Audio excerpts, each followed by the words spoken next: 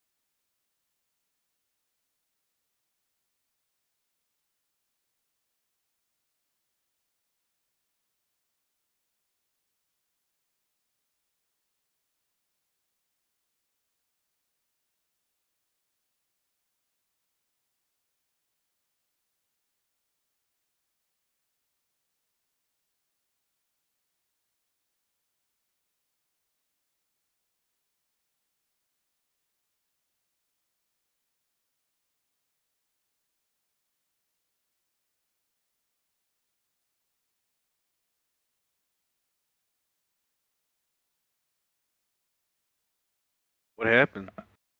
Hello? Got quiet. Oh, okay. I thought I got disconnected. Yeah, I mean, that can be a heated topic for sure. It's kind of interesting how much like just sort of energy that's involved in all of that that whole topic. Secret societies and sort of power dynamics and controlling factors. But it is a good point. If all of these things are supposed to be kept secrets, why is all of this information out in the open? We know so much about Masons. We know so much about NASA and the government's lies, this, that, and the third. Like, why don't they try and hide these things or try and stop you guys? Well, they figured out that they don't have to try and hide them as much as just coin them as conspiracy theory.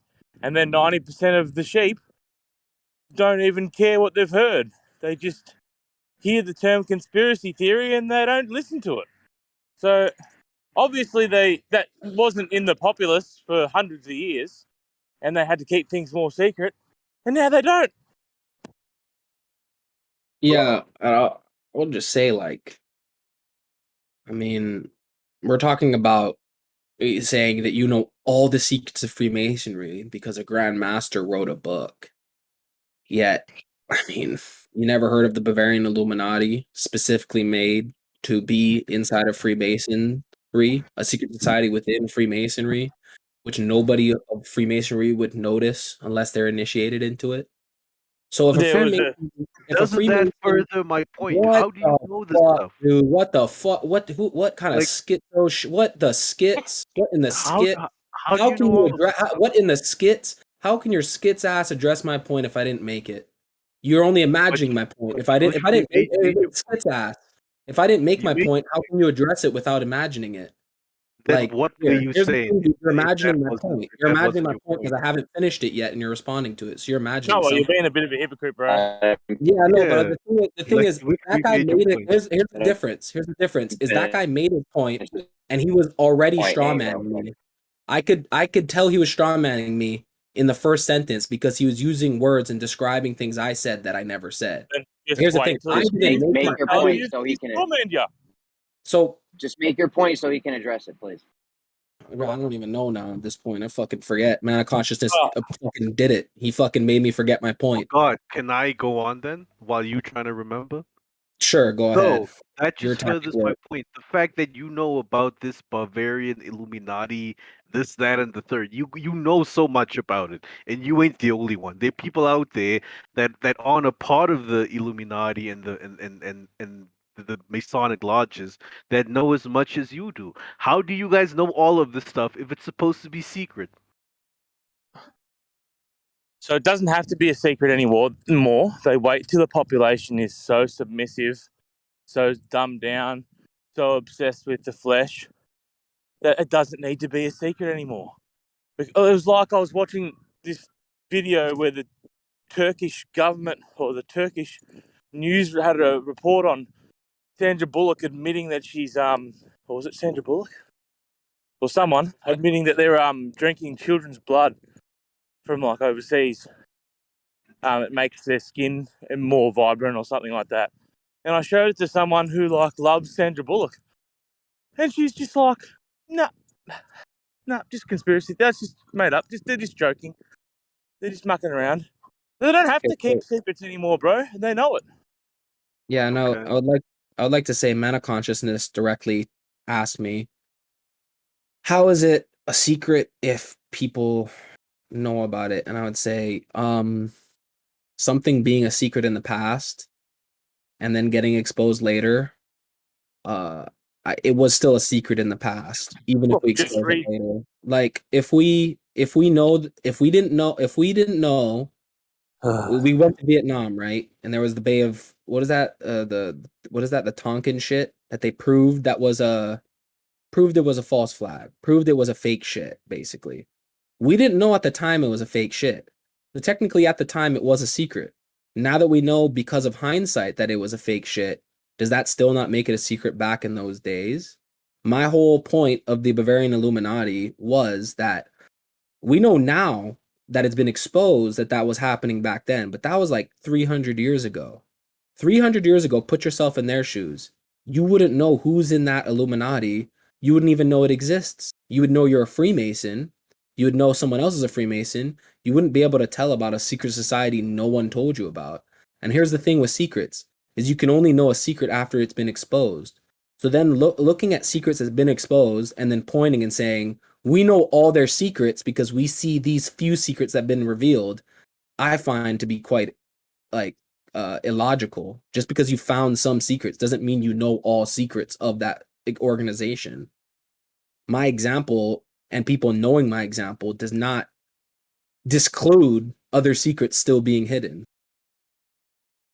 It just showcases that secrets can be kept for hundreds of years until they're exposed.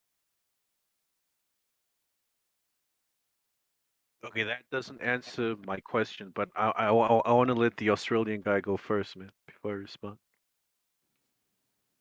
Well, I'm not sure who you're referring to, but I was just considering, like, I mean, Nate, kind of what I heard you say, it kind of sounds like similar to what Kool-Aid was saying before. Like, just because people know that these groups exist doesn't mean that we know whatever goes on in those groups. Those are very different things. We know that the military exists, but we don't know what their, operations are and, et cetera. Same with the CIA. We don't know all of what the CIA is doing, but we certainly know they exist. There's been certain whistleblowers that have said certain things, so those are very different things. You've got all different levels of security clearance. You've got top secret, top secret. There's like all different levels of security clearance. And so just because one guy comes out on one level, it doesn't mean he knows the shit of the guys maybe below him or above him. Right, and you don't have to look that far to see that these guys are clearly in power. I mean, look at your money. It's all on the back of your dollar bill. I mean, it's like pretty obvious. Their symbolism is all over the place. It's in all the NASA logos, and so I mean, I'm just saying you don't have to look far to see that wealthy people in power are part of this cult or religion, whatever you want to call it.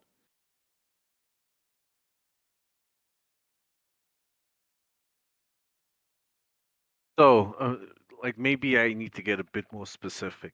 So, an organization like the Bavarian Illuminati, they don't want to be known, like even just their existence. Like the CIA is not a secret organization. They don't try to be secret. Maybe they're clandestine and secretive with their operations, with the things they do, but their existence isn't kept a secret. But something like the Bavarian Illuminati, correct me if I'm wrong, but I'm under the assumption that they don't even want the world to know they exist, right? Or May I am I respond? wrong? May I Yeah, respond go to ahead.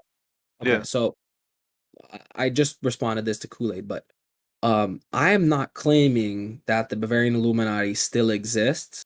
I am not claiming anything about them other than the fact that 200 years ago, not today, 200 years ago, they infiltrated Freemasonry, and Freemasons themselves didn't realize it. Me giving an example of how a secret society operated and kept their secrets in the past does not preclude a secret society from existing today and using those very tactics. Well said. Yeah, but that still isn't answering what I'm saying. I'm not questioning whether or not. What's your question then? Question it directly.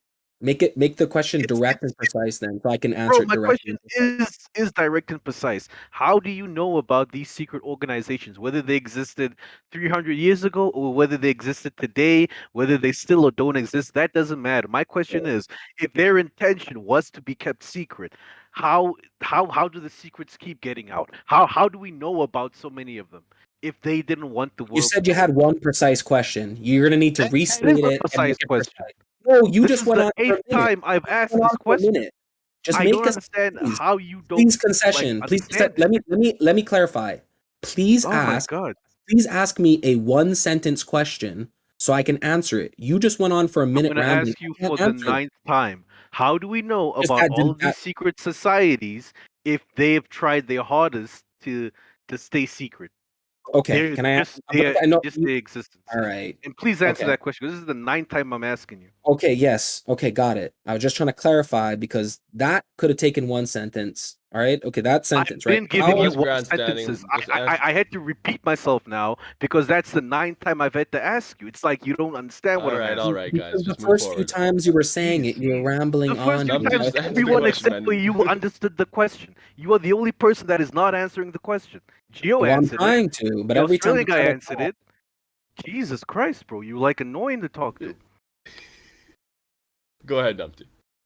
Okay, so you said, how do we know about these secret societies if it's supposed to be a secret? Well, I would say the secret societies that we don't know about, we won't know about until they're exposed. And the reason we know about the secret societies of the past is because they failed in keeping their secrets. They failed. That's how we know. We know about their secrets because they failed in keeping it. The secrets that are successfully kept today, we would not know about because they're successfully kept a secret.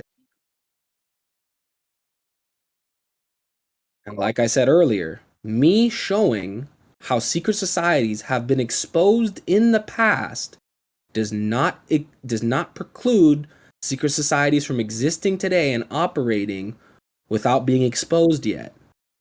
Yeah, I mean, if you go to the Wikipedia page for Illuminati, it talks about the Bavarian Illuminati, and it says that it's an Enlightenment era secret society founded on May 1st, 1776 in Bavaria. The society's goals were to oppose superstition, obscurantism, religious influence over public life, and abuses of state power. So this is what the Wikipedia is saying today. Now, in 1776, did everybody know about them? I don't know. They say it's a secret society, so I assume at that time maybe people had no clue they existed. But now, apparently, people know they existed. So, like whether they were exposed or whether it came out, or I don't know the whole history of how that claims to have happened. But the fact the fact that it's on Wikipedia today doesn't mean that everybody back then knew that these guys existed. I don't know. Yeah, my guess is most people don't know. My guess is most people to this day still don't know about it. I mean, I've just heard about these Bavarian people for the first time today. Same, yeah. I was today years old when I heard about the Bavarian Illuminati. Yeah, you know? so I mean, yeah. But I mean, but it's not just focused on these secret societies. It's all of these conspiracy theories that you guys seem to know the truth about. If you guys know the truth about these things, why aren't the societies or the handlers, the controllers trying to stop you? If you guys are getting their secret out today, if you guys are exposing today that the earth is flat, why aren't they trying to stop you? That's a secret they want kept hidden. Well, I would say you have to be a little more specific with your question in that the secret they want kept, obviously. But I would say also, what's to say that they're not trying to stop us too? You made a claim that they're not trying to stop us. What's to say they're not trying to stop us? What's to Yeah, say you that got they're not controlled actively keeping? opposition. Yeah, what's to say that they're not actively keeping secrets right now? You wouldn't know about a secret if they're successfully keeping I it. just gave you an example. The secret is the Earth is flat. They're trying to keep that Okay, from so let's talk people. about that one. And Let's talk you about that one. guys, Geo especially, with his flat Earth server, are exposing that secret. Why aren't they trying to shut Geo down? They possibly are trying to slow this down with planned opposition or placing agents. You don't know if they're not It's not that they actively are, trying to it's that they're stop they this. proactively sorry, Jeremy. They proactively do. They have the system Oh. set up so that propaganda is doing the majority of the work, and it's like an ounce of prevention is more than a pound of cure. They're just like they're preventing it by setting it up in their favor, so that it's such a minimal voice that it seems like these people are insane. Yeah, I mean, you said, how are they like? Now we're talking about specifically keeping the secret of the Earth being flat. I don't really even fucking believe in that, to be honest with you. I'm either way. I would like to see someone actually measure the shit, then I'll make my decision. But nobody's measured shit, so I have to be agnostic on the Earth shape. But say they are trying to keep that secret.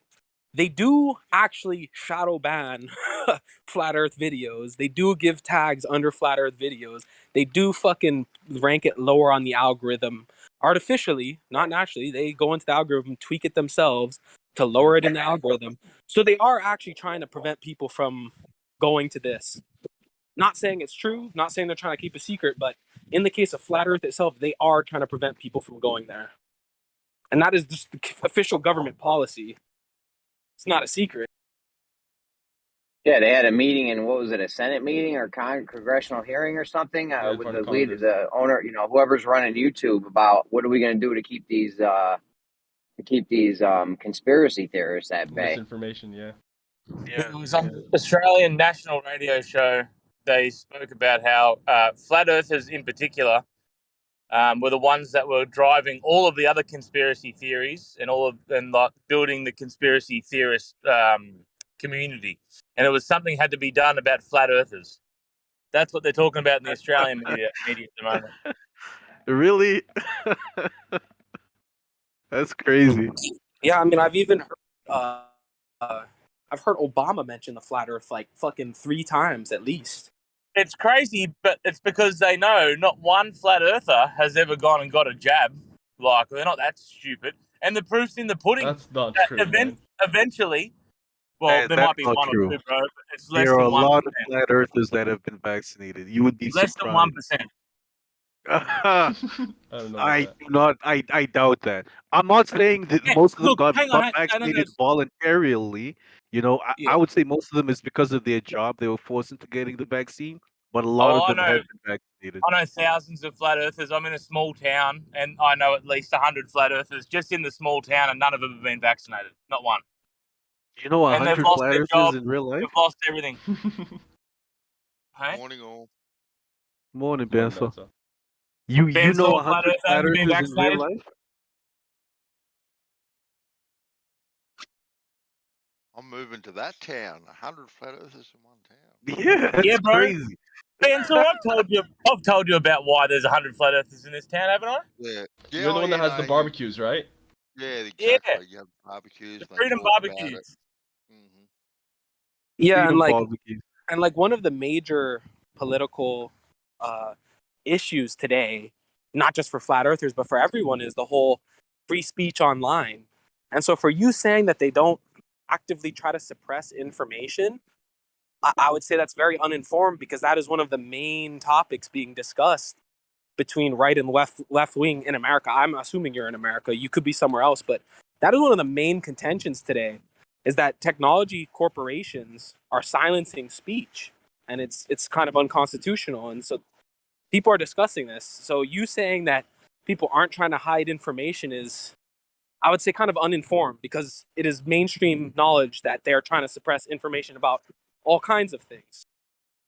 It is surprising though, and it's funny Anthony should say what he just said, because it is surprising like how many people are into quote unquote conspiracies that kind of just keep to themselves. Like they're not very vocal, not out there waving their fist and kicking up a stink. But yeah, they just get on with things. The silent majority. The thing is, it Also, depends Nate, I mean, on what? Go ahead, Gio. Well, I was just gonna say, I mean, what can they really do? I mean, it's the Earth we all live on. I don't think they're as much trying to kind of hide or keep it a secret that it's not a globe. I think they're just pushing the globe like crazy. You know, push, push, push, push, and just forcing everybody to, or as much as they can, to believe that. But you know, I mean, they know people are going to know this. I mean, this is ancient knowledge. It's been known since the beginning of humanity. I mean, there's so many deep links to this. It's just that they're trying to cover all that up, as it were, and just try to push the globe, you know, as much as they can. So, I mean, they are trying to slow it down, and they're doing what they can do. But, you know, short of just, you know, direct energy weapon blowing off the face of the earth every person's house that they might think the earth is not a globe, or trying to kill us all or something, short of that, you know, what else can they really do?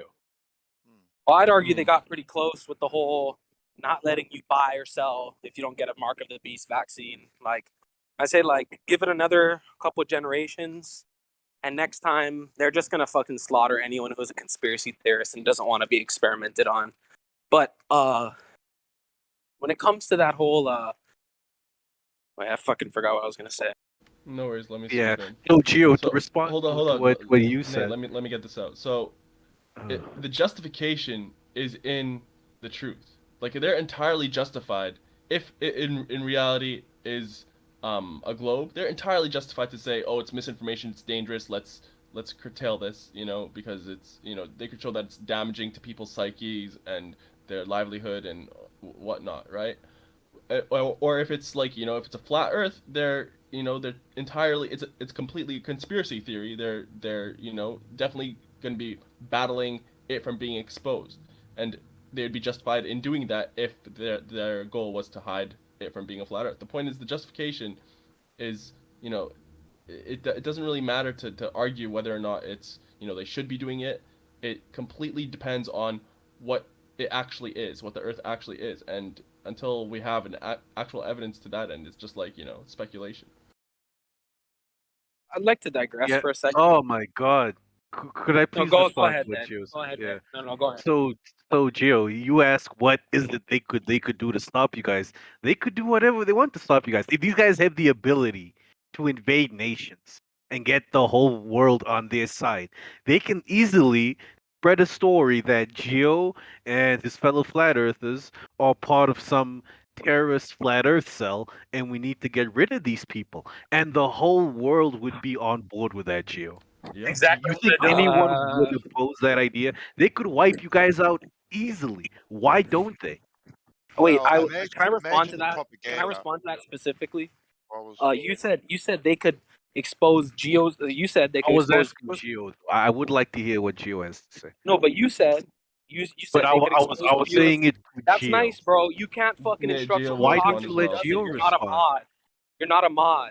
You said. I know, but I was asking. Nate, allow him to respond. Gio will pipe him in if he wants to. Okay, yeah. Like you said, they could expose Geo's place as a terrorist cell in these flat Earth terrorist cells.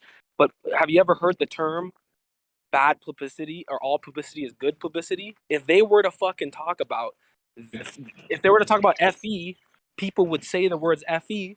What you say goes to your mind. People would think about it. They don't want people to think about it. They don't want people to be martyred. I would disagree with your example. That's not a good example. They would never give free publicity to this.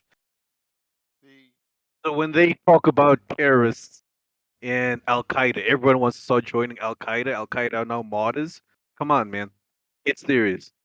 Do you want to No. When people mention Al Qaeda, they think Islamic terrorists. When people mention flat Earth, they just think flat Earth. If more people What think they're gonna flat do? Earth, They're gonna say you flat earthers are terrorists. Nope. I did not. I didn't finish.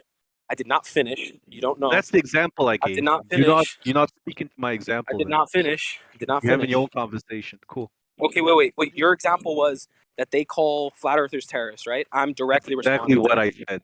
Yeah. Yeah. Okay. Yeah, I'm directly responding to that.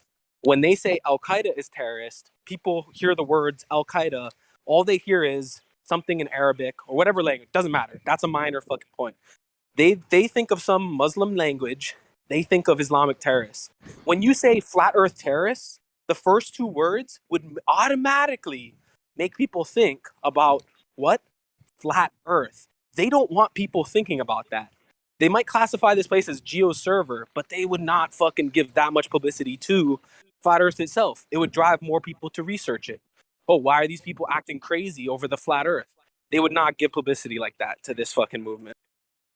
To get people to band together, Nate, like with the example that you posed there, right? Get the message out there and get the rest of the world to rise up against the flat earthers. Like the actual propaganda that you would have to construct to make the group appear like they're about to strap bombs to themselves, hijack planes, and do all these terrible things would be absolutely out of control. Like they would literally have to to construct false terrorist acts in the name of flat Earth and stuff to even be able to perpetuate their message to get people to rise up against them as some sort of major threat. It wouldn't happen. I couldn't do it. But Yeah, like Banso, don't they do that against other movements already? Isn't it the claim made by most conspiracy theorists that all of these other, you know, public attacks and whatnot are false flags, are things they have set up? Wouldn't they do that for the flat Earth? Isn't that the claim with 9/11 that it was an inside job in order to frame, you Yeah, know, this little group of Muslims and yeah, then to spread Islamophobia? Isn't that mass propaganda? What stops them doing that against the flat Earth? It would be the exact same thing. yeah. But Well, you're talking about a threat of harm against them Yeah, uh, as a person, and whether you yeah. want to talk 9/11 or Muslims or Islam or the anti-Vias and whatnot, these are a threat against a person's well-being. Hmm. Okay, so you haven't got that threat against your well-being from people that are thinking that the Earth is a plane. So now you have to construct a All I have And to they person say, will. trait. all I have They to say will is that create that all the threat flat here. earthers are anti-Vias. Yeah, what they will do is because they know all of you. All of you flat earthers, they know your personal information. They know where you shop at, they know your email address, they have your phone number, they know what you look like, they got your ID, your social security numbers. They know Yeah, you. All of right? course. So they have your personal information, number 1. Oh, Number 2, and all they got to do is find a a fucking agent, right? And this agent will go around saying, "I'm friends with Bandsaw, I'm friends with Geo," but obviously using your real name and your real life information. And they'll say, mhm, "Bandsaw and Geo got me involved in the flat Earth movement. Now I'm There's going too around many of them. blowing up monuments that There's represent too many of the us. globe. I'm blowing up the globe at Universal Studios. I'm blowing Yeah, up this, that, and the third. You know, false flag dude, attacks." there's too many of us, and then that would just martyr the ones that they take out, and that would make the can other I ones angrier, and then all of a can I sudden you'd respond? have like, an actual problem. That's what they would Yeah, do I to would get like to rid of you respond guys. now. I would like to respond now. Listen, they already lost a lot of people with this whole pandemic. A lot of people who trusted the government before the pandemic do not trust the government at all because the propaganda campaign was quite obvious, honestly, to anyone who's an adult. It's quite obvious there was a propaganda campaign. It made a lot of people distrust the government a lot more. A lot of the ways things were done very shady. I don't think they're preparing to do some sort of anti-flat earth thing right now because they still have their whole like you know what, actually I'll agree they might try to do something as the flat earthers when it comes to climate change, but I think right now they're in a resting period. They can't push too much. They've shifted people's paradigms a lot over the last year. People can only take so much change. Right now we're in a break grace period, I would say. I don't think the next change could actually be anti-flat earth, and pro global warming. I was just thinking about it. I do agree with you. They could set up some sort of false flag, but I don't think in these couple months it's going to happen because they've already just had their last big psychological operation. Their next one's like, they got a little grace period for people to get used to this new reality. Well, one of the things I would say, Nate, to what you're bringing up, I mean, you're asking like, why don't they do this? I mean, I don't know. I guess ask them at the end of the day, right? I mean, okay, if there's a group of people that have this much kind of power and control, yeah, they could do anything. They could send a sniper drone over my house right now and shoot a bullet through my window and kill me right now. So of course, if they have that level of sort of power, where they're above the law, they have the technology and military and snipers and whatever they need to do, they could technically do that. But I think a lot of what's going on is like, this is like a game of chess. They make a move, other people make a move, and whatever move they make is going to have consequences. So, with the whole like pandemic thing, they made a move. What are the consequences? I think Noah just said something I agree with. A lot more people are questioning who's in power and what's going on. So they made a wrong move, in my opinion, if what they want is more power. So now they've shot themselves in the foot, in my opinion. So all these things are moves that they have to make. And it's a house of cards that could fall very quickly. So whatever moves they're making, I guess, you'd have to ask them why they are or are not doing that. Then the last thing I'll say is I also think that they are not in complete control of the world. They may have certain power position, as it were, like, they have money, they have whatever, but I could go on a more spiritual, metaphysical level that there's karma, there's angels, there's all kinds of other things going on that inhibit or block them from being able to do certain things. So even if they really wanted to kill someone, they may not be able to because there's karma, there's other things involved. So it's sort of like the idea, like you could walk through one of the worst parts of a city, you could walk through with money hanging out of your pockets and no one will rob you. So there's just more complexity when it comes to that in terms of what can and can't be done. Yeah, Gio, I'd like to add to that in that you said things are blocking them, angels and karma. I don't know about all that shit. But what I would say, even just economically, if they were going to then put all their money towards fighting the flat earth, it's a very decentralized movement, I would say. There's a lot of people who hold the beliefs are in a lot of different positions, in a lot of different states, and a lot of different countries. It'd be very costly. It'd be like if the Emperor of Rome was trying to stop like one particular cult in his fucking thing. Would he spend that much money trying to stop this one cult, or would he just say like, all right, I'll slaughter you if you pipe up, but you can believe whatever you want as long as you pay me taxes? I mean, the government, there's not only like, I guess, spiritual things blocking them, but economics. You know how suspicious it would be if everyone that believed in flat Earth just started dropping like flies? People are stupid, but they're not that dumb. I don't know. I think they'd spend anything that it would take if the threat was big to them. They'd spend whatever it would take. That's true. I think, like I said, I think the flat Earth isn't influential enough for them to even give attention. But I think when they do give attention is when they're going to be popping off all these climate events, and then they're going to be like, "See, look at these flat Earthers denying, global warming. Look at them." You know what I mean? Like, I think they already have a plan for dealing with the whole flat Earth movement. Like, they have a book with a script in it, and one of the scripts is how to deal with the flat Earth movement, and they just haven't executed it yet because it's not big enough to warrant their attention.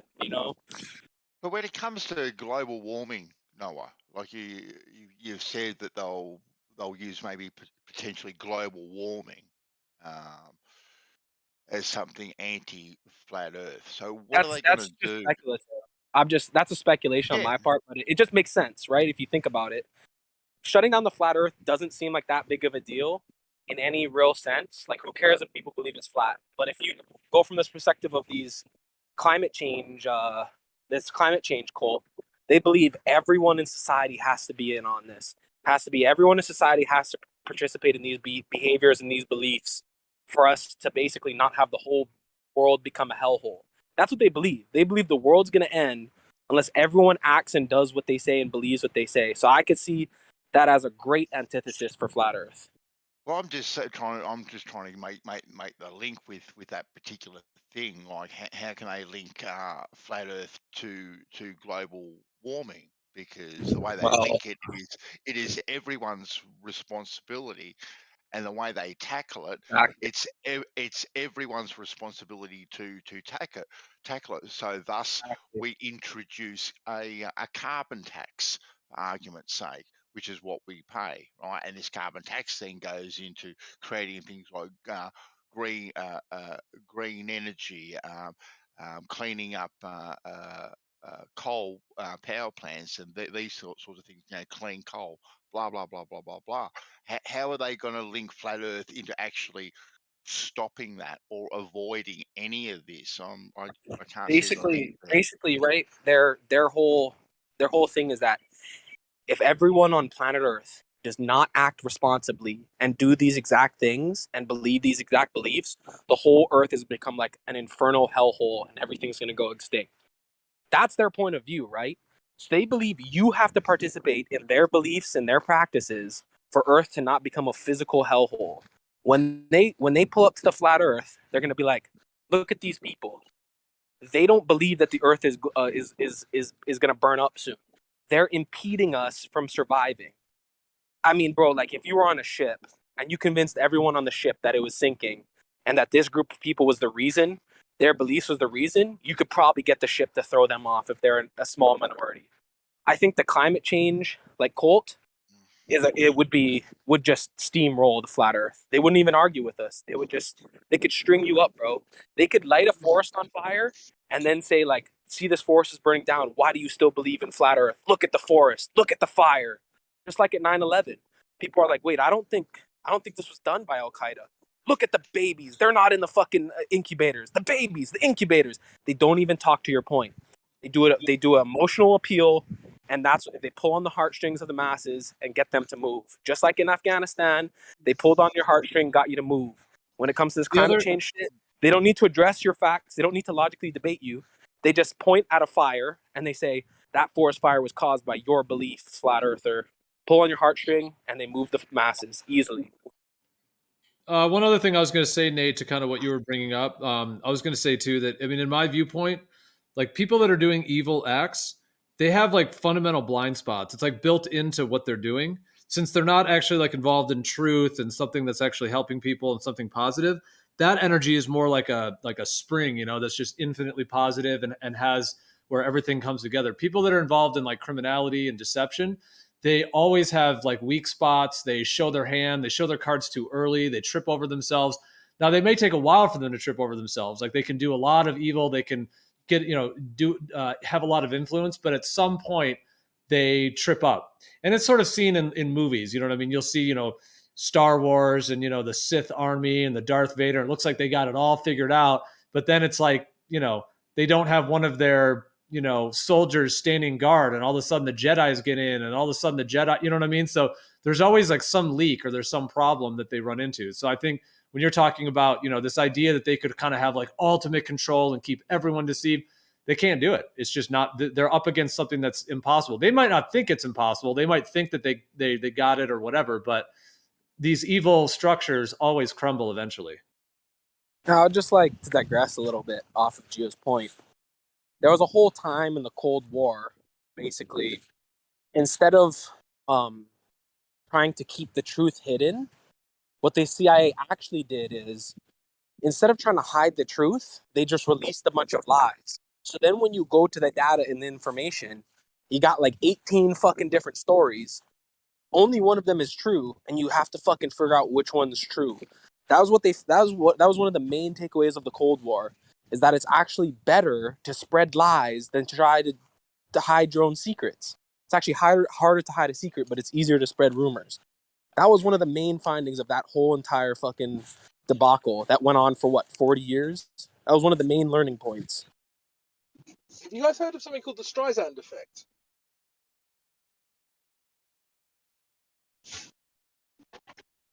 Excuse me? Have you guys heard of something called the Streisand effect, as in Barbra Streisand? Oh, go ahead. I'll explain it.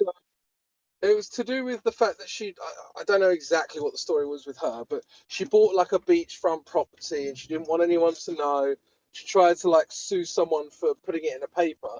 And because it's similar to what you said, but because it had become like something that she didn't want people to know, people actually became disproportionately more curious about the story, and it actually ended up making that thing much more well known than it would have been otherwise, right? So I think what you're kind of describing is like they tried to hide something, discovered this thing known as the Streisand effect, i.e., when you try to hide something, people become more curious. And so then they realized actually that isn't the way to do it. You need to do it another way, which is what you kind of described. But it's interesting that someone's crystallized that idea as the Streisand effect. I just wanted to mention that. I would say it's maybe more a case of subterfuge, which would be using the Streisand effect and kind of like a sting operation, double switch. You know, you thought we were trying to hide it, so you became more aware of it, but actually we were trying to make you more aware of it by acting like we were trying to hide it. Right. Yeah, Steve. Also, it might not be just. Also, it might not be just one group of people controlling the world. You know, it could be a few different groups that maybe have different motives, but they agree on some things, but other things they don't agree on. They're like, there's the likes of the Bilderberg group, Freemasonry, Bohemian Grove people. Like, are all these people the same people, or like, I don't know. You don't know. Well, like with 9/11, Deal me? it's a perfect. Yeah, we heard you. Yeah, with like 9/11, there, you know, I think most people have gotten to the point now where we realized there was a controlled opposition in place, right? Everybody kind of on the same page with that. Yeah, and other like 9/11 alone, like it's like Building 7, Pennsylvania, and the Pentagon, all were very sus. I understand people talk about no planes or whatever with the two towers. I don't think that's a very good way to approach normies, honestly, because it's just too plausible that planes actually hit the building and the buildings fell for a normie to fucking wrap his head around. Well, Yeah, I'm but talking about if it's not the truth, then it's not the truth. But yeah, go ahead, Yeah. Dave. Yeah, I'm just saying, I think that there was controlled opposition to the 9/11 truth movement was led by controlled opposition, and that they told us the truth to some degree on purpose at the same time to create the conflict, to create the Hegelian dialectic, the separation of people, to generate the information movement, and to generate the internet with conspiracy in general. It was like the flagship for conspiracies, and that they use that to their advantage, and they keep graphs and add to it and put controlled opposition into all these different groups to influence people in whatever way, to confuse, to lead them towards, you know, a bigger truth, but then use that bigger truth to sell more lies, because there's nothing you can do about 9/11. Like, it's over. You're not going to figure out exactly what happened. So they'll give you like 100 different possible theories and actually have people give you those theories on purpose, which may or may not be true, and it doesn't even matter at this point, because the overall effect is anyone that realizes that they pulled it off, they're just dumbfounded. You know, like it's like a learned helplessness almost. You like realize the power is so great that you there's no way you can defeat that. They, not only did they do it, but they planned the conspiracy theory along with it and assigned people to give you the conspiracy theory. Now, what kind of power is that? Yeah, he's right. That's a very good way to put it. It's like the emperor wears no clothes. He goes out with no clothes just so that he can make people believe he has clothes on and make them say that they think he has clothes on, or actually believe it. You know, the reason he wears no clothes is to expose himself and show his power. And the same thing with flat earth, in my opinion. I think that they've done a lot to add to. I don't think Obama would have mentioned it if he didn't want to bring attention to it. So a certain element of Jupiter's delight, then you think. Yeah. Yeah. That, at least that. If they're not but he planning on mentioned- using it for other reasons. I mean, Obama mentioned the Flat Earth Society, which is a particular controlled op thing. So I'm just saying that's what he said. And as for the 9/11 thing, court cases are still pending, so it's not over for the families and those who have lost their loved ones in that horrendous event. The legalities and the legal fighting is still going on today. Okay. And if you go to the engineers and Architects and engineers for 9/11 architects truth. and engineers, yeah, you're not allowed to mention no planes or thermal No. directed They energy weapons. actually. They don't allow that, from what I've Well, heard. actually, they do allow it. I mean, I'm in the site. They do allow it. People do mention I've the heard they planes. don't. I'm surprised they still mention the planes actually. And I've posted material to the opposite of that to bring them to the bring it to their attention that are you sure that it was planes that hit the plane or was it CG? But they now realize some of them are saying How did that they react to that? Yeah, some of them are saying that the planes were CGI'd in. Okay, so now they're picking that up now in recent days. Okay, yeah, because it's pretty obvious.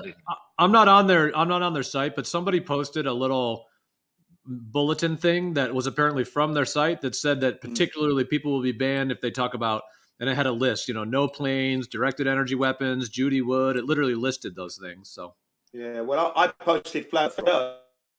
I posted flat Earth.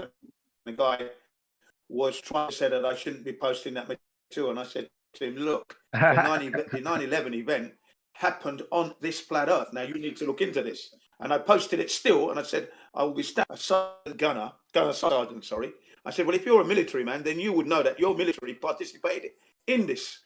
So I then tsunamied him with the aftermath of 9/11. So those who died in like Iraq and that because of the war, all 9/11 related. Some people have thanked me. So yeah, but they want to be strict, but they've still got to be a little bit open-minded. I said, how do you know the Earth is not a globe? Not a globe. Sorry, not flat. Have you checked into it? Look into it. They're going to add flat Earth to their list of things you can't mention on their site after Jen gets in there. I actually posted it. I said to them this. I said, look, this is coming from the military experts. So you're a gunner sergeant, then this is right down your alley, mate. I used to be in the army myself. So I slapped it in there, the flattening the curve. Please look at this. This is aimed at you in particular and everybody else who's interested in this subject matter. Check it out. Yeah, man. Pumped it hard. You're a legend, Jen. I'm a fucker, man. I tell you that. I'm right in there face. Let me ask you this. Let me ask anybody. Can I ask open question? What do you think that they would be afraid of as far as flat Earth goes? The fact that most of the time they just say some shit on the news and people believe it automatically and just go along with it. If they lost that power, lost that, I guess, authority or trustworthiness, I'm not sure how you would put it, credibility, they would lose pretty much all their power, because basically you see people coming up and they're like, did you hear about Johnny Depp's whatever? It's like, dude, I don't care about a fake trial by actors, about fake shit, about fake whatever. Dude, the masses take anything that's on the TV and automatically associate it with the truth. Automatically. It's conditioned into you. So if they lost that, they lost a big handle on their power. I'm not interested. Now, let me ask you this. Do you believe we live on a spinning ball? I'm going to be honest with you. Listen, I stand on the ground. It looks like the sun is moving over me. I've never felt movement. The whole movement thing, I mean, I don't know. The Foucault's pendulums are pretty good. It's not good. I've never been. Listen, you gotta let me make my opinion on it. Yeah, sorry. I've never done a Foucault's pendulum myself, so I can't really comment on it. I'm not sure if a pendulum swinging really does indicate we're moving. To me, honestly, either way, we're in an enclosed system, and the sun is basically the most important thing. Either way, the sun is most important, and we're in an enclosed system. It doesn't matter for me so much. I do think it's weird. I think they're lying about space. I know they're definitely lying about space and the moon landings. That's for sure. Okay, I'm glad you said that. I don't think it would matter either way. The reason I ask you that, hold on. Let me ask this question. Hang on. Chen, real quick. I had a point in asking him that question, though. I wanted to follow up with that. Yeah, okay. Because I heard him say that people believe in the flat Earth, and this is one of the points of contention that I always try to bring up when someone says you believe in the flat Earth, because I don't think that really it's about believing in a flat Earth. And you don't necessarily believe that you live on a spinning ball. And in my opinion, that automatically makes you, quote unquote, a flat earther, because it's not about believing in a flat Earth. It's about we don't believe what they're telling us. Right. It could be. And just like fake news with Trump coming in and taking and usurping the idea of fake news, right? It being about him, when we all knew it was about like the fake shootings and the fake or whatever else. But it's about fake news and not believing in the news. So whatever that means, you know, you're not believing what they're telling you. So, but flat Earth isn't a belief. It's that we're not any longer taking what they say as truth. Well, I mean, right? Dave, that Nah, might be I'll say it like your this. I'll your say it- opinion. My opinion. That's my opinion. Well, I'll yeah, I was say it just like- saying it might be your viewpoint on it. I mean, I personally have never really identified with that term flat earther. However, I've obviously used the term, and it you know, I like it in certain ways. But my thought would be, in general, is that in my understanding of it, the term flat Earth or flat earther essentially means that folks who would say the Earth is stationary and that its geometry is planar in general, you know, water's level, etc. So I would say that yes, it is an Right, by assertion default. that it is a flat Earth. What goes along with that is yes, it's not a globe, and perhaps there's other lies going on, whatever. But the term flat Earth in general, to me, I've always understood it as, you know, the Earth is stationary and that is planar, and then beyond that, it could, you know, there's lots of other thoughts. Well, But yeah, I let me think you're let me conflating respond the to term that real flat quick earther with because truther. yeah, but let me just respond to that. Yeah, I think that you're saying that a stationary and planar is just our default reality, and that's what we would all assume it is anyway. Once we stop believing that it's a spinning ball, that kind of a link is there. But when they try to make it that you're trying to claim something about what the whole Earth is, and you know that this is exactly what it is, and the whole Earth is this. Well, that would also be the assumption if it's not a spinning ball, in my opinion.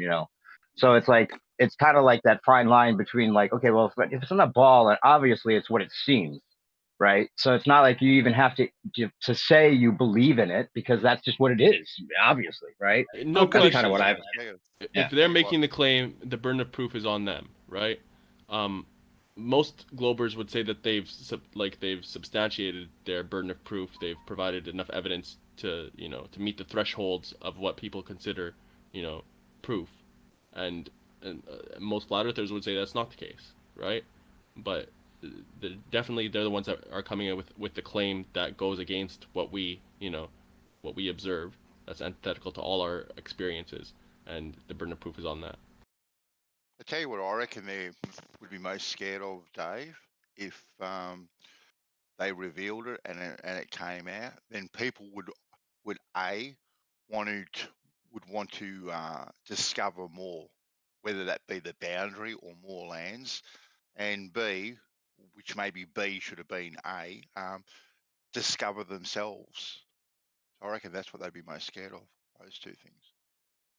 Well, that's why I put out I mean, I've thought this from the time I started talking openly about it, because I thought this is obviously something that they're planning on using in some ways, because flat Earth is on the table. It's allowed to be talked about. There's networks of people that use that. I mean, Mark Sargent, I mean, it's obviously been put in the media many times and hinted at, and they're gaslighting us at the very least with it.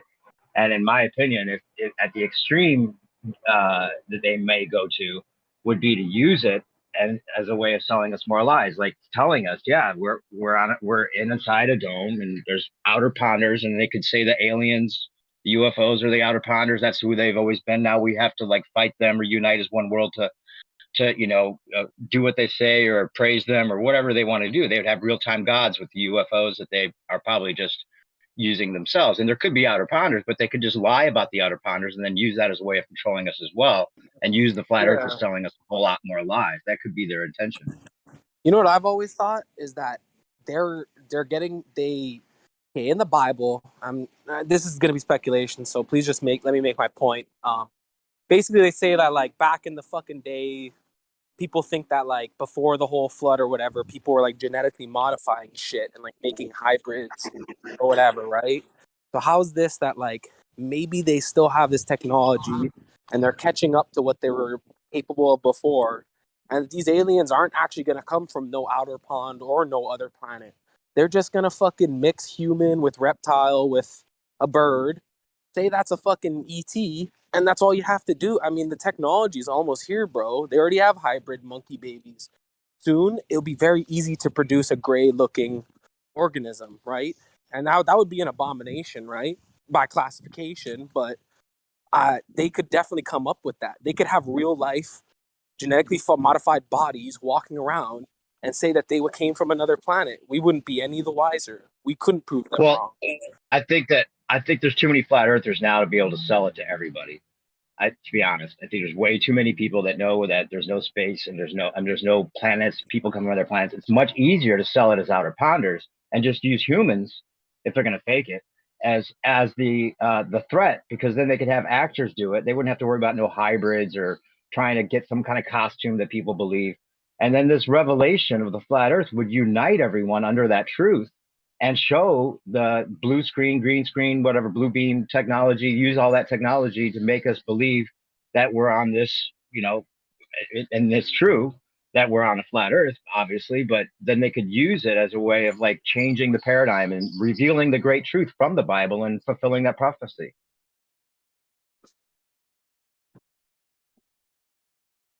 Yeah, two good bits of speculating there. Two good bits.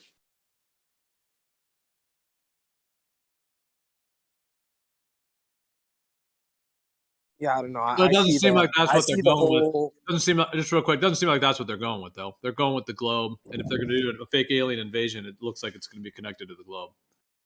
Yeah, I don't know. I see like if they're ever going to release that, I think they'll get rid of the actual OG flat earthers or try to do a big purge. Like I said, with the whole climate change agenda, they could do a whole fucking purge on flat Earth, and then after they know some people might have like, oh wait, no, these people were actually right. You know what I mean? And oh, now we have to switch back, and we're overthrowing these governments that tricked us about global climate change. You know what I mean? Like they could do how's it like if you ever play football where you like pull then push someone, you know what I mean? Kind of like redirect your force, get people fighting flat Earth, and then automatically once you've purged enough of the true flat earthers out and installed enough shills, then reverse course and they'd be like, no wait, they were actually right the whole time, and these spiritual revelations are coming through with it. Yeah, they could use it as a way of changing, of causing what they want, like a trigger, mechanism, and use it as a way, because it's an obvious truth that I think for any, at least in my opinion, when you look into it, it seems the reason I think that they must have been intentionally putting it out there is because, in my opinion, when you look into it, it's just blatantly obvious, and they're faking. Hang on. It seems like they're faking it. It seems like they're faking it poorly on purpose. Like all the harness videos from the ISS, gaslighting and stuff. If they really wanted to protect it, they could have done a lot better job, and they could have gotten, like Nate was saying earlier, they could have done something and got to try to fight the flat Earth a lot better than they're doing. Like fight the flat Earth is a perfect thing. That guy, they're putting that guy out there. They're putting Bill Nye and Neil deGrasse Tyson with all their clownery out there to protect it. If they really wanted to protect it, would they use those clowns? Would they use? You have no idea. Hold on. Really? I don't think anybody's actually trying to fight flat Earth. Hold on a second, guys. Hold on. You have no idea the things they could have done that would have caused severe harm, like the thing with human sheeple, for instance. Like you have no idea that the harm they could have already done that you don't even know about. You know about? I don't think anybody's actually fighting flat Earth, though. Well, they have controlled opposition. It's clear they have. You're here every day, B-ball. I know, but I'm not trying to fight it. Like, what are you doing? We're the only ones that come in. We're the only ones that come in here and engage with you guys. You don't see like mainstream media or talk like trying to flat Earth. Like, oh God, today in the war against flat Earth. I think it's just we're just the only ones in here like arguing about this. No, they're pretty aware of it. No, they are aware. You're doing us a favor. I mean, that's my opinion. If you see it a different way, that's you. That's just my opinion. Hold on. Do you actually think you're doing us a favor in engaging with us? Not at all. Not at all. I'm here just the same reason everyone else is here. You said we're the only ones that engage with you. What, you think you're doing us a favor in somehow in engaging with us, dropping all your memes and putting out all your rhetoric and all that sort of stuff? You think you're actually doing us a favor? The ironic part is he is doing us a favor because the arguments are so bad it makes us look great. Yeah. And in 6 years you guys still haven't come up with a model, so I don't know how great you think you're doing. Can I just say something? I don't think you're doing any good with your model. Speaking of funny arguments, that was a fucking hilarious one right there. Make a model. That's a hilarious argument. Yeah, that is. Yeah, make one that matches. Make one that matches reality, and then we'll talk. Crypto's Crypto- trying to get in. Crypto's Crypto, trying to get in. your mic is pretty My quiet, point- Crypto, but yeah, go ahead. Shouldn't be. Sorry. All right, whatever. Sorry. Yeah. So I do find it quite interesting because this idea that you guys, the only guys, will engage with us. I don't think that's strictly true. I've been to other Discords to debate Flat Earth before, and very, very quickly. So I might go into like a random server where I don't know anybody in the server. Normally, within about 20 minutes, one of the regular globe shills comes in to debate me. Right? Why does that happen? I didn't ask them What to be there. servers are you specifically talking about?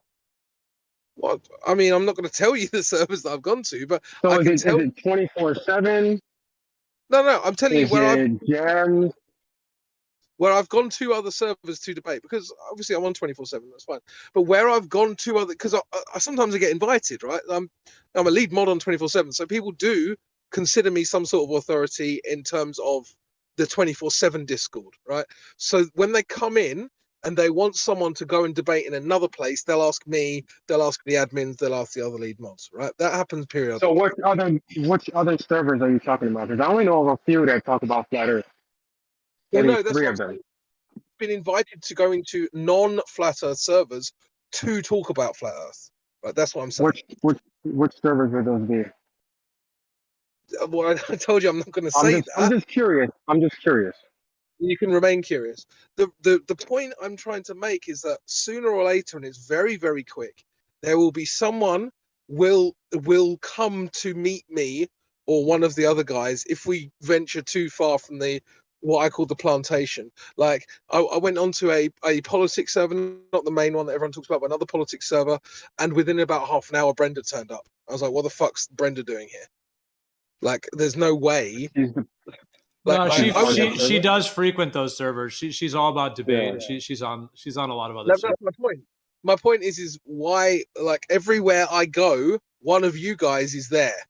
So the idea that you come to debate us is actually factually incorrect, because I can go to debate other people and you'll turn up anyway.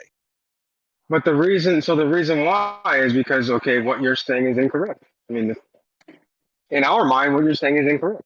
Okay, that's nice, but that wasn't the point. The point is that you aren't coming here because you're the only people who'll debate us. No, when I go in to debate other people, you guys show up anyway, right? So that initial point was fundamentally. They're going to debate the shape of the Earth, right? So why would they talk to you about anything else? Because I was invited to go there. That's why. Talk about the shape of the Earth, right? Yeah. Okay. How are you so getting what I'm saying? That's why someone came in here to debate you. That's the whole point you went there for. To debate other people. I didn't sound go like there a to debate. self-obsessed The idiot. point is that if we're so obviously wrong, why do you waste your time?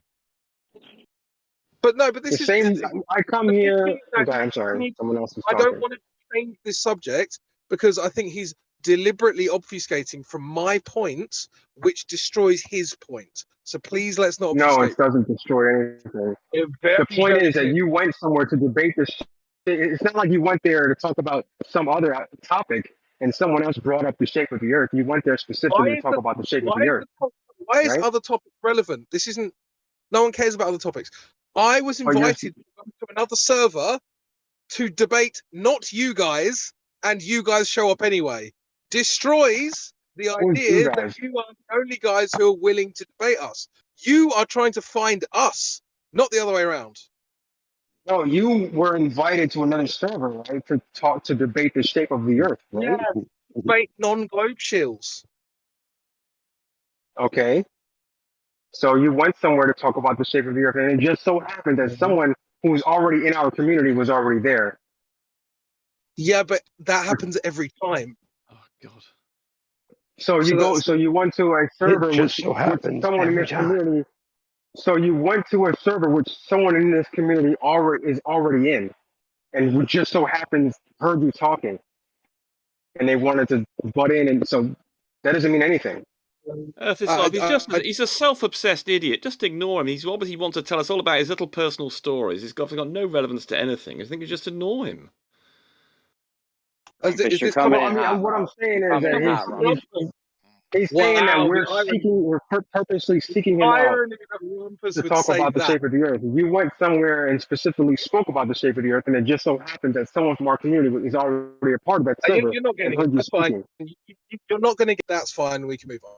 Oh, I get it. I get it. But Rumpus, At the Rumpus, end that of was the But no day, one totally else. uncalled for, Rumpus. No, What you did there, On Rumpus, about was totally himself. uncalled for. He's going Totally on about his little uncalled for, personal Rumpus. experiences. He wants us Yeah, all to but indulge his little life Rumpus, story. that We're was not totally interested in uncalled your for. little life story. Hang Wasn't on, that about was me totally at all. uncalled for, Trumpus, what you done there, No one Rumpus. cares. It wasn't. There wasn't. This guy's clearly using It was, some sort of no, egotistical it was platform. totally No one uncalled cares. for, man. No one Rumpus, cares you about can't. your insults towards me. No one gives a shit about your insults towards me. My story wasn't about me, Oh, actually. you're going on and on about yourself. We're not interested. Rumpus, you came in late, and then to try to deny what he's saying doesn't make Not sense. about You came me. in Just late. No, I give to this was the listening for the conversation last a minute. 5 minutes. I was listening for the It's last not 5 minutes about this about guy me. talking about his personal Why do you experience on the guys not internet and basically understand saying the everybody's basic running around thing? after him. He should just It's be not ignored. about me. Do I have to say it again? Not about me. How many times do I have It to is say all that? about you. Not Everything for the about last me. 5 minutes No, has been it all isn't. about you. Just because you assert it doesn't make it true, Rumpus. Which Not is true, about me. unfortunately. No, it's not true. Yeah, Banshaw, do something about Rumpus, will you? He came in there kicking out teeth as I'm soon as not he being come in. abusive. God, No, you just came in unnecessarily. Yeah. I Uncalled do for. think it's a fair reaction to what he said. You know, God, He- quick point. go ahead. Just man. really quickly. Number one, I think two I've quick made my points. Number point. one. Maybe percentage can go ahead. Maybe percentage understood the point because the other guy clearly didn't. Go I ahead. understood Peach. it clearly. Oh, go ahead, Effie. Effie was trying to go. Go ahead. Go ahead. Sorry, Yeah, yeah. just quickly. I've just been listening to this really quickly. Number one, it's rich, Rumpus, that you accuse somebody of being self-obsessed and egotistical. Number two, I'm not whenever you seem to self-obsessed. turn up, in this room, conversation devolves into a Okay. shit fight. I regret letting you, because you're just like stirring it up more. I'm He is trying to stirring like, it you know, more, yeah. to limit it. But in any case, No, speaking of I think. point. Hold up. Okay, so let's try to find some common ground. I do think that Rumpus's reaction is a legitimate one, because it could be Come on. hold up. You know, it didn't come off the best, but Crypto, You what you must said be kidding. was anecdotal. It was your experience and stuff like that. So it could be. That's like, okay. It could be Anecdotal is misconstrued. okay. It's Hold not up, a Jay. crime. Hold up. It's not It a could be crime. misconstrued as you saying that this always happens to me and about like it coming off as self-centered. I don't think it was, but it's understandable that Rumpus would kind of feel that way. That's all I said. No, Give it silly, him. I was just silly, saying he's just silly. being self-centered, exactly, and he's clearly got some I don't think self-centered. that wasn't his goal. Blubber from a wallet. It was like an anecdotal experience. Well, it wasn't of his him, overt you know, goal, that's but I think happened again and subconsciously again. that's his goal. Oh, The come original on. point had something to do with globe earthers coming to find us to try to, assert their globe. And he was just saying that he has found that on other servers, some of these globe earth people are also there to try to push the globe as well. That they're not only coming to servers where it's talked But it about, but works they're both going to other ways. servers as well. There are flatters that go around and do exactly the same thing on globe servers. Who cares? I mean, it's irrelevant. I don't think it happens too much, to be honest. I don't think it's happening personally for you, Crypto, but obviously you have more experience. I do think that like you're noticing it more. It's what's it called, pareidolia or whatever, when you notice the things that happen to you more. So Could be paradise. I think the problem with keep an eye on it. Watch and wait. We'll see what happens. Maybe you do. Yeah, maybe you are being kept tabs on. I think the problem here is that Rumpus didn't actually have the start of this conversation. I did. I And- heard it for 5 minutes. Okay, so then And you were basically claiming people were following you around as though you're the centre of attention. You're not. I've started talking and you've talked over me virtually every time. That Go ahead, is the Crypto. hallmark of a self-obsessed person who likes Yeah. hearing their own. Can you just shut up? Let me finish. Is that possible? Yeah, because you've been speaking about 10 times more than I have so far in the last 10 Rumpus, minutes. allow it. Go ahead, Crypto. All right. Well, if anyone interrupts, they'll be temporarily muted. Then that's it. Go ahead, Crypto. Look, the original anecdote was as a rebuttal to the other person's point. Like, it's got nothing to do with me. It doesn't matter who I am. The point is that if that's my experience, I would expect it to be other people's experience. That was the point. Fair. It could be that other people don't have that experience. It could also be that you're wrong to like perceive it that way. Maybe it's not actually the truth. Or it could be that, just like you said, it happens to multiple people. We won't know. Yeah. Wasn't it about that we were there? Somebody was Hang trying to on. make it seem like flat Earth Percentage. isn't a threat. Flat Earth isn't a threat because you guys are the only people arguing with us as if flat Earth isn't a real thing. So that kind of thing, wasn't it? Kind of I don't the think it way is a they were threat. trying to. Like 10 years, and like I've never followed any flat earthers around, or like just specifically gone into the flat earth servers so I can like smash the globe earth in their face. I will say Brenda and Foolish are in a number of different servers, like politics and philosophy servers. Yeah, Brenda. So I mean, he was I wouldn't be complaining about surprised if Brenda it's being either there. one of them. I've met both of them in different servers before. So yeah, I mean, I know the server I suspect he was talking about, and Brenda's been there for a long time, but and he then was he making turns a up and point. then He wonders wasn't why she's complaining. there. Yeah, but he wasn't complaining, was he? He was making a point. He was complaining. He was saying that why do people keep on picking on me when I go into the server? He was complaining. Rumpus. Yeah. Hang on a second. I'm going to be constructive. I totally disagree with what Rumpus done there. Okay, that was not good. Okay, you've already made my that point. No, you've already made that point. No, and I'm driving it home. No, let's move on. Hey Jen, beyond the personal attacks and beyond the personality profiles and stuff, that's not as interesting as the idea that if we were so obviously wrong, why do you guys even argue with us? That's the point. Because that's the interesting. Point. It's a hobby, like. Well, I think because there are some of you that are actually looking. They're the I think because some of you are actually looking for answers, and maybe some of us can provide maybe some of those answers, but not all of them. So there's not enough answers. Right now.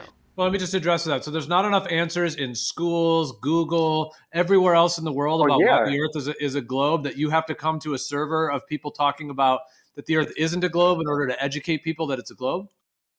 Well, the problem is when we give you those sources, you deny them anyway. So I mean, do you think we can't use Google? Do you think we can't use? Yes, but you deny Google, don't you? Not that well, Ben. You guys deny Google.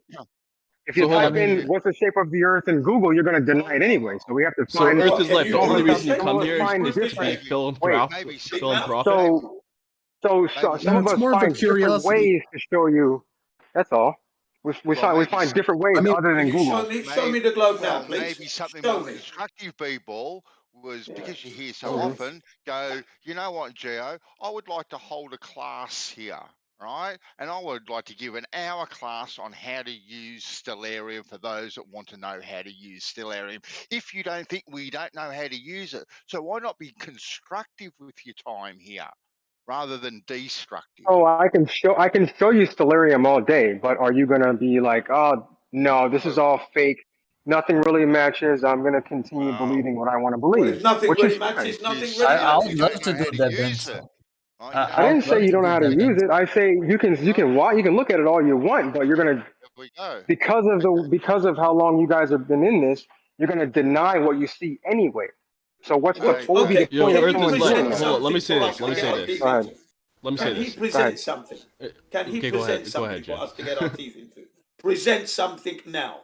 There you go. No, Jen. No, I'm not going to present anything, Jen. Okay, let me say this. Earth is life. If you're trying to make it seem like the only reason you're here is to teach and, to be philanthropic and not at all, because you pity these people that aren't learning by other means. No, not teach anything. All I say is, hey, this is what I've done. This is why I believe the Earth is a globe, and I present my images or whatever, and that's it. I don't tell you, hey, this is what you believe. It would still be like a learning moment by you giving this information, stuff like that. Whether you want to use the word teach or not. My point is, you're not. If you're trying to say it's only for the good of us, and you're being selfless or whatever, I don't buy it.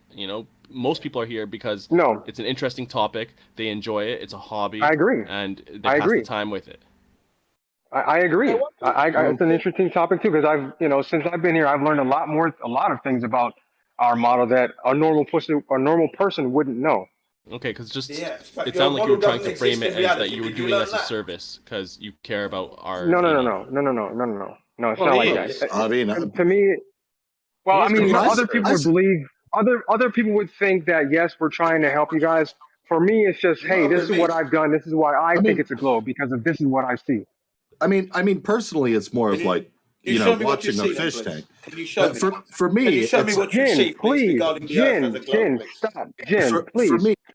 For me, it's like Come on, watching then. a fish tank, right? Like, you know, you're watching the fish in the fish tank, and you're just curious as to what they think because they obviously have a different view of the world than you do, right?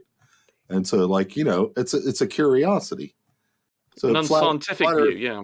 and for, yeah, I mean, like it's kind of like a hobby of like I'm trying to understand how people come to believe certain things, and I really enjoy epistemology in general. I mean, and Well, philosophy. don't you think that if you like, if just the fact that you're curious or interested, at least shows that you're not 100% sure that it's a globe? No. No, not at all. I mean, I have no question whatsoever. No, you don't understand our motives. Most of the motives of people on here who are pro science, they don't like anti-scientific drivel being spouted, just like people don't like fake news. And we want to stop that being spread. And also, we want to educate people not to do it. And also, there might be other people listening in who are on the fence and who need some assistance in finding out what's scientific and what's real, and providing them with armor against idiotic conspiracy but a drivel. flat earther. Well, let me say this then. Where's the But a scientific flat earther evidence would for the say globe he's then? protecting science from pseudoscience, and that Yeah, we're yeah, actually yeah. more about science than you Yeah, are. but he's an idiot who would be saying that. Yeah, Rumpus Rumpus, said the it most right. of the I mean, people. I like it. I like what Rumpus said. I follow what Rumpus says. Yes. Yeah, but there's an Okay. issue there because he said most people that you know are pro science are, you know, the implications that most of them are globers. That the globers are. You would dispute that, would you? But I do dispute something. So, for instance, they'll point to Foucault as being a scientific experiment. It's not a scientific Absolutely experiment. is, 100%. No, it's not. They've never once 100% it is. How is it not a scientific experiment? Because they haven't changed the latitude only with having the same apparatus. For instance, you don't need the same apparatus. Yes, You they can have have. The other variables. The other do not need. variables.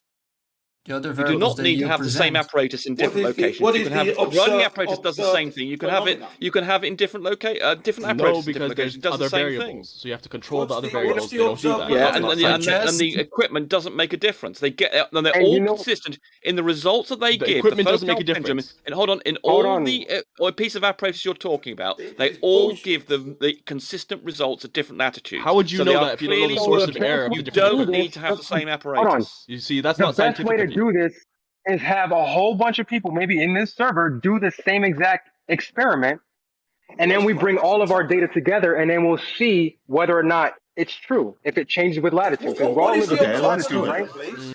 I think That the would be best a would great be idea, one but for person to some- do it first. What's the observed No, phenomenon? everyone do it at the same time. That's expensive, and you know if we have No, one it's or two not. You get people a doing fucking weight and a fucking string and tie it to something. That's not expensive. Oh, that's not that simple. it's not that simple at all. You want to You, be you going need, for a while. yeah, You know. you need to have a high ceiling because Yeah. if you have a low ceiling, it swings too fast and it stops too quickly. Yeah, You right. don't have time. Okay, I got it. What But would be you can what would be find the a place observed like that. phenomena, That's not please, that gentlemen? difficult. It's not Gentlemen, difficult what to is the do observed something Yeah, it's like one of that. the easiest. It's one of the easiest experiments. I'm in But agreement what's if the that's your observed point. phenomena, guys? Actually- What's the observed phenomena? Jin, please, if you're not going to add anything to this conversation, please. I'm asking the At question. least don't What talk is the over people, observed Jin. phenomena? Jin, at least don't talk over people. Hold up, but Jin has Come been on. trying to get in for a while. I Let know, me but- answer his I'm just question. asking the question. What is If the you answer the observed question, will you phenomena? stop interrupting?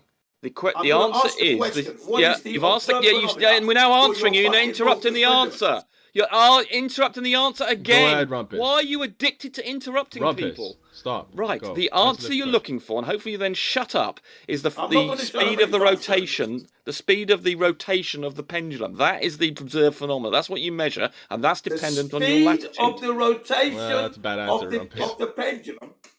Yeah. Yes, the No, that's drifting, exactly right. the rotation No. around the. And how the, does that the- relate it's- to the spin of oh the my Earth? God. Because the Oh, idea so- is you observe the phenomena and then you do a test to test that phenomena. You can't observe the phenomena in the test that you've created for it. That's not a What are problem. you talking about? That's you have not a a problem. hypothesis, and then you fucking do the experiment. Yeah, You're a fucking asshole. And Yeah, then but you're it getting an either proves or observation disproves it. from the Usually. experiment when you're supposed to get it before, and that's what your test. That's what experiment tests. In the One northern second. hemisphere, it turns. Yeah, usually a hypothesis it comes from an observation. That's not a requirement. That's You don't correct. have Exactly. to. It's not a You don't requirement. have to be able to point to what make you think of the hypothesis. Like, oh, I saw that, and then it came up with this hypothesis to explain that phenomenon. You don't have to have something to point at. If you have a hypothesis, you can already test it. It doesn't have to be able to point to what makes you think of that hypothesis. Hold on, percent. Hold on one second. Do you know what a hypothesis consists of? Do you know what the I know what a dependent hypothesis. I'm not specifically sure. the dependent variable? The hypothesis is not defined in terms of dependent variable. I think you It's might not be trying defined to in define terms of it, but it scientific. must. I wasn't finished. I think you're trying to define what a scientific experiment is, not what a hypothesis is. Yeah. I'm defining what a hypothesis is. The experiment is your hypothesis test, which you're testing your dependent variable against your independent variable, which means you're definitely going to need a dependent. Guys, Jeremy, I can have a hypothesis of the size of the electron. They're doing a Jeremy, class. please. They're doing a. Hold on, Jeremy. I can have a hypothesis. Rumpus, I can't be yelling over you guys. Right, Jeremy, I can have a hypothesis. I can't finish. No, man. You just because we stopped you doesn't mean you go again. Go ahead, I'm Jeremy, just trying to finish make. your I'm just trying to sort this problem out. Well, just Jeremy's why don't saying you let something- Jared, you guys let people finish until there's like a 3-second pause after they speak. 3 Please. seconds is a Right, bit so much, but yeah. a hypothesis can be about anything. It doesn't have to be about an experiment. So what Jeremy was talking about is the hypothesis in terms of an experiment. I can have a hypothesis about the size of an electron or a proton, and then I could go and measure it. I can have a hypothesis about the size of a glacier, and then I could go and measure it. It doesn't involve any independent variable. It's just I can have an idea about something, and then I can go and test it, whether it's an observation or an experiment. Now, in an experiment, hold on, in an experiment, I can. Yeah, hold on, but I can have an idea first. So you're interrupting me now. No, Rumpus, in an but you're off experiment. base. You're off base. 'Cause Jesus we're talking about Christ. science, and then you're talking about measuring something. That's empiricism. That's not a No, it's not. That's scientific science. hypothesis. Hold on, you're telling me you don't think that measuring the size of a proton is science? Just Is that what measuring you're telling me? something alone is not science. Absolutely, it is. That's the empirical we have aspect absolutely. You of don't understand science. what Sure. science is. Here we Then go now. science is You're not listening. understanding the world. So I do around us science. and I do science when I measuring take out it. a ruler So stick for and instance, measure. for instance, you could Okay, have you could say, how is your body made up? How are the vessels in your body? And documenting that is a piece of science. It's understanding the physical and natural world, and measuring it is in fact probably done more. Is more a greater part of science than actually going away and saying, how does this work? First of all, you have to establish the world around you and have numbers for things. And that is science. And we have Absolutely, huge it's a part of literature. science. We have huge journals full of just observations and measurements of things, and that forms Okay. part of science, including the mass Be of more a proton. concise, please. Okay. Mass of a proton. So- That is absolutely part of science. And for you to deny that means Man, you're just utterly shut up for a deluded. second. Be more concise. So I agree I've with just told you, I a mass I of a agree with you. proton. If you're basically denying the Man, mass of a proton, you don't have is to repeat science, things and you 7 are times. completely wrong. Okay, so listen. I agree with you. Measuring things, empiricism, is a necessary part of science. It but is in and of itself, it is not science. It's a component. It is of not science in and of itself. Absolutely, it okay? is. You've got some strange no, idea it's about what you think empiricism in and of science is. itself.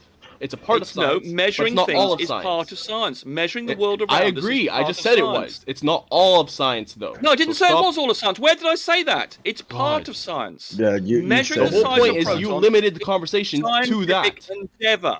But then we also have Shut up experiment for a as well. second, So Rumpus. the Stop two interrupting, things man. together, observations and experiment together, form. Well, I mean, you could argue science as well includes peer review and other sorts of things as well. But fundamentally, at its core, it's observations, which basically is measuring things, and then doing experiments. Those are the two key components Rumpus, of science this is about unnecessary. the physical and natural world. We were talking about science in totality. We weren't just talking about a specific part of science. You limited it to. Well, you could say experiments are just You part limited of it science, and they're to not the whole of empiricism, science. which is I sure a didn't say it necessary was the part whole of science. Hold That's on, not what we were Rumpus. talking about. We were talking about a hypothesis in science as a whole. Okay, and then you said, "Oh, a hypothesis can exist in empiricism." That doesn't help. We're talking about science altogether, not just a little part of it. we're not. No.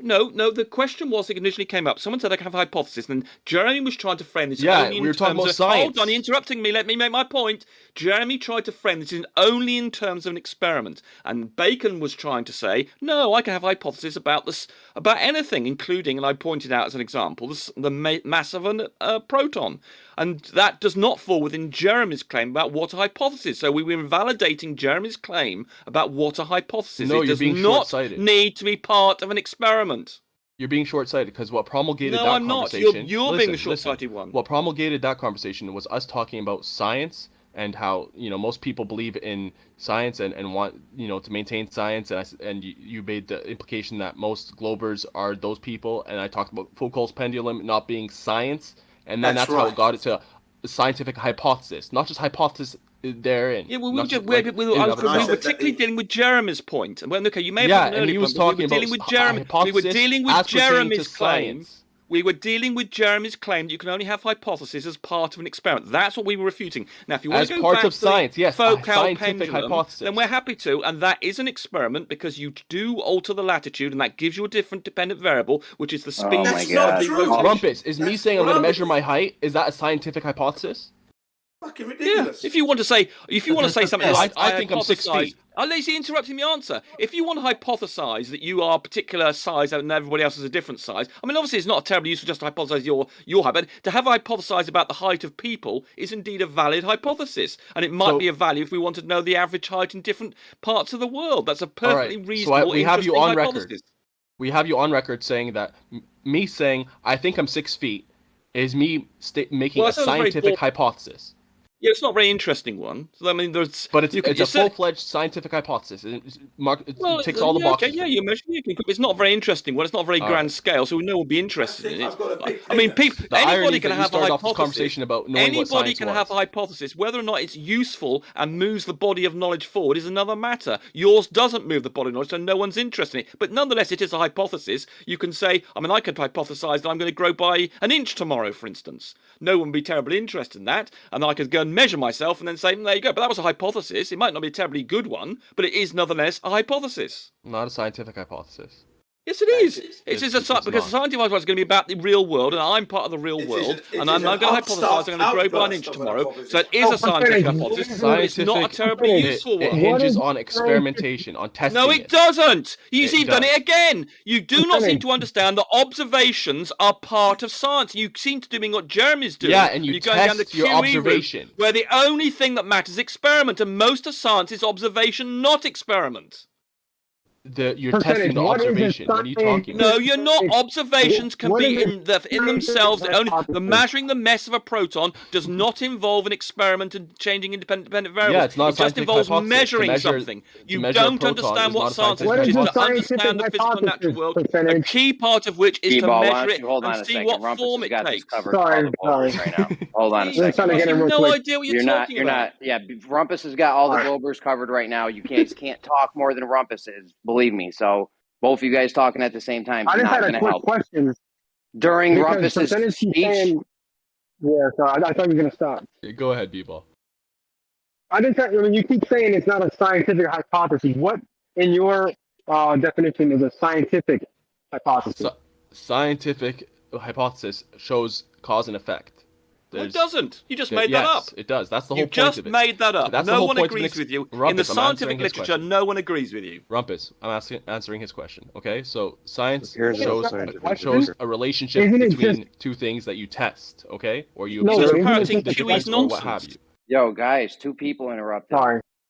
Yeah, well, Percent was interrupting me constantly while I was talking. The point is this guy does not understand that just simply measuring something of useful to the rest of us, like measuring the mass of a proton, is a useful scientific endeavour, and that is not a cause and effect thing. So he's just parroting the QE nonsense, who knows nothing about science, and apparently he can't even think for himself, and he has to parrot QE. So if measuring a length is science, then what's empiricism? Well, empiricism is just doing things from first principles, but the science consists of observations and experiments. Now, the fact you want to introduce empiricism, which is I thought experimentation wasn't necessarily part of it. Experimentation and observations are both empirical, you idiot. They're both empirical. Experimentation is the difference between empiricism and science. You don't need to experiment on anything when you're making an observation. And you will see it's to determine understand the physical natural world involves doing things like measuring the mass of a proton, which does not involve again, cause empiricism and effect. is part of science, but you can have empiricism alone. So you agree that observations are part of science. Great, and that does not part of a scientific experiment. It's all by itself encompassing as a valuable piece of science to work out the mass of a proton. Again, no one's arguing there's no that. cause and effect in that, is there? Is there a cause and effect in measuring the mass of a proton? No, it's not, because it's not science in and of itself. And it's still a scientific endeavour to get the mass of a proton. So you've just invalidated yourself. Wrong. It's only a scientific endeavour. So you don't think knowing the mass of a proton is scientific then? Listen, it's only a scientific endeavour if you're doing more than just measure. If you're no, just it's not. If you're just measuring the height or the length or the weight of something, so you don't think measuring the mass of a proton is a scientific endeavour, and you're clearly wrong. Again, can you have empiricism without? I mean, with experimentation? You can do, but you don't have to. And anyway, Okay. And if you an don't have experiment is experimentation, empirical as well. Hold up. If you don't have Empirical just means you're doing it from first principles. That can be an You experiment guys, hold or on. just an You guys, observation. we'd like to hear both of what you have to say. Rumpus, one thing I'll try to remind you of: if you disagree with something someone says, you have to wait until they're finished, and then you'll have the floor, and everybody can listen to your response. To just interrupt and scream because you didn't like it. Yeah, but he was doing it is to me not earlier. It's helpful. got on my wick. I know. Well, the only thing I can do is like we can mute one and then mute the other, I mean, and then it's unmute okay, the I'm other. trying to be. Yeah, okay, G, I accept it. Yeah, I accept it. All right. So Rumpus, observation with experimentation is science. Do you agree? No, you twat! You can have observation by itself. The measurement of the mass of a proton is just purely observation. There's no experiment involved. There's no cause and effect involved. And giving a value for the mass of a proton is something that appears in scientific literature again and again and again. And it's just an observation. There's no cause and effect. Therefore, it doesn't fall in your definition of science. But the rest of the scientific community think it does. So you're clearly wrong. Just try to be a little bit more brief. No, I have to explain things in small steps to you. You're being such an idiot. Observation alone is science. Yes. So my question to you is, what's empiricism then? Empiricism, Well, which just is because you've got a observation, problem- which is literally observation. No, it's saying- not. You can have an empirical experiment. You can have an Yeah, empirical that's experiment. an experiment that you're observing, which would be science. You've But got you're saying mixed up without because you've discovered experiment- this term empiricism. You can't Hold up, understand hold that up. No, science you said consists of without observation and science. experimentation. Listen, without science, we have observation alone. You're saying that that's science, right? I'm saying that's empiricism. My question to you is, if it's not if that you hold as science, then what is empiricism for you? Right, science is both observation and experimentation. But you also said it's only observation as well. It was only. I never said it was only Really? observation. I never ever said that. You've just either misunderstood. So me now or if I you're really- observe, listen, so if I observe the length of something, if I say I think the length is a meter, you said that was a scientific hypothesis. Now you're saying that it's not. Yes. No, that is, but that's not only science. It's not. It's just not. Just that area. That's only of making observation. Observations only are observe not. the length. Science is more than just observation. So I'll have to say it again. Science is You're contradicting observation, yourself. and you can also have experiments, which are also part of science. The two things together gives you most of what science is. I would argue things like a peer review process, and But you don't need experimentation, right? You could have science with only observation.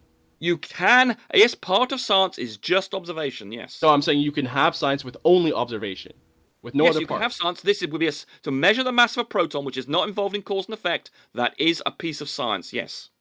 I'm not saying a piece. You're saying It's not all of observation science. and experimentation. No, I'll say it again.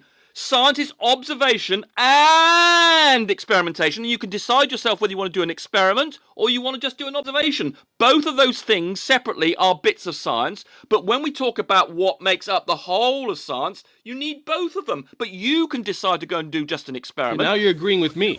Hold on. That's what I've been saying since day one. You were trying to say that Which would weighing also something be a bit of science. That in Okay, itself entirety would be adding to the scientific knowledge we have.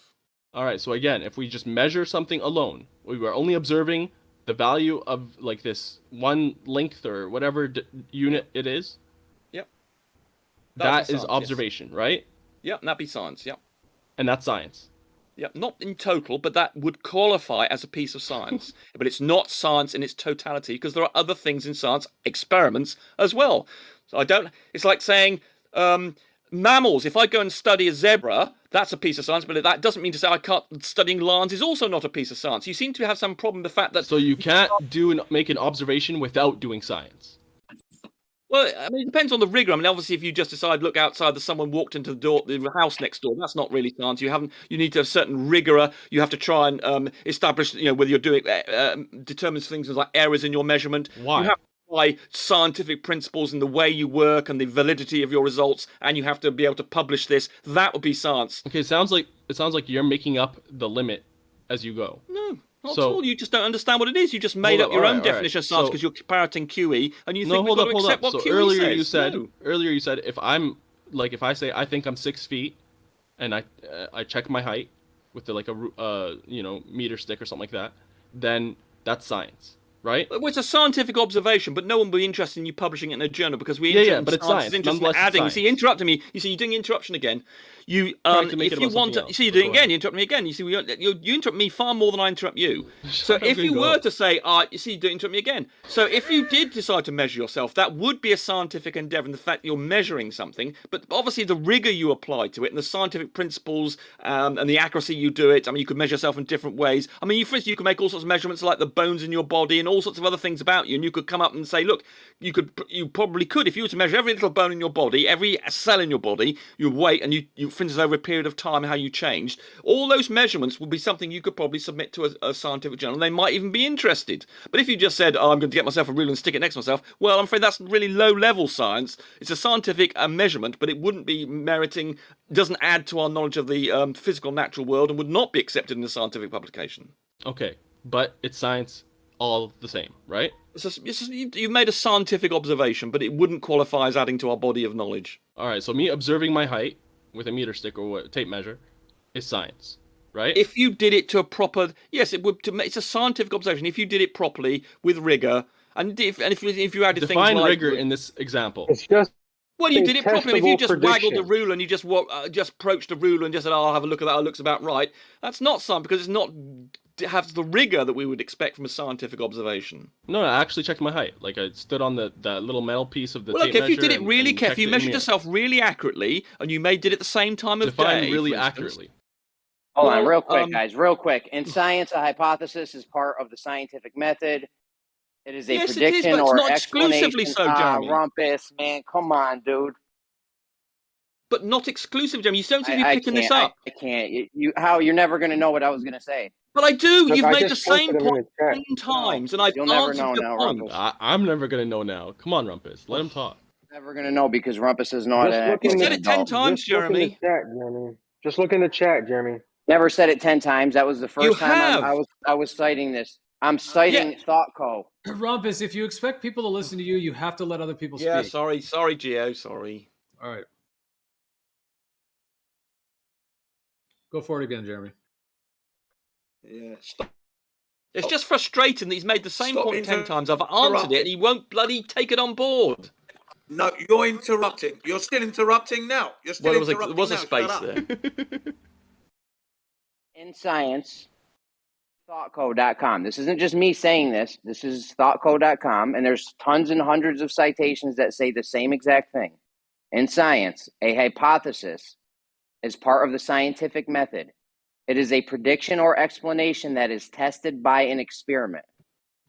Yeah, prediction. Indeed, and Yes, the hypothesis I agree with that's that. one use of the word hypothesis, that a hypothesis used elsewhere. So indeed, a hypothesis is part of a scientific experiment. Yes, we know this. And you don't seem to understand the hypothesis can be also in other things as well. This is your fundamental problem. Fine, we were talking about The a second hypothesis. part of that, That's fine. Jeremy, the second- B-ball, hold on a second. B-ball. Sorry, go ahead. You want to do it or does Rumpus want to do it? Like No, both go ahead. you guys No, go can't ahead. do it. My bad. Go ahead, man.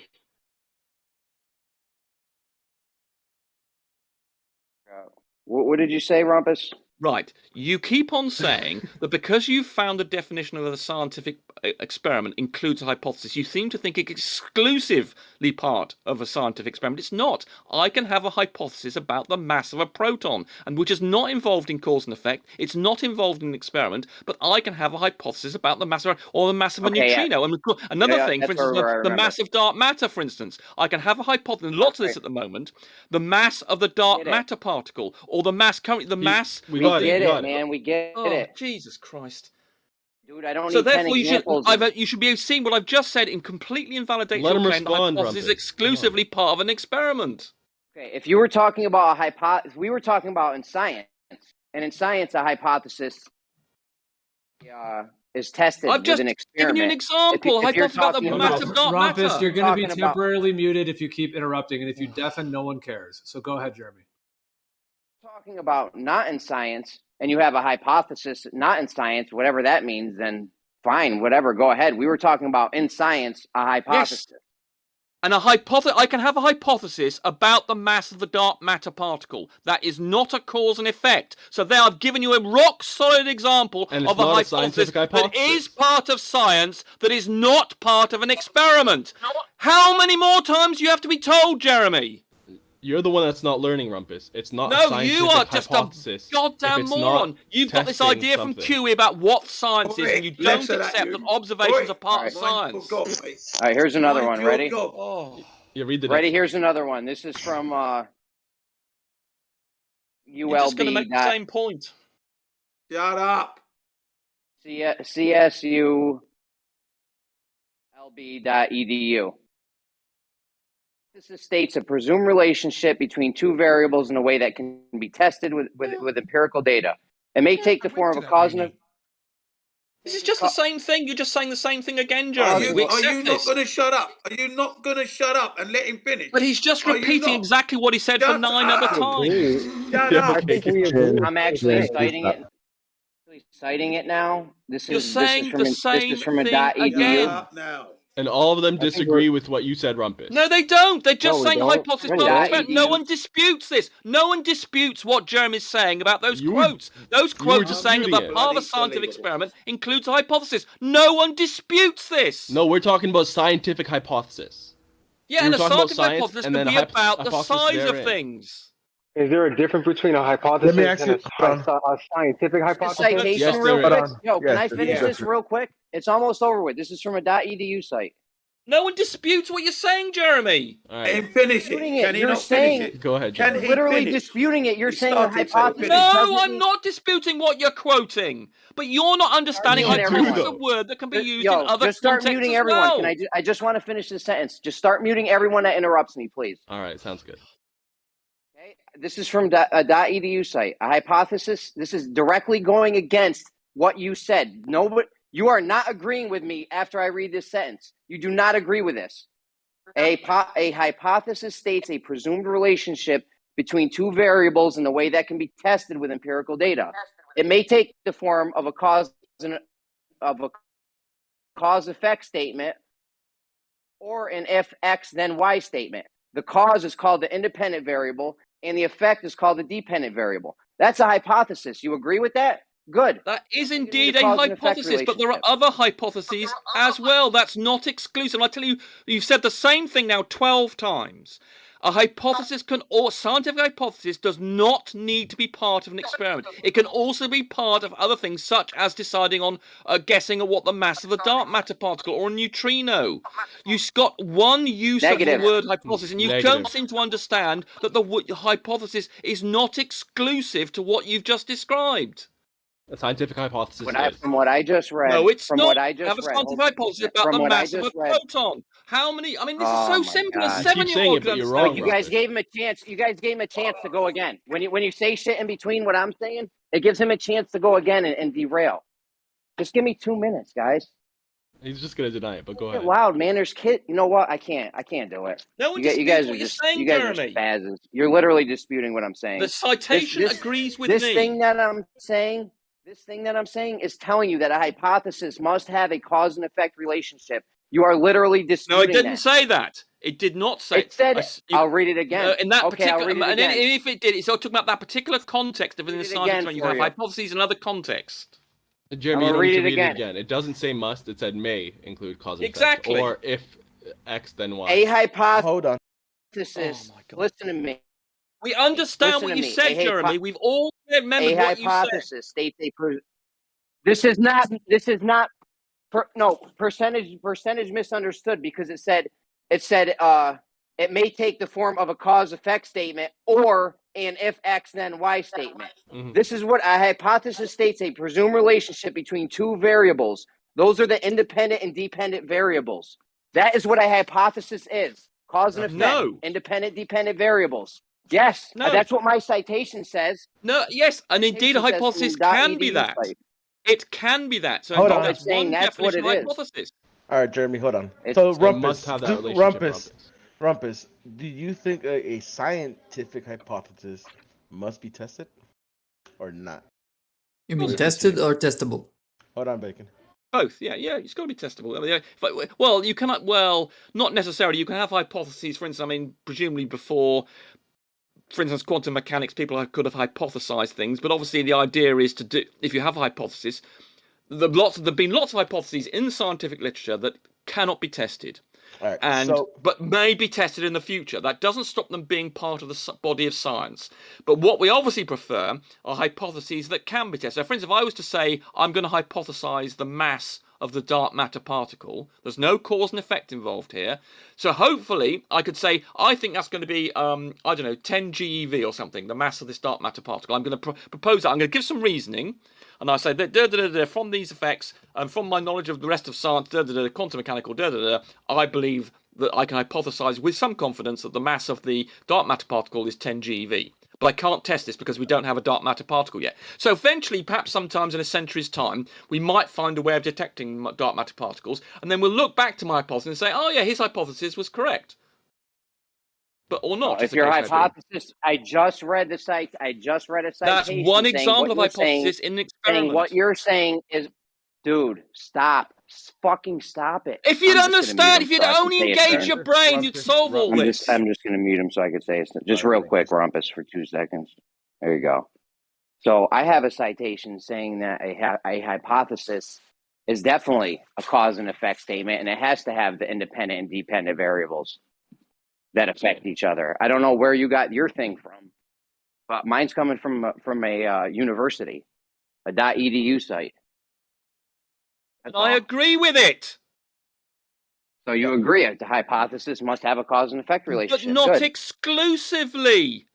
It must. What do you not understand about must? I said may. I don't think I heard you say must. Oh my God. I thought it said may have one. Listen, it says it must have the relationship. Read it one more time. Percentage got this wrong. I didn't get it wrong. Listen, it says it must have the relationship. It may be in the form of a cause and effect, or an if X then Y. But that relationship showing that one thing affects the other is necessary. Is absolutely necessary in a scientific hypothesis. And I was going to read another one that says hypotheses must be testable, and once tested, they can be supported by evidence. If a statement is made that cannot be tested and disproved, then it is not a hypothesis. Sometimes it is possible to restate an opinion so that it can become a hypothesis, but otherwise it isn't.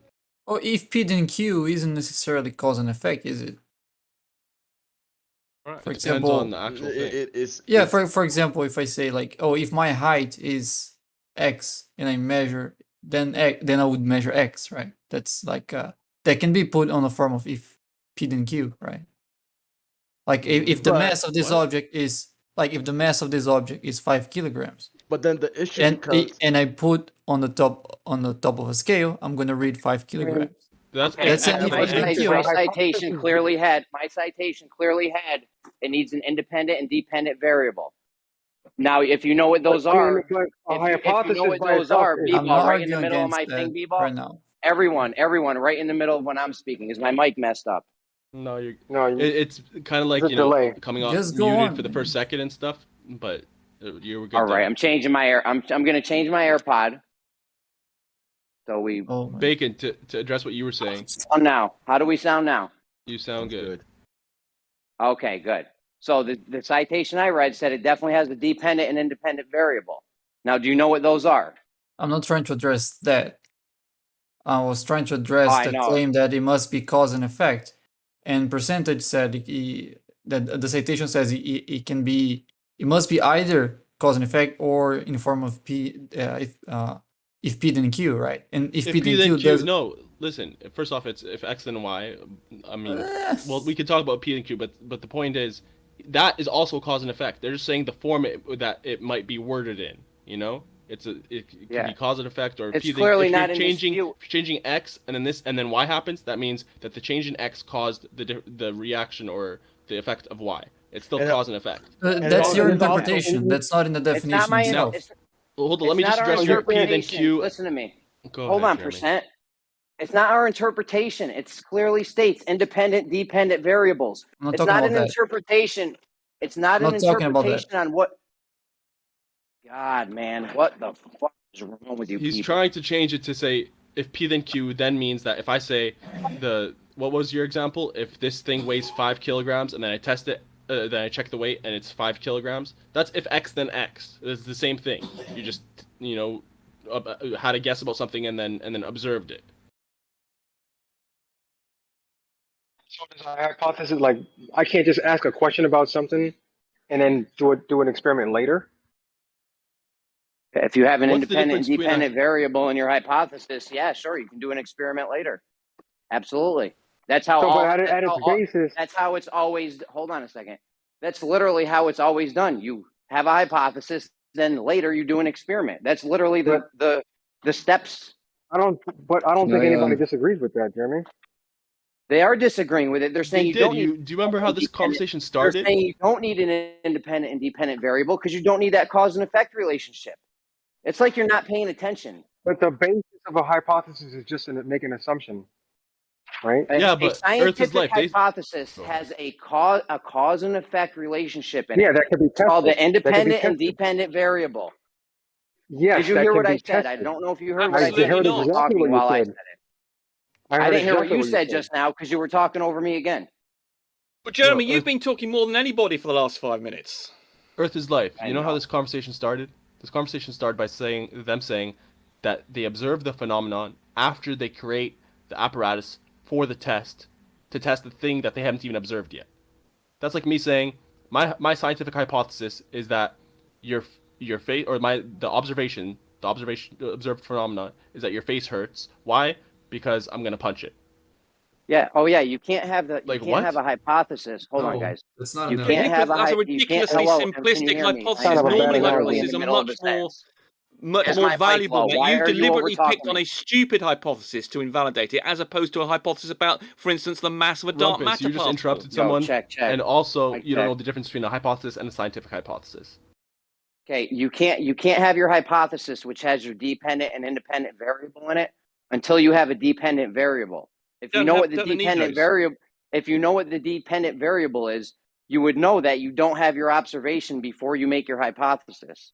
Yes, you can, you idiot. You've got it wrong again. You can have a hypothesis about independent dependent variables without having a phenomenon. So, for instance, Einstein decided That's not what there'll they be said, though. Rumpus, He that's was not what they said. claiming They you said the can't- observed can't have a phenomenon hypothesis. is He claimed you had to have an observed phenomenon first, didn't he? I think Jeremy said you had to have an Correct. observed phenomenon first. Yes, Didn't that's you, your Jeremy? dependent variable. You won't have a Right, so hypothesis. you don't need that. won't Let me know give an what- example. Let Don't me give an finish. example. I know. Let me Whatever give you an do, don't let me example. finish. Wow. Yeah, Don't but let hold me on, you've finish been because it's speaking more than frustrating. anybody, Jeremy, and I'd like to It give you an doesn't example that matter how much validates I've your been speaking. claim. So, for doesn't instance, matter general how much I've been relativity, speaking. Einstein made lots of predictions without absolutely not. having This a is not phenomenon. He happening. predicted gravity waves. Jeremy, just let him finish. They were Let him not go. a phenomenon. No percent. No, absolutely not. He's muted. I was in the middle of a sentence. Absolutely not. I didn't know who I started don't care how talking much I've been talking the past 5 minutes. He's mad because I'm destroying his scientific illiteracy. I don't care. Now you can't make a hypothesis which must include a dependent and independent variable without the dependent variable part, obviously, which is your observed phenomena. That doesn't make sense. Yeah, it's different from what they said at the beginning, which was that observed phenomena is what you create. Yeah, the hypothesis comes. It's like the third step or so. First is observation of a natural phenomenon. Oh, that was started as a Exactly. an That's attempt why. of That's why I Hold on, question. Jin. You started speaking. That at the is same time. why. Jin. Hold up, Jin. You You started just... speaking at the same time. Bacon started speaking. Yeah, go ahead, Bacon. yeah, that started as a response to Foucault's pendulum, right? And the claim was that we don't have this initial observation that start the hypothesis. But I mean, well, that wasn't that the could claim. be It was a question. What is the observed phenomenon? And you guys said it was the precession of the pendulum that you created to test something. No, I think you misunderstood the response. That was the observation, not the observation that gives you the hypothesis, but the one that tests it. What the naturally. The observation that gives you the hypothesis could be anything. Could be like you observing the path of the stars and wondering if Earth's rotating. That's an observation that could give you the hypothesis that Earth is rotating, for example. And that it's observation, arguable, but I agree. Yeah, that observation isn't the same observation that is testing the hypothesis. That's just the observation that is giving you the idea that you want to test, right? Yeah, but that's what the observed phenomenon is. Now, The can thing that I you can I now say observe something, please, that makes you quickly? think what's causing this, and then that's where you come up with, like, formulating a test to test that the hypothesis. Yeah, but So that doesn't when sound he like asked, it's needed. when I don't know who it was, if it was New Perspective or whoever said what's the observed phenomena, then at that point they shouldn't have said the precession of the test. They would say the movement of the stars in the sky, and then you could go from there. But they completely said the wrong thing. Yeah, yeah, that could be what started That's it all, right. because That's why I don't. questioned it. But okay, we'll go on. Yeah, let Jin go. But I just want to question, what is it about the Foucault pendulum that for them proves the Earth is moving? Because that's why it's offered up. How do we detect that the Earth is spinning? They bring up the Foucault pendulum. Right now, what is the observed phenomena naturally? Because we don't see the Earth spinning. So what is it that they are proving with this stupid contraption? Yeah, that's a test for Earth's rotation. Because if the Earth's rotating, then you're gonna have a different precession at each latitude, and then you can set a pendulum in different latitude and see if that matches your expectation. And if that does, then it makes a strong case for Earth rotating. Proof that would not be proof. You gotta let him finish in. Yeah, well, Sorry, yeah. the end of Yeah, it's mostly that. yeah. If you, I mean, he didn't hear the last, so I'm just gonna repeat the end of what I said.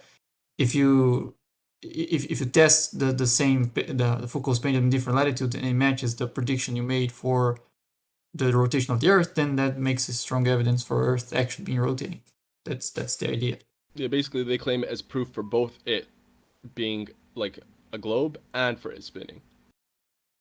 Yes, because if it was that comes from the idea that Earth is a rotating sphere. Because if it was rotating plane, you would expect the same precession everywhere. Mm-hmm. And if it was just a sphere that wasn't rotating, you would exactly you would no precession. It to be just... Yep. But the thing is, a human being has to start the thing off for starters. It should start moving on its own. Shouldn't need a man to touch it. Right, first of all. So already there's a discrepancy there. Okay. No, why? And let me finish. And it does not prove that the Earth is actually spinning in any way, shape, or form. Because you've assumed that, for example, if in Australia, as far as I'm concerned, that ball will be upside down. Now, it's an assumption all the way. I would say, Jin, you're being charitable because you're assuming everything. Can I try to answer his first point? Because he started by saying that the pendulum should start by itself, and I didn't understand why. And I asked why, and then he made a second point. So ignoring the second point, why would the pendulum have to start by itself? Because the Earth is spinning. Why would that start if the Earth is pendulums? spinning, that pendulum should register without any human being. That's not accurate, Jin. It should move in some way. Should move, and it does. No, because so you're if you saying hang to me that I can have a pendulum set up at the equator, right? And I'm not going to notice the Earth spinning from the equator. I'm expecting to see this pendulum move from vertical, at an angle. Why? And register. Why? If the Earth is moving, because the Earth is spinning, of course. Yeah, I understand that you're saying if the Earth is spinning, you should start, but why? Because as far as I understand, if the net force is zero, exactly. Centrifugal force of 1,038 miles per hour should register on my Foucault pendulum on the equator. Yeah, so the centrifugal force when you're at the equator points up. Why would a force that points up start a pendulum? This is what I mean. This is the ridiculousness of your ball. No, Jin, I think you're not going to answer. Can I ask Jin a question? Let me ask Jin, let me ask you a question. When you're in your car, right, and you're driving at, 35 miles per hour, at what point, while you're driving at a constant speed, do you feel yourself being pushed back into your seat? Well, I mean, it would mean I would have to go faster than 30 miles an hour. Exactly, you'd have to. But if you have onto a motorcycle, it's different. when you hang on to a motorbike now, the motorbike wants to run away from you, so you have to hang on to it. Yeah, but once you're at a constant speed, you're not gonna out of You're nowhere hanging just. on. You're But hanging on you're to not that gonna. motorcycle. But no, but you're not out of nowhere gonna fly off of your seat, are you? Because you're already going at a constant speed. You're hanging on to the thing to control the thing. Jin, The thing is, let me say this. Let me say. Go ahead. I mean, let me finish real quick. Go ahead, Jin. I interrupted you already. So with the Foucault pendulum, they say that the precession is occurring and it's basically Coriolis. It's only observable from like in north to south. So or south to north. So that's why it needs to be moving so they could notice this drift as the pendulum's going north to south. Because they say what about it's Coriolis those effect. Foucault pendulums east to west? What about those living in the east to west axis? So east, what do you mean east to west? If you just had it spinning east to west? You just said north to south. So what about east to west? You wouldn't. They say that because of relativity, you won't. You won't notice a difference. You see how ridiculous? No, you still will. Like when the pendulum is swinging east to west, you still have a torque on the precession of the pendulum, because the centrifugal forces, they're not pointing up. They're only pointing up at the equator, right? So if you're not at the equator, the centrifugal force is going to be not perpendicular to the vertical line. It's going to be which less. is gonna, It's going to be less than let it is at the Jen. At the yeah, equator. when it goes eastwards, it's gonna point like if you cancel out with the vertical, you're gonna be left with like a north force, and when it's going in the other direction, you're gonna be left with the south force. So you're still gonna have precession even if it's swinging east to west. It doesn't matter which direction it's swinging. I just cancel out. I get it because swings the other I'm way? envisioning this ball. No, because I'm the envisioning force a changes ball, with the okay? motion. Like the force depends on the direction of the motion. Right. So, yeah. It's east to west. It's east to west, you see, isn't it? So if we're in isn't it? let's say we're in the northern hemisphere and it's going east to west constantly, you expect it to what's it called? To eventually precess north to south, right?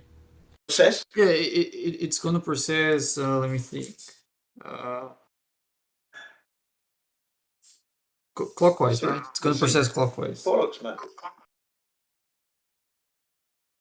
Okay. If it's in another hemisphere, yeah. Regardless on what direction it's swinging, it always should process clockwise in the northern hemisphere. Even so if you started off north to south, it's still going to process clockwise until it's east to west again, and then keep going. Yes. The direction doesn't change. Like the direction you set the pendulum doesn't change the precession. So the Coriolis effect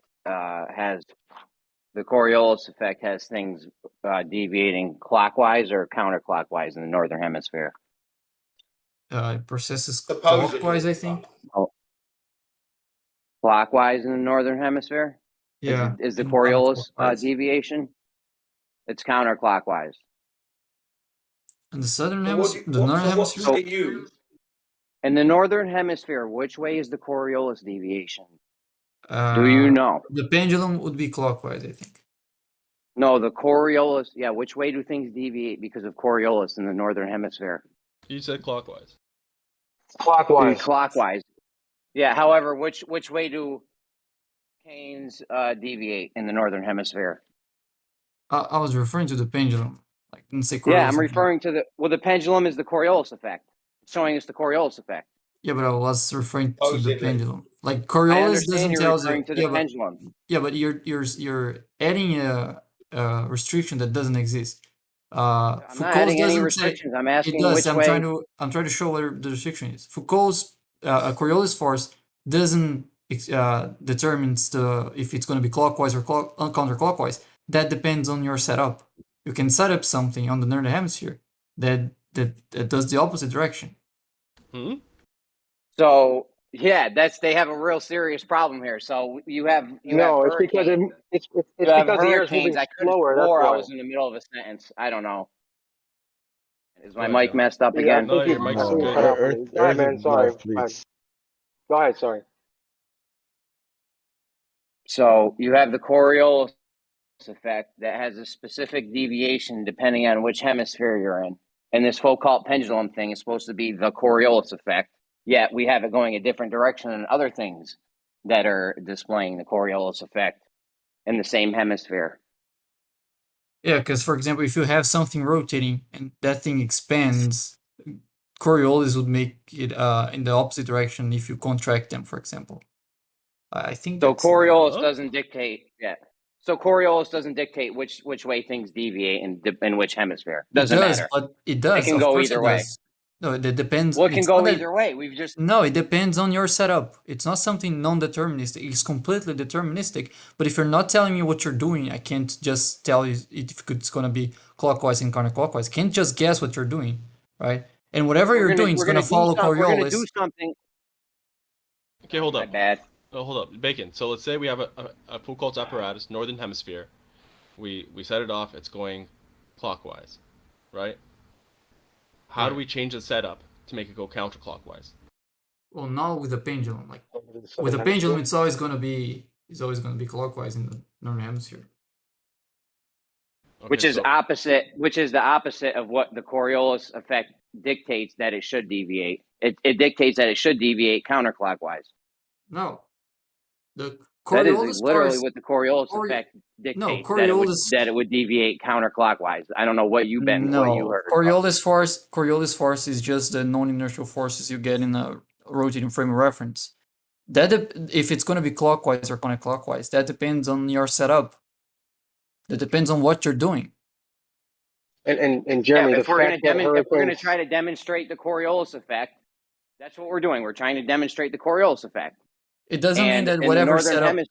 In the northern hemisphere, it dictates that it would go counterclockwise. That's the deviation for the northern hemisphere. Counterclockwise. That's the deviation for pendulums in the northern hemisphere. No, because that's the a deviation specific. for pendulums. Hello. That's wrong. Hold on. The deviation for pendulums is clockwise. Yeah. Oh, you said counterclockwise? Like it says. Yeah, you mixed it up. All right. Hello. Hold on. Hey. I got an announcement real quick. Okay. I have a laptop to give away. It's been updated. It is a bit older, about 5 years. It's a 3-in-1 machine, touchscreen, flip around, all that stuff. It's an HP. It has an AMD. I put a little picture in the chat there for the thing. It's got a solid state hard drive. I'll take it.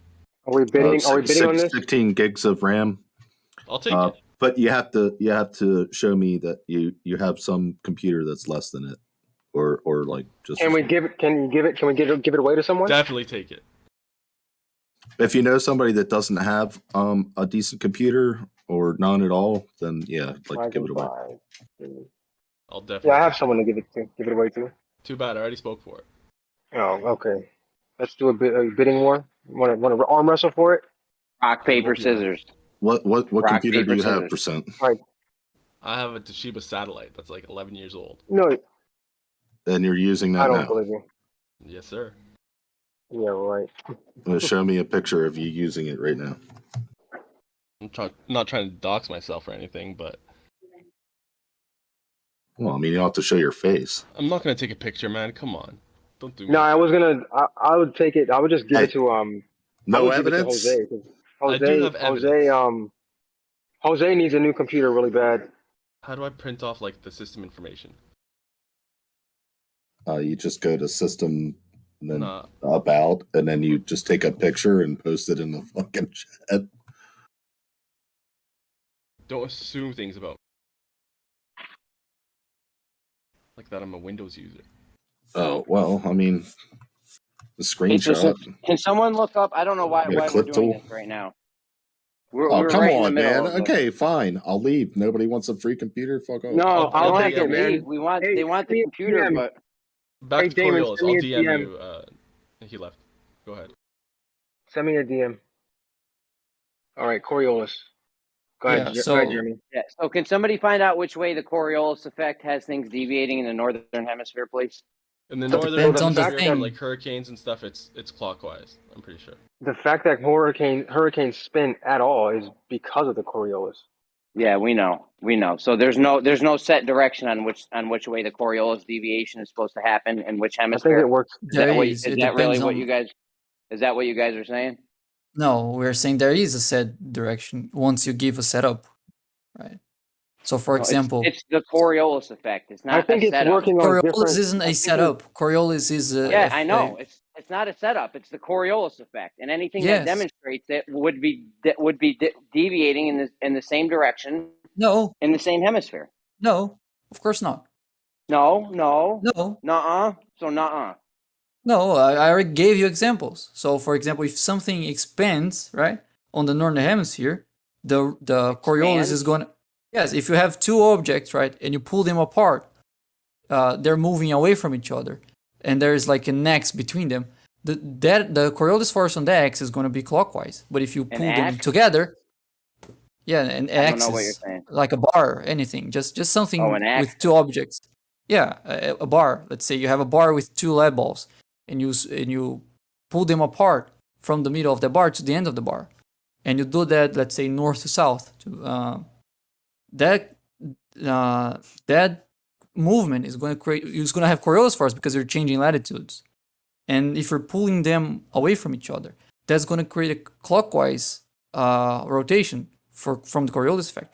But if you do the opposite, if you pull them together, now it flips. Now it's counterclockwise. So and both of them are explained by the exact same phenomena. They can be calculated by the exact same formulas, but they have opposite directions because they're doing different things. Coriolis doesn't say in the northern hemisphere, whatever Coriolis does is going to be clockwise. That's not something you're going to find in Coriolises. Okay, I have another citation. This is from oceanservice.noaa.gov. Oh, this is a good one. Here we go. Because the Earth rotates on its axis, circulating air is deflected toward the right in the northern hemisphere and the left and southern hemisphere. This deflection is called the Coriolis effect. I agree. So they clearly have it stated. Do you agree with that, Jeremy? Because I agree. Yeah, I know you agree. Yeah.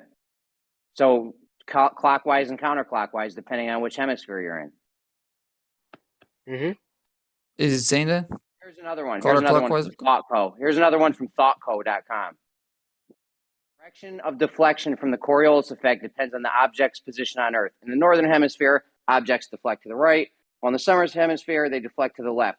Clearly, we have a clear-cut case of which way objects are supposed to deviate depending on which hemisphere they're in. I don't know why you were saying it wasn't. Yeah, I mean, that's probably... Nobody disagrees with that. I now have two Nobody citations. Nobody's disagreeing with that, Jeremy. Nobody's disagreeing with me. He was saying it can be any direction it wants. Depending no, it's on not your any setup. direction. No, yeah, no, it's not any direction you want. It's whatever you do, you can predict what Coriolis is going to do with that. And there are things you should expect clockwise rotation, and some things you should expect counterclockwise rotation by applying the exact same concept. I'm not bringing different concepts. I'm bringing a concept that is pretty well defined. And your citation might be making reference to the majority of the examples we have of Coriolis, and that's usually what you find on a web page does. It gives you a description that is going to apply to most situations. But if you want to be specific, you're going to find exceptions to those descriptions. It doesn't mean it's going against what Coriolis is. Very specifically, they have detailed in which direction. I'm going to need to say something after you guys are finished. Echo, Jen. Jen, you have an echo. Fix your echo. Mute till your echo's fixed, Jen. In the northern hemisphere, they clearly state which direction objects deviate from. Now, I have a citation saying this, and you're just some guy on the Discord saying, nuh-uh. No, I'm not just saying nuh-uh. I give you examples. Just some guy saying nuh-uh on the Discord where I have a citation from NOAA and ThoughtCo. First of all, your citation didn't say clockwise or counterclockwise. It said left to right, right? And second of all, I didn't just say nuh-uh. I gave you examples and I explained you why those examples are exceptions to that description. Okay, clearly the left is going to be the left and right are going to be clockwise or counterclockwise depending on which hemisphere you're in. No, I don't know why you focused on that part. No. No. No. So in a rotation, something that goes left and something that goes right. You're saying in a rotation that isn't clockwise and counterclockwise. No, you can have in the same rotation. You can have one like for example a clock. For example, a clock is clockwise, right? And in the upper part of the clock, the pointers are going left to right. In the bottom, they're going right to left, and it's still clockwise. But why are you complicating it so much when it's so simple? This is so intuitive. I don't understand I'm not why complicating anything. You just joined the conversation, right? The shit out of everything. You just joined the conversation, right? I'm not trying to complicate anything. It was brought up that the direction that hurricanes rotate and the pendulums rotate or precess are opposite, right? And they should be opposite. And what Jeremy's saying is that for some reason, Coriolis implied that they should all be the same. And it doesn't. If you understand what Coriolis is, it makes sense that something should be going in the opposite rotational direction. Not just left to right. Another one. Here's another one from Quizlet.com. Why does the Coriolis effect reverse direction between its northern and southern hemisphere? The reversal is related to the difference in the observer's sense of the Earth's rotation in the two hemispheres. So here they are answering why it is reversed in each hemisphere. But However, I don't have a problem with that citation. However, yeah, but you don't have a problem with it, but you have this thing where it's not reversing. No, it is reversing. If you do the same thing here on the southern hemisphere and you do the same thing in the northern hemisphere, it's going to flip. Nothing that I'm saying is countering that. What I'm saying is if you do well, I'm not finished. What I'm saying is if you do different things, right? So a hurricane is in the pendulum. They don't do the same thing. Okay, so we have the deviation of Coriolis effect going one way in the northern hemisphere, counterclockwise. Then it's supposed to reverse in the southern hemisphere. Yeah. However, we have things going clockwise and counterclockwise, and it's not reversing in each hemisphere. Sometimes it's staying the same, going against, once again, what my citation says. What thing? What thing does one? Excuse me? What thing goes clockwise in both hemispheres? You have the Coriolis effect. You have it going in the same direction in both in the same hemisphere, and it's not reversing, going against what my citation says. I didn't ask which effect. I asked you what thing you're doing that is rotating the same direction in both hemispheres. We're doing something that shows us the Coriolis effect. Yeah. When it's supposed to be reversing. What the thing is. When it's supposed to be reversing, but it's not. Yeah, but you're not telling what that thing is. You're just saying it shows Coriolis. But that's not enough information for me to know what you're doing. Doing something that shows the Coriolis effect, right? Are we with that so far? Okay. Okay, so we're doing something that shows the Coriolis effect. My citation says it's supposed to reverse. Yes, in if the you southern do this hemisphere to the northern hemisphere. Yes, now if you do the same thing, that sure. would mean in one hemisphere, it's going one direction, and the other hemisphere it reverses and goes the other direction. However, that's not what's happening. That's not what's happening because we have the Coriolis effect being shown in the same hemisphere going in different directions, meaning when it goes to the southern hemisphere, it's not reversing. No, that's just you're just picking you're just defining it as something that shows Coriolis effect as if it was the same thing. So, for example, if I made something and I say I'm doing something I like, and I'm also doing something I like in another place, it doesn't mean I'm doing the same thing in both places. So I shouldn't expect the same outcome just because I'm doing something I like, because I might be doing things completely I don't get different. Your analogy. Well, that's how you're defining. You're saying something that shows Coriolis effect, and you're purposely not saying what you're doing, because depending on what you're doing, the direction of precession is going to be different, and you know that. Oh yeah, but if you repeat the same, I wasn't finished. Oh, there was a pause. There was a long pause. And as you clearly saw, I kept going. So that's why I stopped talking. I'm still trying to. Thank you. I know. That's why I stopped talking to let you go. Go ahead. Thank you. Right. So if you make a setup to show Coriolis effect, and you repeat that setup, you make the same experiment, you make the same thing you did in the other hemisphere, it will flip. Nothing that I said implies that you won't flip, and you're trying to make it so, and you're trying to use your citation to make it so, but your citation doesn't disagree to what I'm saying, and what I'm saying doesn't disagree with your citation. Okay, the citation says the direction of the Coriolis effect deviation is supposed to reverse depending on which hemisphere you're in. Yeah, which is according Right? to Do what we I'm agree? saying. Do we agree with that? Do we agree with that?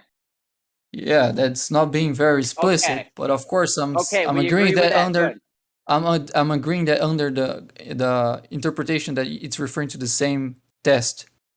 So if you do a test on one hemisphere The and you make Coriolis the effect. same, no, Coriolis effect isn't the name of a test. It's just a phenomenon. It can be tested in different ways, and different tests can produce different results in which both prove the same phenomena. For example, you can set up a test. Okay, can I ask a question now? This is friggin' worthless with you It's guys. been I going don't on know for a why I while. even bother. Well, you're Yeah, just right. making Let the me get a most. question in now anyway. All right, I go want to on, get Jim. a question. I get a question in here now. Right. Have you yourself experienced the Coriolis effect? That's question number one. Have you experienced the No. Coriolis effect? No, you haven't. Okay, good. So right now, Oh, I'm gonna well, put it that to you like depends. Is measuring. I've asked you. Okay, Have you is measuring experienced the experiencing. Coriolis effect? Have Is you measuring experiencing. experienced? Have you measured it? I heard that question. Sorry? Yeah. Have you measured it? Have you measured it? Yeah. Yeah. Where and how? Uh, Where and how? measuring. Yeah, and measuring difference of weight in different latitudes. You've done it. You've done it yourself. That's the Coriolis effect? Yeah, Yes, I'm not sure if you measure the remember. I'm not Coriolis sure if you effect. remember. I'm not sure if you remember. But you can I do decompose remember. the Coriolis effect in two axes. You can decompose in the horizontal plane and the vertical axis. The vertical axis is what we call the centrifugal force, right? But it's Bullshit. I'm not finished with you a yet. component of Coriolis. Is it possible Anyway, to here we go explain now. the The Coriolis? Hold on, Jin, because he doesn't even know what he's saying now, because he said he measured I the know. Coriolis Oh, effect I from already showed different you weight that. Through changes in weights. different Just don't latitudes. remember. I know. That's not the Coriolis effect. The Coriolis effect is viewing an object in motion from a rotating reference frame. That's not even what you described. Is not even the Coriolis effect, dude. Which Yeah, leads the up to my Coriolis other. force. This isn't It's the even. Coriolis force. Yeah, if you don't want to No. address what I'm saying, just say it's ridiculous. Go. Bacon, I said, is it have possible? you yourself Hold on, Jin, hold measured on. this or experienced this Coriolis effect? Effect, I said. Is it And you possible, said, Bacon, to explain it's the measuring, Coriolis without the whatever. And merry-go-round? I said, where have you measured it? Of course. Then you said you measured it in There are different hemispheres examples with weights. that Why produce why not Coriolis. have one weights of you some guys kind. talk to Bacon? Because I now said it's three using of you weights, and talking then to him at Jeremy the same kicked in. time. That's not the Coriolis effect, etc., etc., etc. All right, it sounds like the Okay? answer is Bacon has not done this. So, Jin, was there a Okay? next part? Was there a next part to your inquiry? It sounds like he has not observed or measured the Coriolis. So, was there a next part to it? And who is Asking me? asking him the questions? I got a Because question. there's like I got a two of them. question. Well, Jin asked him if he'd ever measured Coriolis. He clearly hasn't. So I just Well, was. what do you wondering- mean? I answered the question and you say you clearly Gio, haven't. What do you mean? talked about weighing things, That's not what not he a said. Coriolis That's effect. not what he said. Yeah, Yeah, but actually, Gio, Now, that's can not I? what yeah, it can Yeah. be considered because All right, I just there are wondered two. if Jin. Okay, I so wasn't. I wondered No, if I'm Jin had a back. second part to it. Do you have a second part to the question? Yeah, Jin? yeah, I do have a second. Yes, I do. It was this that in the video that I have watched, it's called Flattening the Curve. All the jet pilots said they don't encounter Coriolis effect at all, North Southern Hemisphere. So when they're flying their planes, they're not having to chase this airport runway, because that's Yeah, what they it would shouldn't. mean. I Interrupt me. don't Let's think they listen would. clearly. Let me explain this clearly. This is what they've said. If I understand the Coriolis effect correctly, they said that they didn't have to chase the airport runway, north to south or east to west, because that's what it would mean. It would mean that the Earth's airport runways would be moving in different directions, right to left or left to right, depending on which hemisphere you're in. Okay, and they don't have to account for this. They do not encounter. These are the jet pilots who protect the so-called flat Earth 24/7. Okay, please explain. Isn't that when they apply conservation of momentum? I don't know. They didn't mention no conservation of momentum or anything else. They just said that they don't encounter Coriolis. It's not in their in their experience. They don't experience it. They don't see it. They don't have to account for it. Not even when they're firing their weapons. Not even their snipers do this nonsense. So come on. All these citations we're reading is only because it's used to substantiate a globe, which hasn't been proven. And this gentleman here, just talking shit. You haven't done it yourself. It's just speculation. Doesn't sound like a question. It has not been proven. And as for the Foucault pendulum, it's a waste of time.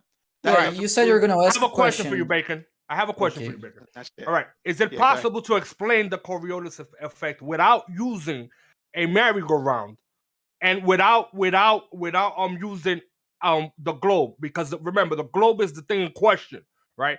Is it possible to explain it without those two things? Yeah. Can you please do it? Right. So if you have a pendulum and you put it on a platform and you rotate the platform, the direction that the pendulum is processing is going to be the same in the inertial plane, but in a non-inertial frame, it would be processing. That would be Coriolis also.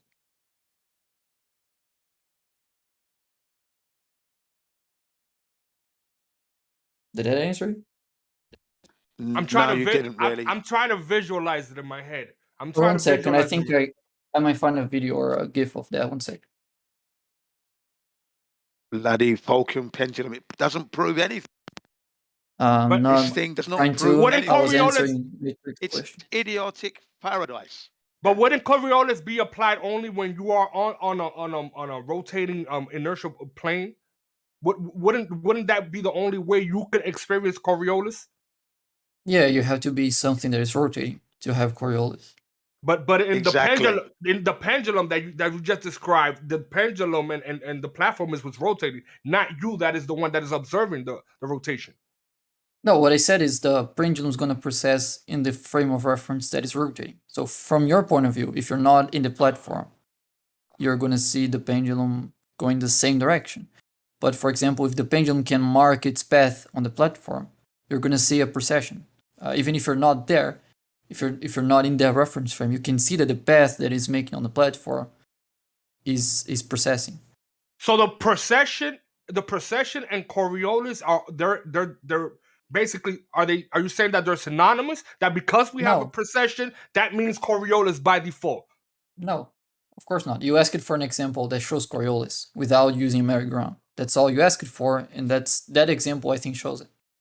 But you said Foucault pendulum. That means Foucault. I didn't say Foucault. I just said pendulum. Okay. Pendulum. So now it's not the Foucault pendulum.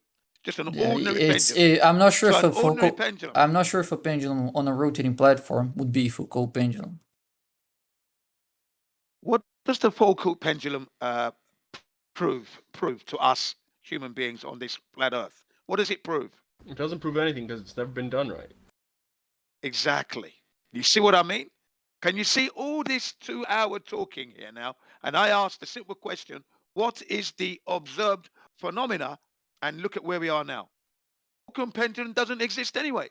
Sorry, the why does Coriolis it? But is a why does it fantasy. process? Though? That's the question. Why does it process? Yes, that is an interesting If we're question, not rotating, that is an interesting question, but the answer could be so many things. It could be attracted to a certain freaking rock in the sky. It could be so many things. We don't really fully understand what's going on with the land or whatever the fuck is under it. So it could be attracted to something that, you know what I'm saying? We don't really understand, which is the whole purpose of this whole debate. There's a lot of things that they say that they understand that we truly don't understand once you start to question these things. And that's why you control the But it's not as simple as that. so you know what it's not.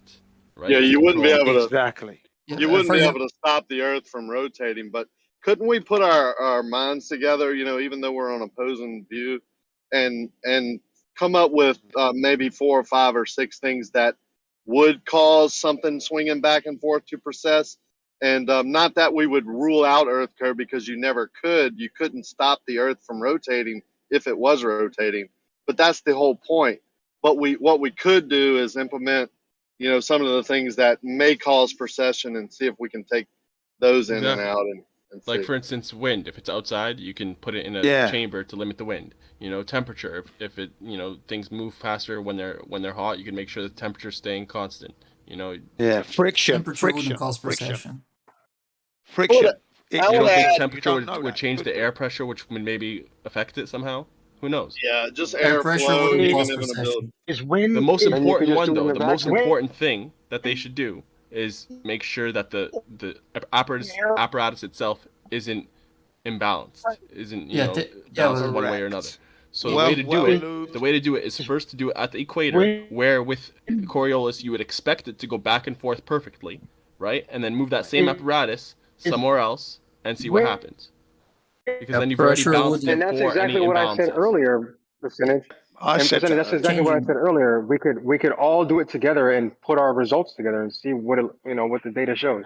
No, but it would have to be the At the same equator. apparatus at the equator where it's balanced, and then you move it to a different place, and you would No, we assume could do like, it you know, all that over you the. I haven't mean, all changed of the us balance are. of it, the micro deviations in the gimbal or whatever. None of all that stuff remains the same, so it's a controlled Yeah, it has to be right? Controlled standard, source of air. standardized. But So even all the of us balance live in thing, different parts of the world, right? I don't First see of how all, you would stop the Earth from rotating. If that's what you think is causing it, how would you ever stop that to rule other things out? And it would only be the Earth's Exactly. Well, rotation. if, and I'm also saying the if the Earth equator thing, wasn't. the whole Can equator we thing, answer isn't him an with that assumption? question? Isn't It it being balanced at the It equator? is. Isn't that in itself an assumption? Yeah, but that's what they claim. It We're is. testing I'm their pretty claim. close to Their the. claim I'm is at the pretty close to the equator, there's no equator. precession. And that's convenient for us because at the equator, if there's no precession, we can also balance it. You know, that also acts as like Well, a calibration. We could balance it to make sure it's going completely straight. We could, you know, say, yeah, well, agree that at the equator there's no precession. So now you have this balanced apparatus. You take it to a different latitude, and you see if it precesses the way that they say it will. If it's balanced, I reckon that if you're controlling for other variables, it'll still go back and forth just like it was at the equator. They'll probably just yeah, make and up I'm another pretty excuse close. for it. No, I'm pretty close to the equator, so I could definitely test it. Let's do that then. It's this Can we try to unbalanced thing that we have. It's this unbalanced thing that we have that matches whatever latitude you're at. Wow, that's Wow. Wow. Moyak, we What started. angry Glover was Yeah, that? we started answering the same time, and then I stopped to give you the floor. Don't get mad at me, man. I know. I was just trying to make sure I got heard. Cause You were heard. Oh, it worked. Yeah, It well, worked. we heard you, dude. Just stay I think the away from neighbors Hey, you're heard you road too. riding a little bit, Moyak, and you got that thing going with your mic, I think. And you sound really angry. Life is Rakia, good, man. It's And you're short. hearing Don't that from break. Rakia. you're Rakia, here. rise above, man. Yeah. Ricky and Mr. Joy and Happiness. Let's... Yeah, I try to. I do fall short, but I mean, And you know, silent. I'm just And trying to quiet. help you. You do sound a little angry, so. No, we're all good. We happy. So are we going to ignore the professionals who say that they don't encounter Coriolis? Are we going No, to are we going to we don't have a problem with that. disregard? Okay. We're Are not we going to disregarding that. disregard the professionals that do say they encounter Coriolis, Jin? Like, do we only believe your I would professionals like from your little documentary? Come on, man. I would like to see those professionals and for them to show me this thing because it's not there. I've never encountered it. Well, it's But on why do you Livestream one believe the text. professionals that professionals- say? The professionals. Well, why do you believe the your professionals- professional? Yeah, because I they're the watched that they're video. They're the ones who use said equipment. Hang on, they use Jen, I watched that. day in, day out. Jen, I watched that video, and all I heard was a voice on the other side. How can I verify that the voice of the person was actually the people they were No, showing? you didn't get the names. Did you not get Yeah, the I names? saw the names. Yeah, but Well, how then do go you know check that out that's the actual names. person? How do you know? Check out the names. Go check I out did. the name, and then go. I did. I meet even them. Googled the names. Meet them in person. Meet them. I even telephone Googled the them, names. But how do I know? How do I know that that's the actual person? Talk to them. Listen to that mistrust. I I did. mean, they showed I their did. picture and gave their name. I even tried to email one of the gentlemen. He didn't respond, of course. But I mean, Well, I how don't know do about I that. know? You go ring them up. How do What do you mean I of know that that's the actual Of course, person? he didn't All it respond. was a voice. No, step back. Yeah, you didn't. I mean, What are think you, about what are you that, though. trying to If say? if- I don't get hold what on, you're hold on, trying to say. wait, What do wait. you mean Think he about it, though. didn't If I respond? told you, Of course. if I had a video, right, and I was saying, hey, this person said he did this, and all you heard was a voice, right? Someone claiming he was who he was, would you believe me? As opposed to saying who he is and having his career, his life threatened by you crazy motherfuckers? No, but these people showed their face, said who they worked for, No, what their no, it names wasn't. were. It was Like, just a voice. It was just oh, a you're voice. It talking about wasn't no. something else. You're Yeah, talking I'm about talking one about other the little video. video. No, Yeah, I'm talking okay. about I the thought video you were talking Jin about the was talking pilot. about. I Yeah, got you. are you talking about the flattening the curve? Is that what you're talking about? The Yeah, one that you the flattening. one that you shared with me with the pilots and talking about, that one. And yeah, and the submariners, they give you, hang on, they give you their name, they give you Yes. their units, and then you've got Mark Sergeant. Yeah, You can but then contact. Hang on, you hang don't on, actually hang see on. them talking. Hold on a second. You Go could ahead. even contact Go ahead. Mark Sergeant A little himself. excited. You could contact Mark Sergeant himself. He could help you to link you up to those people. Did you I try did. every He didn't avenue? respond. Every avenue? Every avenue? I did. He didn't respond. I don't think Well, Mark Mark Sargent ever actually responded. But what is it exactly that you need from the He's very person available. specifically? Yeah, No, he's very because in the video, you just hear a voice of someone talking. How can I verify that that's the actual person that they're Dude, but showing? Okay, doesn't well, that... what do you need, B-Ball? What do you I'm need? just curious. I don't know. I'm just Dude, saying. but it doesn't sound like you have a contention with what he did. It sounds like that this is like a character assassination kind of situation. No. Like It's you just just want to talk to him to what? verification, though. But No, you it's all, just a verification. Okay. Like, but verification how do I of know the this person is person, true? not the How do I internet. know? Bro, hold on. How do I know that that's the actual person? The problem is If it's just a voice. what you're attempting to verify isn't what he's talking about, right? Which is what this argument is about. You want to verify Because a anybody character. could just be anybody could just make this up and say, yeah, this person said this.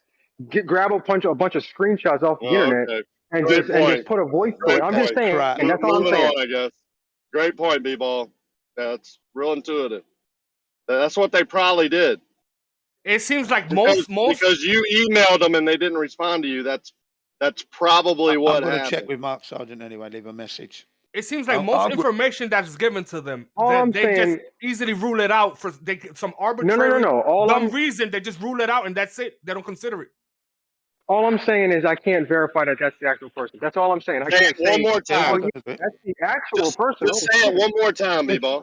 It's just a voice on a video. Yes, say that one more time, please.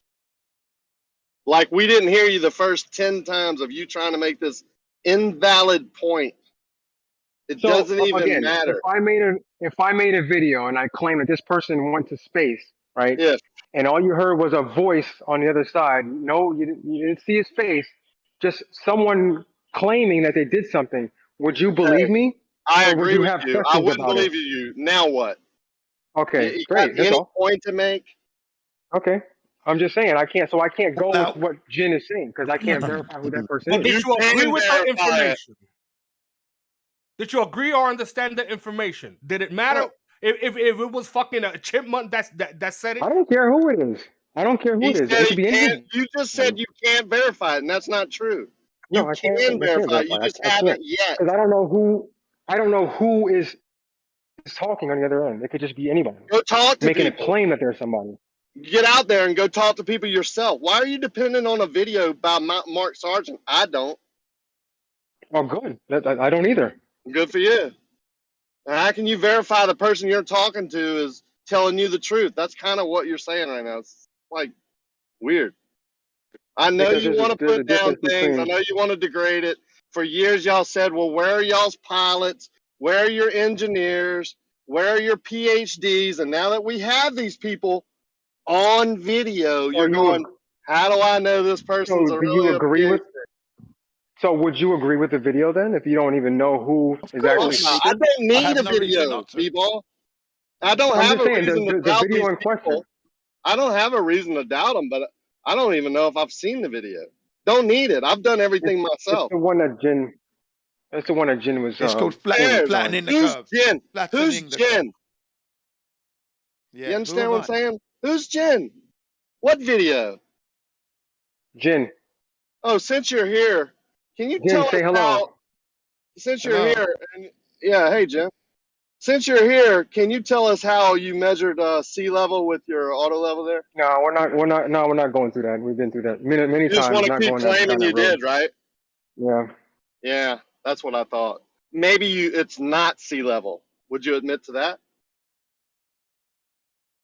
Well, how would you measure sea level? You're gonna turn it back on me? I wouldn't do it like you did.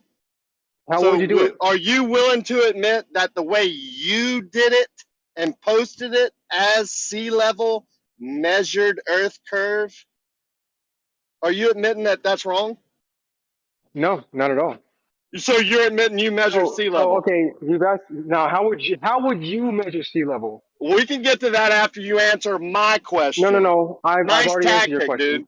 You've been very well How would trained. you? I don't know by How would who, you measure but I know all sea your level? How would you tactics. measure? You don't switch it back onto me. I don't need to I've already measure sea answered your level. I've question. never done it. I never will. I'm How would asking you? you. I'm Because that's asking how I you did it. how If you don't you like did. the way I How did did it, you then do that's it? okay. I'm asking you If how you you don't did like it. the way, if you don't like the way I did it, then that's okay. I don't know how you did it. You won't explain it. You're scared. No, you've seen the picture, the one you keep posting everywhere. How does a That's how I did picture it. tell me how you measured sea I don't level? know. If I'm asking you apparently to you explain your claim, claim. apparently you claim because of the picture that I did it wrong. No, I didn't say you did Oh, it wrong. I said I don't think that's measuring sea level. I want to get okay. B-Ball So and tell me how VC you would do it. and get him to explain how he measured sea level. You're here in VC. I asked you a very simple question. How is that measuring sea level, B-Ball? How do you? Okay. Walk us through it. I had my son go down to the water. I put the measuring rod right about where the water level is, right in the sand. It's not a tide pool. That part opens up to the ocean, right? That's how I measured it. So you put your measuring rod. You put your you put your measuring rod where the water met right the where, sand in this pool. right where the water meets the sand. Yep. It's not a tide pool. Again, not a tide pool. Not a tide pool. Hang on. No. Let's hang on. Maybe we're talking about a different picture. Hang on. Don't worry. You don't have to post it. So okay. So you're gonna claim that it's a tide pool then? Because I was there. You weren't there, right? I'm gonna post it and let people ask you questions about it, and I have some further questions if you don't mind. Are you ever gonna answer any of my questions though? Because this has to go both ways, right? Well, yeah, we can do that. Hang on one second. Let's get through this first, if you don't mind. So my first question is how what would part you of measure sea if level? we can get through this first? No, so we're not gonna. No, we're not gonna do this. We're not gonna So do you this. don't want to do it? Are You're you not gonna proud answer? of what you did? Are you gonna answer at least? You're not proud of how you measured. measured sea level? I absolutely maybe am. people see. I want to learn. I want to know how I can go down to the sea and take a measuring rod, stick it by the water, and measure sea level. I still don't. Let me ask anybody if anybody else who's listening, if you wanted to measure sea level, right? If you were up on a hill on the beach, how would you measure your elevation? Because that's actually what I was doing. I was measuring my elevation from sea level. Right, which you would have to know what sea level was. So how would you do that? Would you take your measuring rod and put it as close to sea level as possible, and then look through your auto level and see how high I am above the water? What's that? Is that seaweed back there behind him, or is that coral? No, it's rock. It's rock. Oh, what's that behind those rocks? Is those big waves? So it's the water. That's the sea. What sea level did you measure, B-Ball? I swear that looks like a So I tidal measured. pool. So I measured my elevation above mean sea level. Now is it an act? Is it exact? Now is it exact? Probably not exact, but I wanted to get a rough estimation how high above the water I was. Yeah, above that water in the tidal pool. It's not a tide pool. Again, you weren't there. It's not a tide. It's not a tide pool. Does it cover that coral? It's not a. No, it doesn't. The other picture you showed did. No, it doesn't. So So that coral is exposed whether it's low tide or high All the tide. time. Yes, it is. So that has nothing to do with sea level then. That's how much water's gotten trapped behind the coral on the opposite No, it's side not. of the coral Again. from the See, here's the sea. thing. Here's the thing, right? So since you think you know where my location, and you No, think that that's a tide pool. You think that water where I'm at is trapped from the rest of the ocean. Is that what you think? pretty well trapped. Yeah, right there. No, it's not. No, well, according to me, and according to how many times I've been there, no, it's not. So it's It's flowing in open and to the out right ocean. now, So, like if I was it's to, flowing in so those like a rocks don't wave. go all the way along. Those I rocks get don't you. run all the way up. The rocks don't have Go to ahead. trap it. The Go ahead. sand could, right? So is that water getting higher and lower with all the wave action, or is the water trapped, B-ball, like a pond? No, it's not trapped. No, it's Is not the trapped like a water pond. going out with the waves, No, it's B-ball? not trapped like a pond. It's not trapped like a pond. Is the water If, going out with the if I wave was to take action, a B-ball? if I was to take a picture a little bit to the right, you would see that part opens up to the ocean. So no, Okay, it's not trapped. so the water's going in and out with the wave action then. Yep. Yep. Then You don't take a sound too fucking confident picture, there, brother. buddy. Go I take a can't believe fucking you're Again, doubling down. so now that you've asked all your questions, let me ask you a question. How would you measure your elevation above sea level? Well, let me summarize, all right? I don't think this is sea level. I think what you're doing is measuring your elevation above that water. It's like Yes, taking exactly. a reading. That's exactly Yeah, what I it's did. not That's mean exactly sea what I did. level, B-ball. Well, You've called it sea level it's an and mean sea estimation. level. It's an estimation how high above the water I was. Yeah, I give you that. It's definitely Okay, a so measurement what's your above the contention with water. it? Yeah, it's like So what's measuring your how high contention? you are above a swimming pool or a pond. Okay, so what's your contention with it? Well, you called it sea level, brother, and invoked that 11-inch earth curve based on that water level, didn't you? Or am I wrong? My elevation above sea level was 11 feet, roughly. Water level. It's not sea level. That's not mean sea level, B-ball. For goodness sakes. So what man. is mean sea level? An average, right? Is mean sea level an average?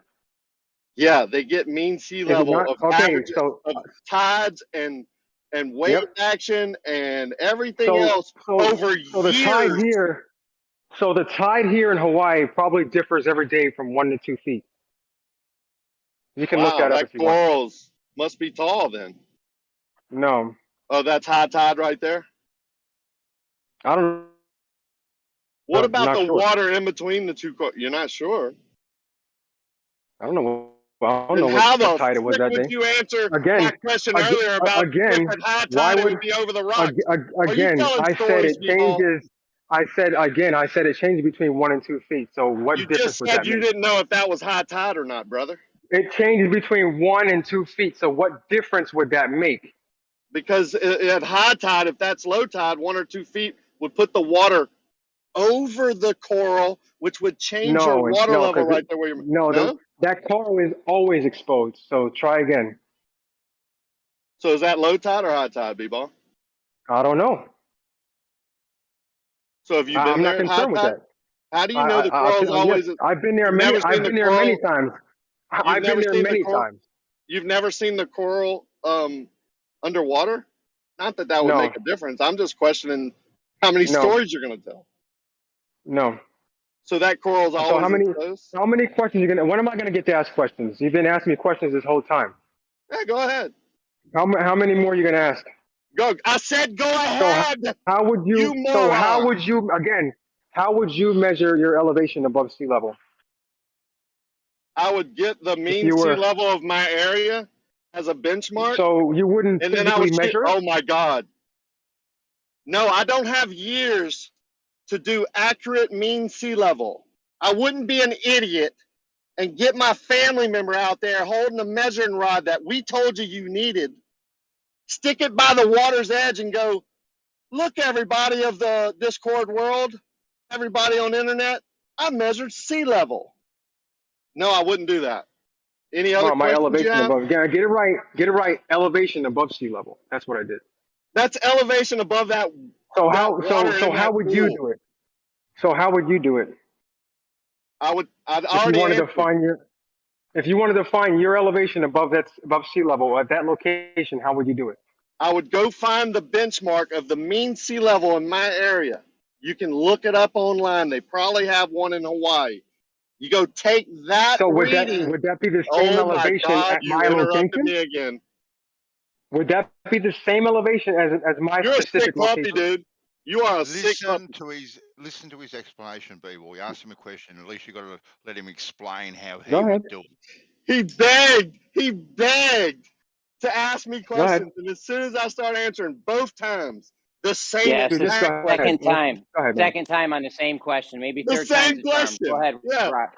Go ahead, Rocky. A third time's a charm. All right, brother. Even if I was in Hawaii, I'm almost assured that there is a mean sea level benchmark on each island. I would be willing to bet. If not, it's on the main island. And that is where you would take your reference point of what mean sea level is in your area. They do it over years to make it accurate. That's how I would do it. Anything else is just measuring your elevation above the water at that current time. And saying you live there and you go there all the time and you know all this information and don't know whether that's high or low tide, wow, bro. I think that's a story. I mean, surely if you've been there more than twice, you would know whether it's high or low tide, judged on where the water is.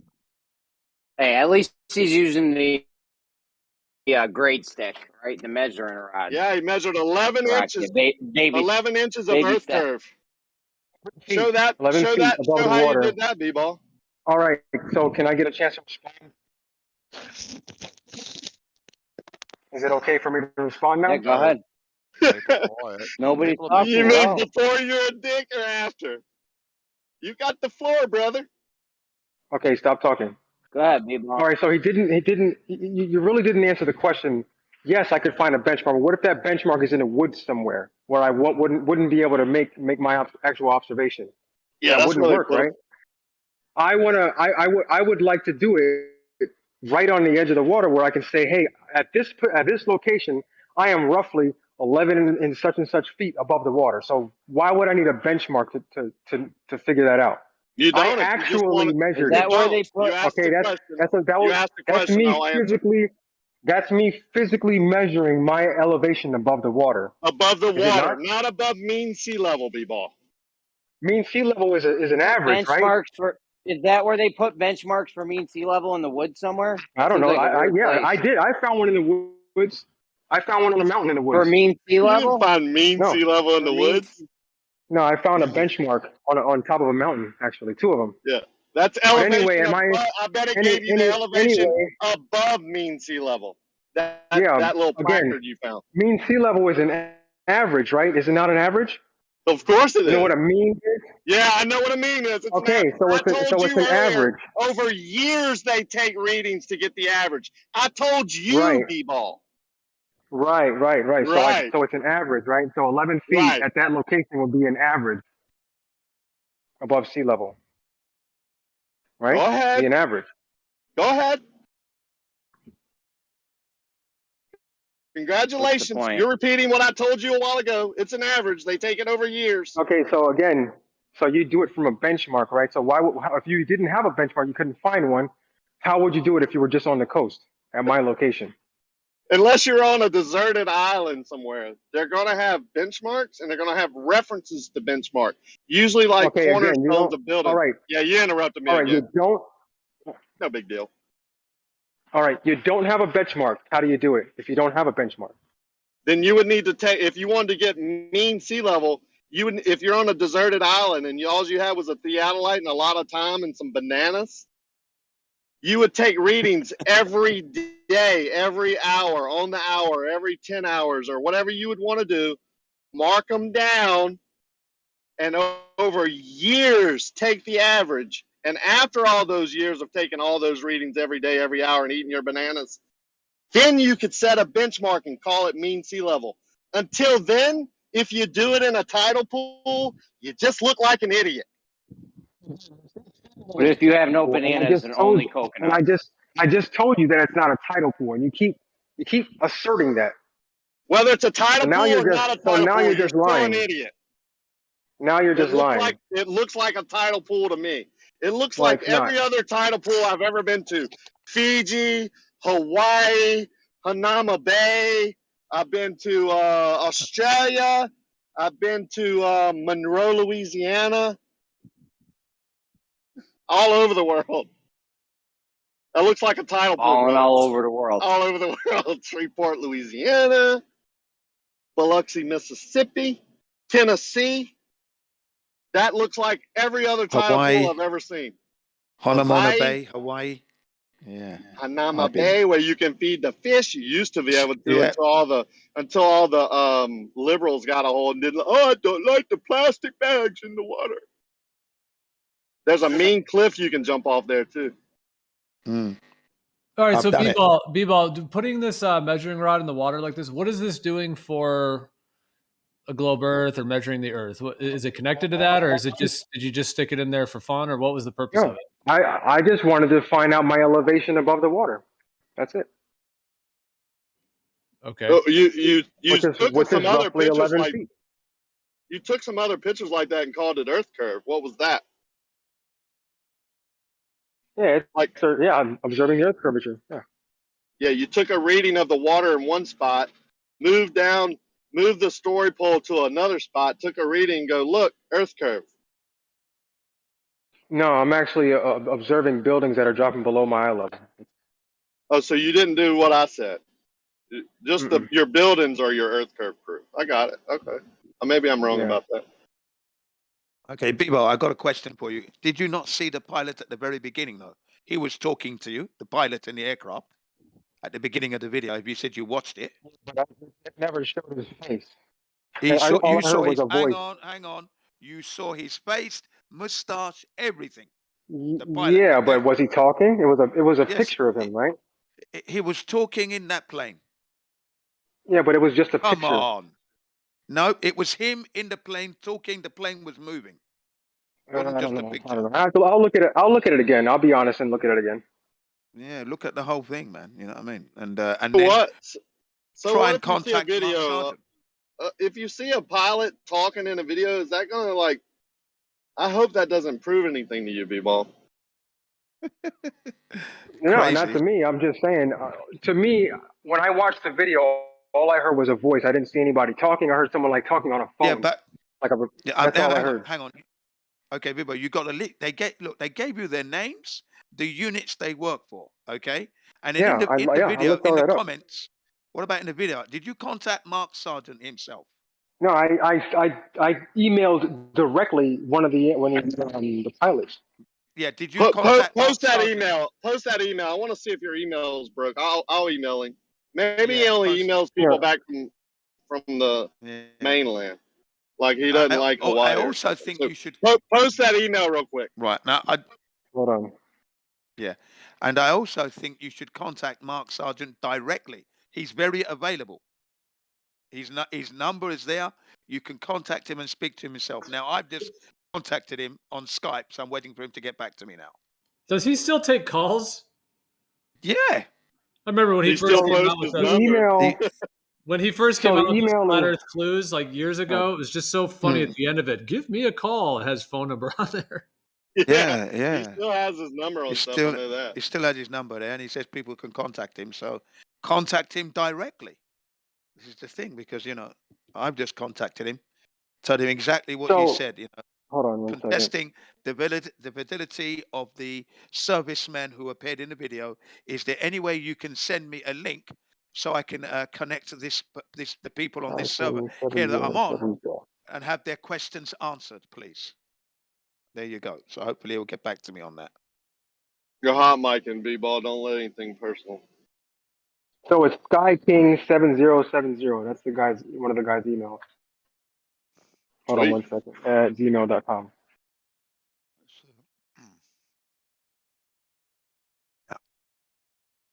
Is it a valid email? Like, did it go through? Yeah. So what about the information therein? They don't encounter Coriolis. They don't take into the Earth's curvature when they're flying or using their radars or firing their missiles. The submariners don't encounter curvature at all. Like I said, when I they- don't. Like I said before, I can't verify who's actually speaking. It could be anybody just Okay, trying to. but you're You know what you're I'm still not saying? addressing what I said. The information that they pushed The out. information I've heard, Jin, I've heard all that information before. Okay. Like, yeah, I've heard all that before. Okay, so if they then tell you that we are who we say we are, here's my face, here's this, what are you going to do next? They're the Then, professionals now. well, I don't know. Yeah. Then maybe what he's saying is true. But until then, I kind of have to be a little bit skeptical about it. That's all. Okay, so but and if he's saying it's true, what does that put you in your position now? I don't know. I See? guess the Earth is flat then, right? Okay. Earth just has to be flat. Earth is not flat, B-ball. But that Well, water, I mean, we have to. in that Well, we have to tidal have a flat level plane. We have to have a Level flat plane. baseline, right? We have to the have Yeah, the water Earth in that isn't flat, tidal but we pool have you to. got your Sorry. story pool in, it's flat. You can put it at the top of water in the pond or in that tidal pool that you're in, and it's going to measure the same if you do it accurately. Yeah. Well, actually, I went to that same location recently and did the same thing. Was the water higher or lower? No, it was just pretty much the same. Because, like I said, it doesn't change. It only changed from probably 1 to 2 feet every day, all the time for years. Okay, wait. Now you're saying the water changes where you took that measurement 1 to 2 feet, and you just happen to go Yes. back on this same day that it was exactly the same. No, So it's it about does. a year. About So a year that- later, a year and about a month later. So that pool of water does rise and lower a foot or two with the tide, Yes. which would be pretty much the exact definition of a tidal pool. But it's not that. Do you think that part is not open to the ocean? If it's not flowing out, it ain't. It is flowing out. So that water, when you're measuring it right there, is flowing? No, it's stationary. Like Then there's it's always water not right there. connected to There's the always ocean, B-ball. yes, it At is. that time, it's Okay. not. When Do maybe I when have the to go there tide and gets take a higher. picture? Yeah, when Do the I have to go tide's there and take a higher, picture just for you? I wish you would.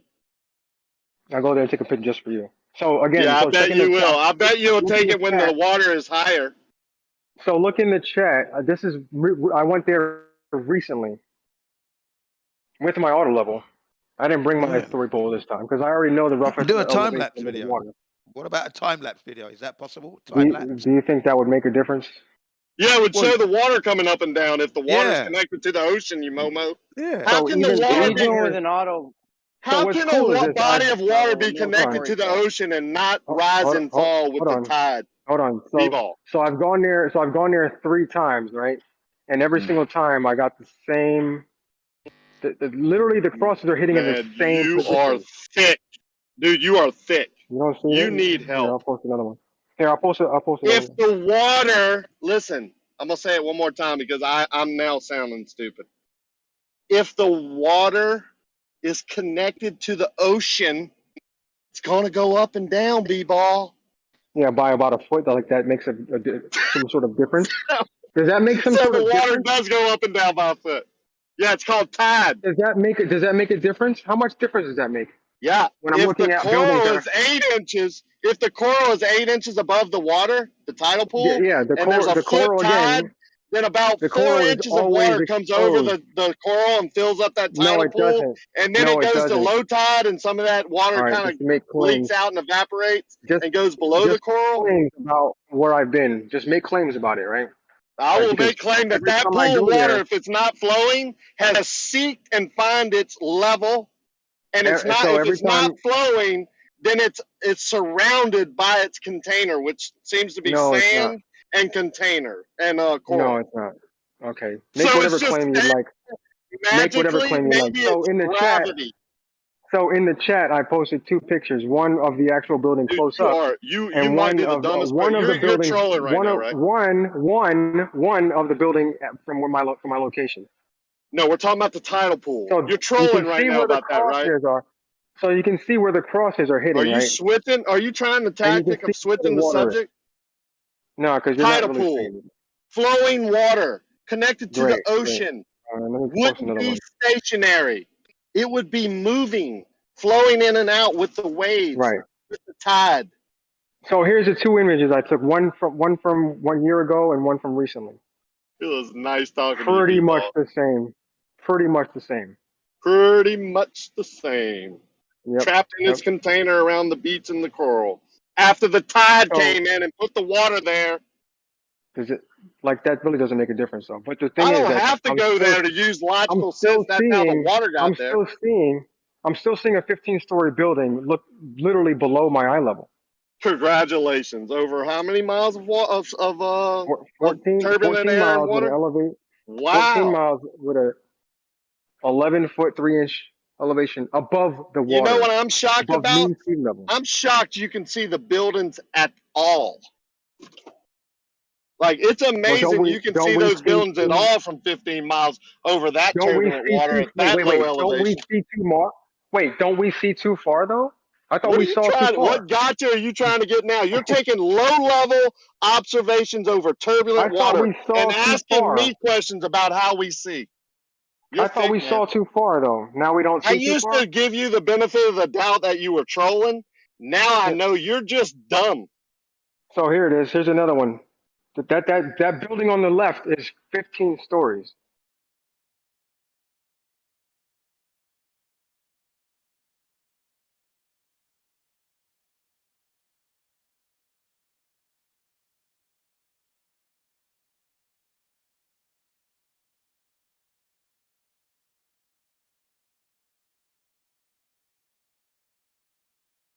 Is this Honolulu or Waikiki? That's looking towards Waikiki. Yeah, Waikiki. Yeah, as I thought. Yeah, nice. God. Yeah, you definitely live in a beautiful place. That's for sure. Yes, I've been there five times. Very nice.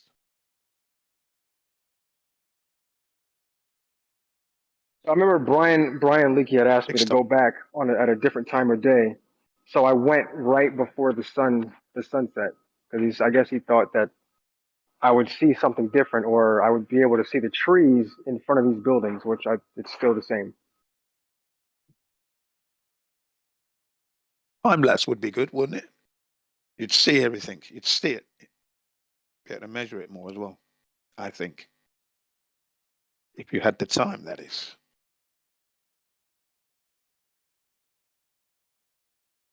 One weekend. Yeah, I mean, I've gone several times, and I always get the same result. So, I mean,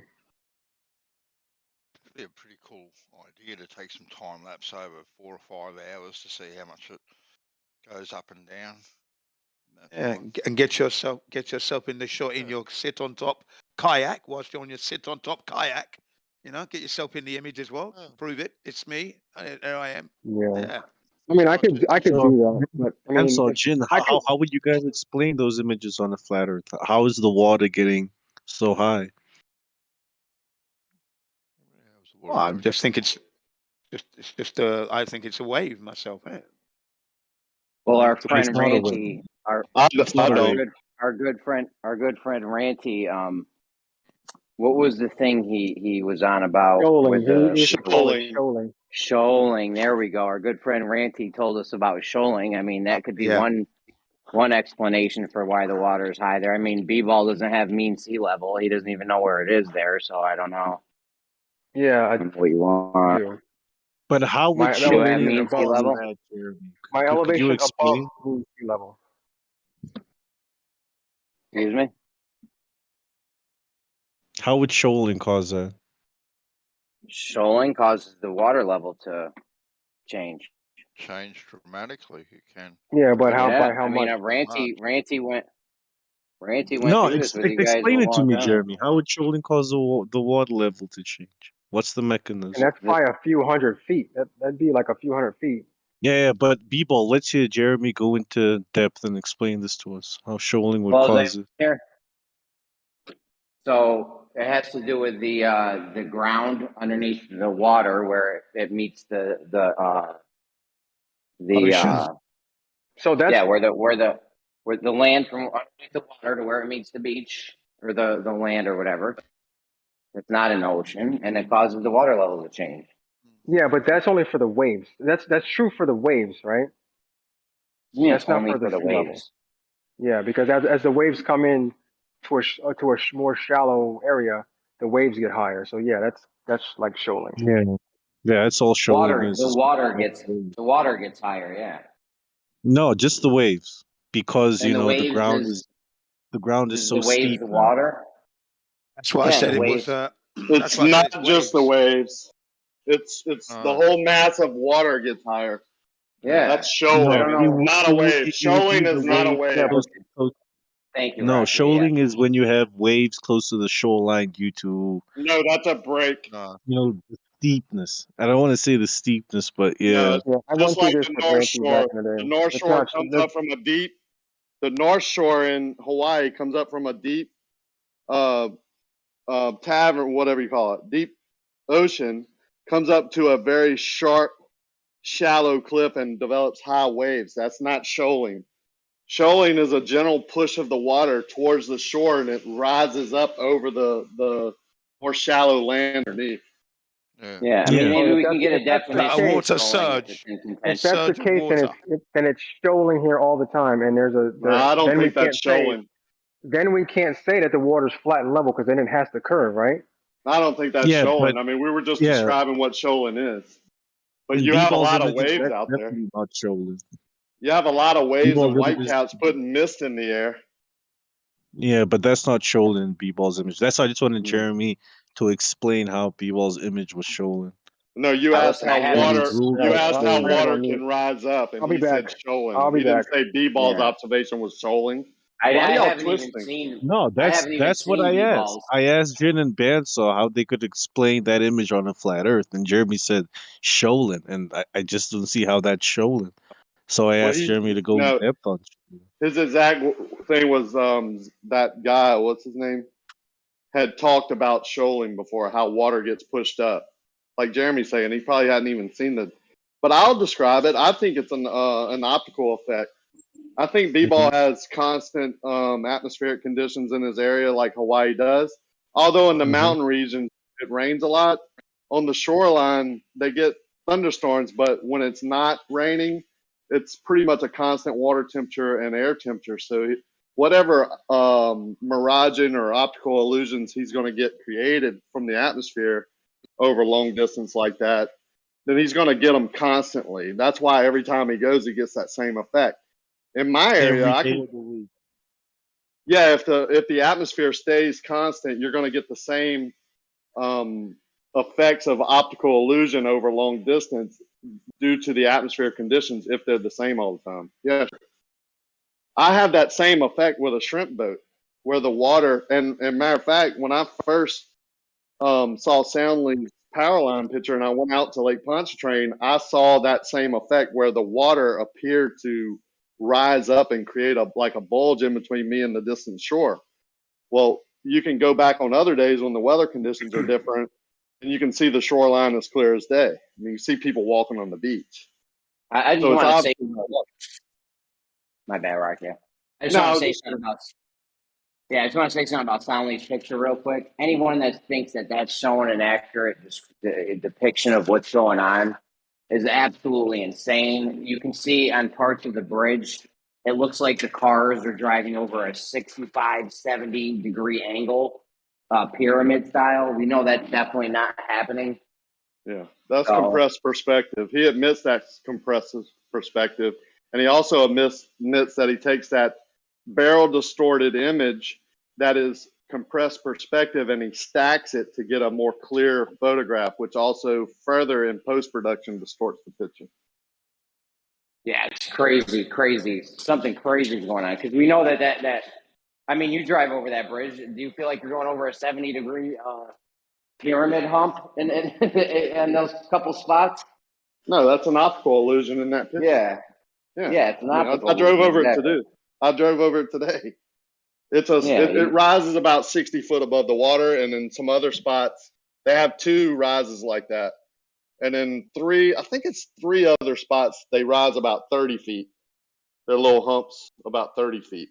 I have videos on it that shows it from the same height as Soundly from the Marriott, just not from in open air instead of behind 2 panes of glass, and not at sunset and not at that Soundly angle, which is what I call it, where the optical illusion takes place. You get a little bit further down, not even a quarter of a mile, you change your angle a little bit, and all that goes away. Yeah. You get a more true image of what's going on. I'll post the video.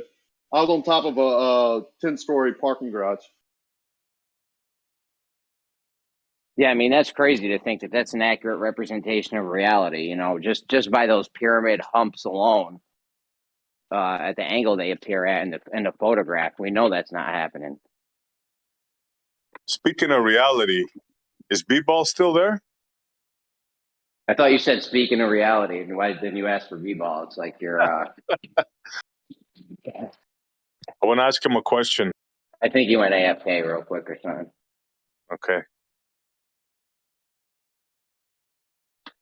B-Ball seems okay. He seems like a family man. He's in the military. That's cool. He's supporting his family. I respect that. But the things that he's posting and saying, man, I mean, why his buddies on his, you know, his side don't set him a little bit straight? I don't know. Listen, I mean, at least you taught him how to use the story poll. I think that's important, and we got to take baby steps. Not use it, get one to begin with. Yeah, he didn't even know he needed one. We told him he had to go back to the store and get it. Baby steps, guys. Baby steps. He's got one now, and he's used it. He has it in his hand at some point. So I mean, I don't know if he knows how to use it or not, but yeah, at least he's got one, and he's attempting to use it. Yeah, and that's what I was gonna say. At least he's out there doing stuff. He has a drone. Yeah. He has his. He went and invested in a theater. I respect that part, but posting these low-level observations over long distance, over turbulent water, and then going, "Ha, you know, that's borderline moronic. Hey, if he comes back, guys, do me a favor, because I got to go for a drive. I won't be able to ask him. Ask him, you know that picture he has where there's like 12 floors blocked in the hotel? Oh, God. We all know that picture, yes. Yeah. Ask him if now we're looking that way right now. If he's at the hotel at the bottom there, let's say he's at the base floor, he just walks in the lobby and he comes out of the door and he looks at that. Does he see a wall of water in front of him? Yeah, hell yeah, man. Water walls. It could be showing. Ask him that question, yeah. I don't understand with all the optical illusion caused by the atmospheric conditions being shown. You know, the ether band stuff, no matter if you don't like the name or not, will show you how the sky is mirrored down onto the water and how the water is mirrored up into the sky. I mean, if you just Google mirage, you'll see boats floating in what appears to be in the air, which you know they're not. They're floating on water. And then the opposite of that would be the boat still floating on the water, but water appearing to be over the boat. I mean, it's just optical illusions created by the atmospheric conditions. Look up definition of mirage.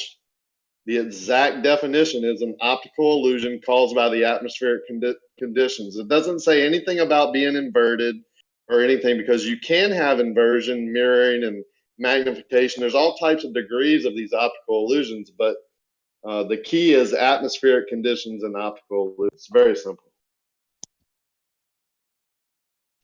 Yeah, that's why that whole optical thing I'm not too crazy about. There is one method that Bev showed to me with where you set up your auto level or whatever, and then you go, you know, you make 2 points or 3 points or something in front of you, and then you go forward and then you line up. I think it was called double rotting. Maybe that seems like the best optical way to do it, if there was any optical way, because if there is some kind of atmospheric effect or magnification or something, I feel like that method would eliminate the exponential factor of the 8 inches per mile squared. Yeah, there's double riding, back to front, leapfrog, and there's all types of ways you can set up benchmarks and make sure your tools are accurate and things like that. You can create a horizontal line within the parameters of the tool that you have, and then extend that horizontal line using methods that are easy to do. And it has nothing to do with what's under that horizontal line. So if there's an earth curve underneath it, that's what you're going to measure with that horizontal line. So why would you say that you can't create that horizontal line? I don't get it. I posted a picture of the shrimp boat. I took the picture. I know the guy that's driving the shrimp boat. I'm actually talking to him. We're buddies. He owns several of the same size shrimp boats. You see them in my videos. They're the same, one's blue, one's red in that occasion. But this water is not over that boat. That boat is actually about 3 miles away. It's less than 4 miles for sure, because there's an oil rig. There's an oil rig past it that's less than 4 miles. You can't even see the oil rig on this day because the sky is being, like a canvas right there. That's the mirage line. And that's what's creating this image. It's not earth curve. It's the same thing like B-Ball's buildings. When you get these conditions, that water for some reason appears to rise up, and things in the distance appear to be below it, and they're not. It's just an illusion. Yeah, sometimes it looks insane, dude. Sometimes it looks like, even on the pictures some of the Globers show where stuff's hidden behind the supposed curve, it looks like there is a wall of water in front of you. Like it's like going up at a crazy rate. And they're like, look, earth curve, the boat's blocked. Well, what's with the wall of water that's in front of the boat? But it's not a wall of water, though. It looks like a wall. It looks like it's going up at a very steep angle. Well, it You're looks right. like that, but you You're can't right. prove that, though. Otherwise, you're just saying it's an observation. You'd have to. Yeah, it's not I'm a just wall of telling you water. what it looks. It's I'm just telling an you what it optical looks like. illusion. Well, Yeah, I'm just saying what it looks like. It looks like a wall of water. well, that doesn't. No, it's not a wall of water. We know. Well, It's not a wall of water. Well, that doesn't take away from like the globe side, though. I feel like you're saying that as if like it somehow like debunks like the globe. He said they're narrative. posting it as globe proof. Maybe you missed that part. All right. Well, then Yeah, they're something like, wrong look, with the that. boat's hidden. The boat's hidden, and there's a wall of water, like steep. Okay. Nothing wrong with that. Well, if we know the water is not actually making a wall of water, then you definitely wouldn't say that's earth curve, right? Well, it's not okay. So it's not a wall, though. Okay, we know. Oh. Yeah, no, I know that's fine. Yeah, but My I don't God. get. Okay, so you're pretty much saying that. Okay, so your argument. You just want to argue, dude. You just want to debate, right? No, because I'm trying to figure out what his point is. So basically, what he's saying Then is maybe stop and listen. Well, I am listening, but I'm trying to figure it out, though. All right, that's why we debate to figure shit out. All right, Figure it out. I'm gonna help you figure it out. The Okay, Globers are showing pictures. Hold on, Mhm. I'm gonna help you figure it out. The Globers are showing pictures saying, look, there's boats or whatever's missing, buildings, whatever. And then there's a wall of water in the picture and saying, look how many feet of the building and or boat, whatever is missing. Yeah. And there's a wall of water there. So yeah. So what? So why are you bringing up the wall of water? Like, what is it? Are you saying that like takes away from our, like, what I'm saying? Like, what relevance does the wall of water have? Supposedly. Well, we know there's not a wall of water there, right? Okay. Look, man, it's like an illusion. mean, Right? okay. It would be like if you went to go and see like a magician, and then a Glober was asserting that the magic trick was real, and we're saying, no, man, there's just a curtain there. It's fine. It's just a curtain. He didn't really chop the woman in half. And then they keep on going, oh, but I saw it. The woman was chopped in half, right? Okay, that's fine. Yeah, so the point he's trying to make is that just because it looks like that doesn't mean that that's actually happening. And to use that as a basis for a secondary argument is silly. Well, here's the reason why I'm saying this, right? So, like, not even on the globe side are we saying that's a wall of water. So that's why I feel like the wall of water thing is irrelevant. Like he's saying, it looks like it. I know. Nobody's saying it's an actual wall of water. I understand that. Yeah, so I feel like it's We irrelevant. know. I get what you're getting at, but also I kind of don't. Like it seems irrelevant. Okay, if you show me something saying, look, earth curve, the boat's missing 10 feet or whatever, and you're like, well, what about the wall of water? And you're like, that's not a wall of water. Yeah, but no But one's that's saying the it's a wall thing. of water. So why are you bringing it up? Like, not even Globers are saying it's a wall of water. Well, wait. Can I handle this real quick? Can I do Go something ahead, here? Rocky. I'm sorry. What? I forget your name. Forgive me. I know it's Arma. It's my old man.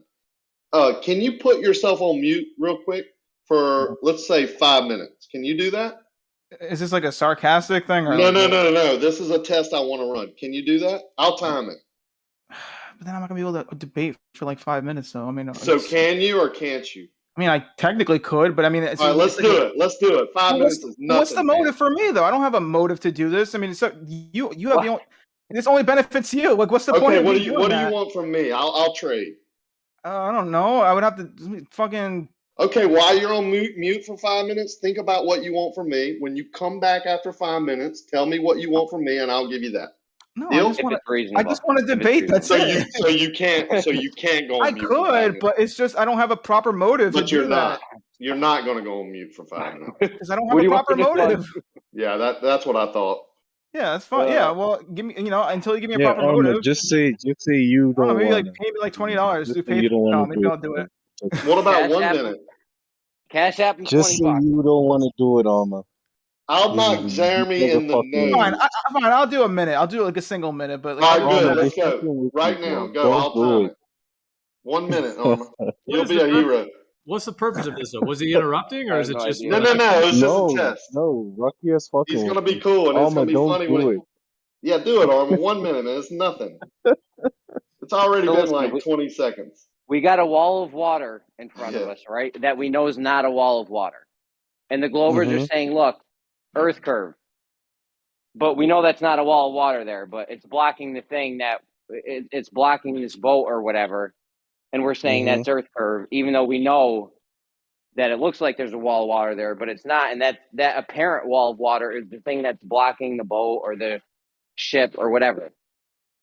So what is that apparent wall of water then, if it's not Earth curve? It's an illusion?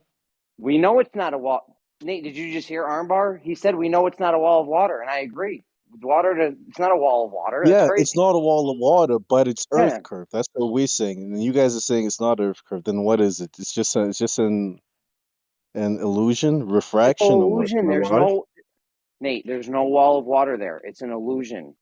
Yeah, there's no wall of water, but all that water we see that's blocking what we're trying to see behind it, we say it's Earth curve, and you're You're saying talking it's about the an illusional.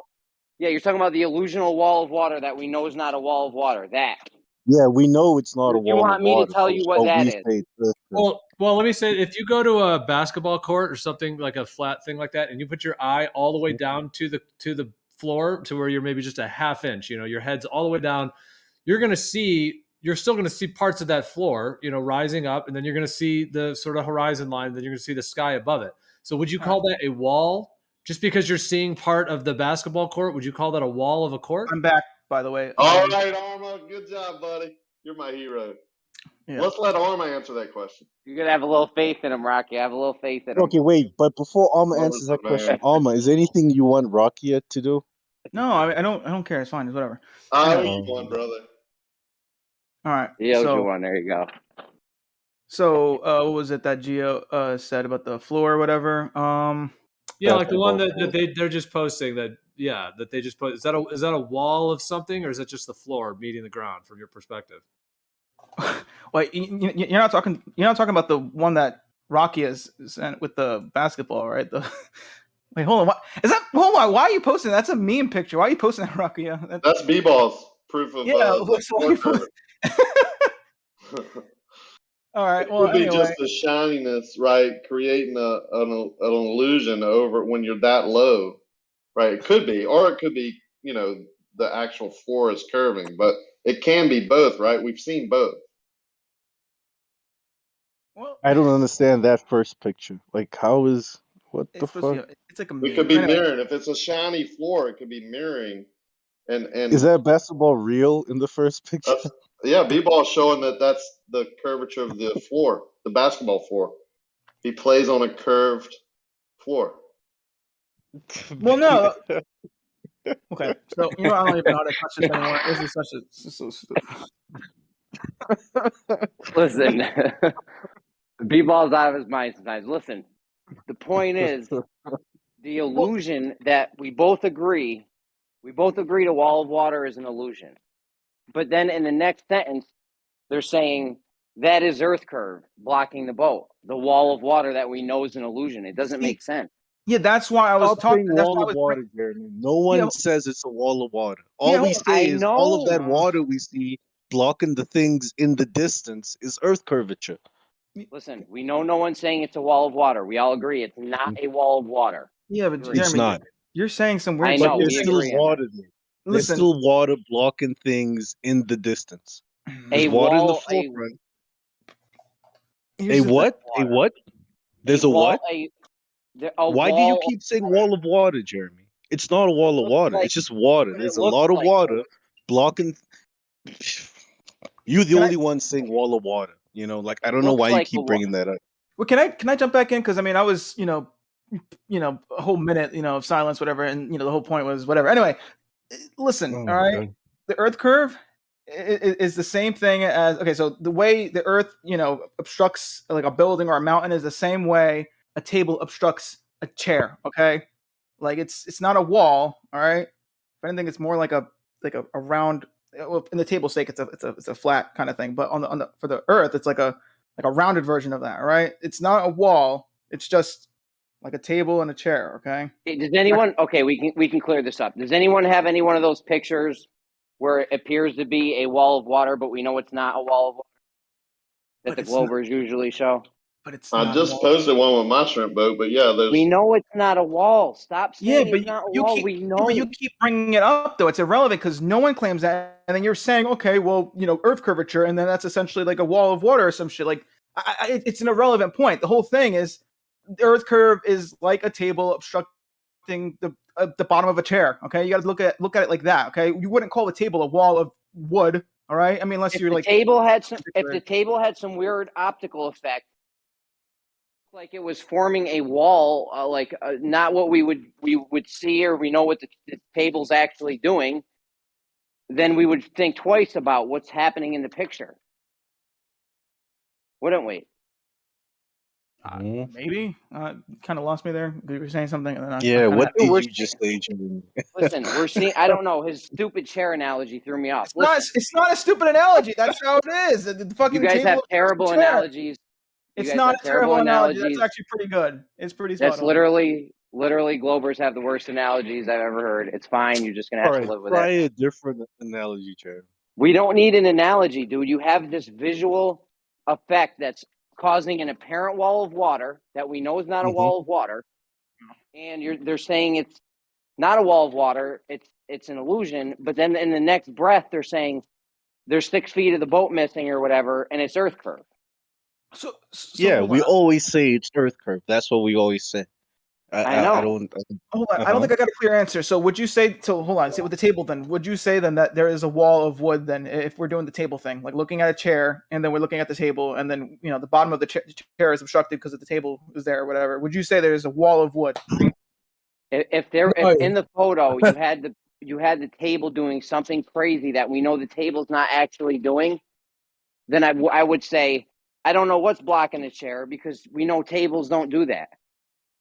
But what do you mean? If I'm on the surface of the table, all right, I'm not going to see all of the chair. The bottom of the chair is going to be obstructed because I'm on top of the table, and the bottom of the chair is below that. Maybe I can give this a go. Okay. Go ahead, Crypto. I don't even know. Go ahead. So maybe instead of using the word wall, maybe using the word like ramp. So if you see that very latest picture that was posted by Rakia, right? What the water, that the water is level at every point there, right? So, but it doesn't appear like optically to be level. So what Jeremy's saying is that you can't use the appearance and then speak both sides of your mouth at once, right? So just because it appears to be ramping up doesn't mean that it physically is. And you can't then say that because it's optically ramping up that it therefore can sometimes be physically ramping up, but only if you need it to. Okay. But does that make more sense? But I mean, like I get. Yes or no? Does that make more sense? Well, actually, kind of say the last part again because I got the point ish, but at the same time, like my brain kind of just threw it away because I kind of like. I He's don't know. too Say it busy again. thinking of dumb. He's too busy thinking of dumb analogies. Say it again, Crypto. Global Yeah, stuff. sorry. No, okay. Yeah. So the water appears to ramp up. It appears to form like a ramp. Yeah. Okay. Okay. Is it actually ramping up in physical reality? No.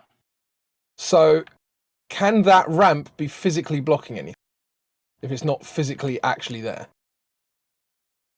Well, that's the thing. It's not like.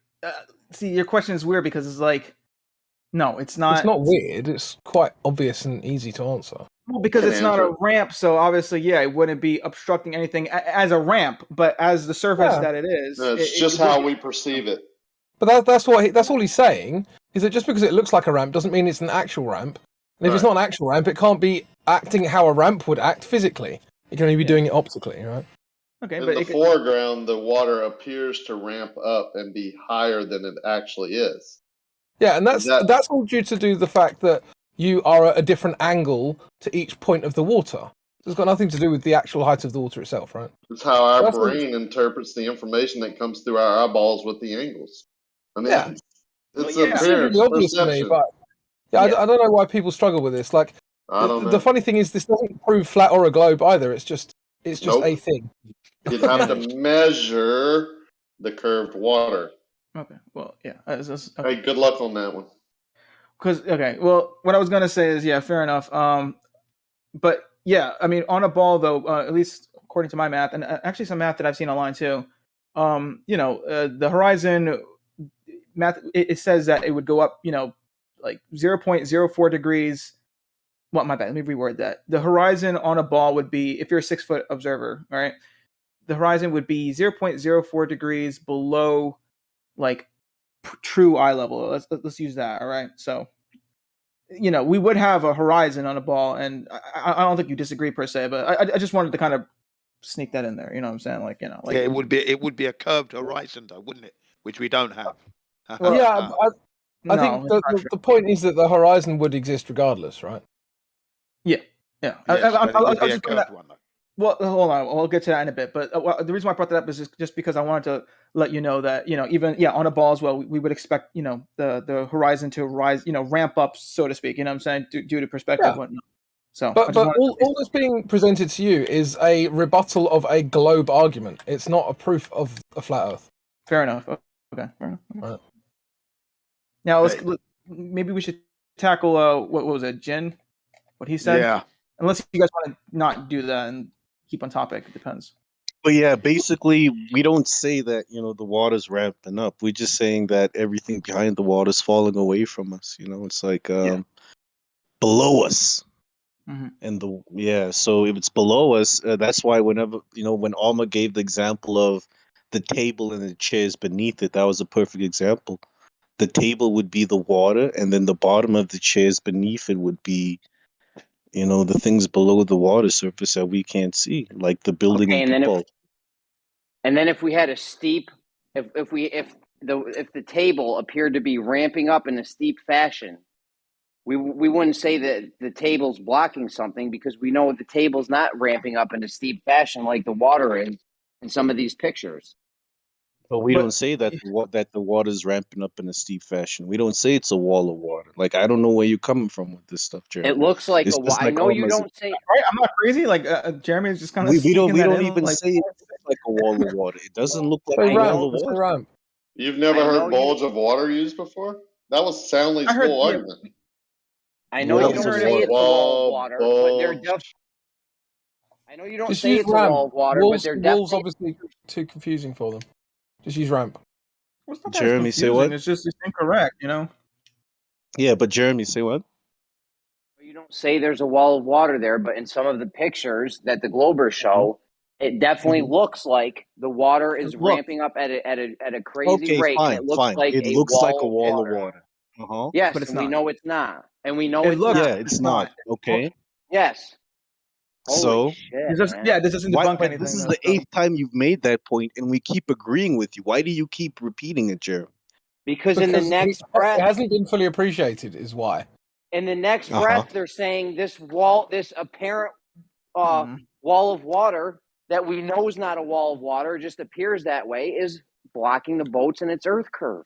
Well, remember Oh what I my said earlier. goodness. Well, hold on. Remember what I said earlier, Jeremy, about on a ball Earth, a 6-foot observer would have the horizon dip 0.04 degrees below true eye level, right?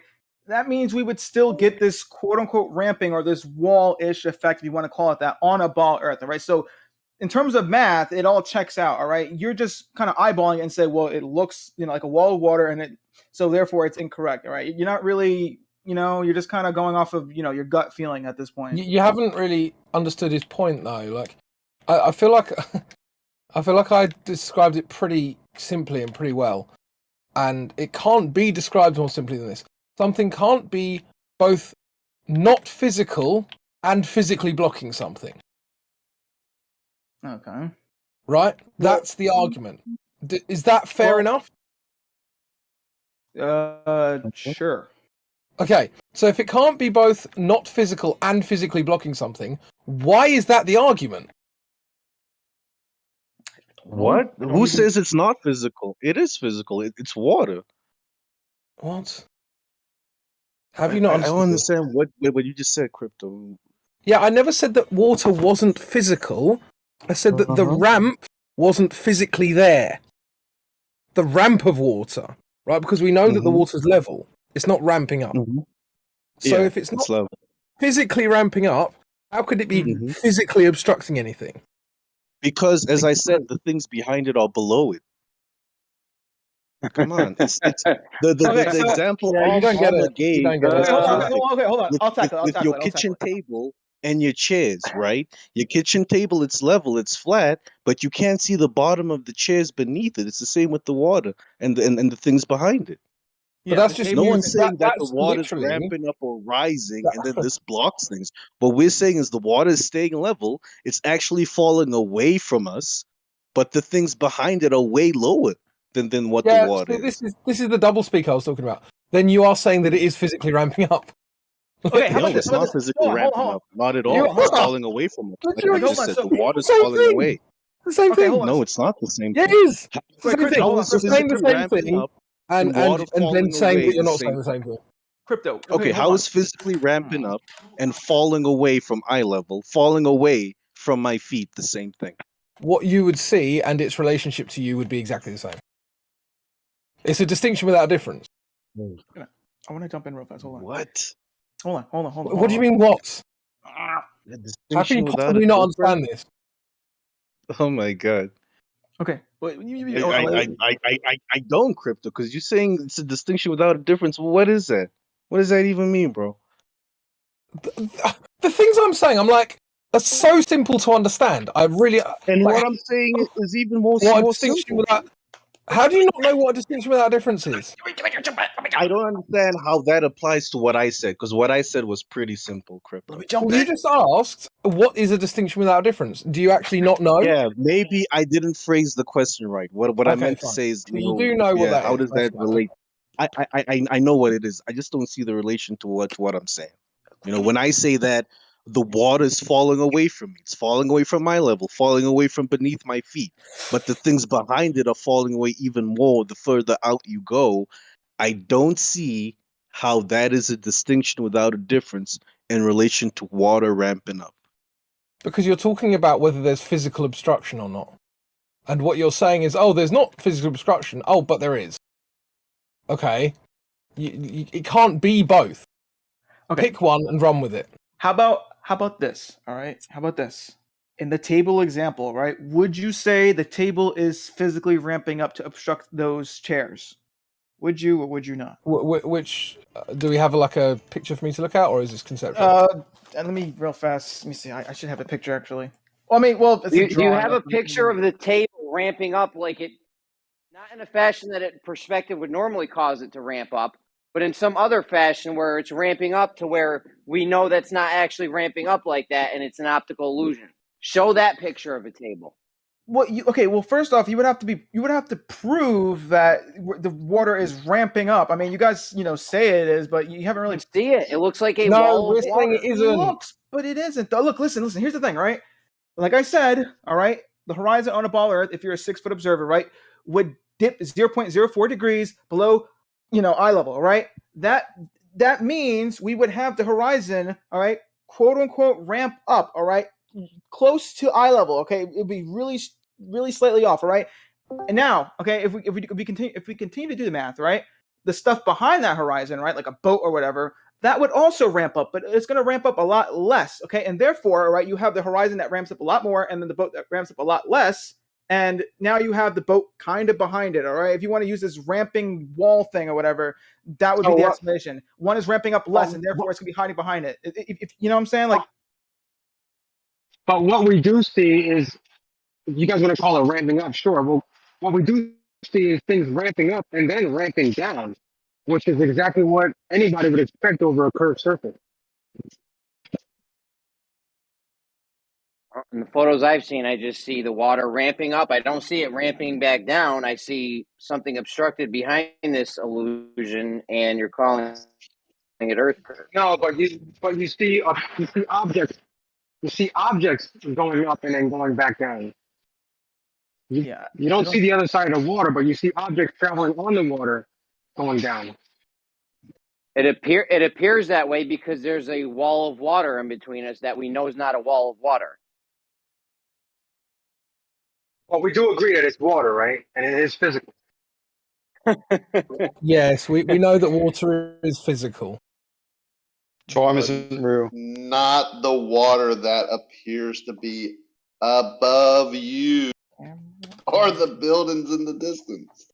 That's an optical thing. Hold on. It can't be higher. It would flow. Yeah, that's fine.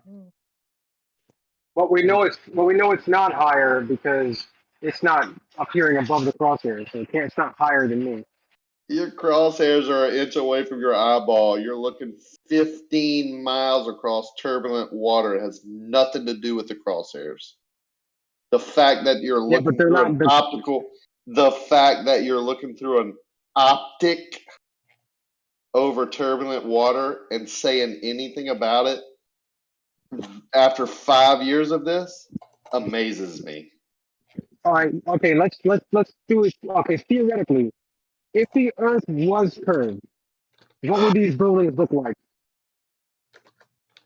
They would be obstructed by water. Thank you. Yeah. So yeah, that's that little. That's literally it. I mean, that should be the end but of the it. discussion is what is true, not phenomena that could be similar on different conceptual models. I mean, not to whatever, but I thought I really thought the argument was whether the ramping was, legit or not. Like if we should see that much ramping or whatever you want to call it, that much, like this wall of water. But like, yes, I do. We would see that. I mean, the math is there. We would see this quote unquote wall of water. I mean, it's not, but we would expect that, and everything that we see in the images, we more or less would expect to see. All right, give or take, a refraction or whatever. But so you would also agree if he's 8 foot above the water and there's a 9 foot wave in front of him, what would happen to the distant objects? Would 1 foot of those objects be obstructed or more at that angle? I don't know, but if the wave is taller, then yeah, you would get some obstruction, though. I know that. I don't know the exact math though, but if it's what if it's exactly 8 foot? Would the bottom of those buildings be obstructed? Let me see, 8 foot. Yeah. 15 miles. You're looking parallel with the surface, and you don't know if obstruction would happen. What are you doing here? What? Hold on. I think it would obstruct roughly 8 feet of the building. Yeah. Okay, so it would obstruct 8 feet of the building if I'm correct. Yeah. You wouldn't know how many feet it would obstruct. It would depend on the conditions. Y'all always think y'all are in a vacuum or something. If it was an 11-foot wave, yes, absolutely. I agree. Okay. If we assume a vacuum for a second, all right, just for the sake of whatever, then yeah, a 8 foot wave, and if you're 8 foot tall, I don't know how, maybe you're standing on a stool or something. It's like a whatever. Then yeah, 8 feet of the building would be obstructed. Well, I'm seeing, just while you think about that, addressing B-ball, I'm seeing pretty big waves with white caps. I mean, you don't think there's an 8-foot wave mixed in there? Yeah, but the waves would have to be literally, I don't know, 70, 80 feet to block that building. No. That's a Because it seems ludicrous like statement. it seems You're like looking it seems like that's 15 miles. if what you say is true, it seems like that would be a perpetual wave, like that's always there and No. not moving, blocking the No. building. Is that what No, you're it'd trying to be say? one wave could be that high and it would appear all the waves would appear that high. When you look out over the distance, it looks smooth.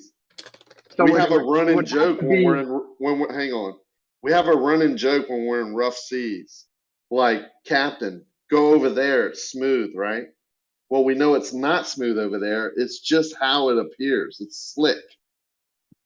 But there's huge waves over there too. You just can't see them. Yeah, but I'm above the water. Yeah, you're 8 feet. But if the waves are 8 feet, they're gonna look. 11. I mean, okay, 11 if feet. they're 11, if they're 6 foot with spray coming off, you're gonna have obstruction. I mean, I don't get what you. I mean, I don't even get it, man. Yeah, but for the majority of the images, you don't see the water coming up above the crosshairs. Dude, just let me. Okay, I'm gonna take back all the things I said about you. Okay, let's start fresh. You need to rethink what you're saying. You sound ridiculous. Okay, so what is the argument? Do I sound ridiculous because of the images I show? Yes. Because of. Okay, well, I mean that's fine. Of course, It's I probably like sound ridiculous to all. I sound ridiculous to all flat earthers, of course. no, I'm not. I'm not even talking about that, B-ball. You are lost, dude. You got a mental issue. No, I have don't. it. You have it so bad towards what you deem as a flat earther that's all you think about. You can't think about anything else. We're talking about You think optics, this is long all I distance. do? No, I didn't say that. I'm talking about what you're saying right now in DC. We're talking about optics over long distance, and you're bringing in how you think about flat earthers. It's stupid. This is common sense stuff. You don't even have to be an expert. All right, so what's the argument? What? When you He look thinks I'm long ridiculous distance, because of my images. no, I think you're If you're ridiculous looking, for using those as earth code proof. But if you're looking even 15 go miles ahead, over Jeremy. the Sorry, ocean, go, Jimmy. Sorry. my bad. If you're looking it's okay, thank you. If you're looking 15 miles over the ocean, and that spray thing you mentioned, Rocky, is that like water that kicks up from the waves or something? Yeah, it's white capping, so the wind is going to blow that mist up into the air. You have a huge layer of water that's in that immediate, layer of viewing. I mean, That sounds like there would be tons of atmospheric turbidity in between you and the thing you're looking at. dude, I'm surprised he can even see the buildings from what I'm seeing. From the conditions Jeremy, that what I'm the seeing, fuck? I'm doubting his observer height. Like, I'm thinking he's more like 20 feet because What's up, Jeremy, Nate? you wouldn't even Jeremy, see the can you building. explain how atmospheric turbidity is going to make water appear higher than it actually is? No, I didn't say that. I said it sounds like there'd be a lot of atmospheric turbidity right above the surface from all this water being kicked up, which means you might not be able to see something that's on the other side, depending on how much atmospheric turbidity there is.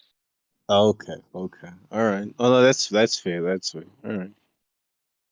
So you agree with Jeremy? Who remembers Misty Hyman? No, I totally There are agree some with days. what Jeremy just said. Yeah. So There you see have the been some mist. days where it was bad. No, go ahead. And I was just saying there are some days where it is pretty misty that you can't see much, but normally it's pretty clear. Like I'll And post I was one just where it's kind of cloudy.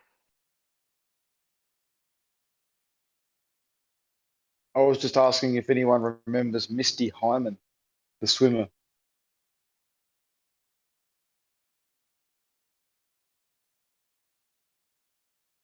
Never No. heard of him. I think that's a no. It's a chick. I guess what I'm saying is the take B-ball's picture again since we're on that. if that I don't even think that water that looks so tall is midway, right? I think it's actually closer.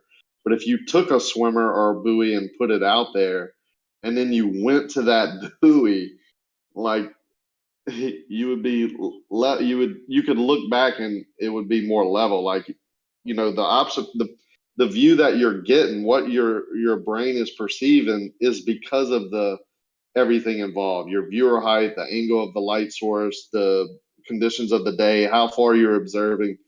Distance over water especially is not your friend when you're viewing with just your eyeballs or with a lens. It's just not.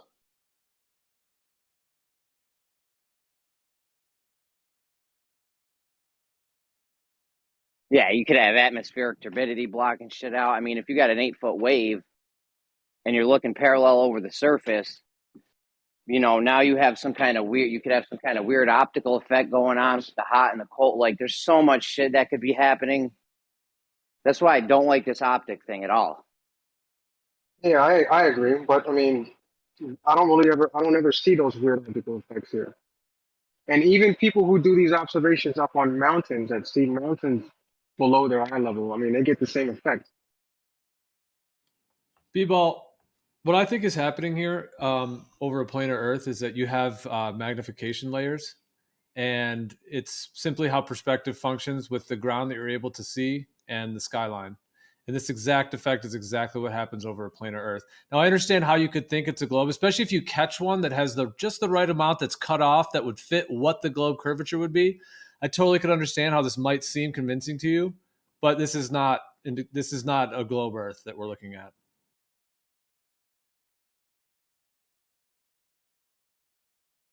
But I do hear that it matches enough. Like, if you find one that seems to obscure what the globe curvature would be, yeah, I can see how you might think it's convincing.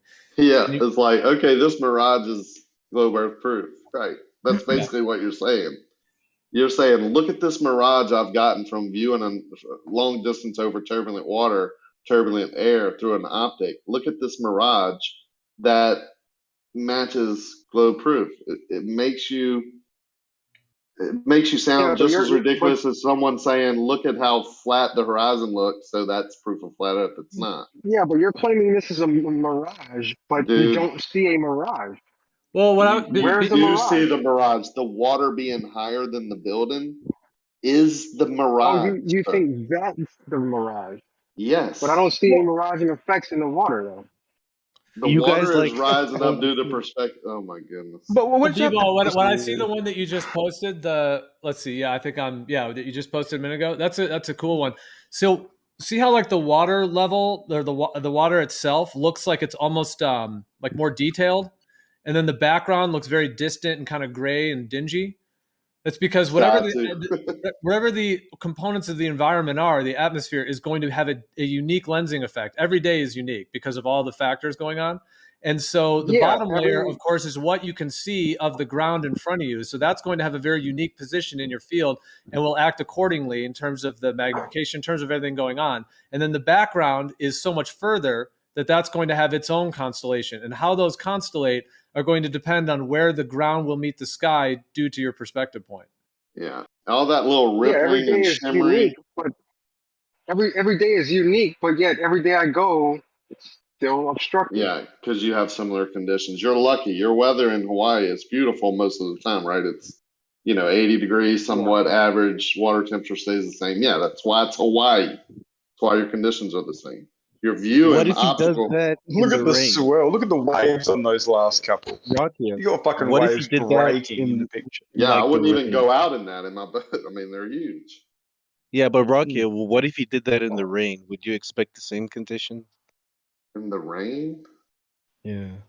Yeah, you have a lot of moisture in the atmosphere. You don't see very far when it's raining. It's kind of what we're talking about. When you get a lot of water vapor or actual water mist in your viewing corridor, then you get distorted images. You get all kind of wacky stuff.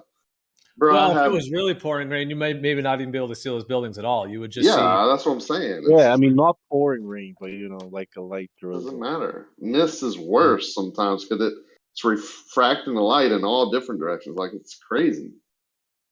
And then when you, and especially in lakes, if you have a lake that's a certain temperature and you get like a cold rain and it dumps really fast, a lot of cold water on the top layer of that lake, and you know that's some of the pictures I show of the Pontchartrain Bridge.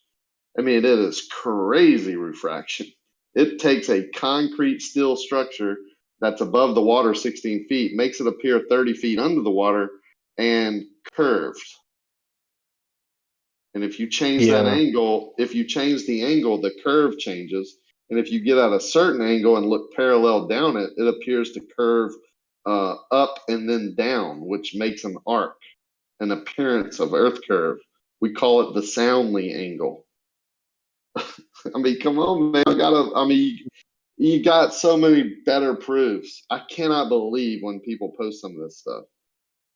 But I'm guessing you guys like the things you guys are saying about these images, which are all refracted and hard to, look at properly and whatnot. You guys say the same things about the black swan, right? Just name, like, in the last, I don't know, 20 times you've heard me here. Have I ever mentioned the black swan? You know who mentions the black swan? That's why I'm asking. Globers do.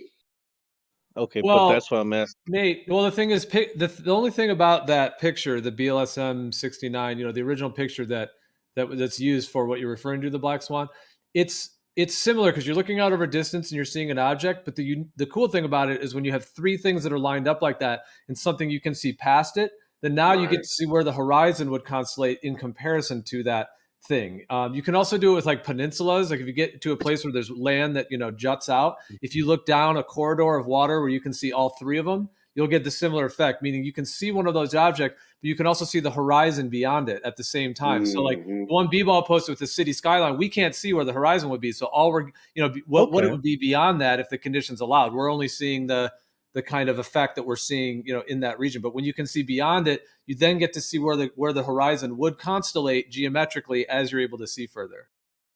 All right, B-ball. Wait, hang on. I just want to say something. B-ball, if you hear, you should maybe take that into consideration what Gio's saying. If you're able to, if you have a boat or something, I don't know. But before you take these images, go out into the water and put something there as a marker. That this Don't is go out in a boat in horizon. those waves. You'll get swamped. Swamp, yeah. I do have, But just I do have an image. B-ball, if you hear. I do. Go ahead. I'm sorry. Yeah. No, I do have You a do picture have an looking in the image like total that? opposite.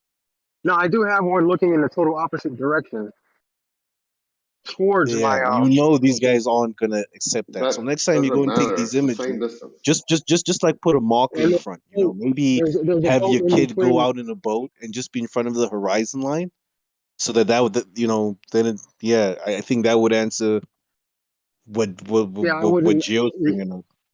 Yeah, and you're going to see the buildings more because they're reflecting a lot more light. They're more blunt. They're white, gray, like a more blunt. That's why you can like see the Marriott and not see the surrounding buildings, because the Marriott is a glass, like really shiny, reflective building, and the buildings like right next to it that are maybe 100 yards or 200 yards further are made of stucco, and you just don't get that reflective value. So you only see the Marriott.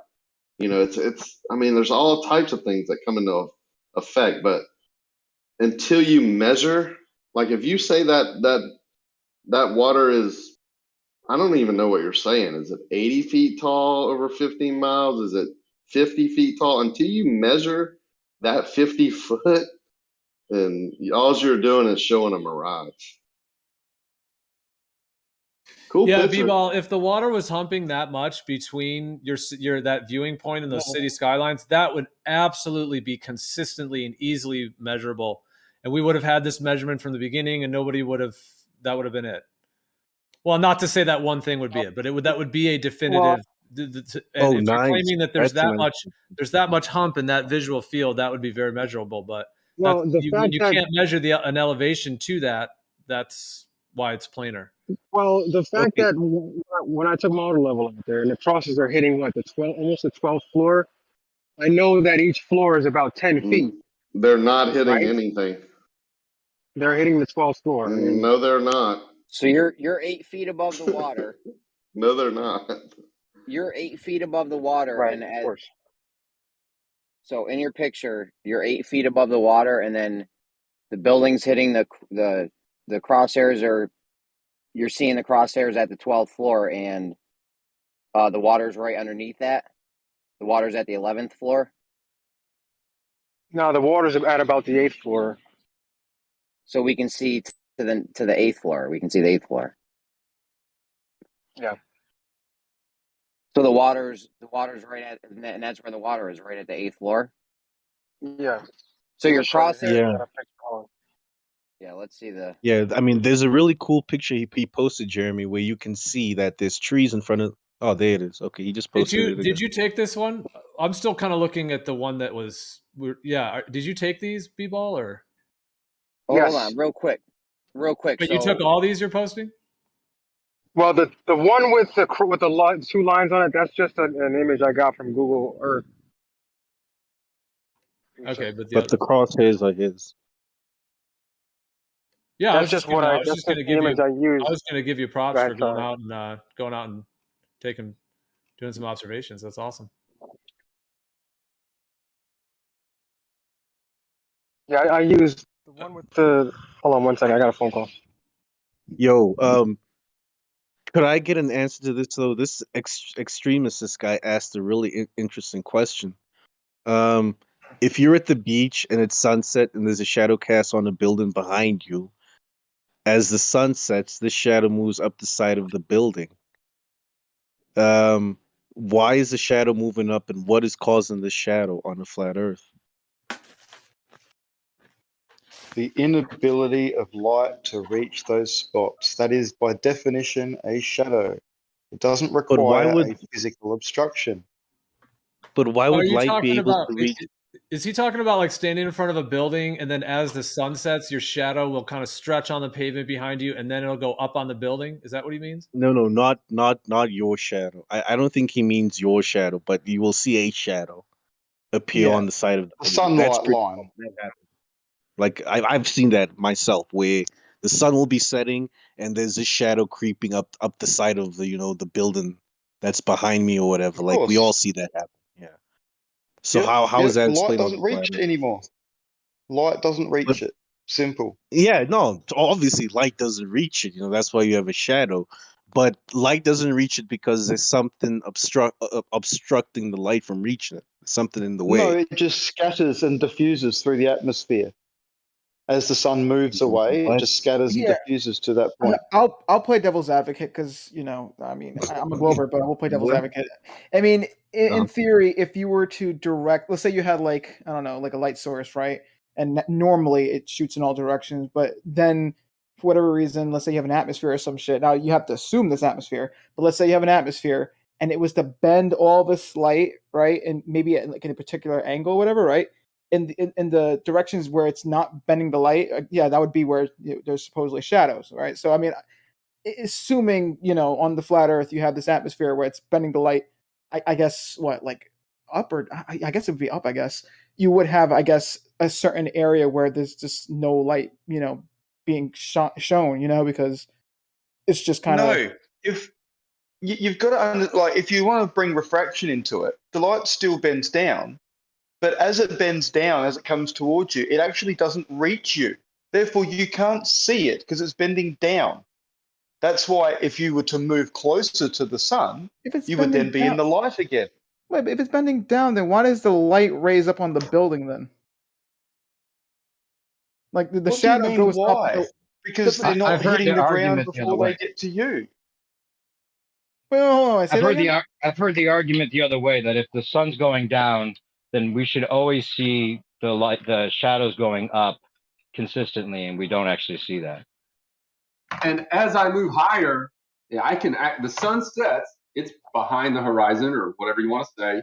I can run up the stairs real fast. I'm going up. I'm not getting any closer. I'm going up, not toward the sun.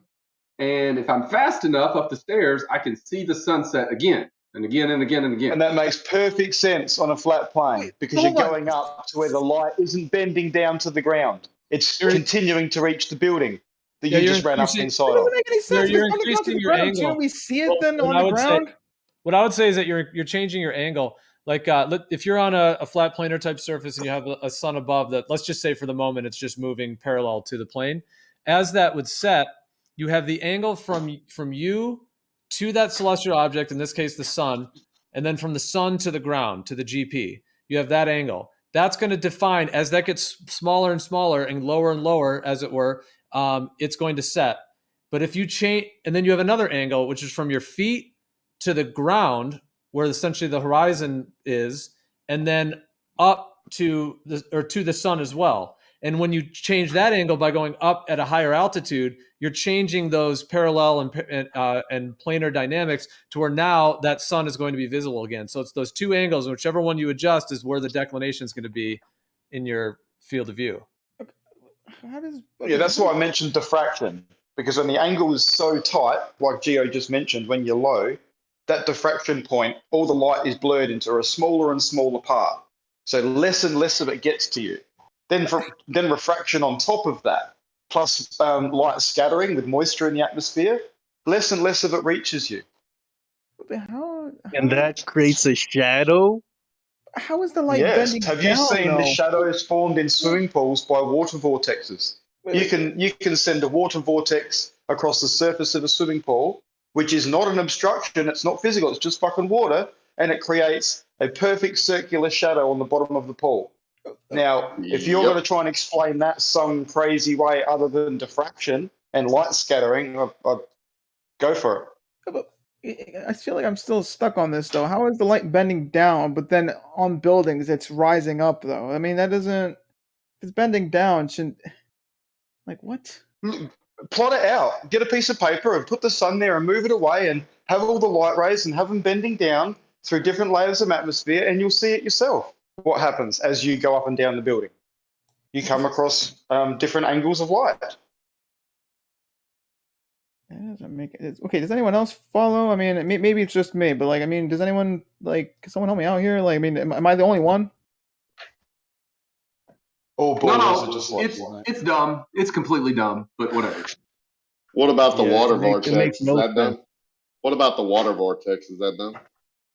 No, that makes perfect sense. But this isn't a water vortex. But But he's using it as saying it's just refract, like Maybe the the Globers can explain. Sorry, Rakia. Maybe the Globers can explain to us what causes a water vortex to create a shadow. Refraction. It's because of the way the water's bent in a specific shape. I'm not sure if it's concave or convex, but this bends the light away from the shadow area. I mean, that's a pretty simple thing to understand, but that is no relation to shadows being caused on the side of a building. Well, during yes, same thing. During the sunset. Just the medium, they don't right? correlate. The medium is causing it then, right? The light traveling through the medium is causing the shadow to do whatever it's doing in the water vortex and in the air and whatever else. Yeah, I mean, if you guys can sort of physically prove the curvature, then you can say it's being obstructed, the light. But, you can't just say it's being obstructed without saying, and here's the proof of some curvature doing it. It's all speculation. Yeah. Shape is measurement. If you're going to tell me something's shaped, then show me where you measured it to tell me that shape. I'm fine with you saying there's a water curving from where I'm standing on one shore to where the buildings are 15 miles away. That's fine. So just measure it.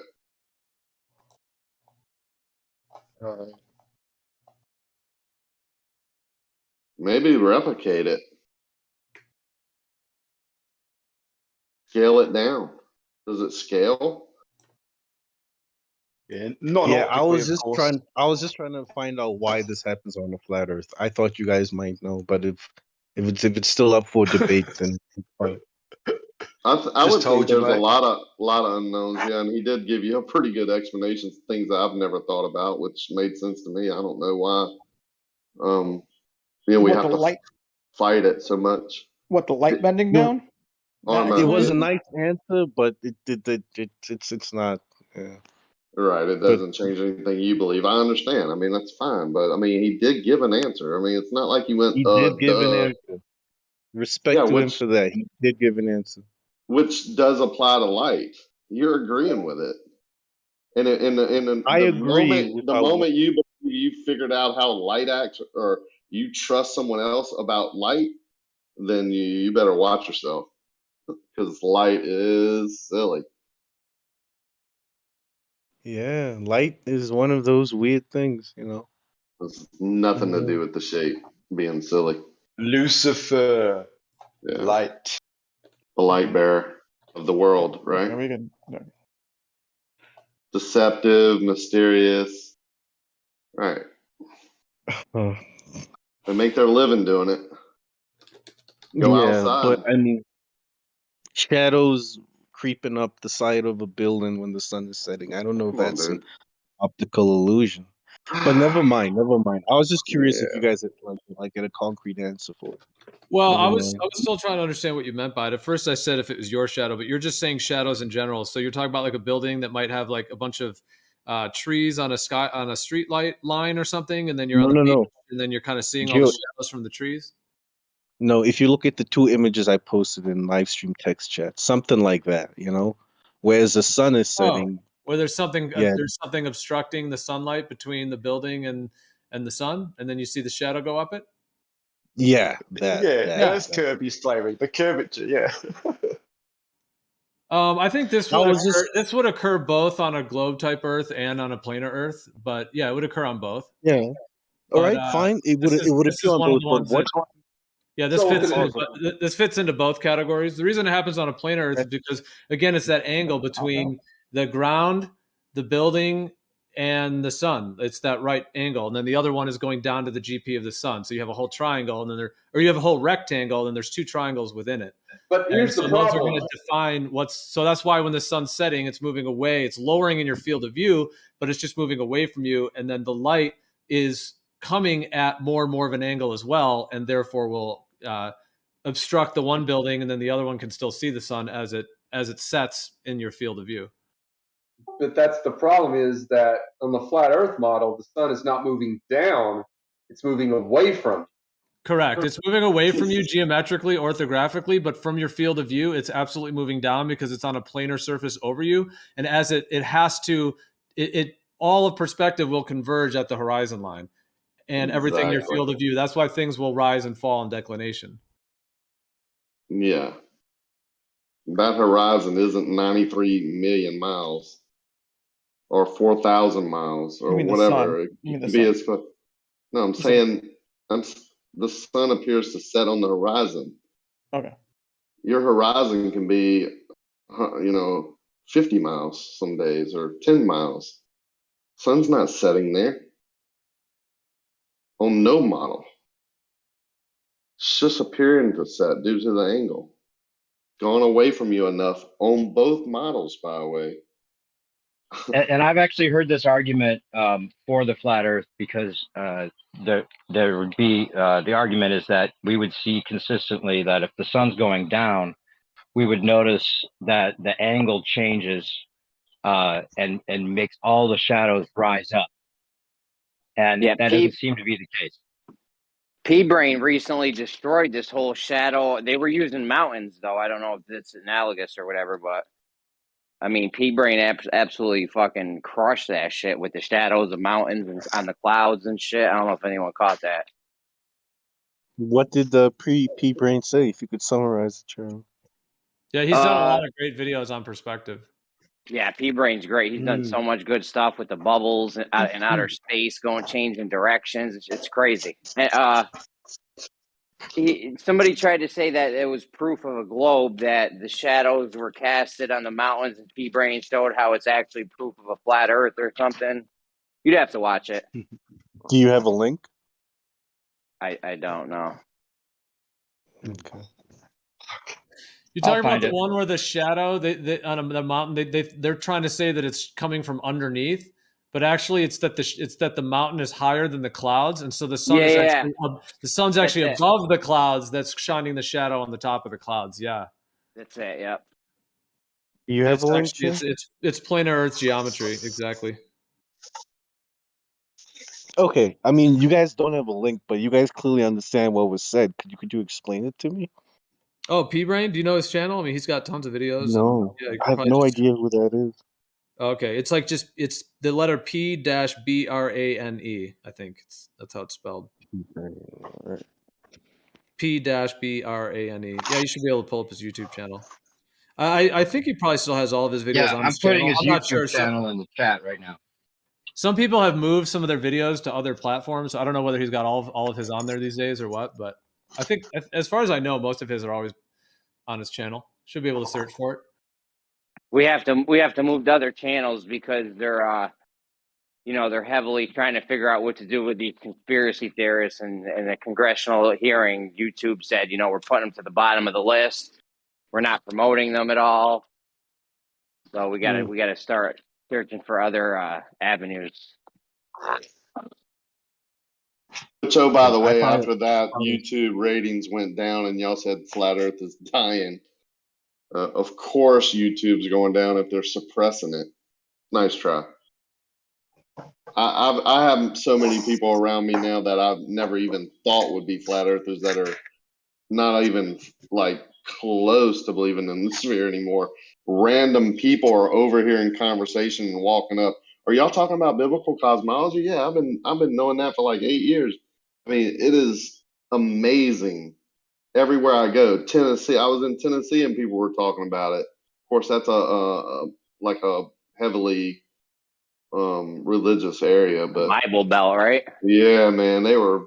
I thought Louisiana was bad. Tennessee has like got it bad. Bibles and guns.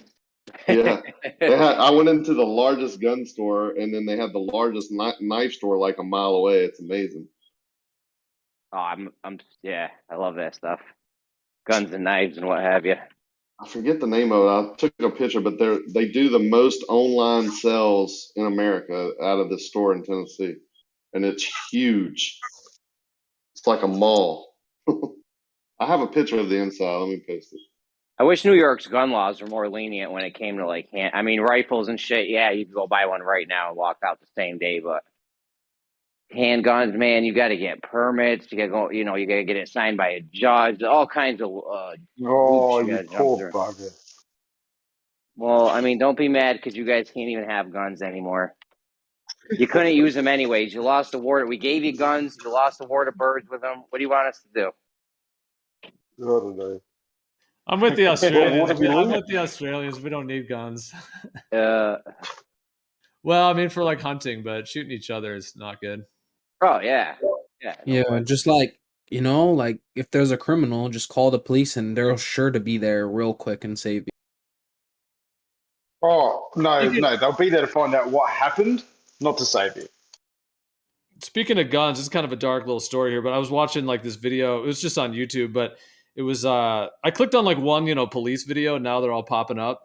But anyways, this was a guy. They had he was like, I guess he was like suicidal, whatever was going on. He was causing some issues, but he was in his car, and there was about 30 cops surrounding his car. They all had guns pointed at him. And, the guy was being erratic, and, they were on the cell phone with him, trying to talk him out, through whatever he was doing. But I mean, he wasn't even, no, he had a knife. That's all he had was a knife. And the guy just at one part just opens the door and starts running at him, so I get it. Like, he is technically running at cops with a knife, but instead of like tasering him, they all just shot him and just killed him. Just brutal. It's like, wow, like, dude, you guys could have just tasered him. Like, come on. Yeah, Trigger seriously. happy. They should have had. I think cops should have rubber bullets. Should be like their first bullet in the clip. They should have a rubber bullet.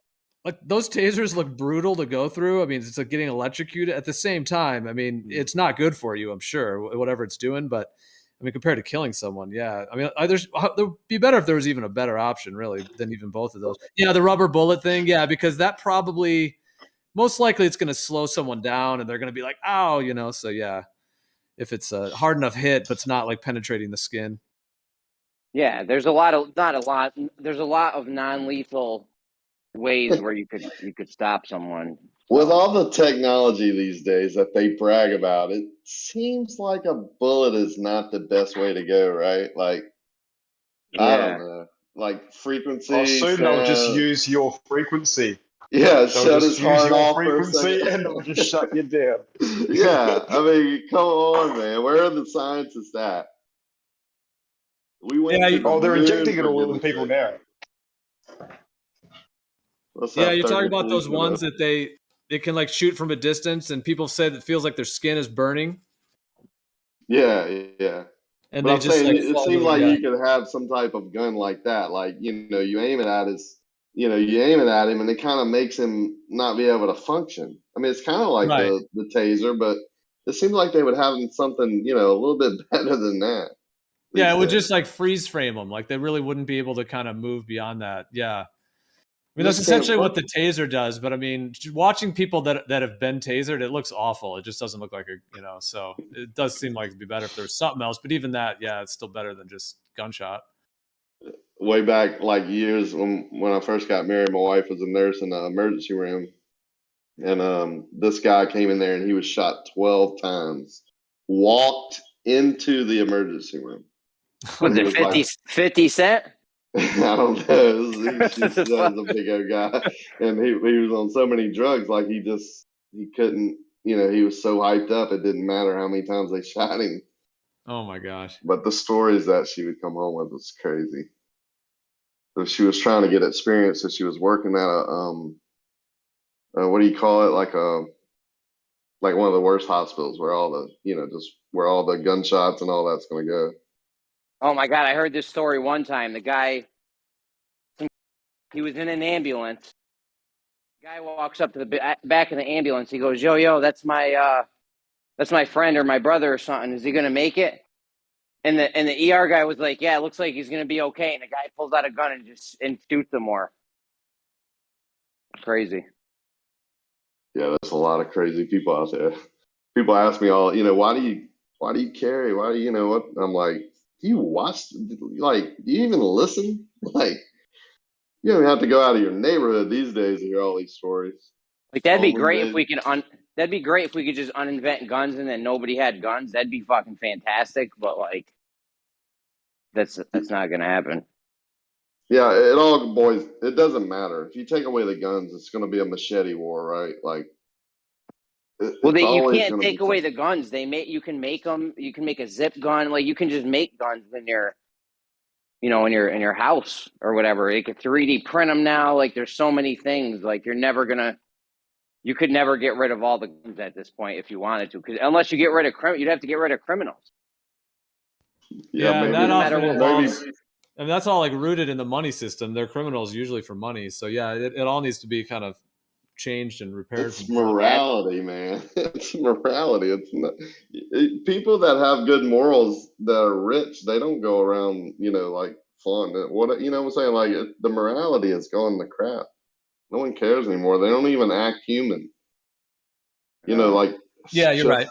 It is that because I mean, even if they're desperate for money, I mean, yeah. So if you have a certain level of moral integrity, you're not going to do that stuff no matter. Yeah, what. you're not going to rob and steal from someone. You're going to, do something.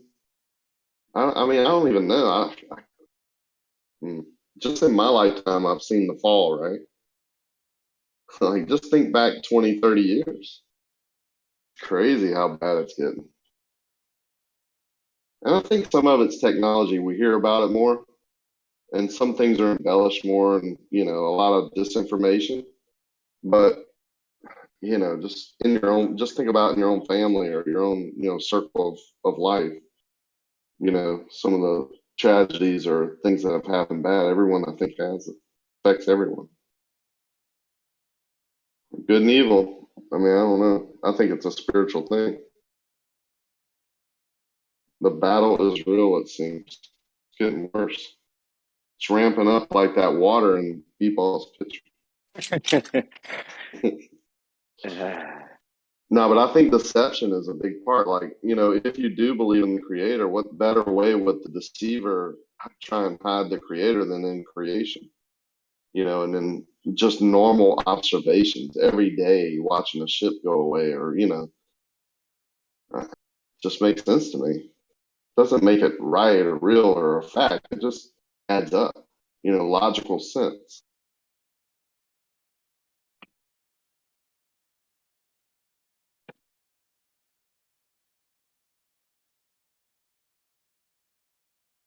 I think if you're lucky enough to ever have been in like a delta or an estuary. I'm not sure what you call them, where they are, but where rivers sort of meet the ocean, and like lots of different species breed. If you're lucky enough to have spent some time in those areas early in the morning when the sun comes up, it is absolutely magical. And there is no doubt in your mind once you see that shit that, it's all been put there, right there for you to witness and nothing more. It's all that's there for. And as the story goes, the creator is experiencing, a million billion different versions of his own creation through each one of us. We all experience things differently, and he or she or whatever gets to experience this like whole effect at one time. I can't even fathom that, but yeah, it's very, very clear when you see it.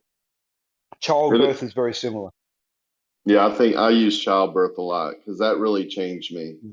I was in the delivery room for all three of our children being born, and that process is crazy.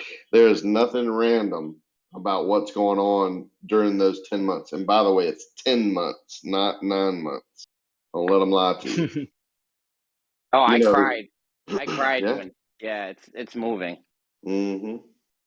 Now, how people can have children and still not believe in a creator. I mean, when I hear them say, my parents created me, and I mean, come on, man. Has to be something bigger than that, right? Your parents were stupid like mine. They didn't create a baby. Just had sex. That's the Big Bang, right? Have you heard what's the comedian? He turned flat earth, but his analogy, like when he took the Big Bang through the birth process, like, how the man and woman, bang, and then they, this soup and, all this. He went through the whole thing, and it was hilarious. Jeremy, have you ever seen the Crazy Hot Matrix? Crazy Hot Matrix? Yeah, Google that or YouTube that, dude. It is hilarious. I'll post check it out. Yeah, you gotta DM it to me. DM it to me. Yeah, let me see if I can find. I'll put it in regular.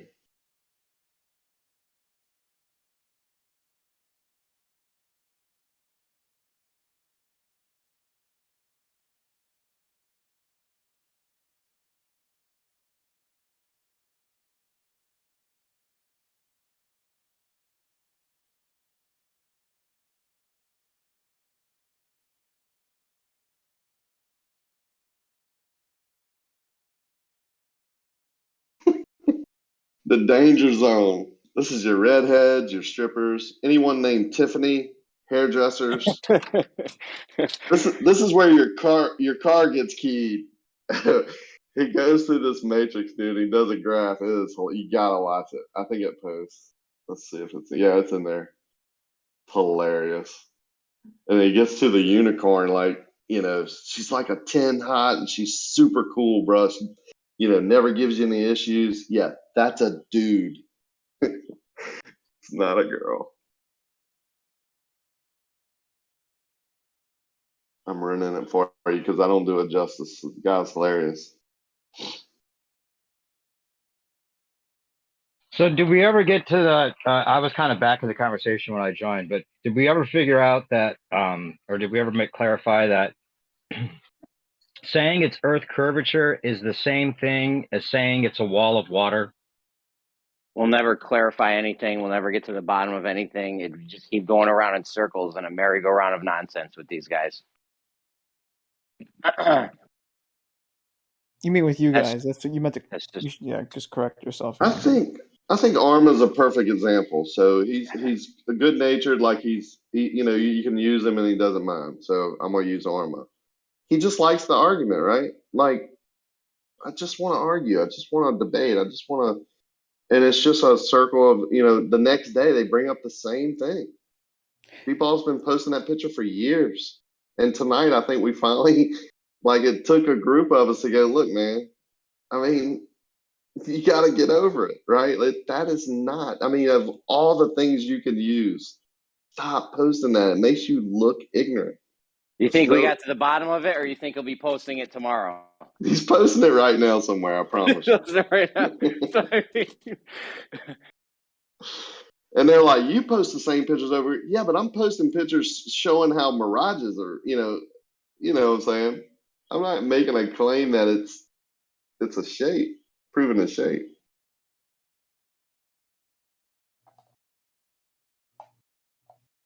And I don't think I used to say we see too far. I don't think that anymore. I've learned not to think that. I think we see exactly how far we're gonna see under those conditions. Because sometimes we see a lot less, and sometimes we see a lot more, and sometimes we see in between. Yeah, look at the boat look at the little boat with Sky Free. Yeah. We don't see far enough right there. It's getting blocked off by supposed Earth curve feet or whatever that was.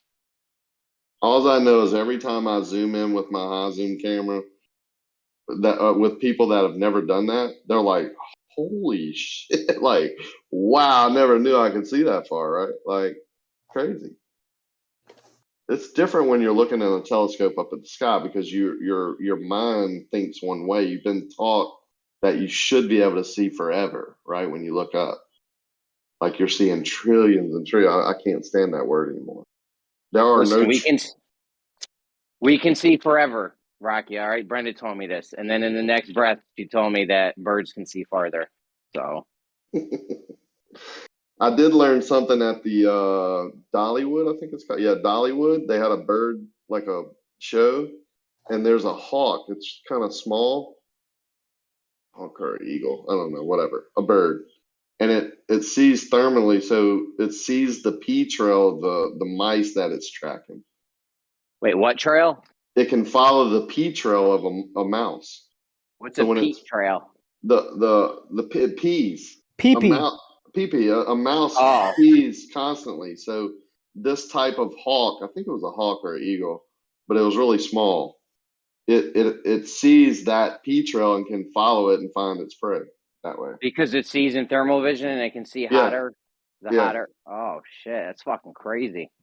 We bought a thermal imaging for our boat and to like put on scopes and stuff.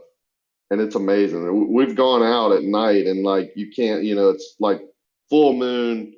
You think you see everything and you look around, there's nothing. You take this thing out and there's like raccoon there, a rabbit there, a deer standing right there. Like it's crazy. I bought a cheap one, just a little FLIR camera, but yeah, they're pretty fucking awesome.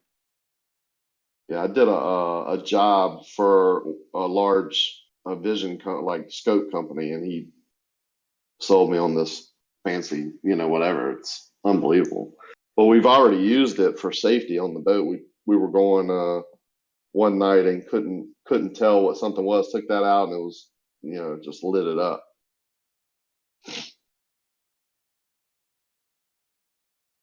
And of course we started,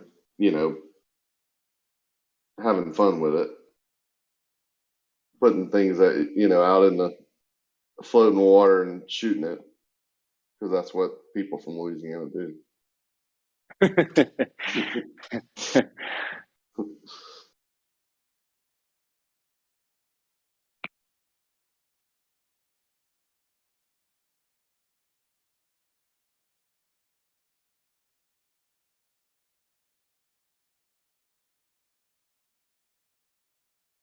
So B-ball left, huh? He ran away. He was scared. Yeah, he ran away. Just when I came up with a wall of water and I wanted to ask him a question. Coming for him. He knew you were coming for him. He couldn't take it. Yeah, he heard you come in. Yeah. It wasn't like we had battered him for like 3 hours. We gave it to him pretty thick today. I've been waiting for him to be in VC so I could have him tell everyone how he measured mean sea level. Well, that was good. I heard that. That would at least take months. Take months every day for months to measure mean sea level, right? I mean, the point is, anyway, I think y'all heard. I don't know. Yeah, you made him look really, really intelligent.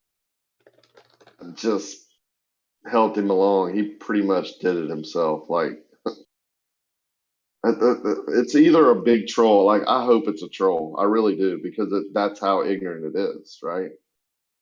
Like, I hate to say it because I actually like B-Ball. I mean, I think overall he's a good dude. I mean, we just disagree on things, but it's either a troll or he's not smart when it comes to these things.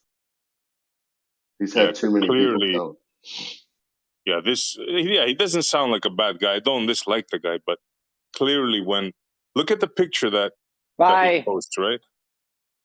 He posts one picture of a building, a hotel that you can clearly see. Then he posts another one with 15 stories blocked, and he claims there's water there. Now, and I asked him this before, but I wanted to ask him again.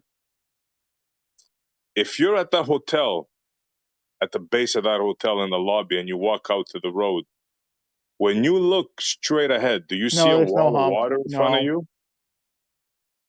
No. Think about that. Yeah, but the thing is, you're not understanding is that the Earth is curving, though. And I get it, right? Like, it doesn't.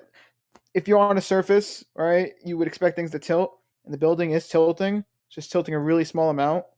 But technically, the math checks out, though. I get your argument, but it's incorrect, though. No, stop that nonsense, man. The The math math checks out. When you stand on the south shore of Lake Pontchartrain and look towards that 60-foot hump in the bridge, you can see the 60 foot, right? There's 90 foot of water. Hello? 90 feet of okay, go on.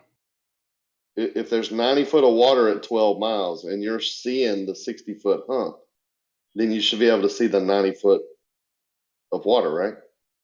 I might need a little context for that, like an image of this or whatever. Yeah, you're standing, it's 24 miles across, but at 12 miles, there's got to be a 90-foot, whatever you want to call it, hump, wall. You're lower than that sagitta of water. So you can see the bridge humping up 60 foot, but can't see the water doing 90 foot. I don't know if I'm following you. If I'm following what you're saying. I get it. Because I might need a visual for this. I mean, I'm not the best with, like, if you describe something in words, like, I'm not the best at, okay, let me break it down. 90 foot of water, you think that's physical, right? Water's physical. Well, okay, yeah. Is the bridge physical? Yeah. Is 90 foot taller than 60 foot? Yep. If you can see the 60-foot physical bridge, you think you could see the 90-foot physical water?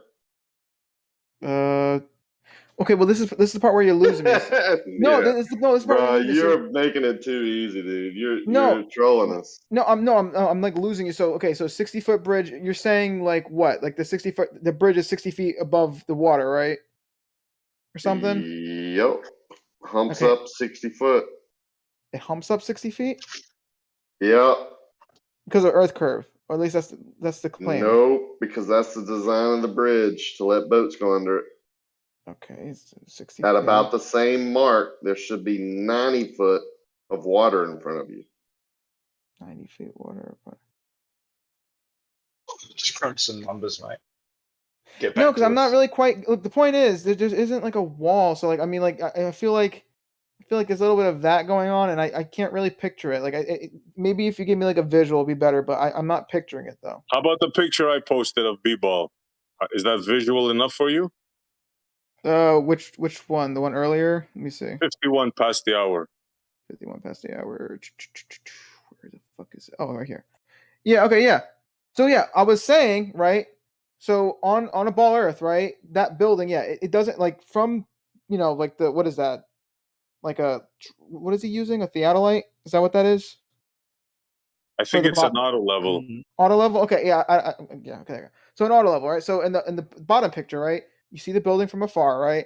And obviously, yeah, from first glance, it looks like, yeah, you have this wall of water, and then you have the buildings behind that, and then you would think, yeah, like logically or whatever, that if you were to line up the water and the building, right, there would be this wall in front of that building. So people in that building be like, oh shit, there's a water, thing in front of us.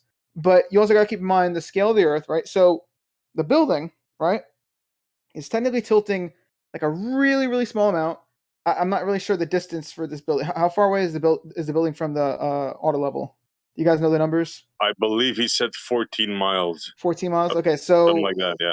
So let me get my calculator out real fast. Calculator 69 divided by 14. So and then it's like more or less 5. So I'll divide. Yeah, so it's like 1/5 of a degree, right? That it's tilting, all right? And that isn't really noticeable, but this, and trust me, this plays a huge part in this, right? So yeah, it's tilting like roughly 1/5 of a degree away.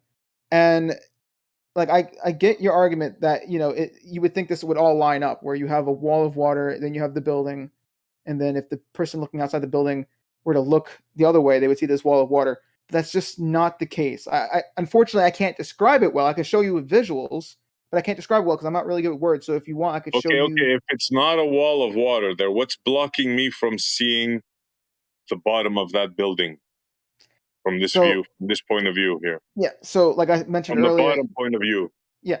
So you weren't here for this, but basically the analogy was a table obstructing the bottom of a chair, right? Like I said though, let me show you some visuals on how this could work though on a ball, because I get your point. I get where you guys are getting at. Like it does seem really weird, but if I can show you maybe with some visuals, maybe I can kind of get my point across. Are you looking through the Sagitta or not? When you stand at the beach, are you looking out at your horizontal or are you looking down through the Sagitta? What are you doing? Okay, hold on. Sagitta. I'm not really familiar with the. That's complex. I was just gonna say that. Yeah, hold on. What do you? When I go down the beach and look out, I stand, as far as I'm concerned, vertical, and my eyes are fucking set, and I look horizontal to my vertical, and I look out. If I see water rising up physically to my level, my eye level, but we're supposedly on a ball where it's from my feet literally dropping away, I know that that's not physical water. Yeah. It's just an optical illusion. Obviously, but you lost him with Sajida. You got to go easy on him. No. Okay, yeah, I looked it up. It's how high the hump is. The height of the hump at its peak. Yeah, the hump. Like, I'm looking at it right now. Yeah, I'm not really a words guy, so you gotta, like I'm good with like, I understand what things are, but I just, don't have the words. I'm not gonna get into that. But the point is, yeah, okay. So Sagitta, I'm seeing it now. You got arc, a Sagitta, you got a chord. Okay. Trying to think real fast if we had this. Okay. Think of fancy words. Think of your eyeballs. You're looking. You're trying to find the bottom of the hotel, the lobby. Someone's waving at you, but you can't see him because there's a wall of water there. I get that. I get that. Yeah. Now, hold on. Now, if you're at the hotel and you're at the lobby and you're trying to see the there'd be guy, a wall of water. I know. I get that. I get the argument. I'm just trying to figure out a way to explain it to you guys. Like, don't get me wrong. I get it. It does seem like a paradox. I could show you though visually that it isn't, but you guys. That's Ball's paradox. I called it the surfboard paradox because I can tell you, if you put a surfboard where that wall is, what would happen there? That drop, that block there. Yeah. Will you surf down? Will you surf down to the lobby of the hotel? Yeah. It seems like a paradox. It isn't though. No, look, that's the thing though, right? I get this. It's a surfboard paradox. But it isn't though, right? So like it seems that way, and I understand your guys' side. Like it totally doesn't make any sense though. But if you actually look at the math behind like how a sphere works and whatnot, we don't care about the math that makes up for what we see. Even without the math, there's still examples that you could do either whether in real life or in Blender. That's that's what I do mostly in Blender. But you could try this out and okay, well then real life then you can still do this in real life. Now, granted, you would need a decent sized ball, and the thing that you have on the ball would have to be kind of small because otherwise you will see some tilting. But yeah, I could at least show you a Blender if you guys are willing to at least look at that and try to give that like a chance. That'd be awesome.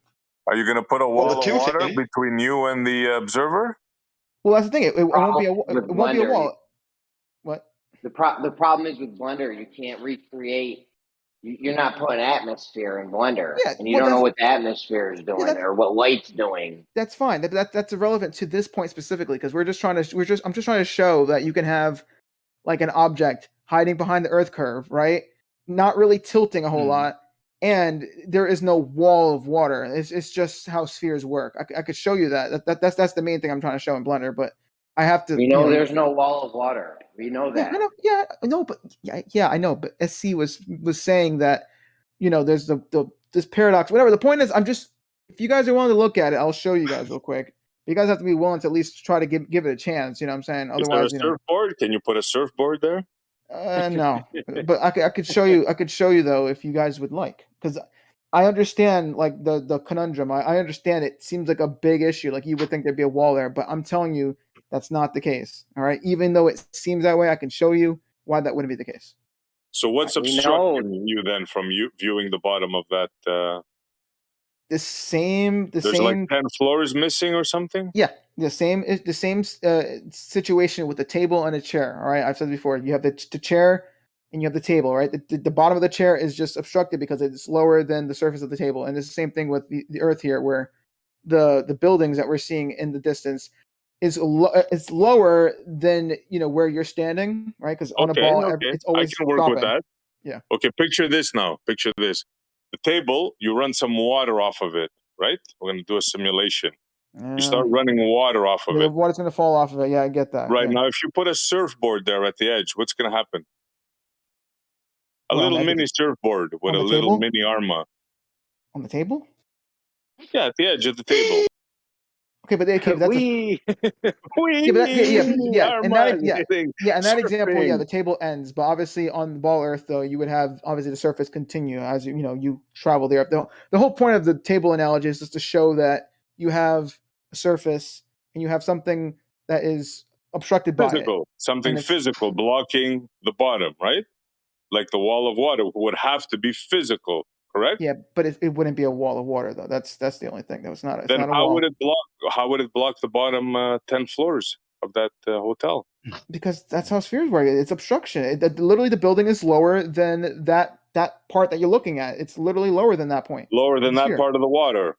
That part of the water is higher than where the lobby of the hotel is, right? Well, relative to you, where you're standing. Because remember, no matter where you stand on a ball, obviously from that point on, it's going to start dropping. No matter where you travel from that point, that original point. All right. So relative to that point, everywhere the ball is dropping relative to that point, and obviously no matter where you are, it'll do the same thing. All right. So relative to you, the building is dropping lower than that water. All right. But obviously, in the building's point of view, so the water from one observer is dropping, and the water from the hotel point of view is rising. Is that what you're saying? Dropping. It's always dropping. So we have both drop from the observer looking at the hotel and from the hotel looking at the other observer. Yes. Both drops. Yeah, I know this is the whole Bob and Alice thing, but not Bob and Alice. No. This is the double drop hump. This is the twin boat paradox. Yeah. Now you went into another paradox. Yeah, it's not really a paradox, but yeah. I mean, this is how also known the double drop hump. Shout out Dev. Sure. The point is, this is how we expect this to happen on a ball. All right. I mean, the maths. No. How you expect two observers seeing drop of water and then a hump forming? How? Well, because it's not a hump, though. I'm telling you, it's literally the water is lower than your point, and then obviously the buildings behind that is even lower than that, and that's no matter where you are on a ball, it always drops relative to you. Arma, we just went through 3 paradoxes. Okay, so once again, I could show you with the visual. All right, why it isn't a paradox, but you aren't really accepting it. So I. But what visual are you saying? A visual? Is it a visual that blocks the observer from observing the bottom of the hotel? It's going to be a visual in Blender where, yes, you have a curved surface, and then obviously the objects on the surface is going to be obstructed depending on where you are. So not a visual; it's a solid object. It's a visual. Are you redefining the word visual? It's a visual. I'm showing you something. So your vision, okay, let's get technical. No, your vision is visual. being obstructed by a physical object. Yes. Which is the water, right? Yes. Yep. So now do you see what you just said now? So if the water is there's blocking nothing wrong your, with that. But how could it be? I guess I could show you a visual, or you so can there's keep a on rise. doing this. There's We can a dance wall around of in water. circles. There's a physical for an hour. wall of water there. You want me to show you a visual, or do you want to dance around for another hour? No, there's no dancing with you because you make no sense and you're just going back and forth. You're Okay, saying well, I guess we'll just there's dance then. you said three things. You said 2 drops make a hump. I never said You that. said both people see I a drop. never said a hump. I never said hump. Don't put words in my mouth. I said 2 Well, drops. what- I never well, said. what- I never said there was a hump. Okay, let's go back then. What does the observer that looks at the hotel, he sees the water dropping? Yes, he sees the water dropping. But like I said, I'm not saying it's Hold I'm on, not hold- saying it's a hump. It's now, just drop. hold on. We're halfway there. I guess Now you the could- observer from the hotel, how does he see the water? Sorry. Also dropping, and then the stuff, Also and the stuff dropping. behind So it. what Yeah. obscures them? If there's 2 drops between the both observers, what obscures the hotel, the floors? The physicalness of the sphere, or whatever that they're on. It's the same But thing with the. but you just said it's dropping in between them. I mean, look, you can maybe look at it as a hump if you want, but I'm not personally saying it's a hump. I'm saying it's like the table analogy. Oh, You you're have a saying surface. it's 2 drops. Yeah, that's what you're 2 saying. drops. Yeah. So how can 2 drops block something in between you? Realize what you're saying now. Yeah.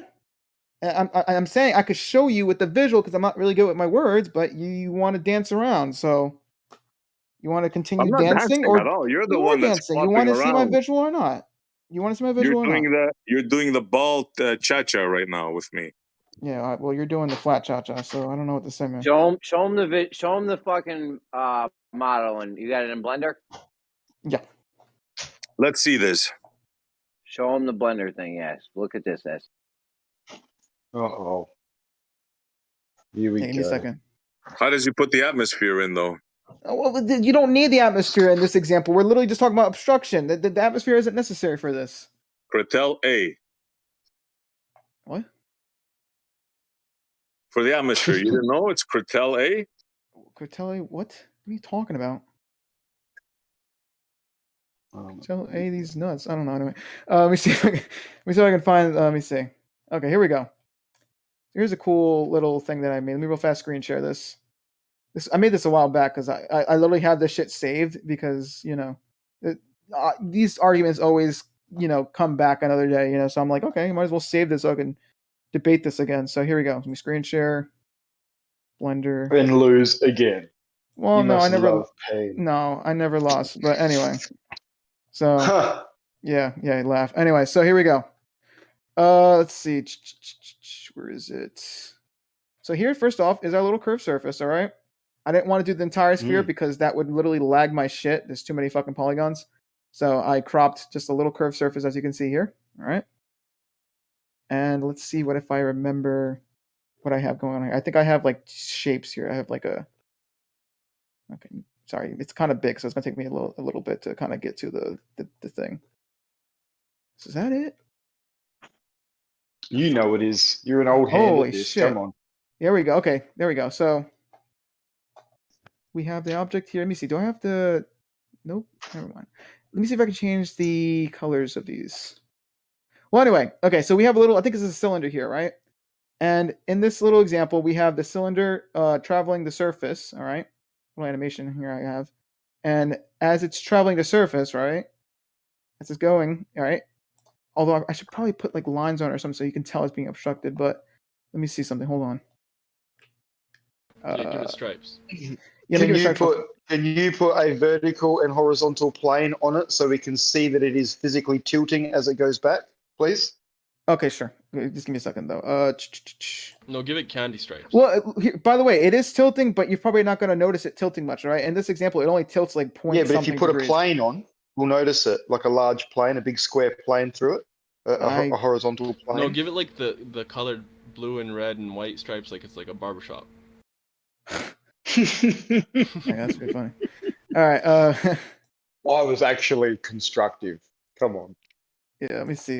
We do stripes, I think. But Right? don't ever forget the time I had Rumpus drawing all kinds of lines on his fucking little ball there that one day. I had him up to point G. I had fucking lines going everywhere. Yep. Go ball Earth with you. Texture. Horizontals everywhere. Let me do wave. Here we go. Dude, I had him making chords, horizontals, verticals, everywhere, bro. That shit was crazy. It was on Brandon's one night. It was fucking awesome. Diffuse. He draws the same thing all the time. It's hilarious. Brandon has a diagram Rumpus drew once of how rockets work in space. There's a gun in it. There's all kinds of It's so crazy, bro. We had him doing. Yeah. I think I was there on that one. Yeah, he's ridiculous. God. But we only have one Rumpus Rumpus. does the best diagrams. He's Have got them the best alternating colors. diagrams, bro. I don't know if I can do the alternating colors part, but I'll try to do. Well, I can do like two colors. Yeah, I can do two different colors. Yeah, let's try that. Hang on. The barbershop thing is a swirl. If you're not going to do it properly, don't do it. I can't do this. Yeah, I can't do this. He's not doing the barbershop thing.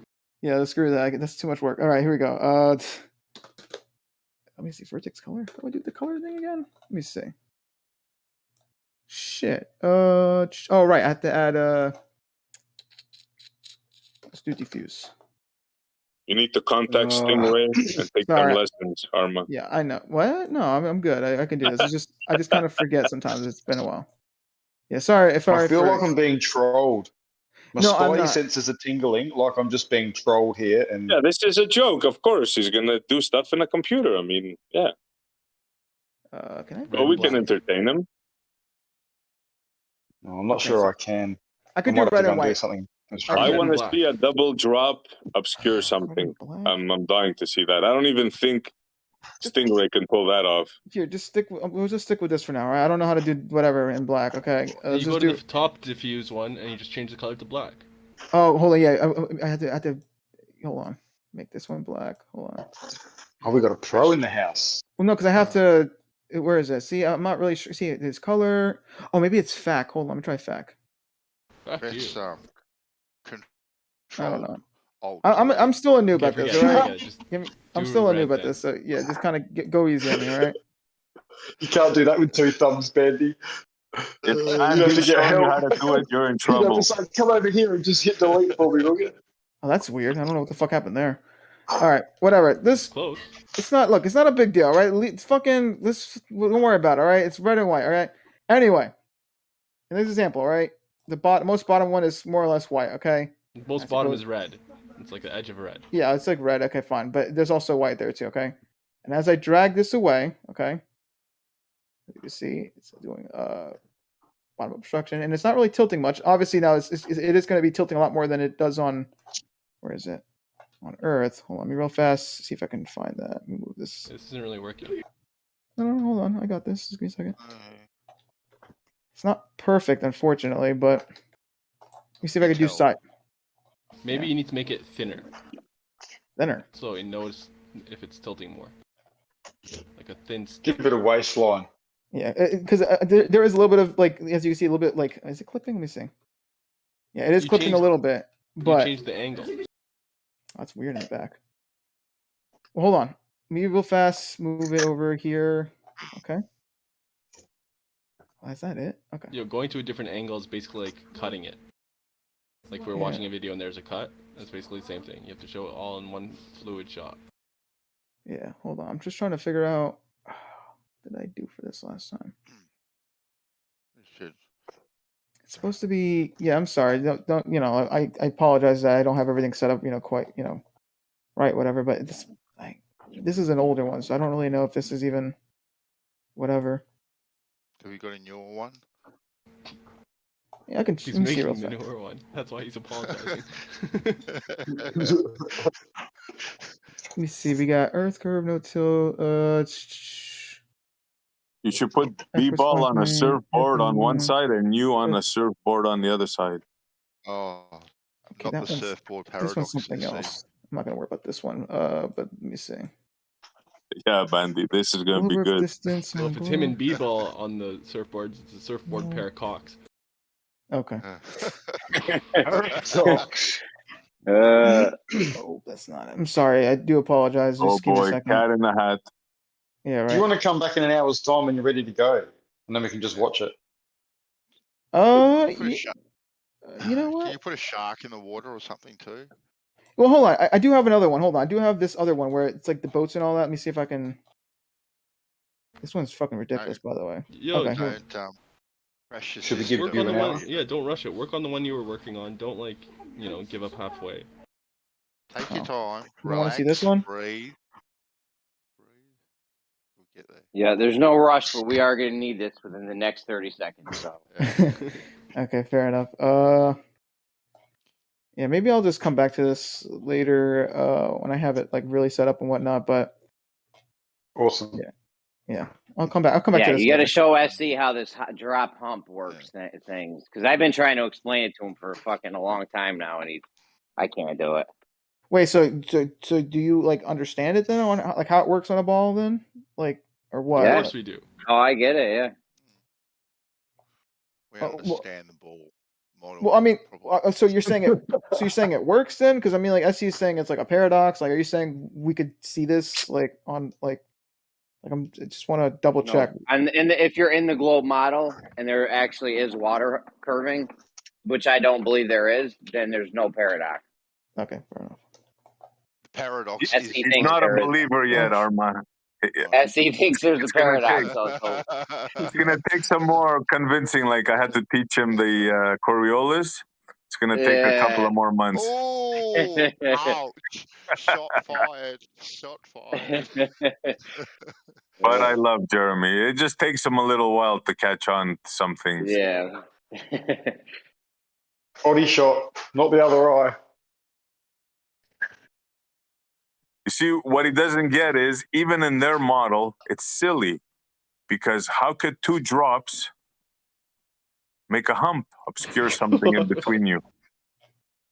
It's just sheer ridiculousness. If it was on a flat plane, It works. In their model, it works, man. It's a paradox rather than being like it's clearly not a paradox. It's just Listen, a if curve, it- and you're giving hump if- and drop silly names to pretend it doesn't make sense. But like other If it people, was you on get a- it. Jeremy, you get it. Riding. if it was on a flat plane, it would be a paradox because there's no way you could have a drop and the hump thing going on the flat plane. But on a ball though, that's how it would work. How can you have 2 drops on a ball, Jeremy? Think about it. Because It one happens person's at exactly one the spot. same. Because one person's at one spot and the water's dropping away from them, and the other person's at another spot and the water's dropping away from them. So you got 2 drop. In which direction is the drop, Jeremy? On the ball, all directions. All directions. Hold on. And what shape is this on? Where are you seeing that? See the thing. I understand his where he's kind of getting confused though. It's because the things in the distance aren't tilting away. So to him, it just seems like everything is on the same, like everything's sort of like leveled, right? And then you just have this random water like hump in the middle. Has nothing to do with the tilt, bro. That's 2016. Has nothing to do with tilt. Well, okay. So hold on. So if the buildings were tilting in that image, I'm bringing though, right? tilt back. Okay, yeah. So if the buildings were tilting back in that image, though, would you say that would make a little bit more sense? I want to see where your mind is right now. I want to see like the limits, like I repeat, it has nothing to do with tilt. It has to do with water. In your model, the water, it starts to drop immediately, right? Okay. Right or wrong? I guess. I mean, it's Yes, always immediately. dropping. Immediately. Yes. So if you have 2 people, you want to go, Bandy? You want to take over? No. I just said it drops immediately. I was just. Yeah. Yes. Immediately. Sorry, SD. Yep, immediately. Yeah. This is the part that Jeremy doesn't get. Now we have 2 observers, right? Now that water in their model, now we're not talking about reality, Jeremy. We're talking about their model. In their model, the water would have to drop immediately in between. So there would have to be like a funnel in between both boats. It's ridiculous. No, there would just be a water ball. There would just be a ball of water, right? Picture just a ball of water. Pretend Earth's just a whole ball of water. Okay. And once you're in one boat, I'm in another boat. Water's dropping away from both of us, right? How? If you're on a ball. You cut out. You cut out, SA. You cut out. Oh, sorry. If you're on a ball and you have 2 people and you're looking at each other, right? The only way that the water can drop is behind your boat in your mythical sphere. Yes or no? No. What do you mean? Okay, no. Listen. It could be dropping between you and you're on a ball No, listen. of water? if you're standing on a ball, right? It's going to drop everywhere from under your feet in all directions, right? Right. Right. So if there's two people standing on that same ball, it's going to be dropping for both of them in every direction, right? Right. Do you see that if I'm in between, if I'm on a boat and you're on a boat in a canal, right? Do you see that with the water? Do you see the water dropping? No, we're When just have talking you ever about seen water dropping when you're on a boat, Jeremy? I haven't. We're just talking about their model, though. Exactly, bro. Yeah, But just their model. Even in their model, even in a fantasy, imagine water dropping away from you, from both of you. How can you imagine that? How can you envision I have that? a good imagination. I used to have an imaginary friend when I was a child. I don't know. Yeah, but seriously, man, if you're on a ball of water, right, and you're a distance apart on that ball, the only way that water can drop is behind you, right? There can't be a drop in front of you and be a wall of water, like you were saying, a hump of water. How could that be? Well, the hump's only there from the cord, not from the horizontal. We went. What cord? You're both on the water now. So yeah, where and would if the you look cord be? horizontal, and if both the people look horizontal, it's going to be dropping from both of the horizontals. So the cord starts at the bow of the boat? Both people? Yeah, if you draw a cord from boat to boat, then yes, there'll be a giant hump of water in between them if you're on the globe model. Okay, so where's the drop then? Oh, it's the difference between looking horizontal out into space or looking down a little bit and making a cord. Yeah, but the cord is at the bow of the boat, right? Well, so it would just be position. You'd be like literally angling. Like if you're on a sphere and you're looking exactly horizontal, meaning like perpendicular from the the plumb and the radius in their model, you're looking essentially out into space. But then the Earth is dropping away from you. If you if you angle your head down a tiny bit, you're now creating a chord line, and now you're going to have a hump. Exactly. Yeah. Well said, Chair. I said it an hour ago. Hey, Charles, your mic's That's ridiculous, Eggy boy. Well, why are you giggling? you like what you heard there, Eggy? That's a joke. You're just using the misunderstanding or like this reification of the words hump and drop to imply that one person couldn't call something a drop and somebody else could call it a hump, and both from their perspective or how they chose to describe it were saying something that to them were true. Like you found some paradox in geometry. Like it's What are you blathering on about? You can call it your grandmother's shoes. You can't have a drop and a hump. You can't have both. Call it grandma's shoes if you want. A drop of water is a drop of water. It cannot be a hump. You can't have it both ways. So just staggered that other people in flat Earth put up with it. No, it's ridiculous. No, he was refusing to define that he was looking down from horizontal. Exactly. No, we agree that we agree, Eggshells.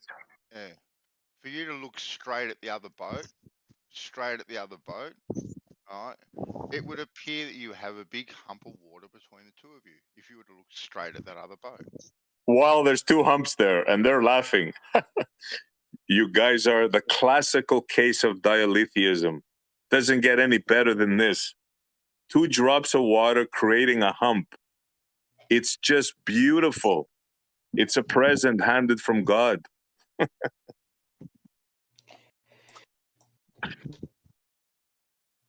Go on, defend it. Say some more shit. I love it. Well, because oh my goodness. I'm not gonna where's your the blender curvature. thing? So we could... Not a chance. Yeah, give me a second. I'm trying to. Armbar is going to show you this shit, SC. It's going to clear it all up. Yeah, I'm trying to. Jeremy, do a more definitive I'm way of very doing surprised at you, bro. Really, for real. Dude, I've been trying to tell you this for like months. I don't even know how long. It's the difference between a chord line and a horizontal.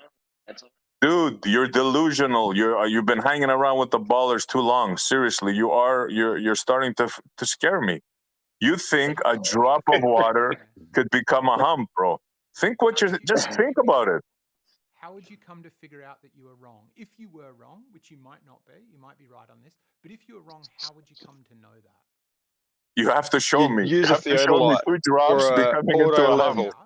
hump. And I'll be a believer. Armor's right about to show you in a model, in a 3D model, and you still don't get it. Do you think for 1 minute that whatever Arma's going to show me in the computer model is going to convince me of anything? Yeah, this is gonna clear it all up. Hell yeah. Really? Arma's about My- to crash his computer. I mean, you're like, guys, you guys are really putting the pressure on me. Like, holy shit. Listen, don't let us down, Armbar. This whole shit's riding on you now. Armbar. Yeah, I don't know why he keeps calling me that, but it's funny. But no, but like seriously, the pressure is like on right now. Like, holy shit. Like, You don't got to do it now no tonight, pressure. bro. You don't have to do it tonight. No We'll, pressure. we'll be here tomorrow. Of course he has to do it now. SE, come on. Oh, Bandy gave the law. Sorry. Sorry, Arma. Oh shit. No, Papa. This is. You have to go into maths. You have to go into fantasy. You have to go into computer models to convince yourself of the ridiculousness of you thinking that water can drop from both observers and create a hump. It's beyond illogical. Demonstrate us. Show it. Show it to us in real life. Eggshells, your mic is super low, dude. Yeah, and I can't hear the hell what you're saying, bro. Yeah. It was nothing important. Don't worry. He I'm was sure just of that. mumbling a Yeah. little. Damn. Okay. Jeez. Probably silly giggling like a girl, like he usually does. Bansal, what do you think about this argument? I see exactly what SE is saying. All right? Do you think If it's you a try- paradox? If you're trying to look at the other boat, you're going to see a big hump of water in between the two boats. All right? That's what you're going to see. Oh yeah, I get what he's But saying, now- but do you think it okay. is a valid point? A valid point of what? To say that there's a paradox drop, between there there's being a hump or double hump, I think as he puts it, and a drop. No, a double. All right. Do you Sorry, see, yes, do you double see drop. a paradox or a contradiction there? Well, to me, you can only have drop one way, right? You can't have drop two ways or whatnot. You can't have both, if you know what I mean. You can only have it one way. Water flows one way, right? Unless you have Could a it just be funnel. that it is one, and he's confusing terms by changing perspective and using different terms to make it seem like there's a paradox, where in fact it's just stuff doing what stuff. No, I made them admit it. He said it himself. Stop talking bullshit, eggshells. He said there's a drop between. Yeah, you are. Yes, you are. He said, no, you're wrong. You're wrong, eggshell. Quote it correctly. Arma said there's a drop between both parties. Say it correctly. Eggshells.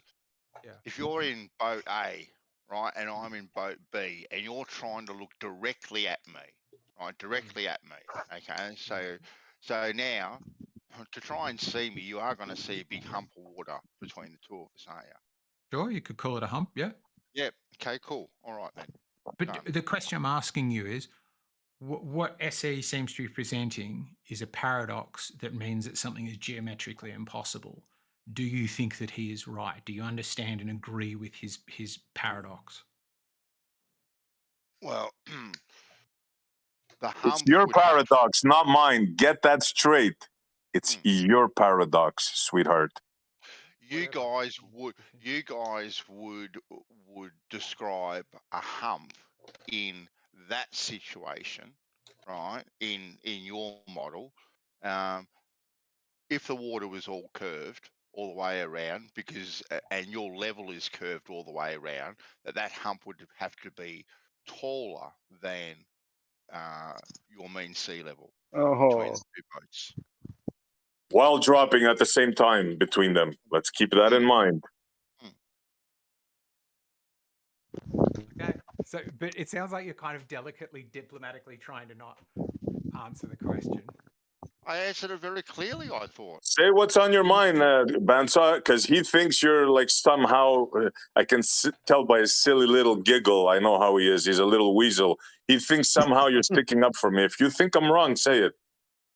No, I'm not sticking up for you or writing. I'm just giving my own thought on it. SE. Respect, brother. Respect. You hear that? You little weasel. Cool. So, but the question is, do you think, Bansor, that what he's pointing out is an actual paradox that shows that we are not living on a ball because it is both two humps and a drop? In reality, physical reality, in terms of geometry, it disproves a ball because it's both two humps and a drop at the same time. I see why you don't call it a hump. Right? No, I'm not asking about what I call it or what anybody calls it. I'm asking this specifically the question, do you think that SE's paradox is actually a ball-breaking, proper paradox about physical reality? Not what we call it. No, I personally don't. No. Thank you. I don't think it's been presented either as a ball breaking. Is it not? SE? SE, do you think that this breaks the ball and shows that we don't live on a ball? No, it's a paradox. I put it out there, and I let you guys, especially people like you, dance around it and make yourselves look foolish. We don't live on a ball because the paradox shows that it is not possible. It's called that because when question. SE. Go ahead, Chad. Hey, SE, this is Chad, man. How you doing? Good, bro. SE, when SE asked these people about when they're on the boat and what do you see, the answers that he comes up with is what is making the paradox. It doesn't make any sense by asking them what is being seen. They don't it's get not it. SE like manipulating and then making it up. He's asking y'all, when I'm on this boat, somebody's on that boat. He looks at me, I look at them. Is there this? Is there that? What is it? And that's it. And that's what it comes out as. Exactly. And then we have guys like Eggshells that says the stupid stuff that he says tonight. This is why I do what I do, because of people like Eggshells. It definitely presents itself as a hump if you're trying to look at each other. It has to be. That's the beauty of it. As it would. But then they have to double speak and say there's a drop in their model as well. It's so beautiful. It's like there's no way around it. I've been dancing. I've been making them dance for 3 years, 4 years on this. It's just beautiful. So, SE, are you saying that defining it as a hump or a drop, are you saying that those both can't exist on a globe model? No, I'm not saying that at all. I'm asking them how water behaves, right? Because in their fantasy sphere, right, they say that a boat starts to drop bottom up from 3 miles. An observer on the beach, it starts to drop 3 miles away, correct? Well, no, it drops immediately. Exactly. You see, there's already a double speak right there. There's paradoxes everywhere. Water is their Achilles heel. The more we talk about it, the more it's game over for them. This is where it's at. That's why there's nothing better than this argument. This is the argument. Never mind sextants and stars in the sky. It's the age of water. Oh, if you're saying it's a SE, problem come for on. them, it sounds like you're saying that's like a proof that you don't live in a globe, which you said no when Eggshells asked you. No, I said what I said. Listen what I said. In your globe fantasy, a man at 6 foot tall sees a boat disappearing at 3 miles, correct?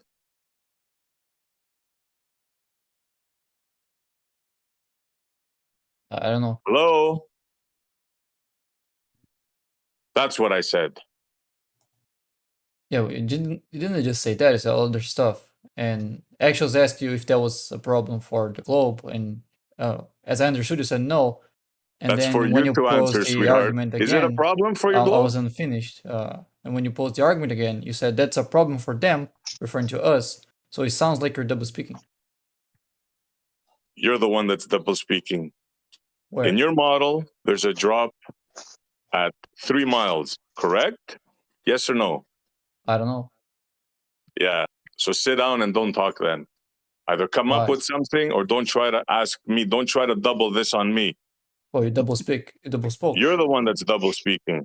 It's water. Water. Your model has a problem with this. Now, if you How am don't I? see it, How am I tell me double where I'm speaking about wrong. water if I'm Tell not me where talking I'm about wrong. water? Go ahead.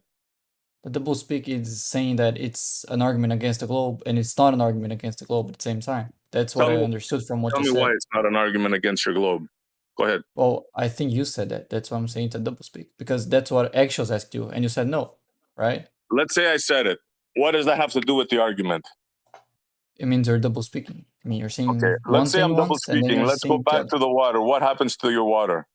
Is that your argument? Is that all you have? After No, all I said, I'm that's what pointing your out you're argument double is? That speaking. I'm That's double all. speaking? Yep. Okay, so sit down and shut up. So you have no answer for the double boat paradox, right? You just want to come in and say that I'm double speaking, correct? That doesn't sound like a paradox to me. So that's all you have. You just came in to interrupt the argument just to say that I'm double speaking, correct? Oh, that's how arguments go. If you make a double speak and you're doing that in an argument, you should expect someone to point that out, right? So that's That's how correct. So conversations that's what go. you came in to do, just to say that I double spoke, correct? You have nothing to add to the argument, correct? In this particular instance, sure, yeah. Okay, so shut up and sit down. Oh, you don't get to tell me if I have to speak or not. I mean, I'm telling you to you don't shut own up this and voice. sit down in this argument because you have nothing. Easy. You only have. It's not up for you to say that.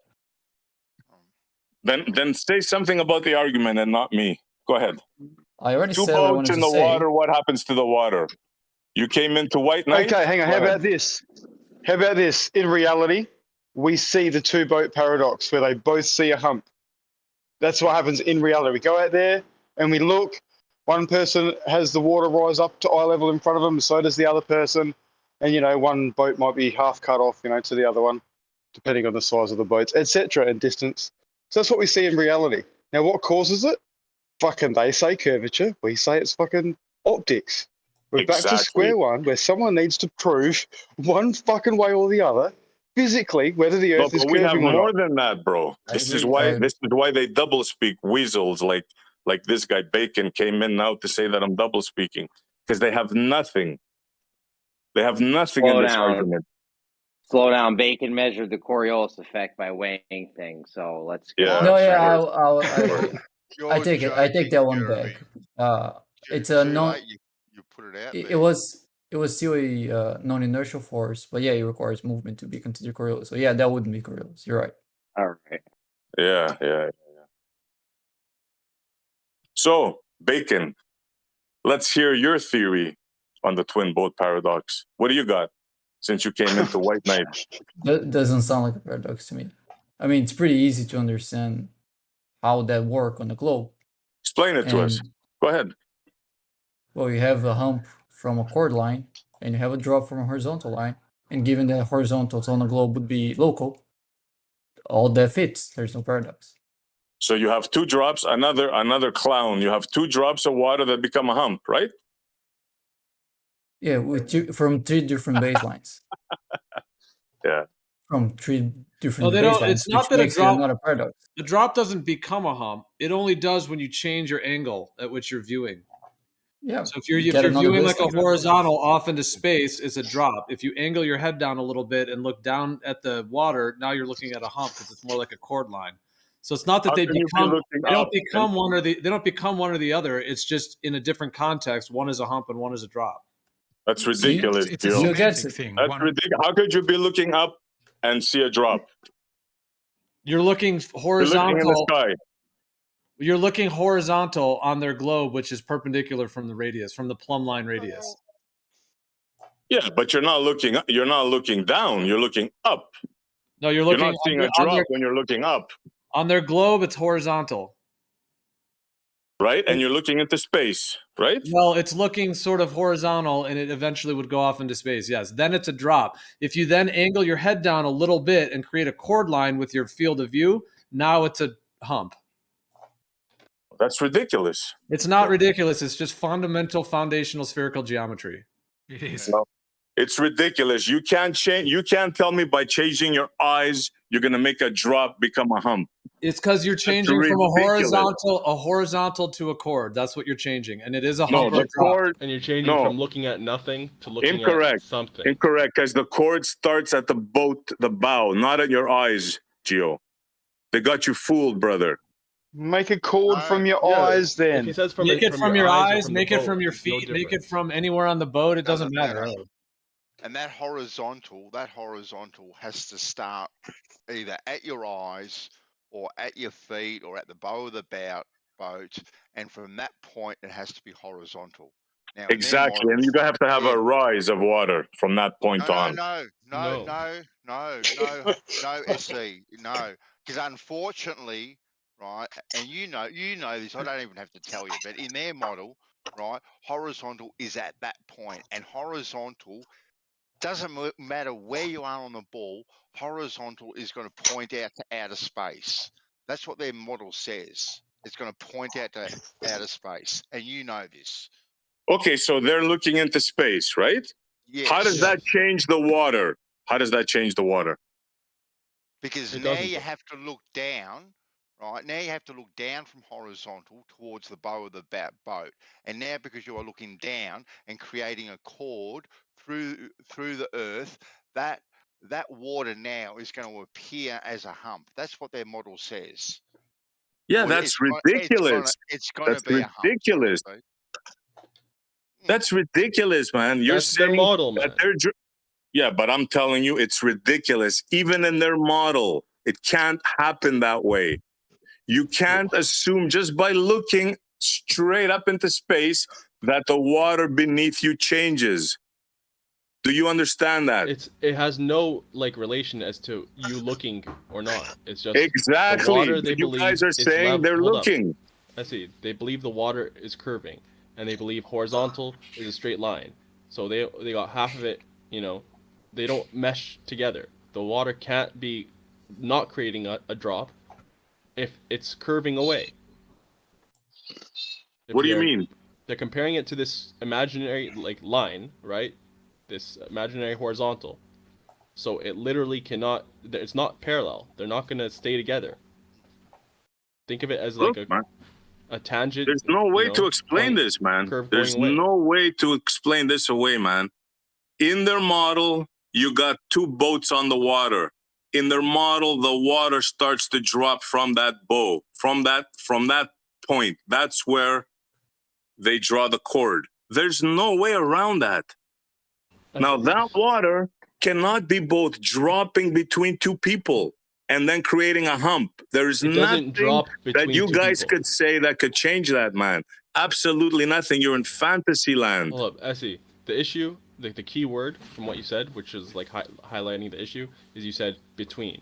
The drop isn't between two people. The drop is for each That's what person. they said. You came late to the party, bro. That's what Arma said. Yeah, speaking We of were in me, the canal. We had two boats, and the water was dropping between both of us.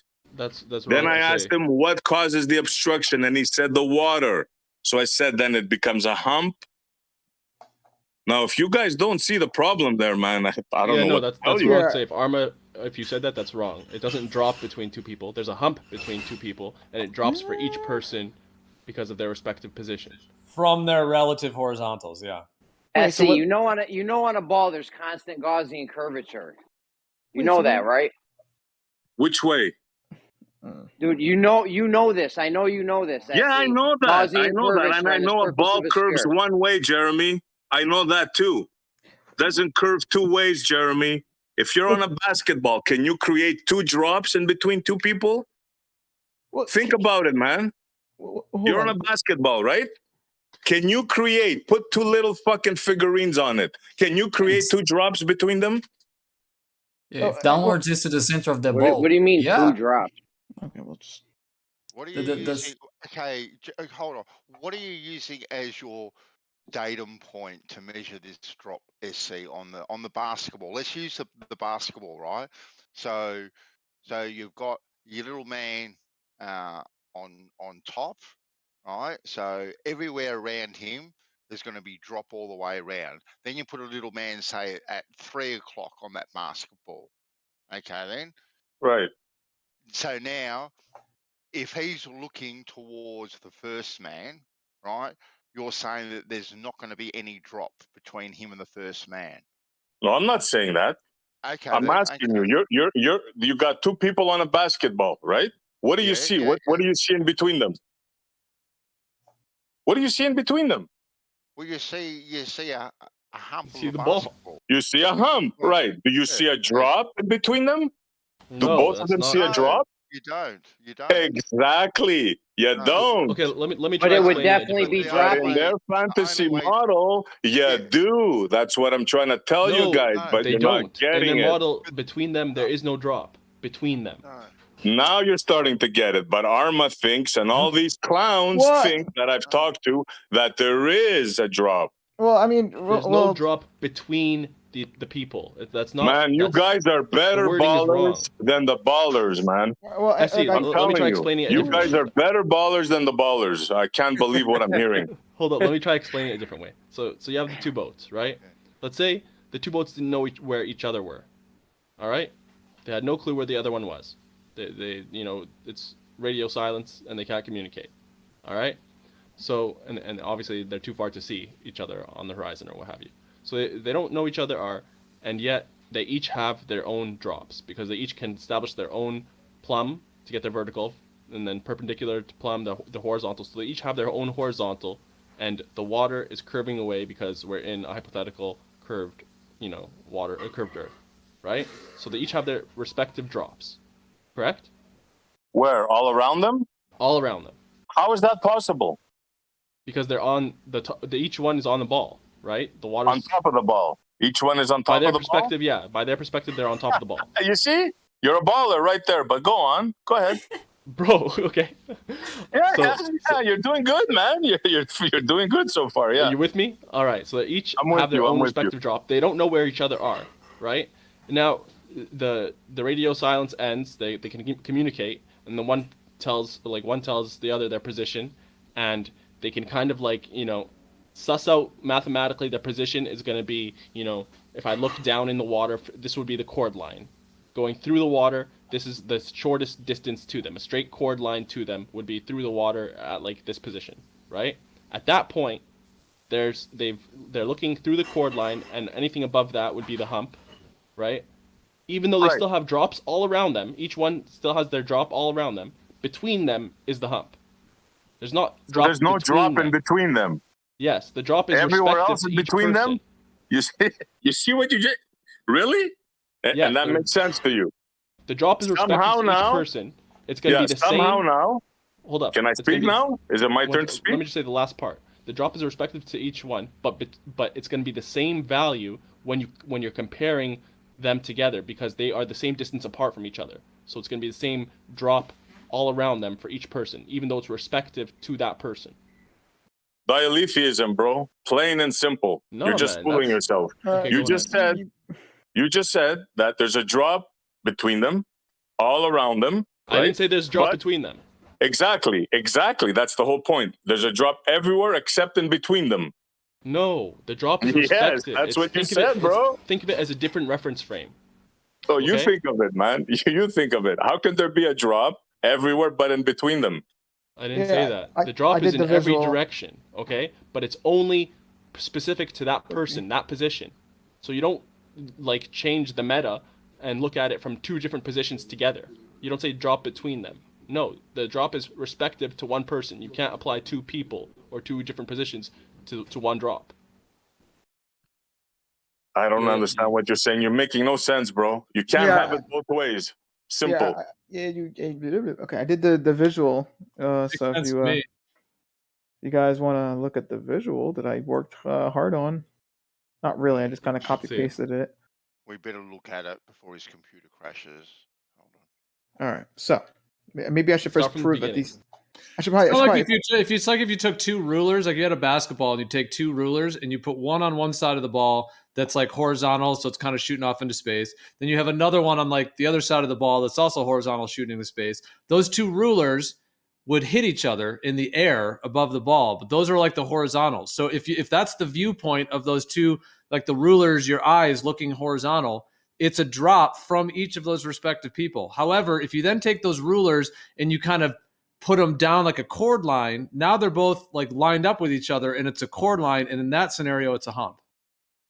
That's ridiculous, bro. That's ridiculous. You can do it with rulers on a Seriously. basketball. I mean, if you think spherical geometry is whatever, that's fine, but you can do it. That's just the way the geometry works with straight lines and perspective points on a sphere. You can do it with rulers on a basketball. Doesn't work. You can't put a ruler and change the ruler and then say there's a drop and then becomes a hump. You can't do that, man. You Yes, can't 'cause it change the depends on whether physical you- water. It depends on whether Cannot. you're using a horizontal reference or a chord line reference.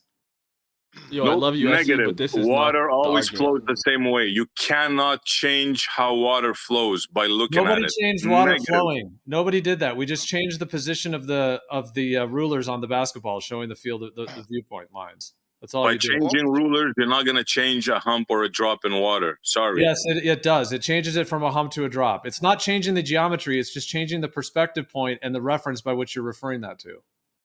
Well, you can believe that all you want, bro. You can believe that all you want. It's not even a belief. It's just geometry. What would It's you not call geometry. it, SC? What would you call it, SC? What's going on?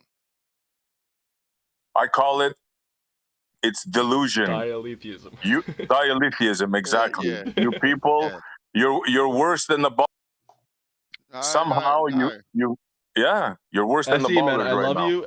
I love you, and that's why I'm gonna tell you straight up. It's a piss poor argument. It's a bad flat Earth proof. I'm not trying to prove flat Earth. I'm trying to show you how water, Fine, it's a water bad works, debunk for and the you globe, 'cause guys this are is consistent. double This works on speaking, their man. globe. You guys are double speaking. You're worse than the ballers. I'm sorry. You think that there's a water can drop and create a hump. That is unbelievable. Water doesn't do jack. No, SC. No, SC.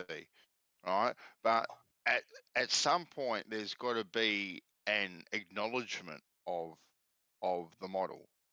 All right, so you got to at first you've got to acknowledge it. Now you don't have to agree with it at all, right? None of us think that water flows up a hill, right, freely, unimpeded, right? It's got to be pushed up a hill, right? None of us think that.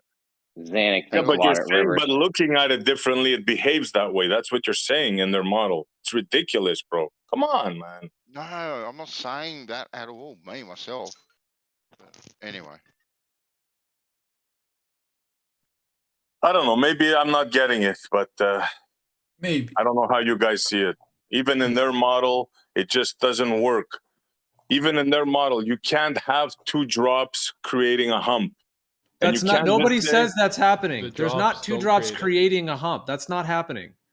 So It's what's just the creating the refer- it's obstruction just the- between the boats? It's What's just the creating? it's the reference point by which you're referencing what you're experiencing, either a drop or a hump. No drop is becoming a hump. That's where the lines are being crossed, perhaps in what I'm seeing, what you're saying. That's not what's happening. No one's turning into anything else. It's just the reference points compared to whether you're using a horizontal or a chord line to define what that curvature of water is.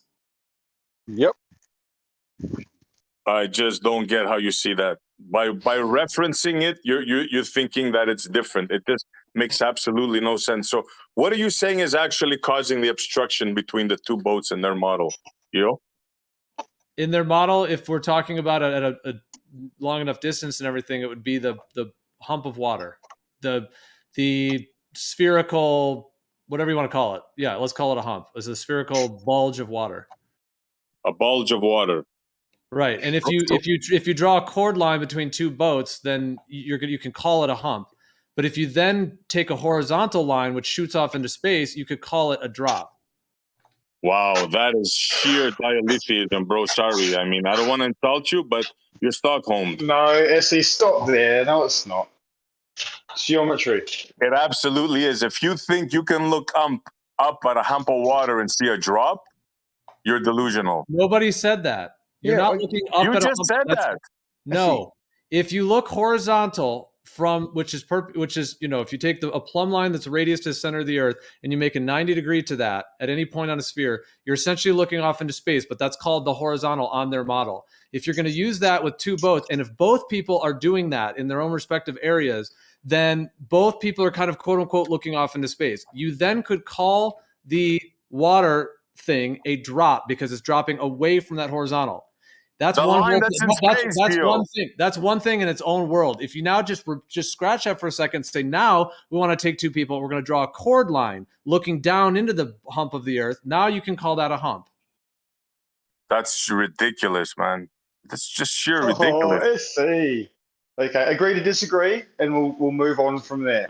Yeah, like Let's I go can't believe to what I'm Till. hearing. Wait, my Like visual. drawing a line, you think you can change something. It's ridiculous. Wait, No, hold it's on, no, It's SC. called perspective. SC, you gotta look at my visual. I worked on this for like 10-ish minutes. Okay, you gotta fucking. Like Gio just said, Well, a line blood, in sweat, and tears space, and put that's where into this. down is from. And you guys are agreeing with that. A line in space, and that's where down is from. It's a horizontal. It's not just a line in space. I said it technically shoots off into space, but it's a horizontal. It's a 90-degree from the plumb line of the radius of a sphere. Wow. Yeah, don't take it out of context any further than he stated it. No, that's not. That's exactly how he stated it. He says that there's a line that shoots up in. So where does the down start from that line, Gio? If you have a horizontal From on the a plumb sphere, bob. which is the 90 degrees from that, plumb line sort of radius, if you have that, if you're using that, like like laser beams coming out of your eyes, and that's what you're doing, every point that the Earth would curve away from that would be dropped. At every point, it drops continually away. That the 8 inches per mile. We could get into all that, but that's what it's doing. Yeah, it's dropping. Okay, so what would cause the obstruction then? You're looking straight, you're seeing drop. What would cause the obstruction? I'm looking straight now. None. What? The obstruction, the hump would only be if you're looking at something else beyond the curve. If you knew, like, Oh my knew the position God, of man. Yeah, Oh my God. yo, through check the chord line. He better check my freaking stream, man. I put too much work. Okay, on this. listen. Okay, guys, this is really unbelievable. So let's bring this to the canal. Let's take a canal now, right? We're on two boats, right? Sure. Oh, for fuck's sake! Is a canal water? If a canal's not filled with water, a then canal it's exactly with the two same locks. thing. Jesus. Why? Is there something wrong? No, it's just Well, the yeah, same we've thing been over again. it. Fuck. Yeah, but you I guys, thought we were going to agree to how disagree. can I make you think? How can I make you understand that what you're That's what saying is we're asking ridiculous? ourselves. How can we make you understand? Yes. All right, forget it. We'll agree to disagree, man. What? Whoa. Hold on, Arma has a show. Yeah, look Oh, at my that's shit. right. Sorry, Alba. Yeah, check my shit out. All right. Let's have a quick look. All right. All right. So let me first make things obvious here. So we have a bunch of these little cat in the hat looking fucking cylinders, all right, on my little round surface. So here we go. I'm just going to show you them real fast. All right. So on my little surface, and we got one there. We got one there. Yep. We got one here. We got one here. You get the point, all right? And I zoom out. The surface is round. I also have these two walls here, a yellow wall and like a teal wall. This is to show which camera we're looking through. So in camera 1, we're going to have like a blue sky or the blue wall in the background, all right? And in How my far little, are these things apart? How far are these things apart? I'm not too sure, but they're on a curved surface, all right? Show us the view from before. When you're Okay, so the showing view how from many before would be kind of hard to really get what's going on here, but this is the side view, all right? Yeah, zoom in. Yeah. This is what camera is right there. And then we got the little cylinders. If I can find them, they're like really tiny on this thing, so it's kind of hard to find them. But once you do find them, though, it's like really, It's really good. Yeah. You can just click on the names of the objects on the right And then- corner. Yeah, and that then will show what period. Yeah. And they're all sitting flush, right? They're all level. Yeah, they're all on the round surface, as you can see. All right. What? They're all level on a sphere, on a ball? Okay, don't worry about the freaking semantics. Anyway, okay, Fuck yeah, your bill. we're gonna rename this channel to the Baller Channel soon. Yeah, I can feel check it it. out. So on my round man. surface, see, they like we got little stuff on it. Enablers. SC, hold on. Let me just ask you Enabling. something. SC, does anyone agree with you on this? I mean, You're you don't the have to- only you don't have guys to that say. disagree with me. You're the You only don't- guys, the only flat earthers that have ever disagreed with me. Okay, on could you name? I mean, you don't have to, but is there one other person that agrees with you? Two? Does anyone? Well, I never heard anybody disagree with me, a baller, except you and Jeremy. Jeremy first. Okay, then I'm just asking. Does then anyone Bandsaw. does anyone anywhere on Discord agree with you on this? Because I'd like to talk to them. Huey. I don't know. You'd have to find out. You have to ask for Okay, yourself. is there any way you could? Is there one person that agrees? Is there even one? I think you have wax in your ears. Listen to what I told you. So far, I haven't had one flat earther disagree with me. Is that hard to comprehend, Gio? What I It just is. said? Because could you name one? Because I'd like to talk to them. Any one of them. Pick any one, because so far none of them have disagreed with me. But I Okay, disagreed everybody earlier. in here has. Am So I a is there baller? one that isn't I in this must be a room that agrees baller. with you on this? You'll have to look for him, I guess. Okay. Huey. I mean, I know Kiwi would I because guess he that made answers it. he made the same argument. So you guys, this this is fucking beautiful. I'm loving this. Well, it's you So against you the guys world. are I guess go agreeing for it. If that's if with this the is the hill you want ballers to die on on. this. It's completely With their Wow. model, within their model, this is consistent. Essie. This is fucking unbelievable. Nice. It's Essie, a consistent in their sphere model. is a Euclidean shape, right? Is a sphere a Euclidean shape, Essie? Yeah, it's Euclidean, man. Yeah. Yeah. So you guys do Euclid night every week at Bev's, right? Why? How do you not? You guys should go over this maybe once. You think we've never went over this? What do you think? Well, I mean, we know how you don't water know how flows, it's. dude. Fucking get a new teacher. We know how water flows. You guys are in fantasy land still. This You're isn't model about water. afflicted, It's man. not about Severely water model flowing. afflicted. Nothing to do with It's the not flow. model affliction when we're talking about within the globe model. Yeah, even within the globe model, it doesn't work. That's what I'm trying to show you. Okay, Even globe within earthers that their believe model, this model. water Globe earthers that believe cannot only this both model. hump and fucking go ahead. drop at the same time. Okay, Can't do Essie, it. Let me ask you, I put a Essie, challenge globers that to you. are only I within put a this model, challenge to you, how are they Essie. model afflicted? Or only the Sure. flat earthers model afflicted? If you,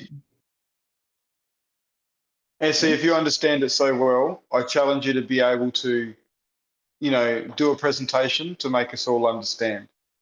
Because if you understand it, you should be able to convey that in a message that we all get it. Nah, I think you guys are too far gone. I misjudged you. If you can't understand how water cannot both drop and hump, I don't think there's anything I can tell you.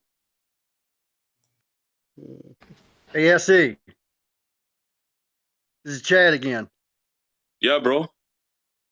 When I said that thing, when I was trying to describe what you were doing, was that kind of right when I said that? I mean, this isn't something that you made up. This was something that you were asking them when you have two boats on water and you're looking at one and you got a person on each one.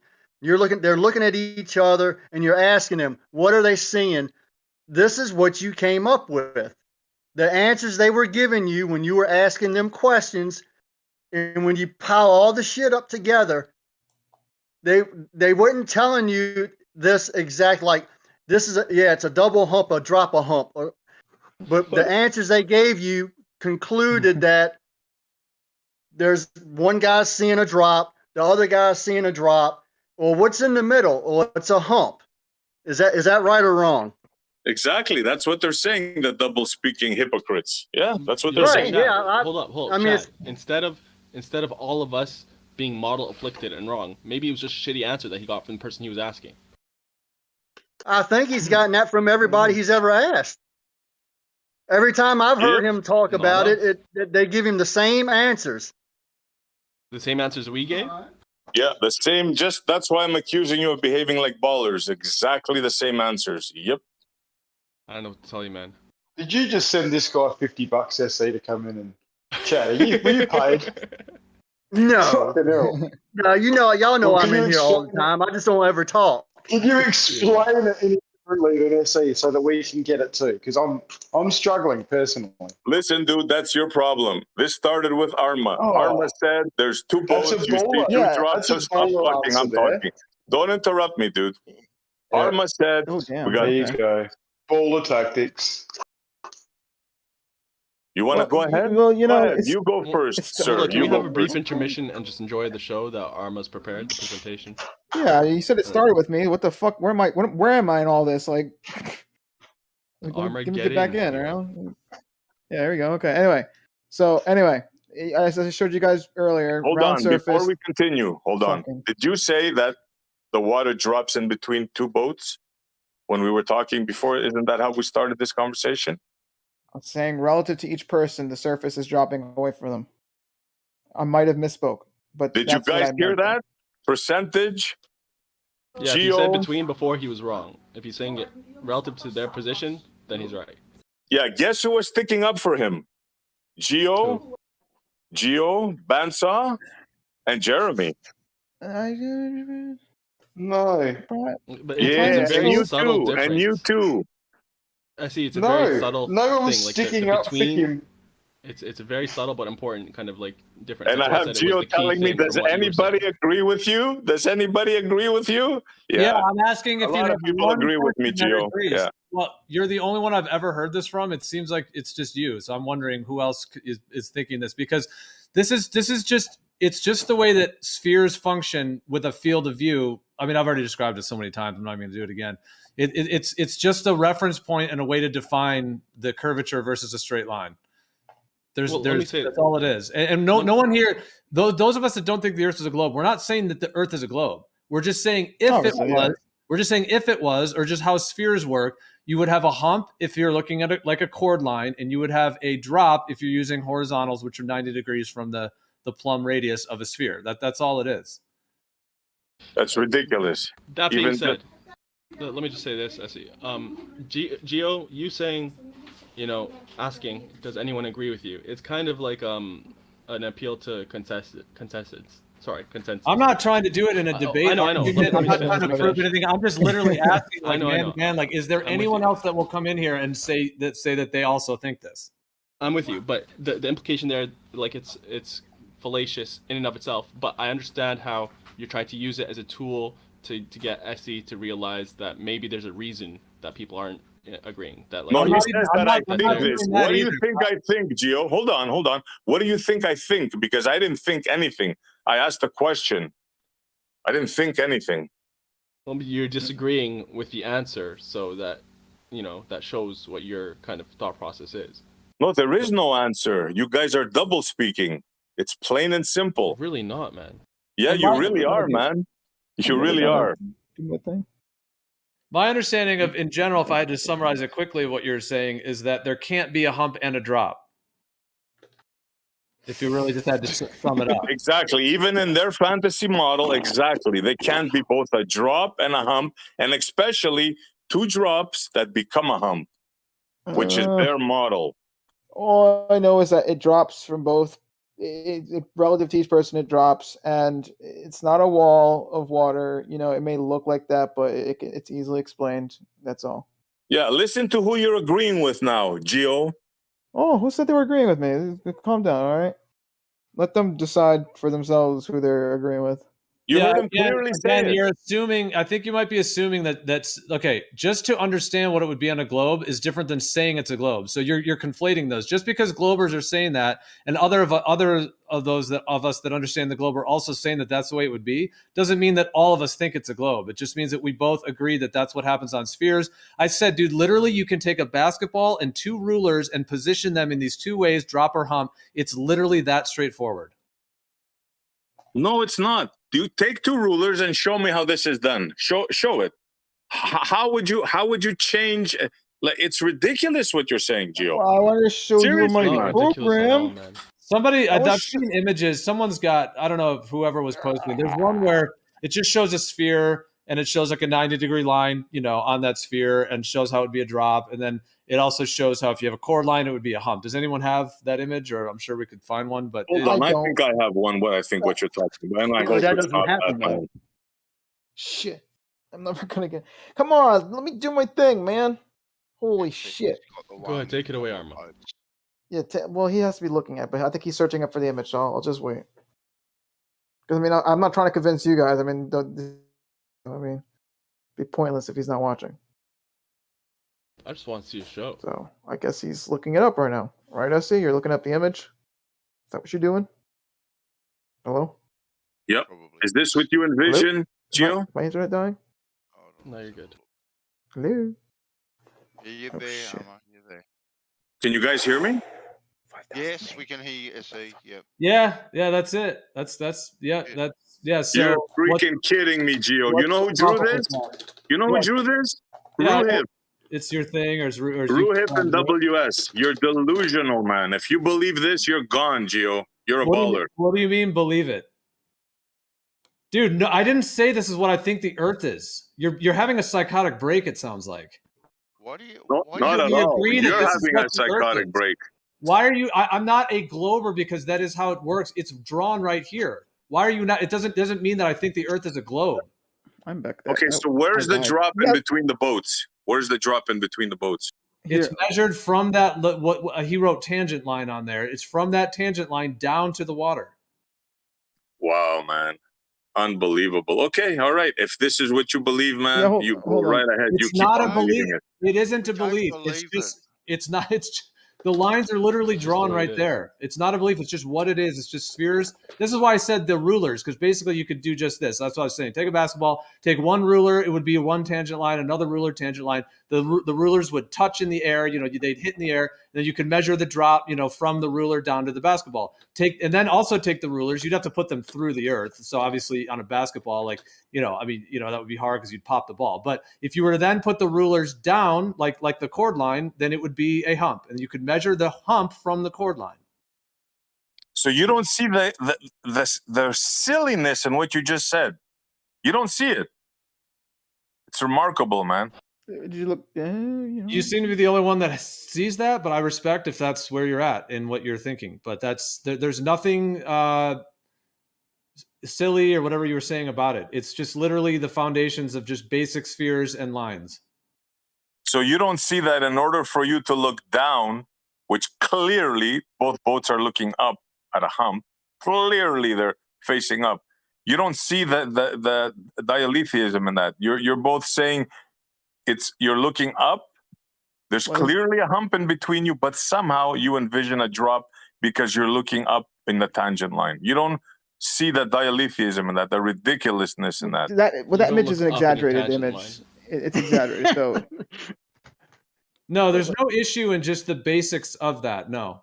We could get into whether the Earth's a globe or not. That's a whole other topic. But in terms of that basic geometry, if the Earth was a globe, there's no issues with that. Except for the part where he said looking up in a tangent line. Yeah, like that. The tangent line is relative to the position of the person, and you're not going to be looking up. You're going to be looking out. Because it's the perpendicular to the plumb of that position. Right. Wow, man, you guys got it bad. Okay, I'll step back. I said enough. Yeah, I apologize for saying you're having a psychotic break. The only reason I said that is because you started calling me a baller, and it's just like, dude, I'm not. It's nothing. That's offensive. It's just, it's just bizarre. It's just crying out loud. I've only heard ballers say that. Honestly, the only reason I say that is because it's almost like you're having a break from reality. Because I never, in any way, shape, or form, said that this is what I think the Earth is. What I've been saying, is that if it was a sphere, or we're just talking about spheres in general, yes, you could have humps and drops. You could, versus tangent lines and chords. That's all I'm saying. But for the fact that you started saying I'm a globe earther just because I'm agreeing that that's how spheres work, it doesn't make sense. Okay, maybe I went a little bit over the line, but I said that because only ballers I've heard say that. Now I'm still perplexed why you don't see the problem here, Gio. The tangent line. It's clearly that the boats are on a slope on the ball. Clearly that the bow is pointing upwards, but somehow they've convinced you that if you draw a line into space, you can say that's down, the water going down. It's not, man. It's not. Even in their model. On a globe, you don't have tangent lines between the boats, but you do have chord lines between the boats. It's impossible. Yeah, tangent lines don't have a globe. Unless one of the boats is really high in the air, just flying in the air magically, it might have this, it might be on the tangent line of the other boat's horizontal, but you're not going to have tangent lines between the boats ever. That distance between the tangent line and where the drop points to the peak of the hump there, SE, what would you call it? Yeah, from that tangent line in the air, obviously it's going down. But do you realize that is not the question here? Do you not SE. realize that the bow of the boat is pointing up? There's a hump there, and there's nothing that you can say that can make that being down. Yeah, It just so cannot be down. yeah, so let's do a 3D model that I have. Hold on, Arma. Do you not realize that, bro? No. What do you want? That's for real, man. You Yes. No. Yes. The geometry of the sphere, right? If we're just talking pure geometry, we have to give these things terms, right? And if we're to measure it, right, you just said that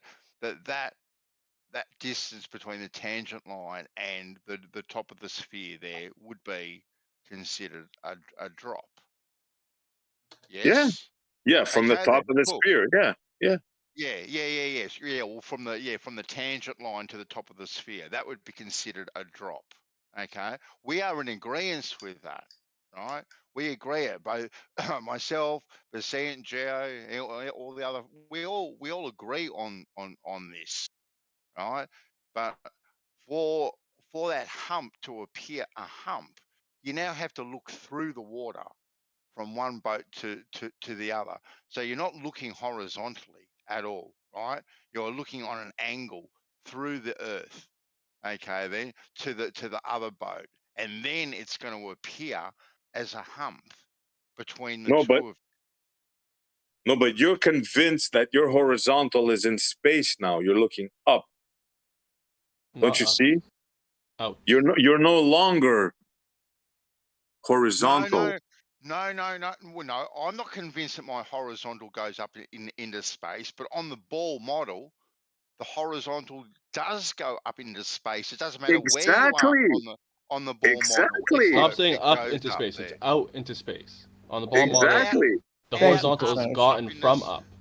Yeah, well, up, out, it's all the same thing. Let's not get pedantic with two kind of. Okay, let's get pedantic. Out into space. I think we need to. We need to be that precise for that. Yeah. So you have to say the that. horizontal is definitely going out into space. I agree. Right, and we don't seem to look that way out into space. Right, we're just looking ahead of us. All right. I get what you're saying, SC. I do. I get what you're saying. Yeah, bro, it's reality. I mean, you can't have it both ways, man. But you can. I mean, reality is we don't look at through a chord line, and we don't look through a tangent line. We're usually just like fixated, kind of like what's on the horizon, what's in front of us. Yes. You know. Yeah, but even in their mythical sphere reality, you still can't do that. You still can't make up you down. can.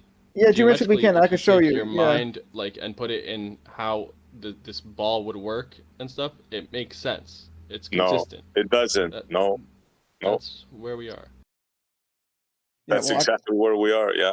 Yeah. See. So yeah, that's exactly where we are. Because water breaks all of your imaginary things. That's your problem. No, it does. Water. You're not understanding water. You're thinking of lines and perspective, and you're drawing rulers and how you look at stuff. Yeah, that's cool. All right, check it out. All right, maybe just offer real quick. I think everybody on the flat earth side is agreeing, but they're talking past each other. I think that what we're all acknowledging is that the ball model is paradoxical, even though with relativity it can make sense on paper, and you can look at a diagram, and it can make it look like, okay, yeah, it's a hump and a drop, even though that's paradoxical from the perspective orthographically, or if you look at it mathematically or whatever. No. But the Or fact if you of the look at matter it through my Blender is model, water's level, and it can't be both level and curved. Well, I which agree always with the argument. If that's what SC is saying, I agree with that part of it. Like, you can't have a hump and a drop. I agree, but you can have one or the other depending on the reference point and how you're using the words in terms of the references of the chord or the horizontal. Right. So I would say it's like Geo, they say that it's both in their model. You got to understand that. That's my whole point. They say both. But we say it exactly the way Gio said. Depends on the reference line you're picking.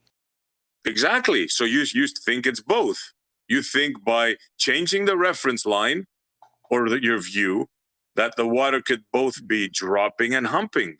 That's what you think, Well, right? I guess I would word it. I would word it as I would use the word "or." It's a hump or a drop, meaning if you're using the horizontal, the 90 degrees from your plumb line. If you're using that, it's a drop. Or if you're going to use a chord line and kind of look down into the water, basically, and use the chord line, it is now a hump. So I would say it's really or, but I guess you could say and, as I guess, but I would kind of say same or. position you had both of them, yeah.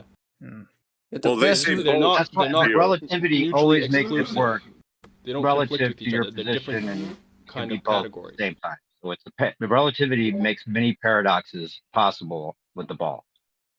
Yeah, they're accepted paradoxes. That's what I'm trying to show you guys. I'm trying to tell you that even If it's within the possible, model, everyone's if it's possible, it's not a paradox. No, new perspective. I disagree with you. If you say it simply like that, it can be stated as a paradox, but it's not paradoxical.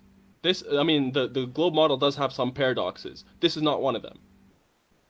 this is This definitely one of them. All Percentage. right. This is one It of could be them. stated, yeah, you could say, it's a drop and hump at the same time, so it sounds like it's an apparent paradox. It sounds contradictory, but it's really not. Okay, hold on. Okay. How so? Okay, How so? Why is it the ball right here? A hump and a Can drop we watch the percentage. presentation, please? Guys. And then I have something else to offer because QE is the one that originally came, or at least QE is one of the big proponents of the Alice and Bob argument. I have a link to him explaining it with a screenshot. We could watch his explanation of it after this presentation and see why it is there's such a big problem. Maybe. Okay. Well, anyway, yeah. I mean, okay. So, seriously, like, no more interruptions. All right. Freaking watch the video. Essie, join the thing. All right. Come on. Join it. I'm gonna show you right now. Yeah, Let's join go. it. All right. Let's go. I'm gonna wrap this up. I'm gonna do this real Let's fast. do it. All right. So I showed you Save earlier. questions to the end. Yeah, I showed you earlier. It's a curved surface. Bam. You got the stuff on it. It's on the surface. Bam. Whatever. Okay. One camera. This is camera 2. All right. I have the sky yellow, so this is camera 2. You got this blue one, red one, and let me just real fast show you if I change my height real fast. Where is it?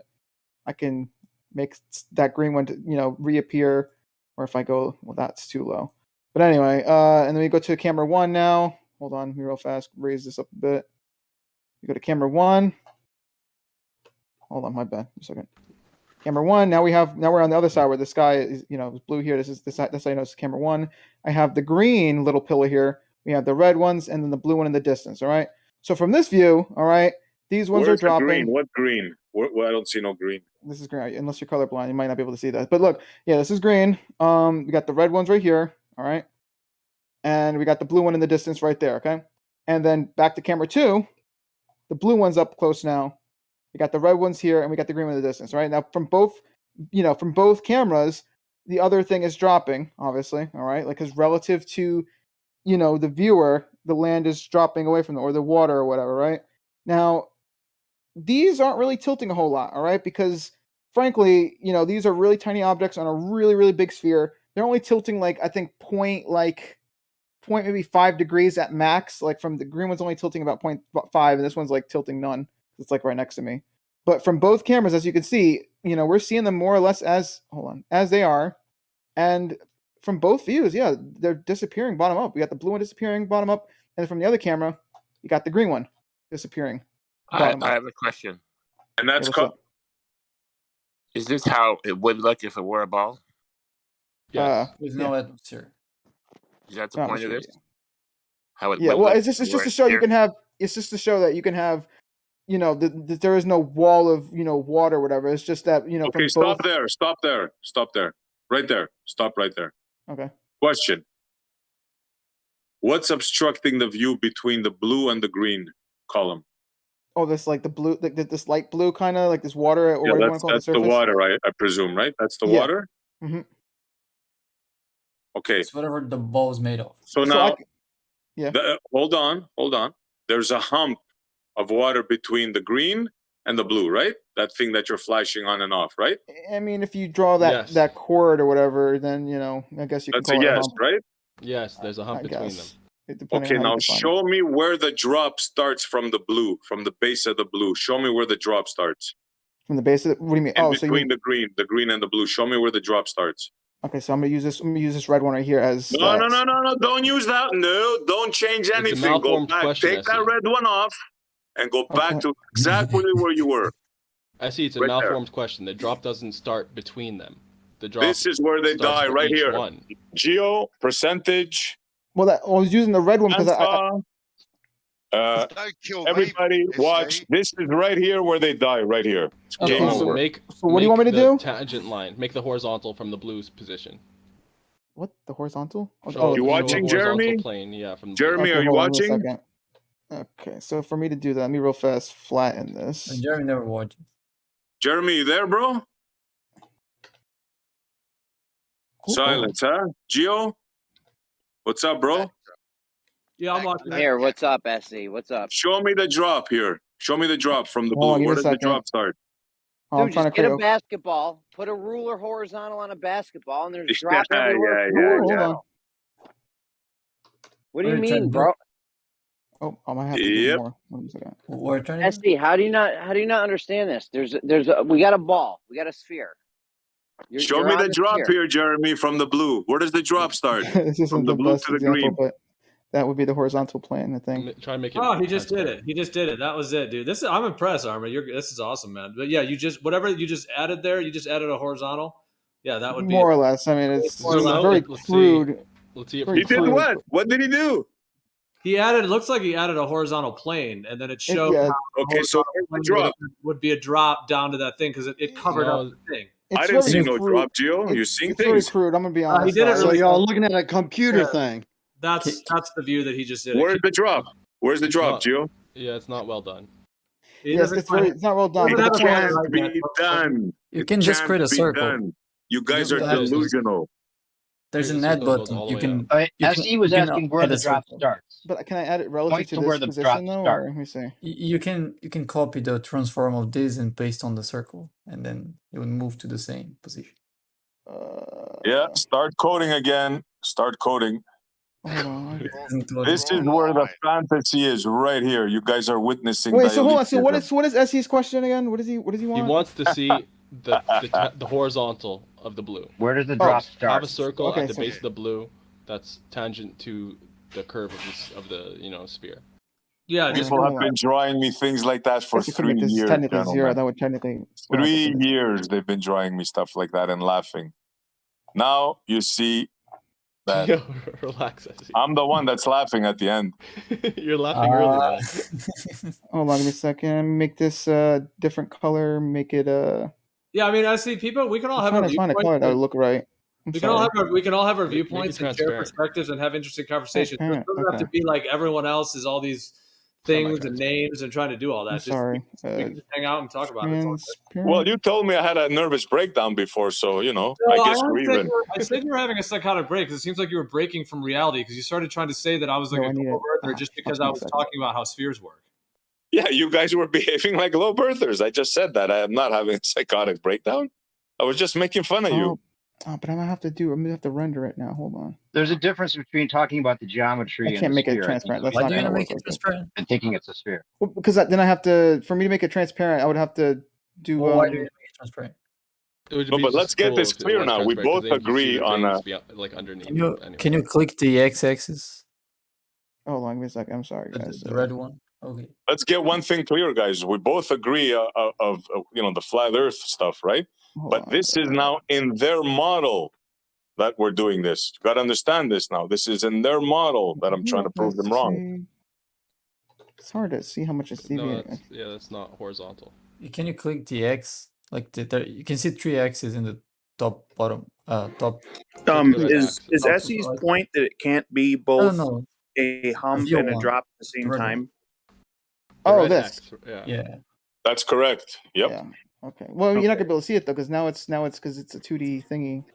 Part of the thing about this, when you have a huge sphere, Yeah, that well, does, if you it click does it, make it'll be it a little orange. bit.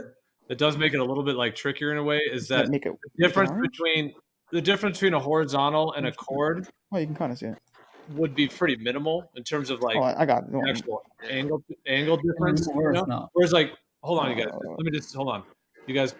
Like if you have like rulers on a sphere, you have this very curved sphere and you have these huge rulers, so it's like really like kind of huge. But if you imagine if the sphere or if the basketball was massive, and then if your lines were now, if you put a big ruler on there, the lines are going to be like right along the the huge surface. So like the difference between a chord, enough of a chord that you would need to get a hump versus the amount of horizontal that you would be able to measure a drop is There a you go. very minimal difference, which is why what Arma's trying to do here is to get the difference between the spherical surface that he has and then a plane, and trying to actually get those two, because it's like only a minor difference. This is kind of cluttered, but I mean, I got it to extend far enough to where you can see kind of the.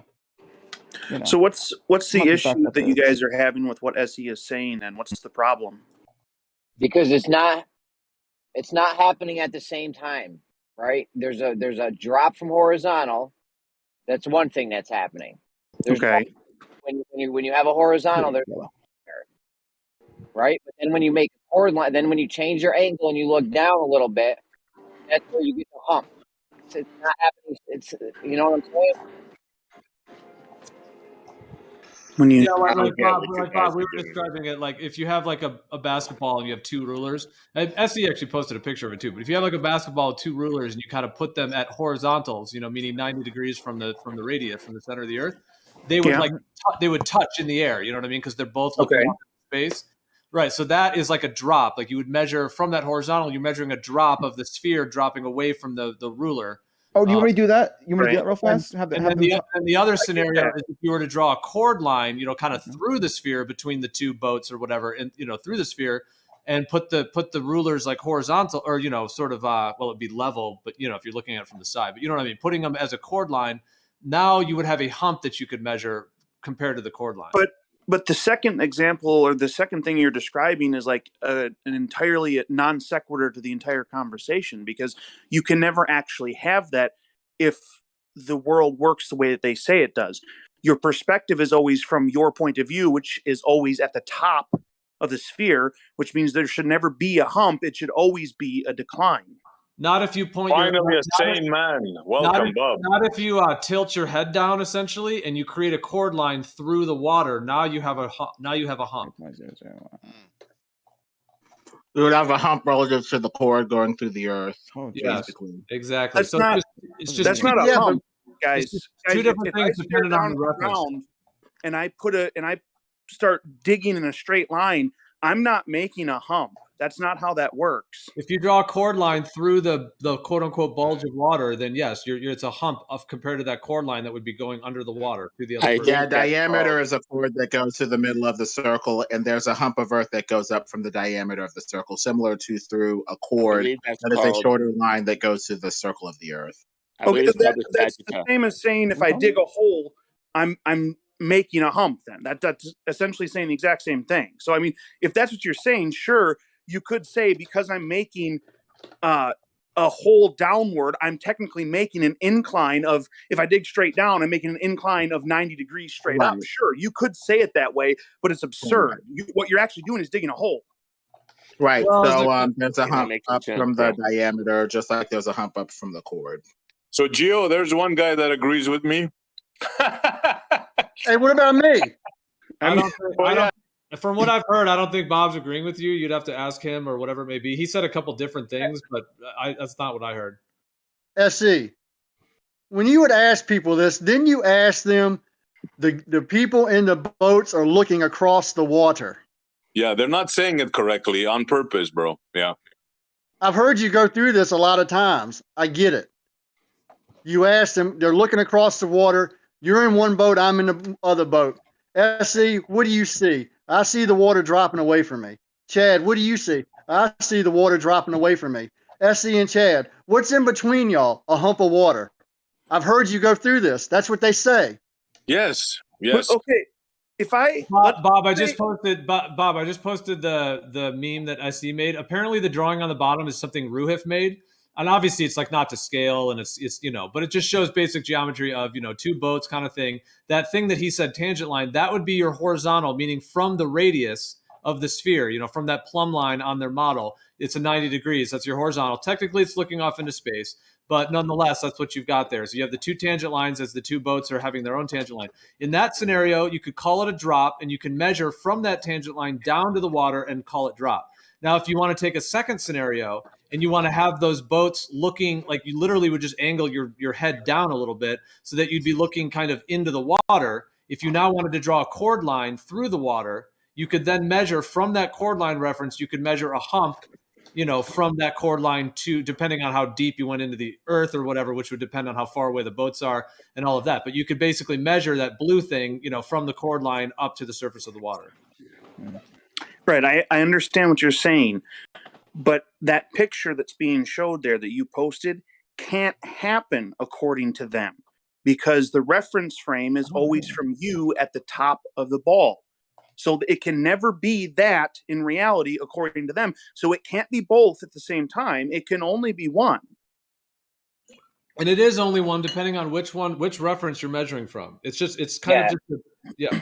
Well, okay, but that's the problem with that is that it can't be the second one according to them. It's you are always at the top of the ball, which means it should always be a drop. Otherwise, what we would see is not a horizontal flat looking plane out in front of us. We would see it go up and then go down.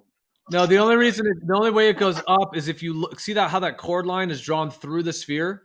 You have to imagine that the tangent line and chord line on his little drawing there, which apparently, like I said, Ruhif made it. Those are like, imagine laser beams coming out from your eyes.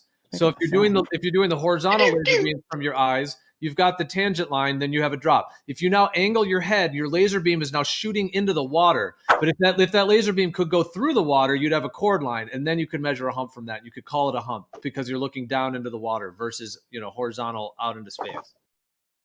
And this would be the hump of Earth curvature that they think is You're obstructing. standing at the foot of a hill and you dig into the hill, you're creating a hump. Yeah, it's just a reference frame. It's just it's a different reference frame by which you're measuring. If you're shooting your laser down through the water, then you have a chord line. You could call it a hump if you want. If you then take your laser and go, you know, horizontal or that tangent type line, then it's a drop. It's just a different reference point in how you're measuring it. Yeah, relative to This the is tangent, pretty there would funny. be a drop. But relative to the chord, there'd be a hump.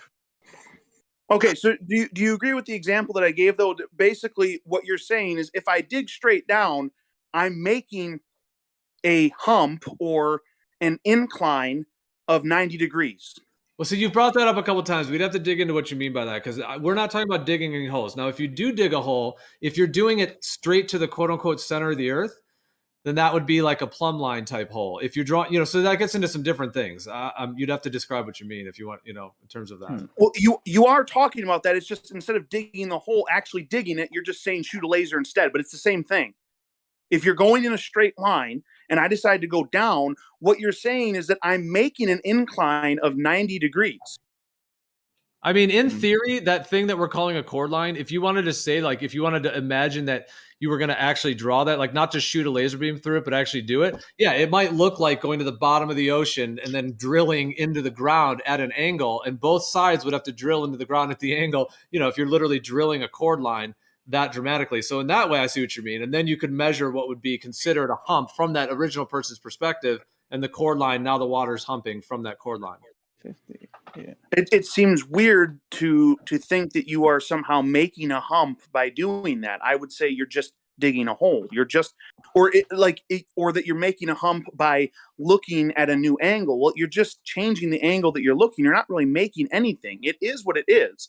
And we can't have bless this you, picture that you Bob. posted. God bless Otherwise, you, we bro. would see the Well, land what go is a hump other than 2 points of reference? It's a plane. A hump is a planar surface with something at a higher elevation between 2 points. So if you're gonna draw a chord line, essentially it's like you're making a flat earth. If you're drawing a horizontal chord line, yes, you now have a planar thing with 2 points, and then now you can call the tip of that sphere, you can call it a hump. But from a core part of that being the hump, from what you just described, a core part would be from those 2 reference points, it goes up, right? If you're going to call those 2 elevation points of a chord, yes, it will go up from those 2, yes. Right. So that thing that you posted looks like what you're describing. It would go up from both points. That can't happen according to them.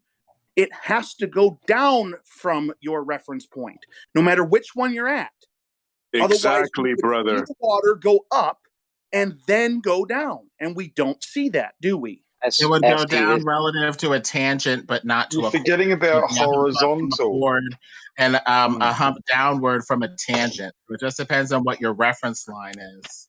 Yeah, Bob, none of us are saying that this is what the Earth Exactly. is. No, none of us are saying this is what the Earth is on any level. So we agree this is not what it is. But if it was, we're just in model world right now, just as a model.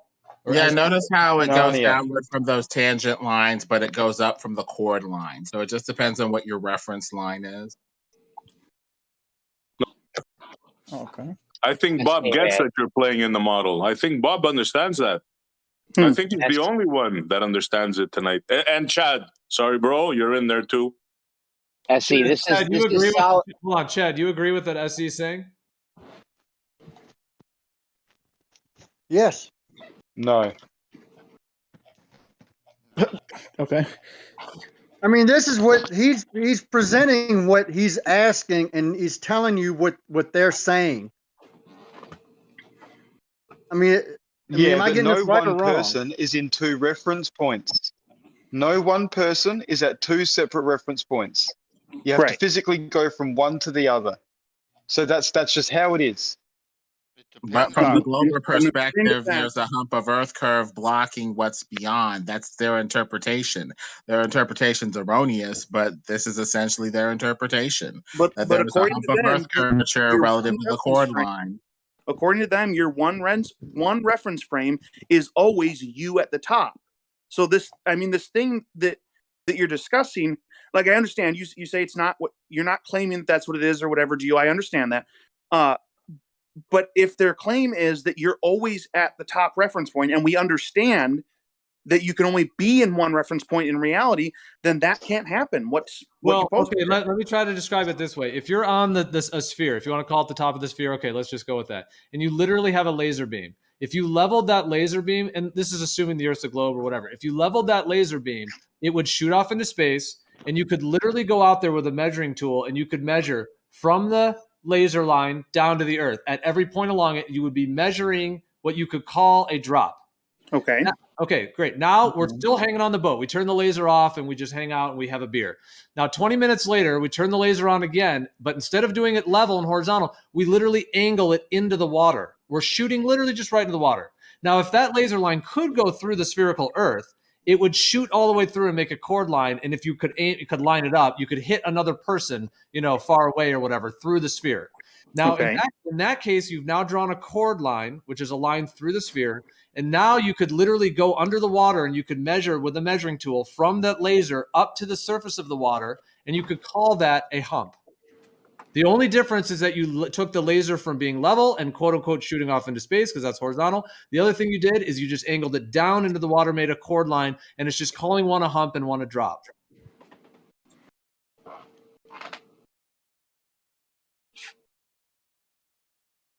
Yeah. Also, okay, never mind. I was gonna fucking go back to whatever, but.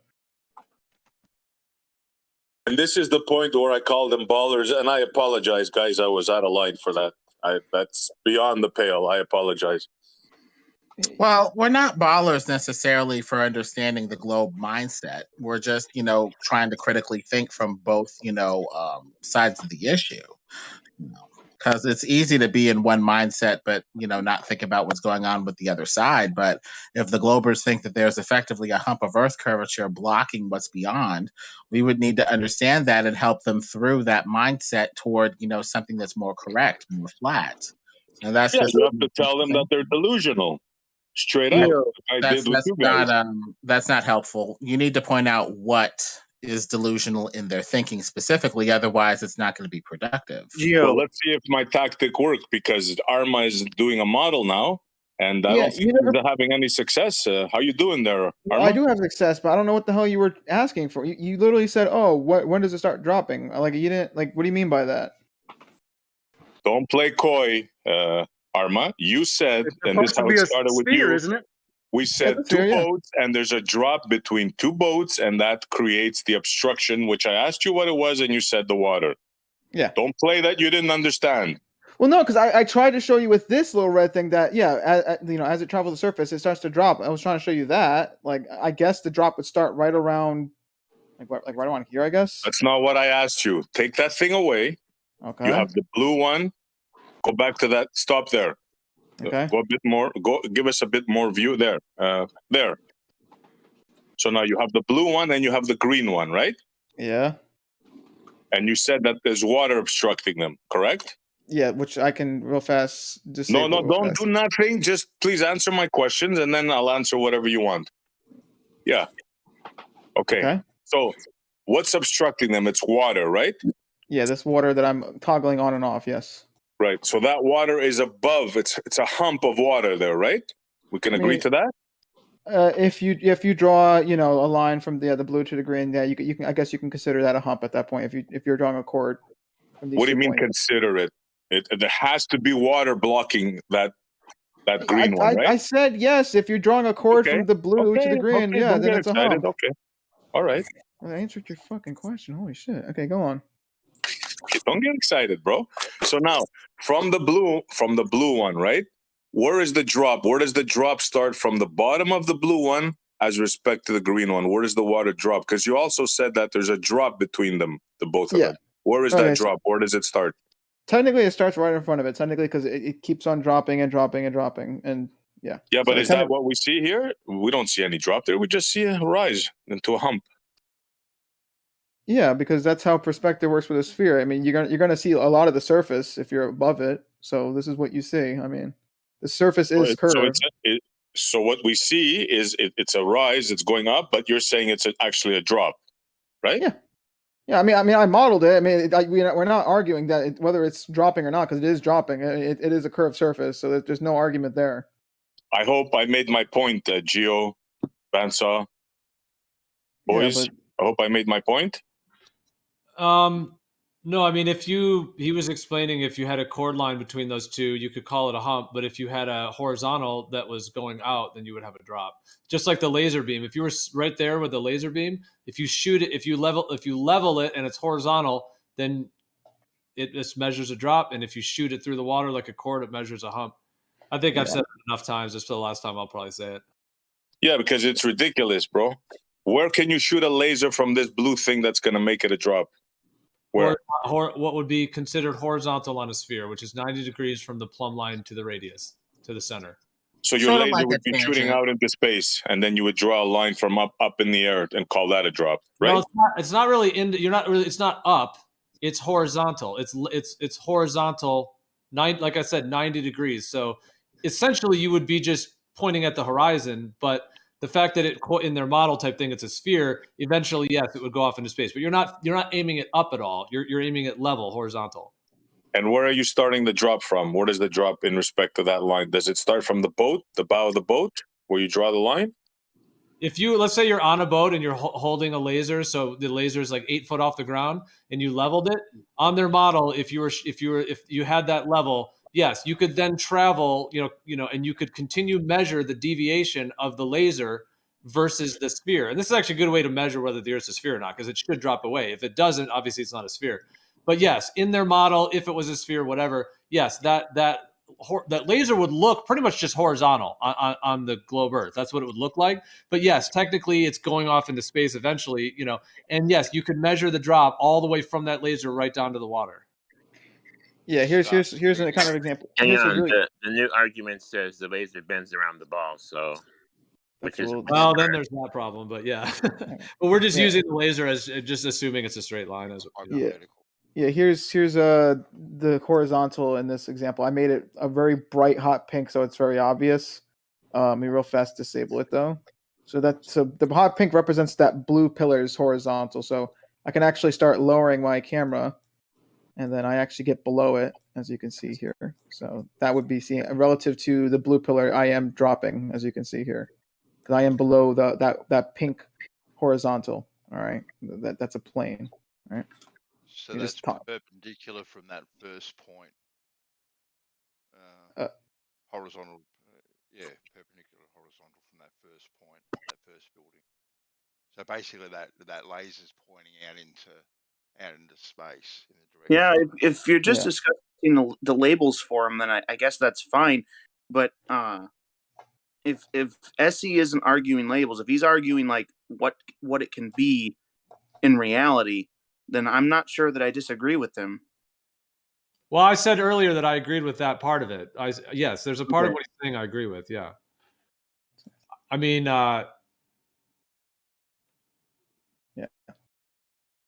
See, this is the little plane right Of here. course, I'm not sure if these boats are positioned properly, but Can't you guys see even in their model it doesn't work? What do you mean it doesn't work? What the frick? I'm showing you right now. It works. Look, No, it doesn't. You didn't show me any drop. You're just saying words. The drop is right. Between the boats. There's no drop. What that is? Look, okay, hold on. Let me show you the horizontal. All right, this is the horizontal of the blue pillar. Right, this really hot pink whatever. Okay, as you can see here. All right, when I toggle it on, right, it starts to cut off these red pillars, right, and as you can see, the green is like totally just hidden below that. Right, so this is the true horizontal, right? Let me cut back to the other. Wait, that's it. Yeah, well, at least in this here, this is the true horizontal, as you can see. It cuts those off. But anyway, let me real fast go to the other camera. Let me show you SC. Then you should get really fancy, dude. You could actually put a lot. You could make a chord line and then make an actual, and then you could actually flip between hump or drop. Can't believe you're entertaining this, man. I can't believe you're entertaining hold this, on. Gio. Well, I actually did make a chord line. Hold on, let me show you the chord, but I have to disable the water though. So let me real fast disable the water. All right. Well, you can just so now you don't have to give us the play-by-play because we're also trying to keep the conversation going. But SE, let me ask you this. Okay, we both agree that this is not actually happening in reality, right? So the Earth's not a sphere. So we're on board with that. But yeah. Okay. But are you also saying that it, like, okay, let's just say that we're God and we can create anything we want. So we're just going to create this big sphere and outer space, all that shit, right? Let's just assume.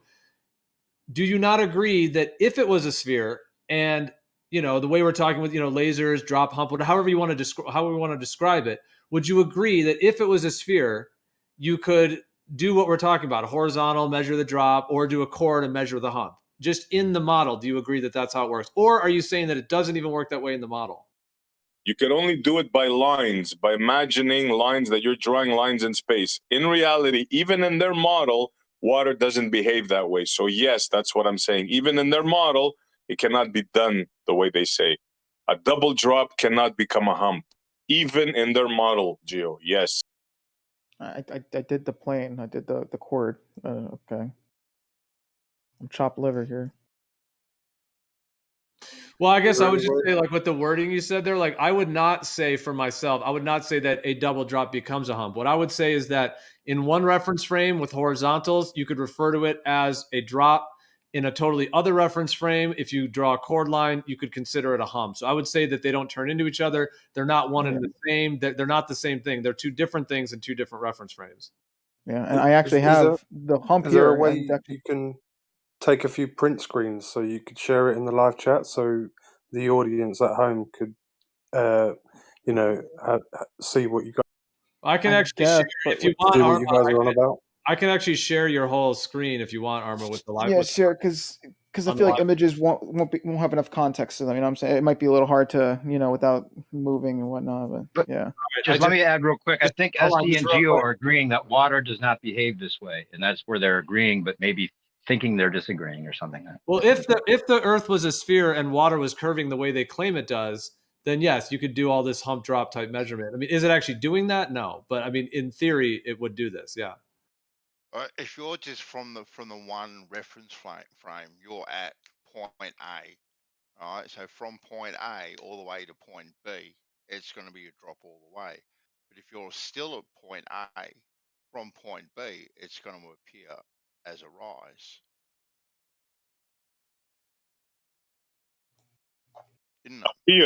Appear. That's exactly. Yeah, exactly. Yeah, if you stay in the same reference frame at point A, SE. Yeah. Oh shit. But then if you move your reference frame and now all of a sudden now you're at B, right?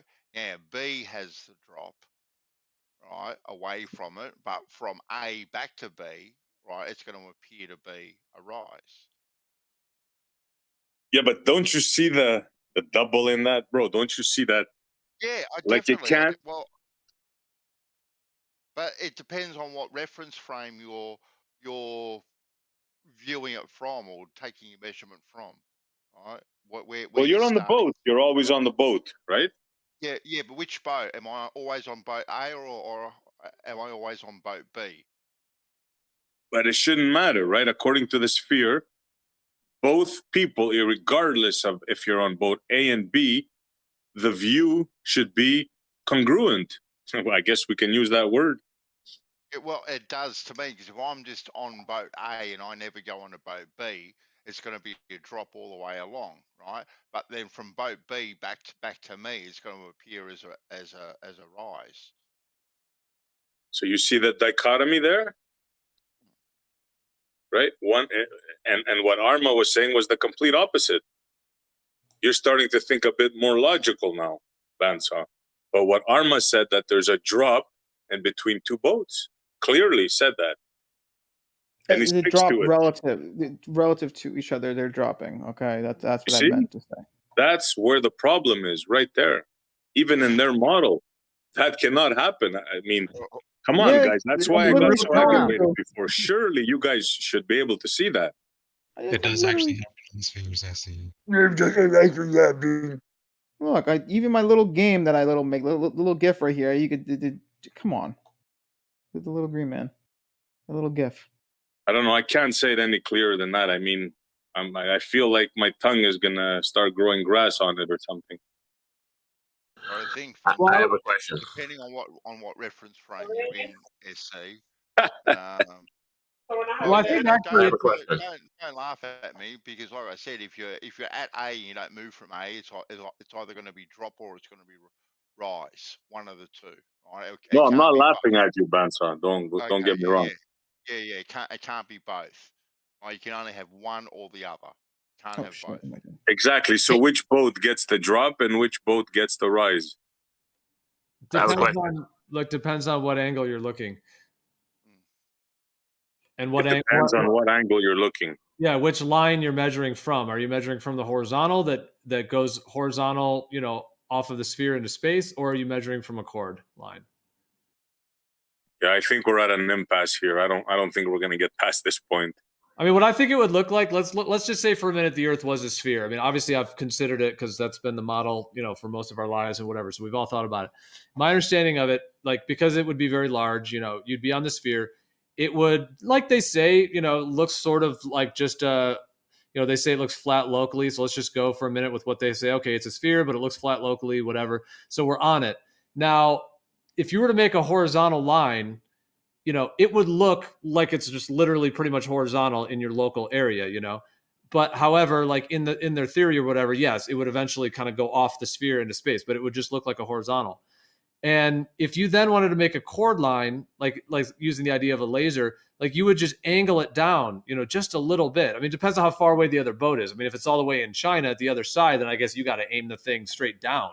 But if it's like just as, whatever, 100 miles away or something, you would only be angling it a little bit. And now if the laser could shoot through the water, then if it could, in theory, then you could call it a hump and you could measure a hump. But if it's going horizontal, off of the sphere, as it were, you could measure a drop. So it's just how, that's all. And it would just, I think it would be a pretty minor difference because you would only be angling the laser, from level on a globe or whatever, and you'd just be from that horizontal, you'd just be angling it as a chord. And depending on how deep you kind of shoot into the sphere, as it were, then you could just call it a drop or call it a hump, and then measure it that way.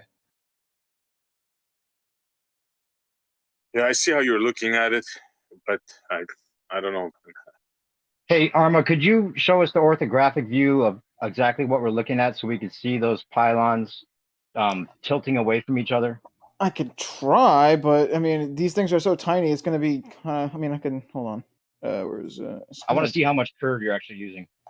So this is the size of the thing, and then when I zoom out, we're using pretty much this much. I'm not even using that much curve actually. I'm only using a small amount of the surface in all honesty. But you can actually see the curve though by using this yellow tangent, yellow chord line. I actually connected it between the green pillar and the blue pillar. As you can see, as I get closer to the blue pillar, that yellow line is starting to, level out with the surface. So. It's strange because I know it's the way the program works, but for the amount of hidden value we're seeing with the pylon that's not that far away, you would think there'd be more curvature, just like with the ball model. Well, yeah, that's the thing. I mean, hold on. Let me just get to the other one. Yeah, I mean, there's the curvature is there. It's just like you're unless you're expecting like tilt or something, you're not going to get that on a smaller scale like this. Like you'll get the drop, because obviously a ball, it's always dropping, but you won't get that tilt unless it's a considerable amount, a considerable distance away from whatever, right? So, and here we're not really getting any of these pillars tilting because they're barely they're barely traveling a crazy distance on this round surface. But you are getting that drop though, as you can see with the yellow line. Like Yeah, it just seems like with that amount of hump that you would get a tilt. Well, that's the thing. You wouldn't. Let me show you real fast. I think the amount of tilt that you get is actually only 0.5. So this one right here is roughly 5 degrees, and if you go to the blue one, if you go to the blue pillar, where is it? That one's 4.45. So it only really tilts a little bit. It's not a huge. Anyway, I'm just saying that it seems like when you're zoomed in, the way we were seeing it, there's a lot of hump there.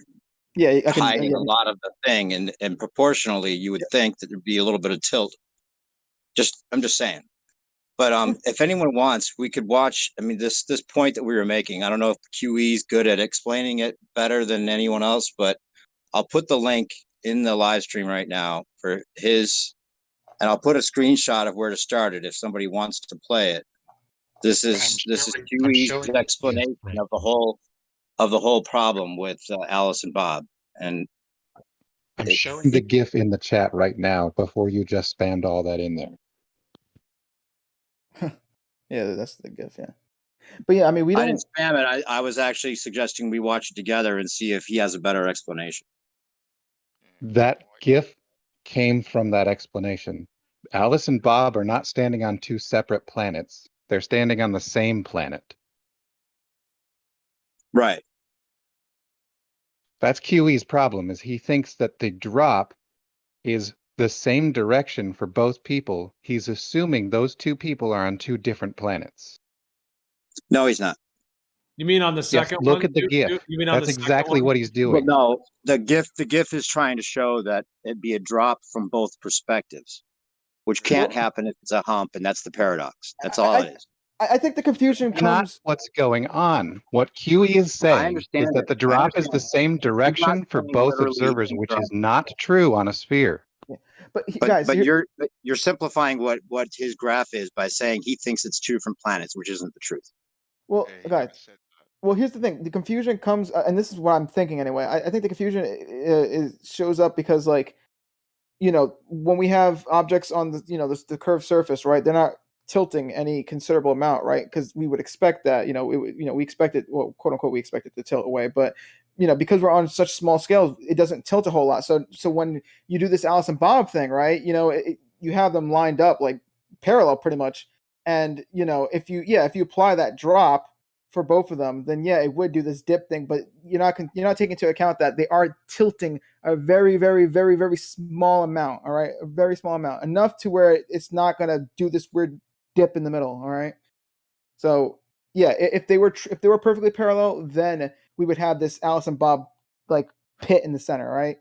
But because they're tilting that ever so slight amount, we're not gonna get that pit. That would be where the curvature goes. All right.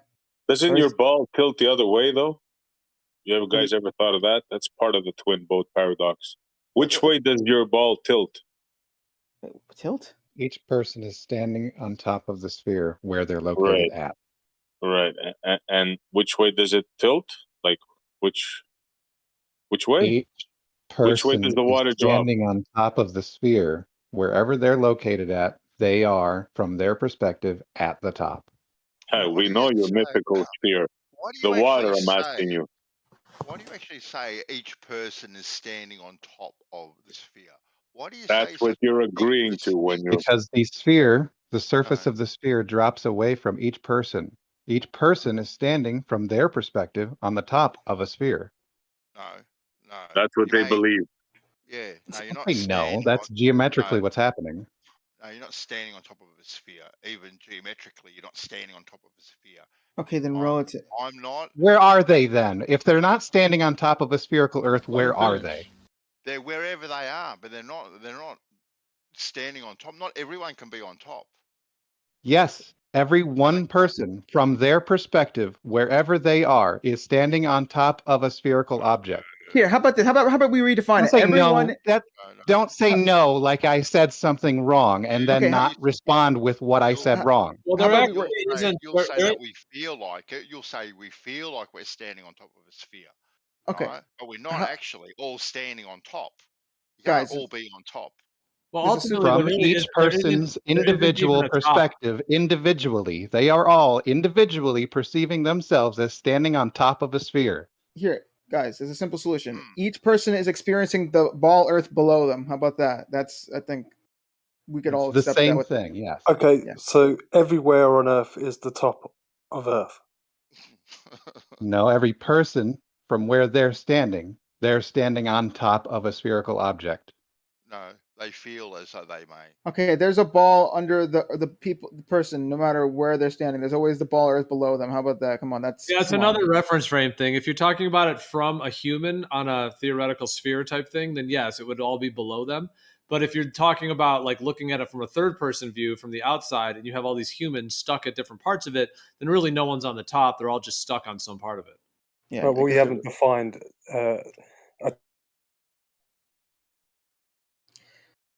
Well, obviously there is a top and a bottom because they had this tilt and they had points of the axis points. Yeah. So how could any two of those points have a drop in between them? Yeah. Okay. So yeah, let's actually cover this real fast because I want to real fast just make sure we all on the same page, right? So I think globe earthers and flat earthers can agree if they were perfectly parallel, right? No tilt between them, right? They were just perfectly stand parallel, right? And they both experienced dropped. If they both experienced drop, there would be this pit. If they were perfectly parallel to each other, and they were both experiencing drop, then yeah, there would be a pit. Can we both agree? Can flat earthers and globers, agree on that? How about on a sphere? Would there Well, not be a pit on the sphere, or would it Well, no. just straighten out a bit? Well, we'll get What to would happen that. on a sphere? Well, we'll get to that because I think that's where the Bob and Alice, thing comes from. Because I think the idea is that, QE is So thinking the that they're Bob and parallel. Alice thing comes from the twin boat paradox. That's Okay, but, where the and- Bob okay, and and- Alice thing comes from. Then I think the twin boat paradox comes from where I'm talking about, where the person assumed that the boats are parallel. All right, not like angled away from each other, but parallel. And so if they're both experiencing drop, then yes, logically there would be a pit in between them. But the thing is, they're not both parallel, right? There is a slight, like angle between them. All right, they are tilting away from each other slightly. All right, but once again, I think globers and flat earthers can agree that if the boats or Bob and Alice, no tilt in between them, right, and they're both experiencing drop, then there would be a dip between them. Okay, and the question I put to you was, put that scenario now on a sphere, right? On an arc, a curve, call it whatever you want. Yes. How You would just the did. water appear then between the water- boats? Drop. Just like in my 3D model, it would drop relative it would drop for both of them, like relative, like for Alice it would drop, and for Bob it would drop. So there'd be no pit in your model? Well, No no, pit? because they're tilting ever so slightly, right? If they weren't tilting at all, if they were truly parallel, then yes, one would logically have to assume that there's a pit between them. But because they are tilting ever so slightly, we can fill in that quote unquote pit with the curve. All right, the curve perfectly What are you solves for that. talking about? My 3D model shows it. I don't know if you don't have to fucking show this. It You're literally going to shows it. fill in the pit with your curve? Quote unquote, He fill doesn't it in. want to But look at the I'm 3D model. Yeah, My don't mind God, don't man. mind the way I talk, all right? I talk very like metaphorically, all right? So don't mind like the words I say, all right? I'm stupid, all right? But anyway, the point I'm trying to get at is there is tilt between these people, all right? So there's not going to be a pit. If there was no tilt between the people, then yes, we would have to logically conclude that there's a pit. But there is a tilt. There's a very tiny tilt, okay? Okay, from the blue one now, the water, right? Where does the drop start? Well, hold From on. the I gotta blue one. first. I gotta throw in the water. The yellow plane is the chord between the two. So let me get rid of the chord. This is the water. Okay, this is the surface of the Earth. All right. As you can see, this is the blue one. The green one's a certain distance away. It is tilting ever so slightly, like 0.5 degrees. I didn't ask you about a tilt, bro. Okay. I asked you from the blue one, from the base of the blue one, where does the drop start? In Okay, which so- direction? Where? Okay, so let me real fast. Here we go. So this pink plane, this shows you it's horizontal, right? The bottom, the horizontal. I didn't ask you that. Put it back to Okay. where it was. Put it back to where it was. So everything below the freaking pink thing would be the drop, all right? It drops starting from the blue. Why are That's you how adding a a ball. pink thing? That's So the this is the water, right? horizontal. No, the pink thing is the horizontal. This is the horizontal of the blue. Didn't ask you about the horizontal. I asked you about the water, the curved water that's blocking the blue thing from the green thing. Yes. And okay, now leave it there. Don't put anything else there. From the blue, the base of the blue person, right? The blue thing, call it whatever you want. Yes. Where does the water drop and in which direction?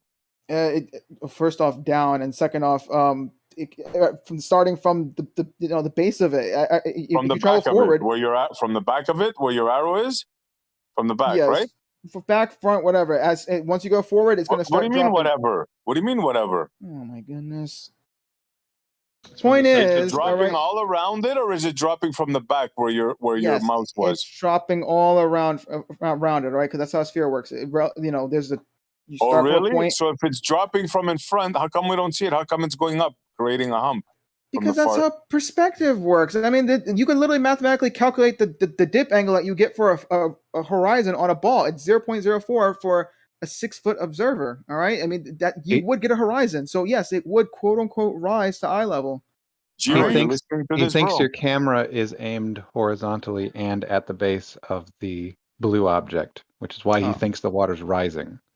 Oh yeah, the top of this would be more of the actual horizontal. The top of this. So pink why thing, didn't you draw it like that to begin with? Because it's curved. It's a curved surface. This pink surface right here is flat. This is a horizontal plane. So this it is has a flat nothing surface. to do with what we were talking about. Take it out. It has nothing to do with reality, right? With your sphere, right? Because your sphere is curved. There you go. Yeah, that's but your notice, reality, right there. That's your notice reality. Notice in this model how much the blue horizon is dipping from this pink horizon. Okay, it is That not pink horizon perfectly doesn't eye level. exist in your world. That doesn't exist in your world. It's just take it away. Arma, Don't, can you don't put can you put a fantasy camera there. at the base of the blue one? At the center of the Exactly. blue? A camera at the base. You put a camera at the base. What would it see there? Okay, It would let see me a try rise to- in the water, right? Hold on. Ooh, whoa! I'm fucking with the blue one. Hold on, let me change my camera. Ooh, okay, give me a second. Whoa, okay, that's not it. Whoa, what the fuck? It should be Y. Why isn't?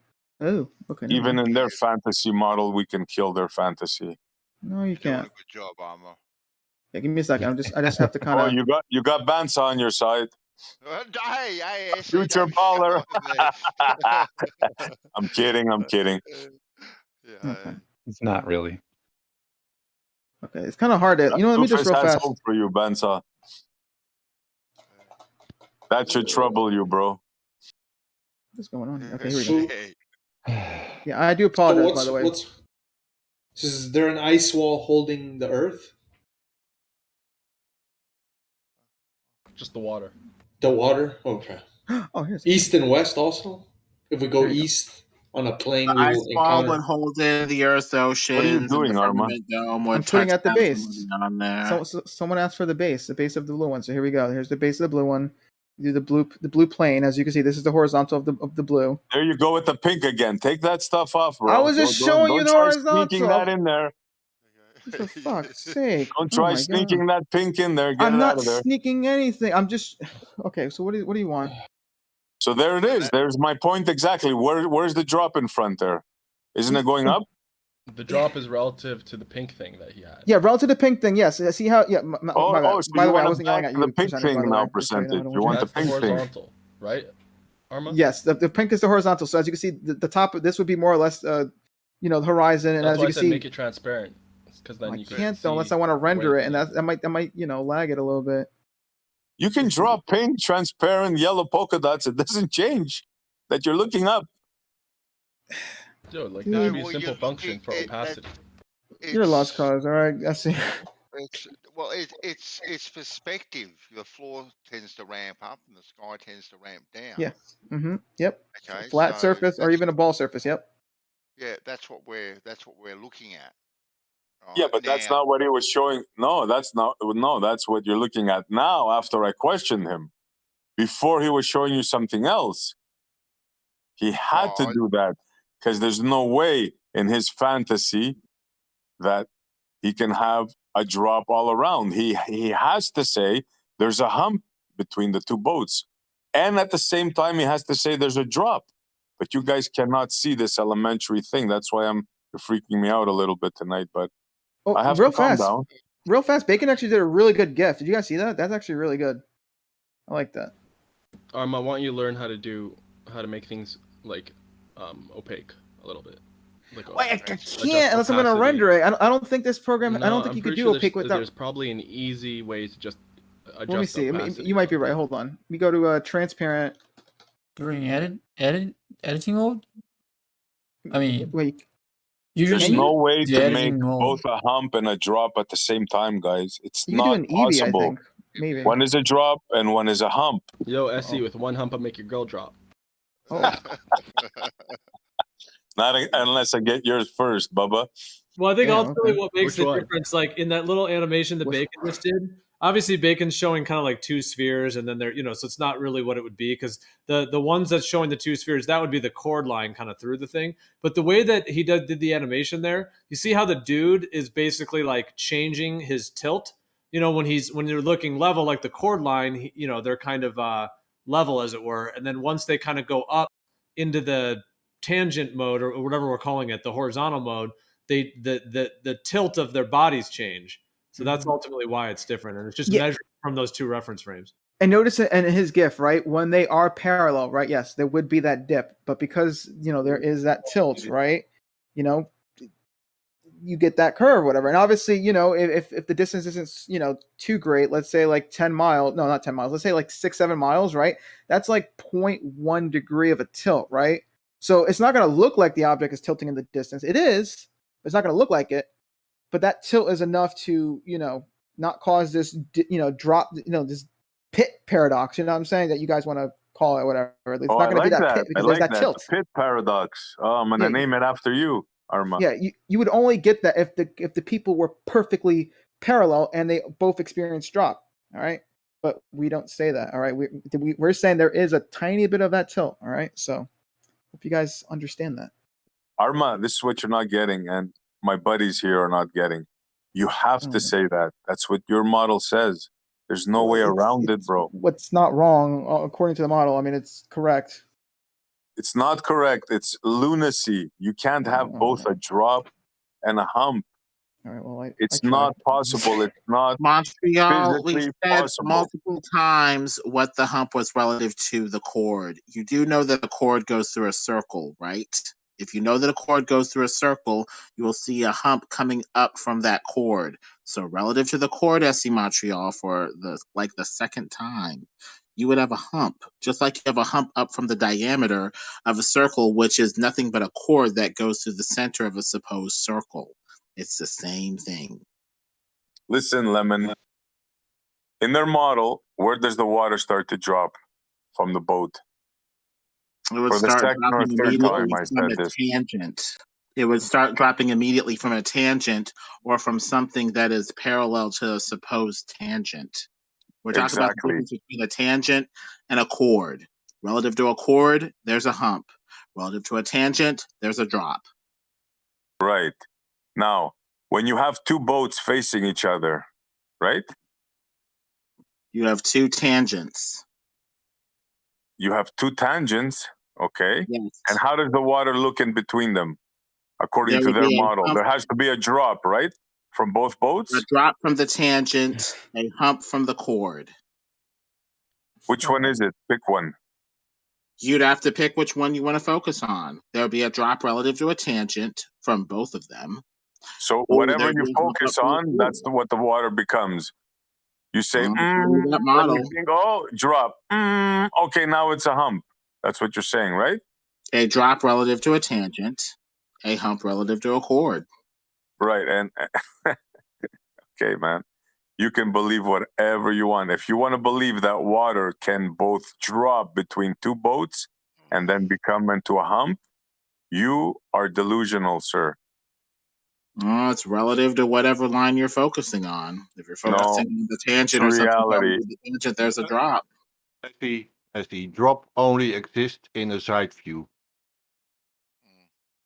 You can focus on silver and try to make it gold, but it's always going to be silver. No matter what you say, ain't going to change that. Now, If you guys can't see that, it's not my fault, not my problem. I'm gonna point it out to you guys every time, though. A hump is only visual. And it's only visual. Yeah, and drop and the disturbance over drop is that it is mentioned and depicted in a side view and past the hump. So you have only if you look to the side, you see the drop. Listen. So you have to differentiate when and how drop is used, and not stare yourself blind on the terms alone, but differentiate between side view and visual view. This is getting better and better. Yeah, but you are more baller than us because you are only looking at the world in a side view, because you are battling the ballers in the side view world. And you come here with this energy when I am right and you are wrong. You just said, bro, that if you look to the side, you change your view. You could only see the curve on the side. And I presume you mean in the front there's a hump, right? You know who told me that? I'll tell you after. But is that what you mean? No. This is so confusing. Side view only shows what you would call a physical reality. That everything is equally in relative size, but visually that doesn't happen. So and how does it differ from the front view? How does that view differ from the front view? That perspective comes into distance. So only if you look straight ahead, like if you're on a boat, if you look straight ahead, you have one perspective, and if you look to the side, you have a different perspective, is what you're saying. You have a geometrical perspective, yeah. And then perspective is not the perspective that things get smaller, but things are relative in size equally. Okay, so how does the water differ if you look at it from a front point of view of the boat or from a side point of view? Well, it comes to eye height, and in the case of the ball, depends on your view height, how much lower the horizon gets. But then you stumble on the difficulty to determine the precise location on a flat Earth, and that you proposedly have a defined distance on a ball. I think you lost me there. Yeah. You said now height changes. I lose you regularly, so let's shake hands. No problem. I'm not here to pick a fight, bro. I'm just, speaking my mind. I see. You're the biggest global head here. A nice try there, percentage. Because you really have to Globers, they're hard-headed, they're stubborn, they're closed-minded, right? They're dogmatic, and in that sense, you're the biggest globe head here right now. in that sense, yeah. You really have to differentiate between front view perspective and side view orthographic. That's really important. Well, how do we view things? Do we view things in perspective or orthographic view? How do we view? You can do both, but you have to differentiate between them. You have to come back that we always look at the world with our eyes. Always. And the orthographical world can deliver some information, but by the fact alone that in an orthographical world, when you look straight ahead across the surface, in an orthographical world, that line will never touch the surface. But in the visual world, it will touch the surface because the how could I explain that the best is because things get too small to be reproduced because of the angle of convergence. Look, to me, it's very simple. It's about water. You can say anything you want. You can say you can look at it this way, look at it from that perspective. It doesn't matter how you look at it. Water is water. Water cannot drop and hump. I don't care who says it. I don't care how you say it. I don't care who you are. If you're my brother, I'm going to tell you you're delusional. Water cannot drop and then become a hump. Yeah. Please keep up mixing up orthographical and visual. You go ahead. You're very welcome. Don't worry. I'll set you straight whenever you get it wrong. Don't worry.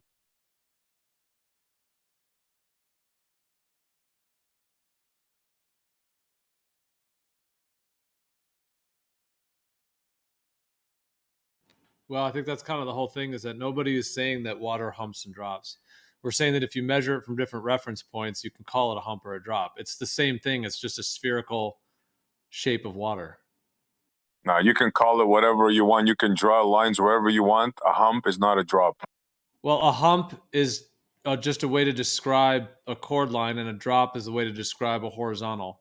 But it's still just a sphere of water, in their model.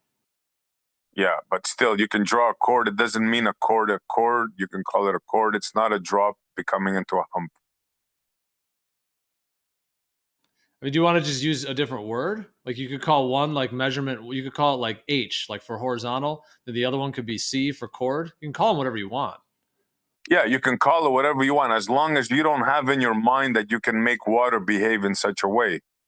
Well, the water behaving is, in the first place, is just a sphere, which is obviously using their model. So it's just a sphere.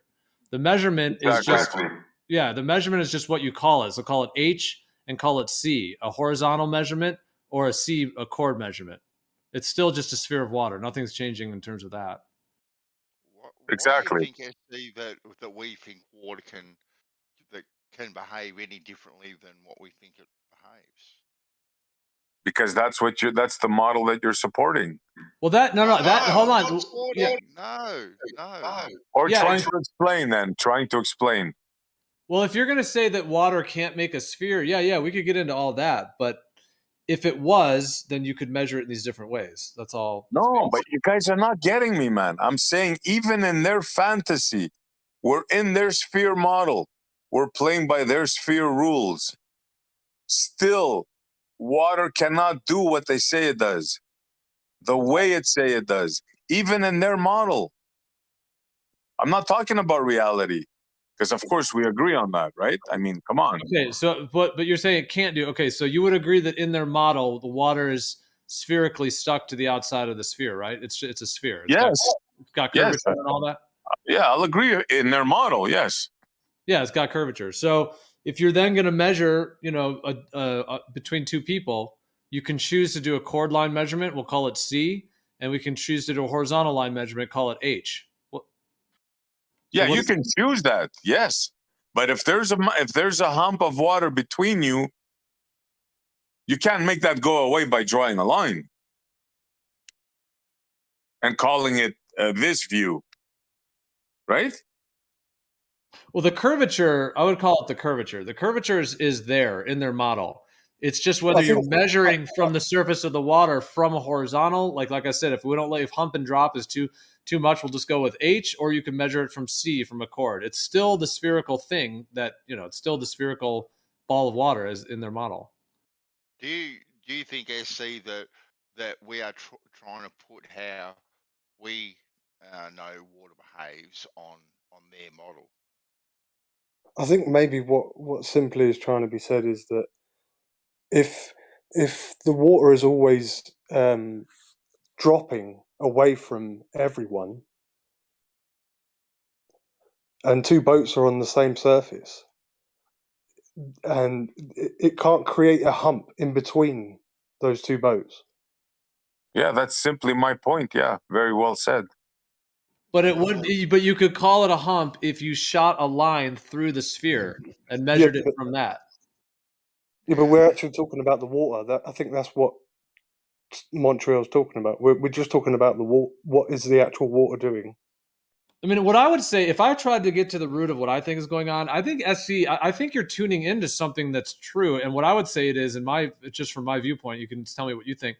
If you have two coplanar points and you have a level line, level, horizontal, flat, all that stuff, you've got 2 points and a horizontal line, and you then have water on that surface, it all makes sense. It's just water is contained. That's the way water works in my viewpoint, right? Level, horizontal, all that good stuff.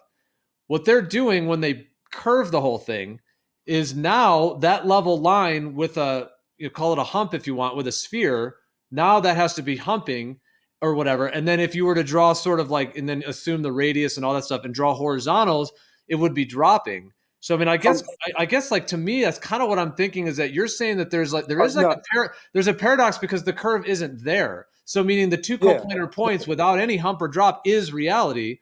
But in their model, they're, you know what I mean? So I kind of, if that makes sense, I kind of think that's what you're tuning into. From the way I'm thinking of it, it's like if there's a drop, then that would mean your field of view would exponentially get greater.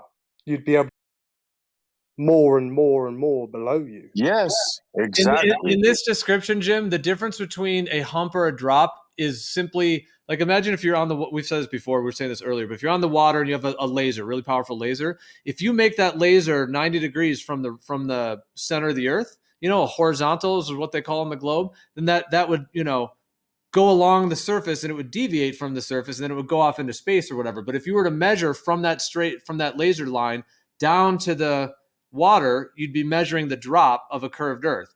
However, if you then, pointed the laser down into the water, and let's imagine the laser could go through the water, then now you're like cutting through the whole sphere, which is called a chord line. And now if you're angling it down, if you're now trying to, that's a different reference frame, you could now call it a hump simply because you're shooting a line down a chord line. So it's just two different reference frames, two different ways to describe the curvature. I'm not talking about labels though. I'm just talking about what we see and what I would think you should see. If the ground is receding away from you, you should be seeing whatever it was obstructing instead of it creating an obstruction. Yes, brother. Hallelujah. Yeah, that's exactly what. It would still create an obstruction if it's behind the curvature, and you could still see part of it. It is dropping away from you, but you can see the mast of the ship or whatever poking up, in their model.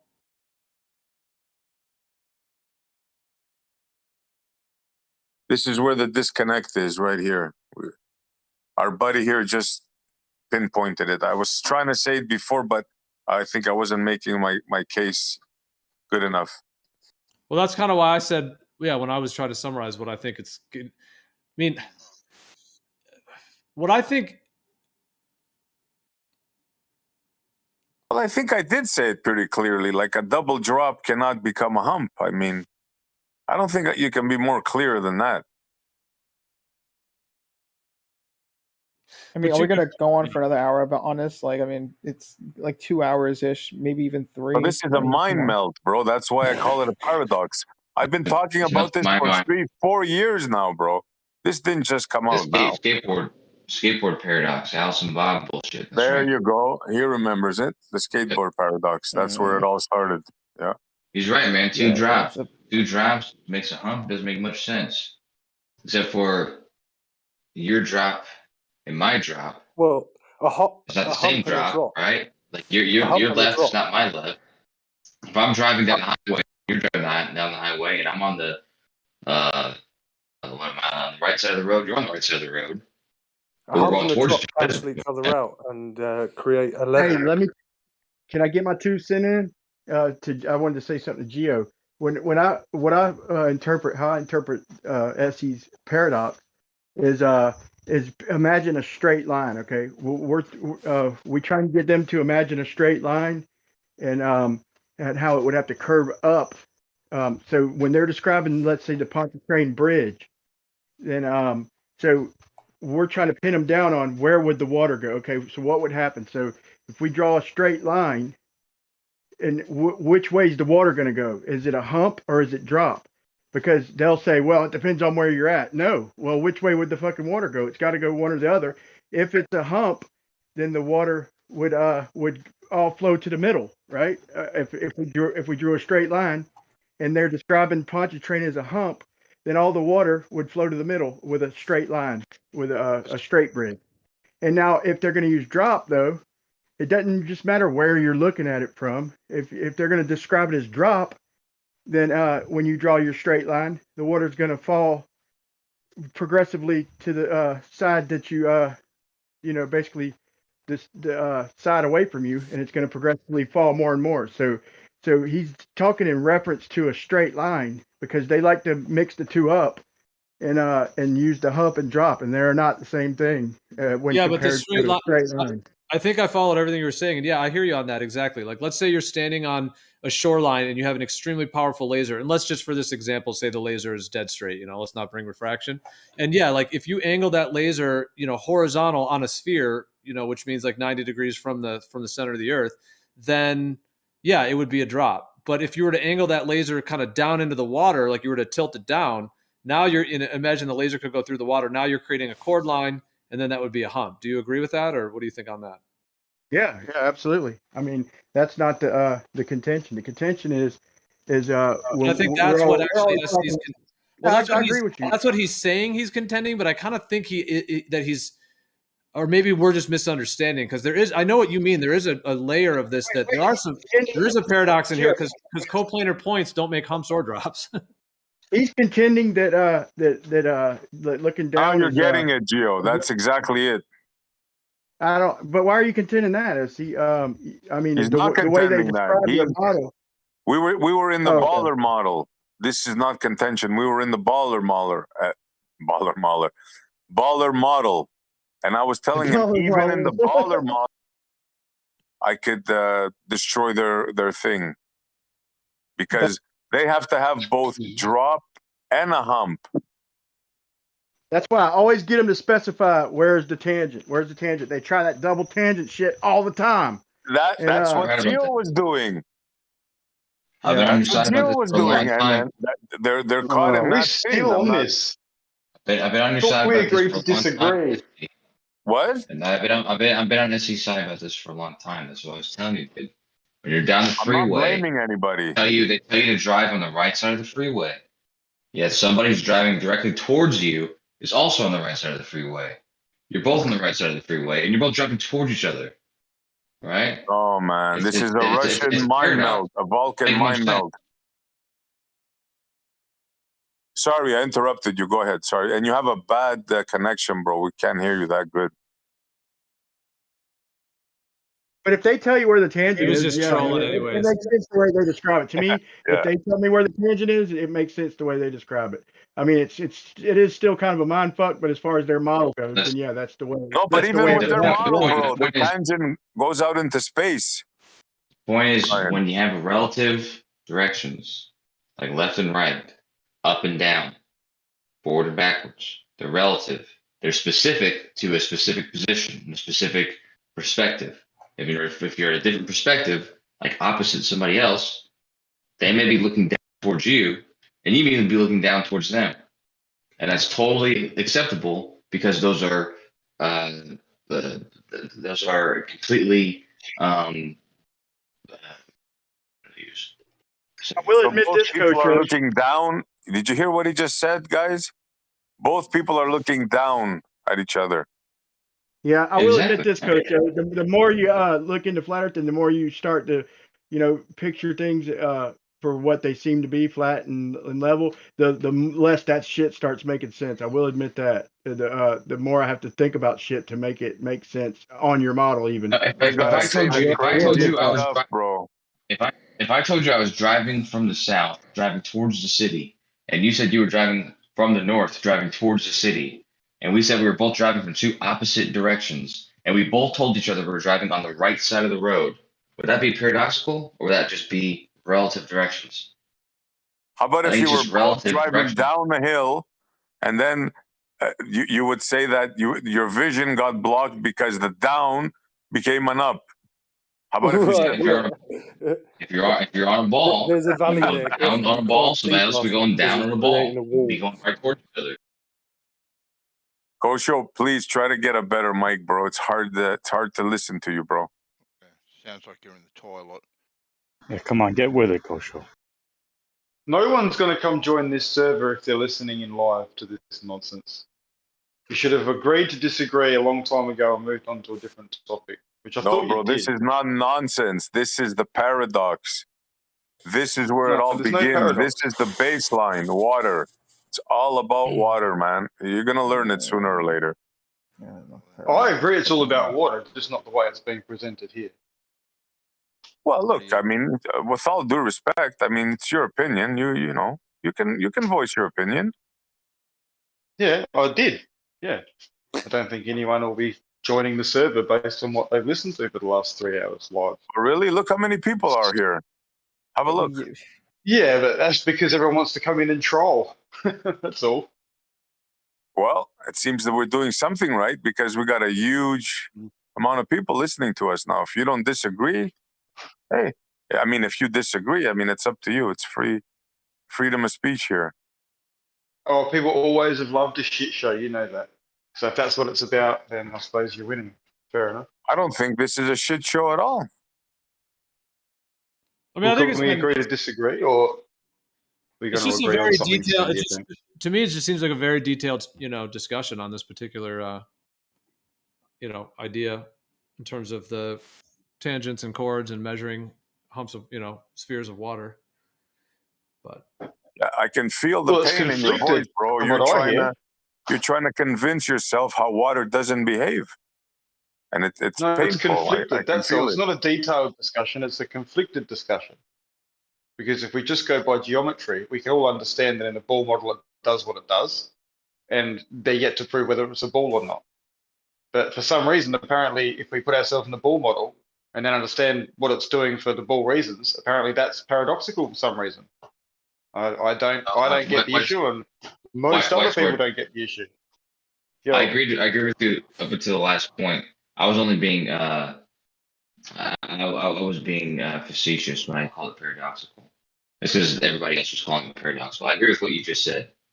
It works in a globe model. It's up to proving that it's a globe, and then that would be the true test. But yeah, there's no paradox if you're on a globe. That's right. So in your model, we can have both that's what I water said. dropping It's and not humping paradoxical. at the same time, Kosho? This is just silly. I feel like you're trolling SE, like big time, because you just repeated it over and over again for the last 3 hours, even though you get the same response every time. Dude, we heard your objection. You have a fucking bone to pick with me. We hear you. Would you prefer I stop talking? Would you like to take over? Just Well, I say think it. we I'll should stop talk about talking. something Just tell else. me. Tell Agree me, to SC, I don't want to disagree, hear and you anymore, and I'll we'll stop move on talking. to tilt. Just say it. Say, SC, I don't want to hear you anymore, and I'll stop talking. No, I'm happy to hear. I'm happy to. You can continue by all means. I think we should agree to disagree and move on to a different topic. That's my opinion. So do whatever you like, SC. Okay, what would you like to talk about then? The tilt. The He tilt? wants to talk about tits, and I think that's a fine point. And I just honestly, his point about the globe model though, SC, I think it is a fair point. Once you accept that it does work if it's a globe model, then there's no argument at that point. I think that's the kind argument of becomes prove what it is. That's kind of the main point, I think, of okay, like we've talked about a lot of components of it, but what a lot of us are saying is that, in the globe model, just completely fabricate the idea of a huge water ball, 3959 radius. In that conception, if that was real, you could have a hump and a drop depending on how you measured it, which we've gone over it like 400 times. It sounds like we're all agreeing that if it was a globe, yes, you can measure it in those ways. Sounds like SC is saying that in and of itself is a problem or a paradox and can't exist and so on. And none of us seem to know exactly why he's saying it's a paradox, it seems like, but he's saying that even on the model, and then the next thing he'll say is, well, water doesn't behave that way. It's like, well, water doesn't behave what way? I mean, we're talking about a sphere with water in a spherical shape. We agree that in reality it doesn't do that, but in their model, it does. So I'm still kind of lost as to where he's saying there exists a paradox if we're just assuming measuring tangents or a chord to make humps or drops on a fabricated spherical idea. Oh, if we did it on a basketball, Gio, I mean, you said that perfectly. But if we tried to do this on a basketball or an actual physical sphere of 8-foot dimensions or whatever like that, we'd have to apply the same stuff. Yeah, and it works. You can measure it. Exactly. You can measure a chord line, which you could call a hump, and you can measure a tangent line, which you could call a drop. But he's saying that can't happen even in that. It sounds like, or maybe that's not what he's saying. I guess he has to clarify. No, what you're doing is you're talking about measuring and looking. What I'm telling you, even in their model, it can happen the way they say it does. Because in their model, water drops from their boat right from the get-go, right? I've said it many times. I don't know why you guys don't get it. That's what their model says. Individually. Right. Yep. And as those boats go apart from each other, the drop has to increase. Then they tell you in the same breath, excuse me? Individually. So from each individual boat. Yep. Right. So there's a drop between each boat, right? If you're using a horizontal line, yes, on their model. What yes. horizontal line? You're in their globe, right? You're looking out in the water, right? Horizontally. And horizontally, and the water is dropping. It's not dropping because you're looking up or down. It's actually dropping in their model, right? Yes, in the model, yeah. Agreed. Okay. Then as the boats go further away from each other, that water, irrespective of how you're looking, it's still dropping more and more, right? Yes, individually. And how the hell is it blocking? How is it becoming a hump as they go further apart and blocking each other? How is that happening? Okay. In their model. Go on. Fuck. Answer that. So individually, it's dropping away. Now, what's the horizon? Is it 3 miles, SE? Can we agree on that? Is that the horizon on a ball on the water? Yeah. Right. And what's the drop over 3 miles? In their model? Yeah, in their model. What's the supposed What is it, drop 8 at 3 inches? miles? What is it, 8 inches? Yeah, so the boat is dropping. The boat is dropping. Like the water would be dropping away from you, but the boat is also dropping, and at some point the boat would get quote unquote covered by the curvature or partially covered. But how if it's dropping in between you, Gio? That 36 inches of drop at 3 miles is optically lifted up to our eye level. So it looks like it is ramping up, but it is in their model. It's 6 feet at 3 miles. 6 feet. 6 feet. There you go. So optically, it's coming up to eye level at 3 miles, but physically in their model, it is dropping away by 6 feet. Guys, I think that's all that's happening. So you're saying it's an optical, it's not actual hump, because that's not what you were saying before. Before you were saying there's a hump. All horizons are apparent. All the horizons are apparent, SE. Why are you talking over me, bro? Before, didn't you guys say it's actual water that was blocking? In our model, horizon. Yep. You see how you're changing the story now? Now you're saying it's optical because you know something's wrong there, right? But before you said it was the water. You said it's humping and dropping. I'm explaining to you how it can hump and drop at the same time. Well, so there you go. You you're just the said it confused again. one. You just said it can drop and hump at the same time. Bro, you're talking in circles. You're double speaking, bro. It's physically dropping and optically humping. I don't understand how you don't get it. That's why I feel like you're trolling personally. Wow. I really do. And that's why Gio thinks you're having, thought or suggested that there was a bit of a break happening. But I suggested before, can you explain it any clearer to us so we can get it? And you chose not to. I personally can't explain it any clearer from my side so that you can try and get it. I honestly can't think of a better way to do it. So I think, let's talk about tilt. Shit. Dude, you're Should there be delusional. those You hills? just said a drop becomes into a hump. Before you were saying it's No. water, now you realize how No, don't stupid put that words is, in my mouth. and now you Don't said put it's words in my optical. mouth. So, you Don't know. put words in my mouth. A Yeah, drop yeah, will yeah. not become a hump. So it's not water Fair now. enough. Yeah. Yeah, sure, SE. We get the tactics here, mate. I don't understand it personally. Gio, weren't you saying we that get it it. was the hump was there and it's how you draw the line, how you look at it that changes? Weren't you saying that before? Well, it's true. Well, yeah, if dude, you look yes. through, if you look through on a ball on the cord, yes, you have to physically look down from your horizontal to do that. Yes. If you're So looking then it's horizontally water on a that ball, blocks you. you'll be looking across into space. Yes. Correct. So then it's the water that blocks you, the two boats, right? I think this On is a great curve, conversation, it will be at distance, yes. You're double speaking, man. You're double So now it's the water. No. But just 30 seconds ago, you told me it was an optical thing. I didn't say it was optical. I said the optical part is the hump. That's where the water rises to eye level. Because we don't see things from the profile shot, and we can't be in two places at once. So you as an individual on one boat will only ever see what you see, and that is water rising to eye level. And then in your mind, if you're a baller, you think to yourself, oh, it's actually dropping down. That's all that happens. Nothing more. But no, because they think it's not dropping down. They think it's blocking stuff in the distance. Yeah, Well, it would if unbelievable. it's These curved. guys are It's defending No, ballers. no. Hold on. Unfreaking believable. Table analogy, all right? The table obstructs the bottom of the chair, all right? The table is a flat surface, all right? But if it was a round surface, it'd still be doing the same thing, all right? Just think the table analogy. It's not fucking funny. I don't know why you're laughing for it. Anyway. Sorry, I'm not trying to be real. I was trying to be a little funny, but anyway. No, but seriously, it's the table. It's the table analogy, right?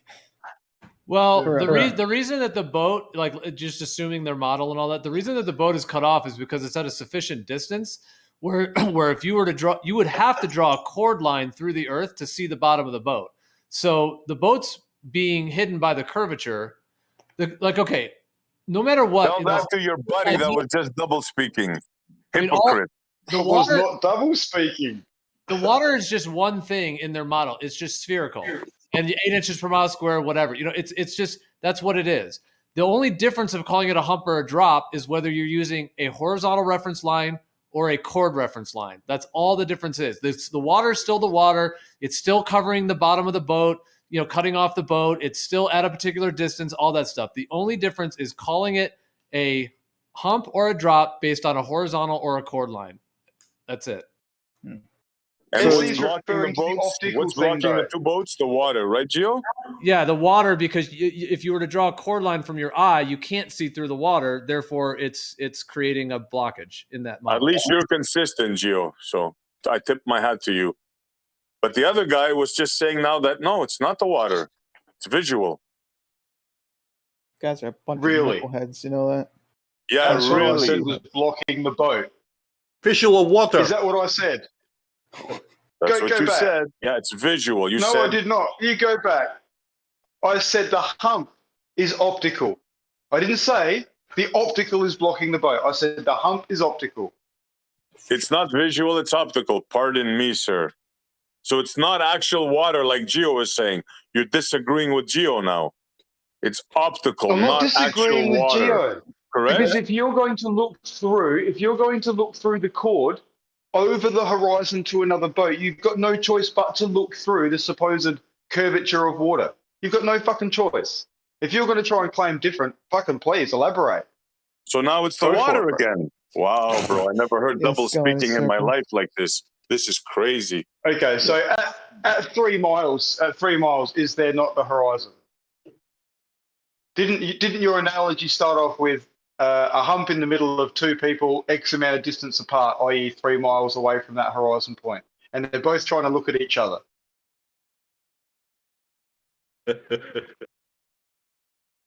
What's your point, dude? What's your point? Is it I'm actual asking, water is it- blocking, you're not- yes or Are you no? only asking What is they it? Is both it see? actual water, They yes or both no? see a hump, yet it's dropping. So can you I'm not accept that dropping the nothing. hump I'm is going to stay here optical? all night. I'm going to see the sun rise if I have to. SE, There's SE, no way you're going to get You're away just with your going to look bullshit, foolish, dude. SE, all night, mate. It's SE, all it's bullshit. You borderline just sad, double mate. spoke. You went from water to visual to water, back to visual, and now back to water. You hypocrite. Because, mate, you've got what you really see in reality, and then you've got the theoretical ball model that you have to try and fit into your analogy here. So there's bullshit and there's reality mixed into the same thing, SE. What do you expect? SE, do you have real water in your side view? Do you have real water in your eye? Oh, we have the side view, man, now. Oh, my God. What kind of a night is this, man? Wow. Oh, you're really someone with words, SE. Right. Let me just You ask a are question. It might all the be time stupid. talking Hold on. about real water. The Hold real on, hold water on. is outside, not in the Hold side on. view, not in your eye. Hold on. So, is the claim that say you're at the shoreline and the water is receding, it's getting lower than your feet. Say you're horizontal from your feet, right? And the water is getting lower and lower from that point. Yeah? You would have a larger field of view.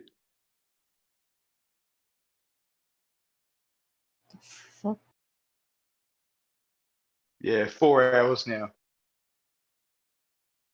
So if we're looking across the lake or the ocean at fucking the city of fucking Michigan or whatever it is, If something's can't below believe your this is a feet fucking and it's mirage. getting lower and lower, how is it ever going to be Shouldn't in the front of buildings you? be tilting not only back but also left and right? Shouldn't Ruhif be able to measure this with pixels, just like he does all the other ways? They do tilt, but it's a very, very, very slight amount. Yeah, but left and right, so it's double the amount, isn't it, away from the center point? So it's double what the center one's leaning back. Wait, So left to that right. should be measurable. Yeah, left to right it curves as well, remember? So Yeah, if we've got a but big city view and there's the city across and we only see half of that city, or we can't see the beach, and we've got all these tall buildings, not only should they be leaning away from us like at the center, the ones left and right should be leaning away from those each other, and they should yeah, actually be slightly apart at the tops versus the bottom. Now yeah, in but by pixel how much? terms, that should be noticeable.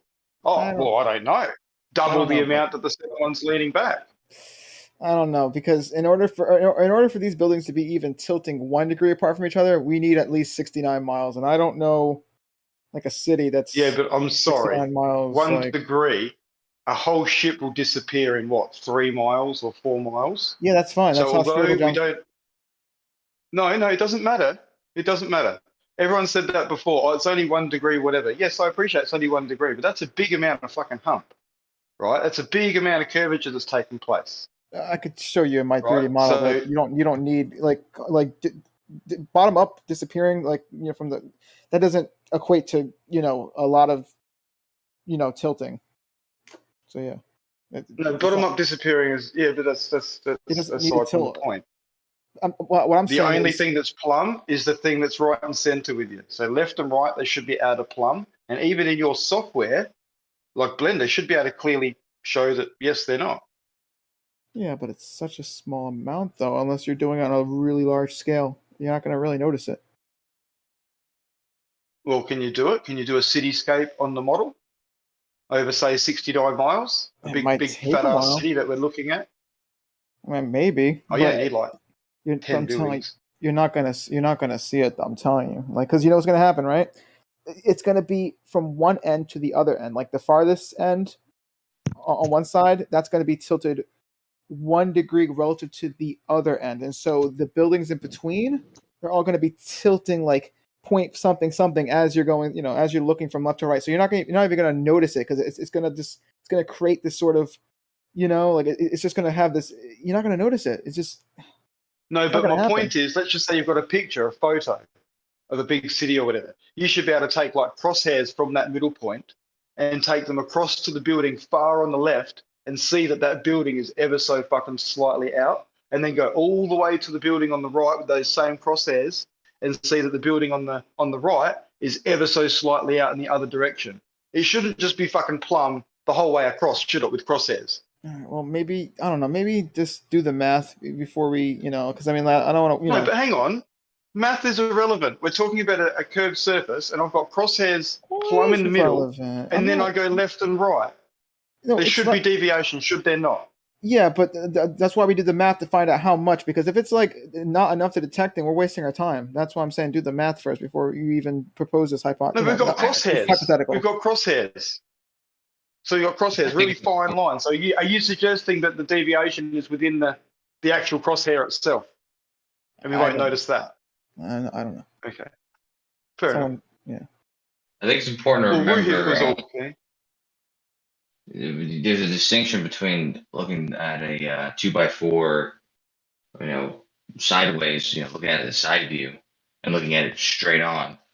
And usually you look at it straight on to observe any sort of curvature in it, because it's much more apparent when you look at it straight on. When you look at it sideways, it's much harder to see. So I don't know that you would expect the same thing in looking at a landscape, a side view, versus straight on.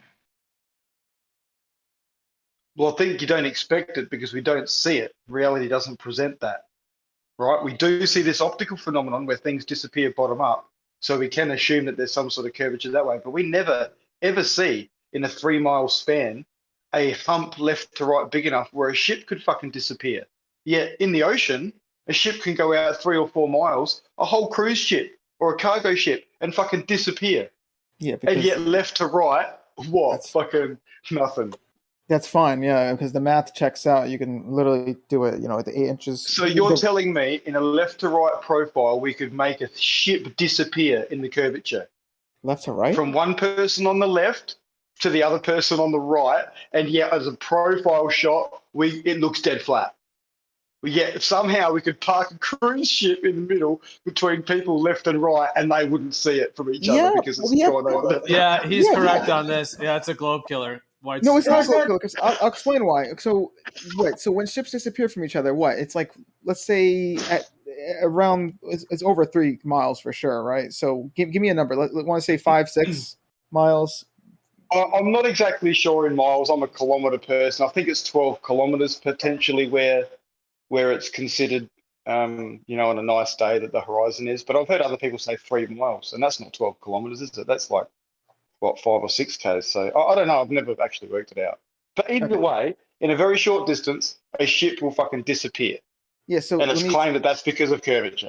Yeah. So let me explain that, right? So so over 6 miles, let's say, the ship is somewhat, being obstructed.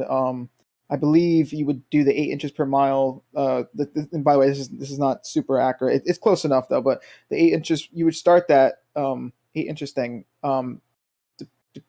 after the 3 miles, assuming you're a 6 foot observer, right? So let's just say, let me see, 3 times 3 is 9 times 8 is 72. That's going to be, I think, 6 feet.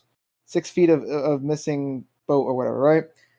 That's a lot, I guess. Not really. No, it isn't. But whatever. The point is, it's Really, the whole cruise ship disappears. It's more than 6 feet. Fuck.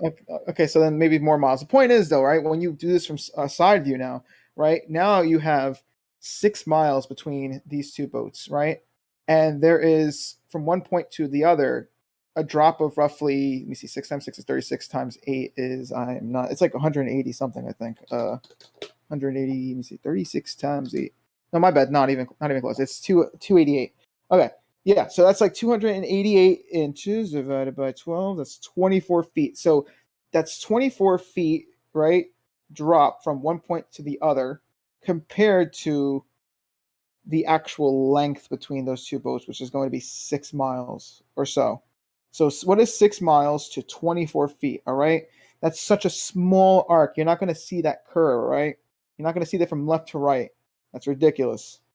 Okay, 6 miles compared to 24 feet. All right, 20. How much drop of water would be in between the boats? Yeah, it has to hide a cruise ship. Yeah, well okay. So you're not going to see it. It's going to look dead flat, but just like from me forward, it has to hide a cruise ship in that same distance. Yeah, that's fine. Looks Yeah, dead flat. It has to hide a cruise ship. Yeah, because once again, like I said, from left to right, you have 6 miles or so, or let's say 8 miles or so, right? Yeah, so let's say you got 8 miles. So let me real fast do 8 times 8, and then times 8. You got 8 miles between those two boats, right? Now, from It's one not boats. It's 2 people and there's a boat in the middle. Wait, and the boat in the middle. Yeah. Like, as we look out at a this is more- profile shot of the city and it looks like it's dead flat.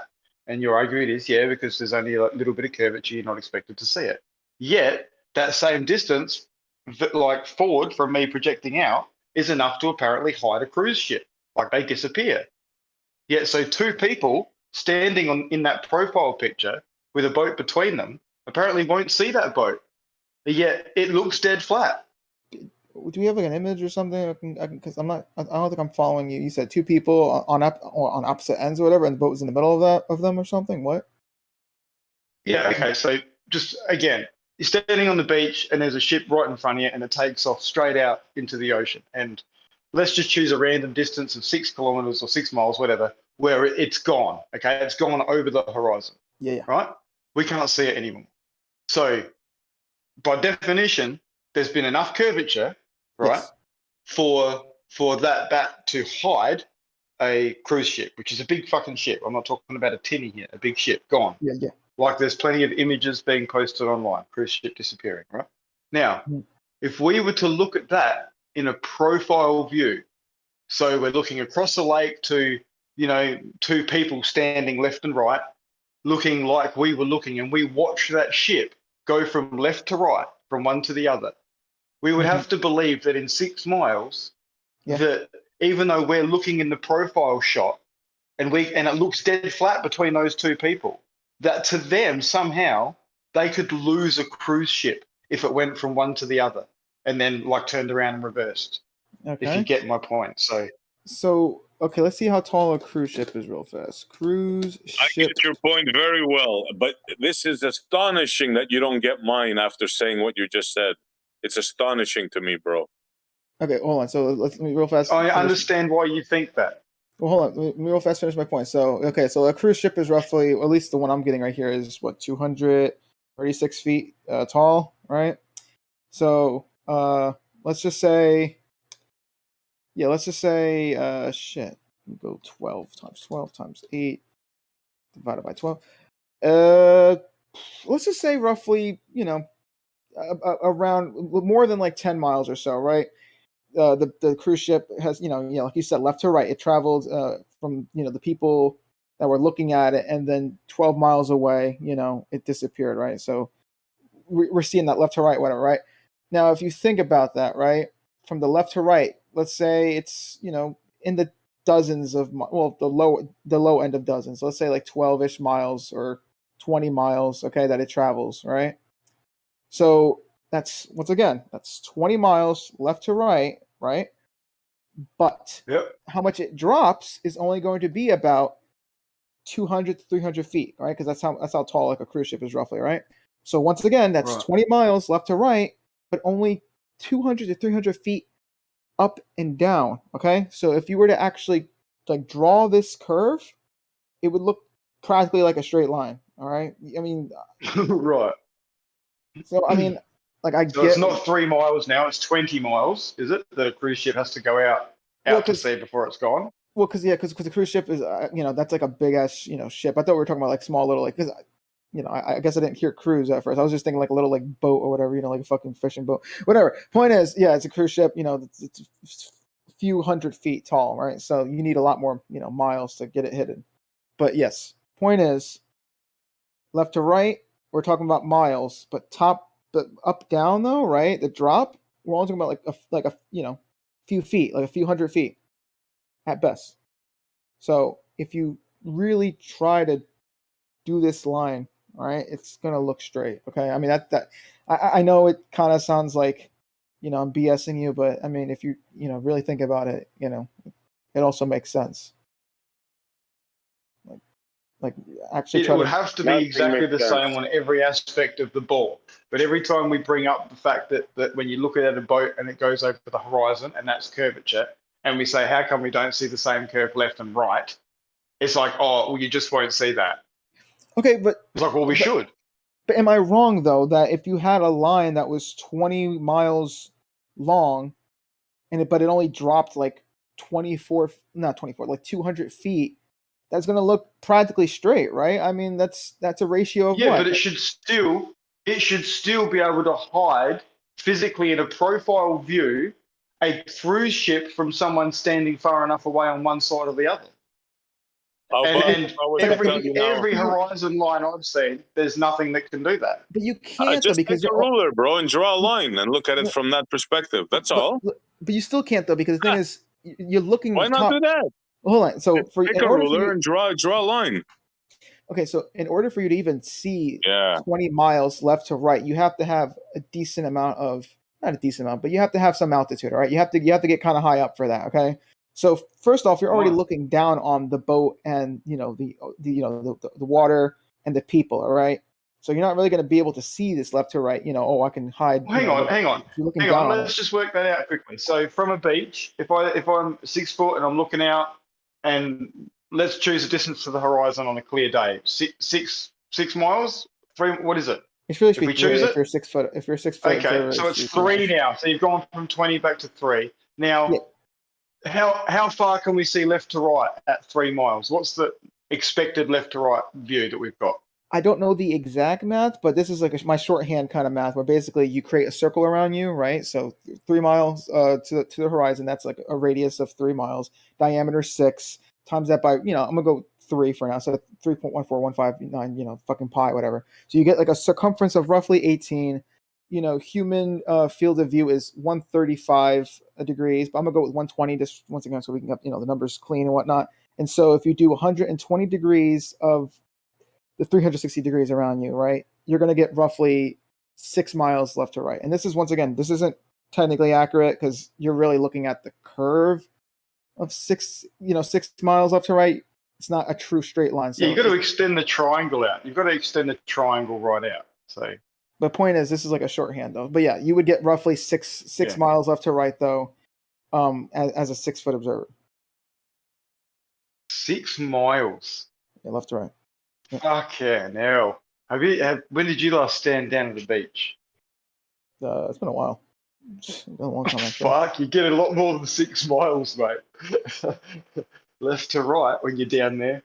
Apparently the boats disappear just in front of you, just out there 3 miles a little bit further away. But left to right, if you can bend your head from left to right and just see nothing but ocean.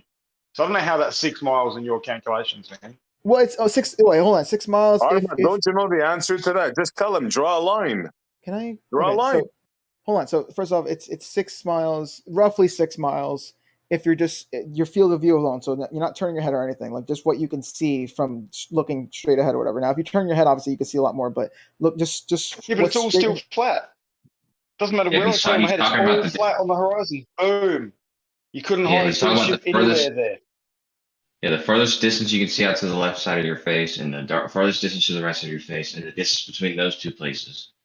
You're talking about it's more like 10 to 12 miles. I kept my head still. Yeah. No, I'm just saying that's what I'm telling. I know you do. I'm telling you, Arma, that's what you're describing. But still, I mentioned the thing about the plank earlier, and somebody said something, but I don't know why you haven't addressed that. That's so I posted several things, and Doofus has posted several things about foreshortening. It's a known principle and perspective, and the angle and the image that you're looking at is actually going to change in the object if you're looking at it side view or if you're looking at it straight on.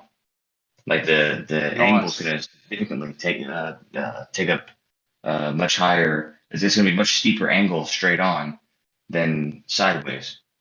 That's why you look at a pool cue straight on whenever you're trying to see if it's curved or not. You look at a board straight on to see if it's curved, because side view you're not going to see it very well.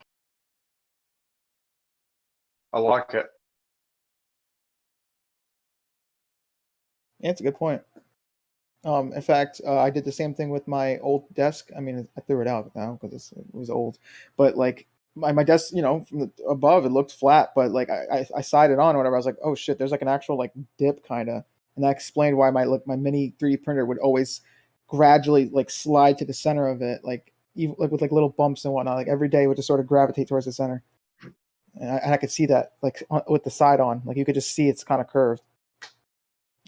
So just shows that it's all optical. That's all. It's all an optical play. okay, if that's what you got out of this.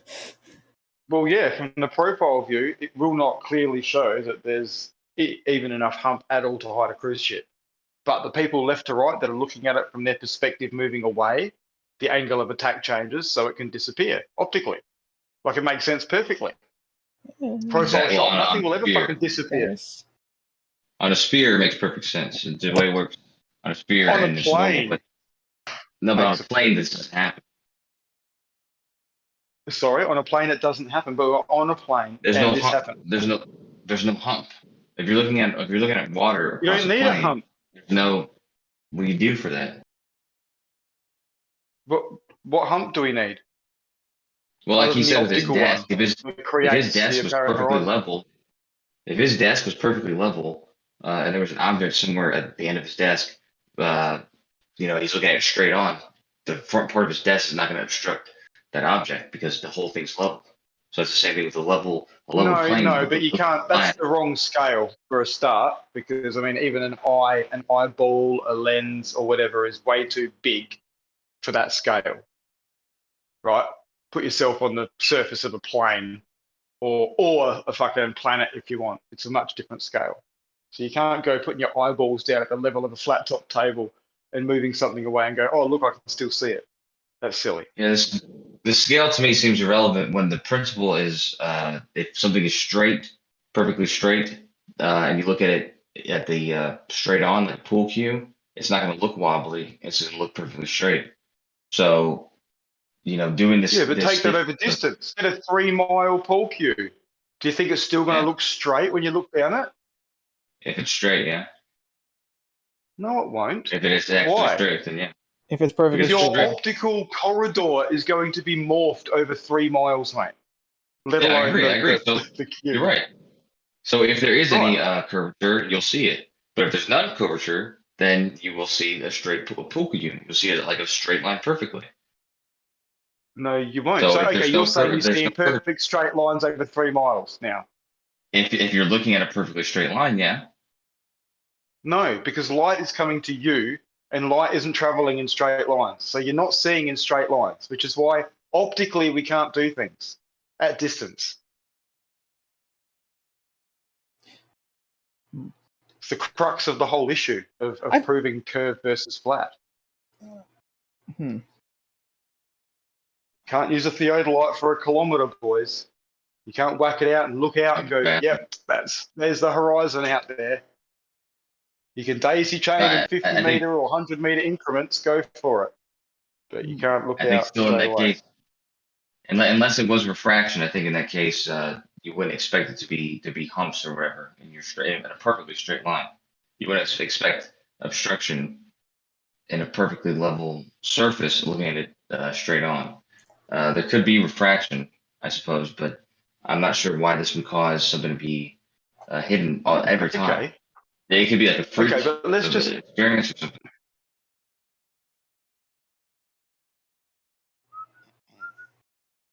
Do you think the light from the bottom of the object will infinitely be able to travel just above the ground and then make it up to your eye infinitely? Or do you think there'll become a point where the light from that bottom of the object won't make it to your eye anymore because of just fucking scattering of light?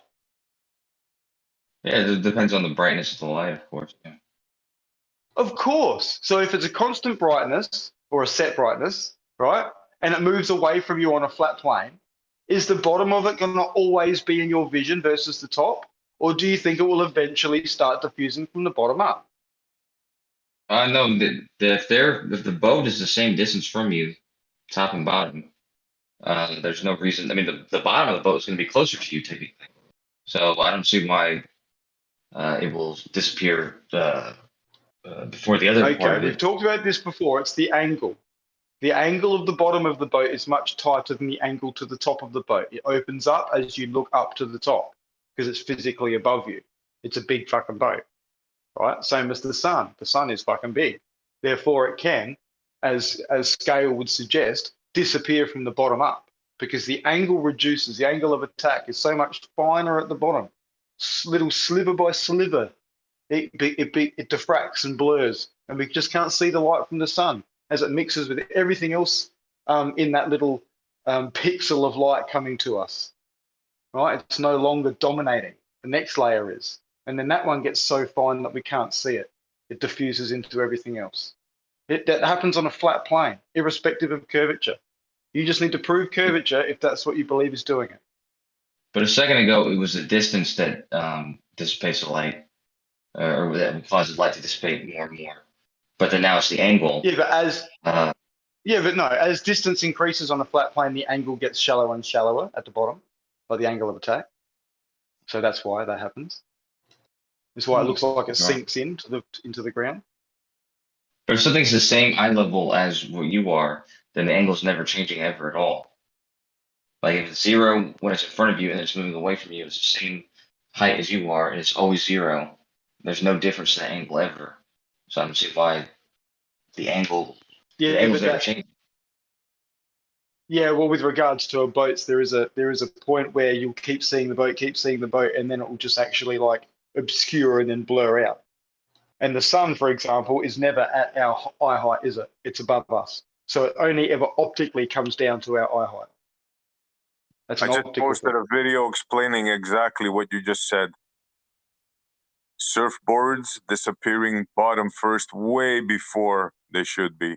Have a look, guys. I can't only get a on my minute phone. something. I'd like to. Yeah, good. Later, some other time. Let me see. And there's no way anybody could say that's Earth curve. And it's plain disappearance. You see the surfboards disappear first, then the people. And the bridge is 4 miles away. Oh, let me see. Let's see. What are we looking at here?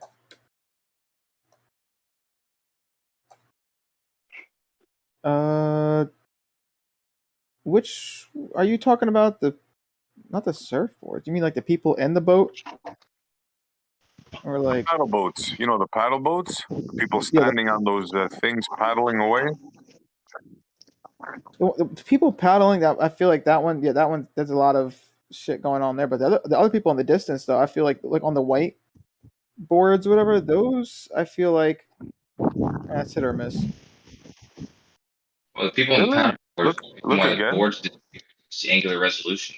The angular size of those paddle boards decreases below the resolution. That is due to the well, that's how your eyes work. That's how your eyes work. No, that's how your eyes. That's how your eyes view things that are along the surface. That's true. Things along the surface are going to do that. Things that are in front of you are not going to. Yeah, but things that are in front of you don't do that. If there's a building in front of you, exact same height. If you're 6 feet and the building in front of you is 12 feet, the middle of the building is going to be at your eye level. And if you move far away on the plane, it's still going to be at your eye level. And the bottom of the building and the top of the building are still going to be the distance above and below your eye level. So it's not the same thing as looking along the surface. Yeah, as you move away from the building, what's going to start to disappear first? The top or the bottom?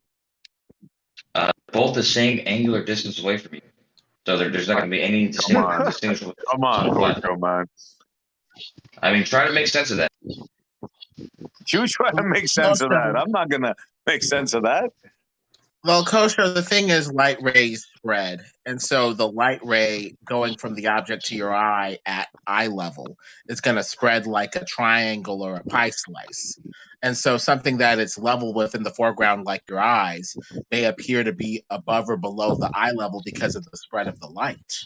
And so this idea that just because it's perfectly at eye level, that it'll just, not go above or below anything is a little off, because light rays do spread. And so it could be level with something in the foreground that it appears to be higher or lower than, simply due to the spread of the light even. That's why I got to double check it with the laser. Why would it spread differently in either direction? If it's at eye level and it's spreading, it would spread the same in both directions. And the light that's 6 feet below you and the light that's 6 feet above you, or the building, there's no difference between them. They're both the same angular distance away from the center point of your view. Right. So there is no distinguishable Going through difference, more and there is no atmosphere. difference between where the light is dissipating.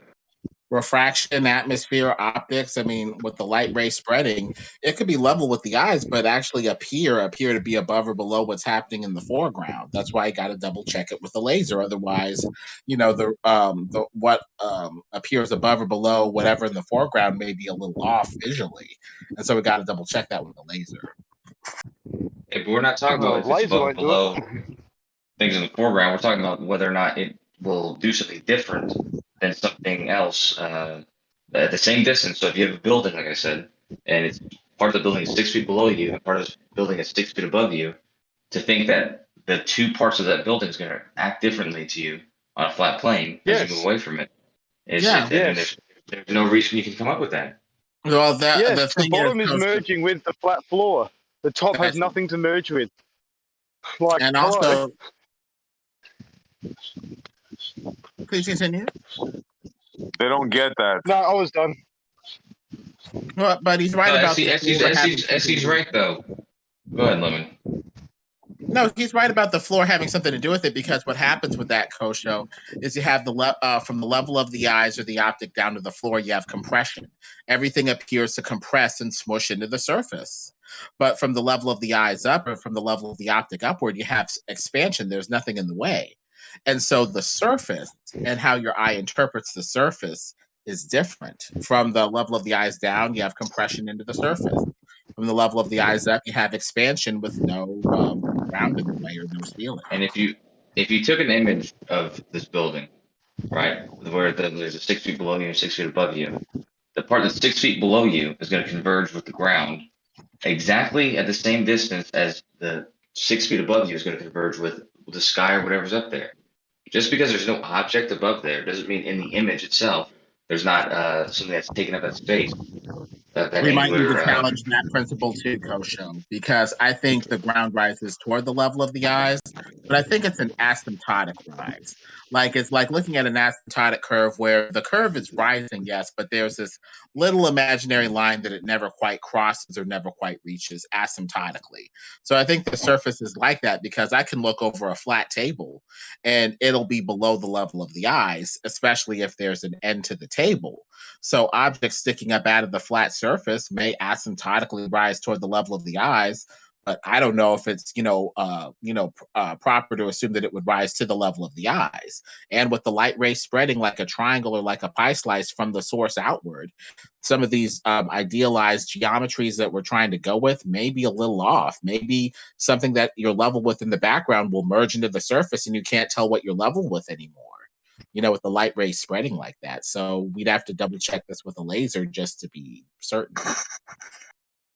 Yeah, it may be, but first, before we suggest that it may be doing that, we might want to figure out if it would ever be doing that, if there's any reason to be doing that, or if it even makes sense. It doesn't make any sense. Yes, there's no reason at all. There's no reason at all that the light that's 6 feet above you and the light that's 6 feet below you are going to be acting any different.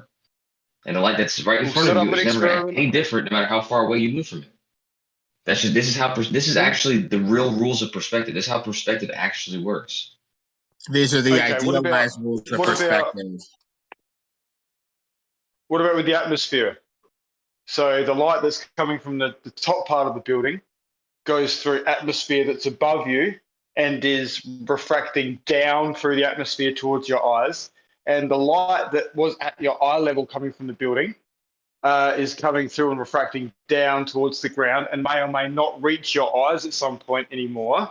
And the light coming from the bottom of the building, that would only be reaching your eyes for a while before not enough light would even get to your eyes. There's a suggestion. Maybe that's why you see the top longer. That's not how light behaves. Really? It doesn't bend down in our atmosphere. No, it bends down, but when it bends down, it doesn't do what you say it does. Because the reason when light is leaving any part of the building, it's leaving in all directions. And the light that is going, that light that's bending down that you see is light that was angled upwards. So that's the reason why light that was, it's really the light that would have been going over your head. Okay, but still, the light from the bottom will first disappear from you, as opposed to the light at the top. the light from the bottom still is angled. All the light is going in all directions. Yeah, So okay. But there's less and less of it available to you earlier and earlier from the bottom, because you've only got a certain fraction that's now getting to you. Less and less energy, less and less of that light, whereas more can be coming from the top at that angle and getting to you. I don't know if they're. I don't get what you mean by less or more of it. Well, because the I'm thinking light of at the bottom, because of the angle we were talking about before, is competing with lots of other light to get into your eyes. And so your eye Yeah, can't but like discern that light as well when it gets to your eyes. It can't make out, you know, the detail.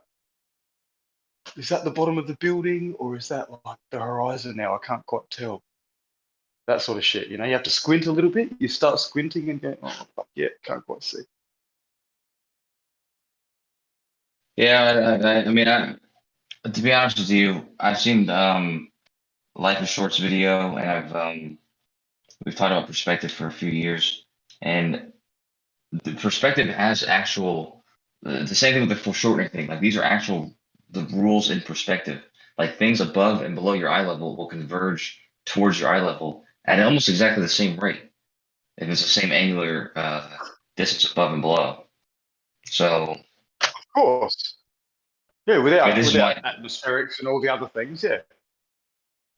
Yeah, that's what I'm saying. Well, yeah. So, but if we're going to talk about perspective, then we'll talk about perspective. If we're talking about refraction, then that it's doing something different. But if people are claiming these things are happening because of perspective, there's nothing in perspective that would say that the bottom is going to be disappearing before the top. So, Well, yeah, even in a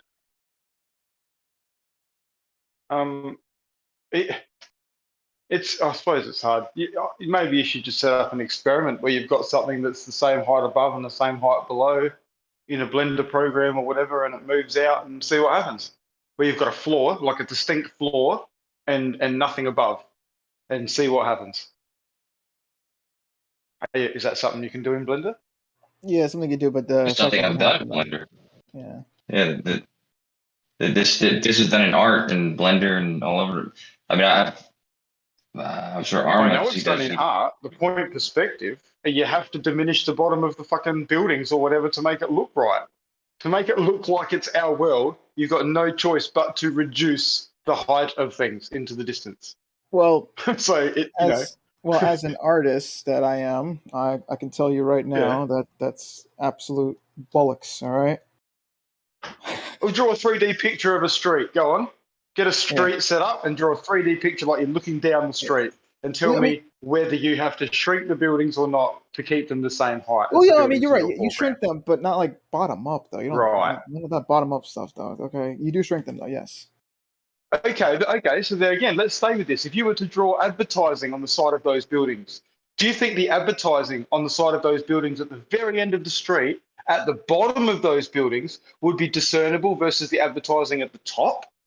Or do you think there'd be a little bit of an issue with the way you can fucking, see it clearly? Because of the angle of attack, potentially. I don't know about that. Okay, let's just say all the buildings in that street, instead of buildings, they're billboards. Okay. Right, like Coca-Cola, Pepsi. And so you've got billboards going all the way down the street. And they've got writing at the top of the billboards and writing at the bottom. Do you think the billboards at the end of the street, do you think the writing at the bottom would be as discernible as the writing at the top? You want to Pretty easy to answer. You want me to be completely honest? Yeah. It's gonna be the exact friggin' same, all right? Oh, fair enough, mate. No if I worries. was at least if I was to draw it out anyway, if I was to draw it out, like I don't know, perspective is weird, but basically you just you have the center point, you draw the lines to it or whatever, and then you kind of just want to follow those lines, like those lines dictate like everything, So I don't know. Yeah, but you should know that if you draw the fan lines out from that center point, the angle is so tight at those billboards that are right closer to that center point. Right, the angles at the bottom are so tight, and they get wider and wider as it goes up. So to think that the bottom of those billboards isn't being compressed more than the top, as you go down towards that point of perspective? I mean, what sort of art, show us your artwork. Because come on, that's just standard. Well, okay, I'll be honest. I don't do a whole lot of perspective, but for the times that I have, though, like it's a simple, like you draw the dot, whatever, and you could do, like I've done 2-point perspective, and I've actually seen some crazy shit where there's like multiple points of perspective, whatever, and it really like there's actually like sort of like a science behind it almost, which is fucking crazy. But anyway, I mean, I could maybe, I don't know, real fast do it live or something, like on stream, just to real fast do perspective. In the video game world, they have to create it to be as realistic as possible, and there is no curvature. It doesn't work. If they put it in, it fucking doesn't work. It doesn't look right. It's all on a flat plane. Now, I'm not saying that means that's our reality, but I'm sure there's some very clever people in the background working on that shit, and they tried their best to make it look as real as possible, and they probably kept on saying, well, we better make it curved, and it just fucking couldn't work. Now, some argued that it's just so complex that, computers have got to be too powerful to do it. And then some just argued that it's just not waste of realistic. energy. You can easily Yeah, do that's that. There convenient. are games there are games that are based around spheres, and it's a waste of time though. If you're making a game, you make them, they're short they're small segments that you're making them by. So it's like it only be a small area that each. Yeah, we were talking about reality. Sure, you can Yeah, I make know, but things like a sphere, and you can go and play around on a sphere and act like it's a sphere, but that's not reality. Reality is it I looks know. like I'm it's just flat. confronting So what if you're they want to saying though reproduce about reality, have it flat. No, that's what I'm saying. When they want to recreate reality, they could recreate reality accurately with a sphere, or they could do it easily and make it seem like it was a sphere.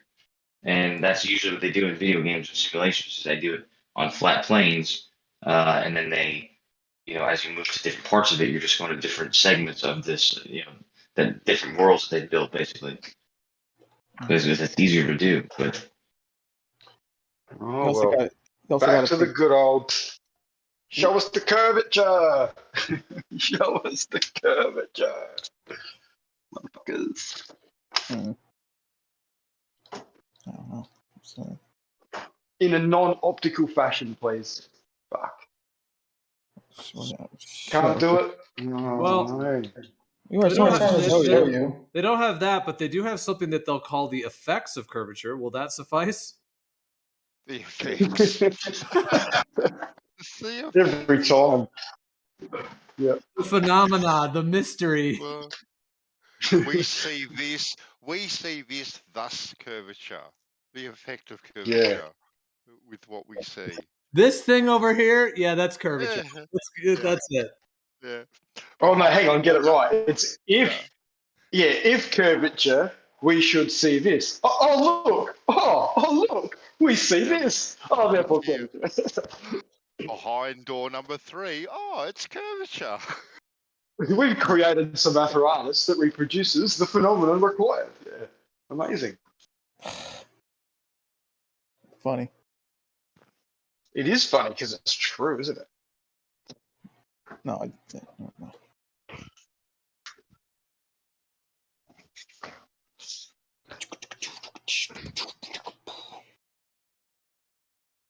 Exactly. Whoa. Exactly nothing in my butt. Talking about. I don't know. I just agreed with your drum roll. Oh, okay. Fair enough. All right. Yeah, exactly. Yeah. Yeah, exactly.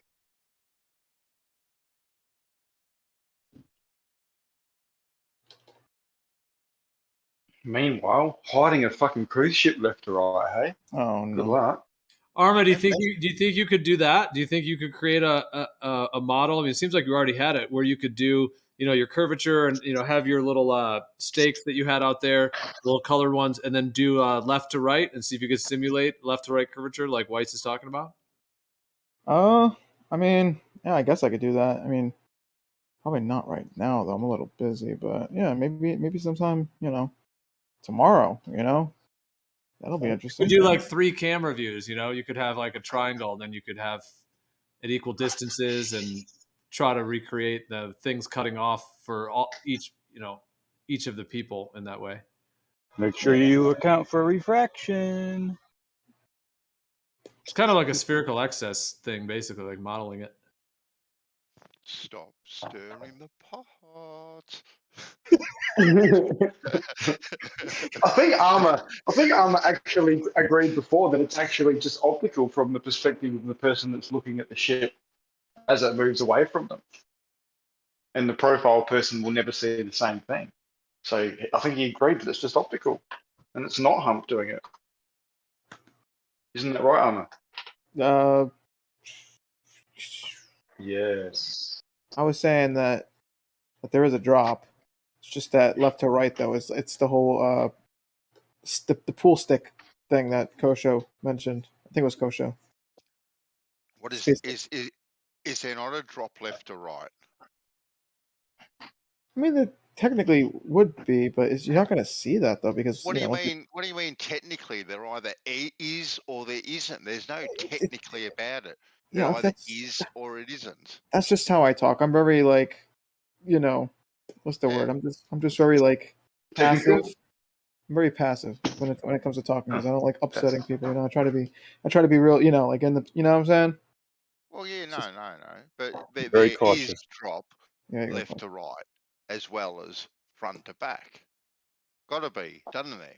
Yes. Got to be everywhere, and behind you as well. It's got to be everywhere. Mm-hmm. Exactly. But it's just, yeah.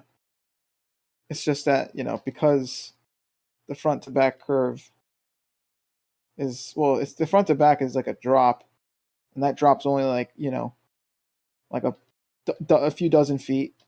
But if you try to do that left to right, though, you're dealing with miles. Like I said before, you're just not going to see it. The drop is exactly the same, whichever direction you are looking. Yeah, it is. But once again, though, you have to account for the rough, like the 8 inches per mile square, though. That states that. The 8 inches just per say it mile again. square is 360 degrees all the way around you. It doesn't change what direction. Just say it again, Armor. It's only from the perspective of the person where the ship's moving away from. Just say it again. It's optical. It feels good. No, because you guys are making it seem like it's some fucking magical shit, but it's not. No, nothing magical. It's just optics. That's not magical. It's just how shit happens with light and fucking out our eyes and stuff. You're kind of in this mindset, Armor, that if you agree with what we're saying, like you painted yourself into a corner type of thing, and I better not paint myself into a corner. Well, it's less of that and more because he's saying it's optical, and he's making it seem like it's like some kind of like perspective, flat earth perspective that I'm, like I need a little more context to that. That's why I'm saying like, and on top of that, it's just like I don't quite like, I don't know. It's complicated. That's why I don't want to say yes or no. You have everything, don't you? You have optics and you have geometry. Everything, don't you? Yeah. Well, I'm sorry. Yeah. I don't know. Well, you do. You do. You got geometry all around you, right? And what you're looking is optical. So you got that combination of both. Sure. You don't sound too positive there. Because I'm like trying to like multitask right now. That's why. So I'm like, more or less what you. I guess what you're saying sounds, I guess all right. Yeah. Sure.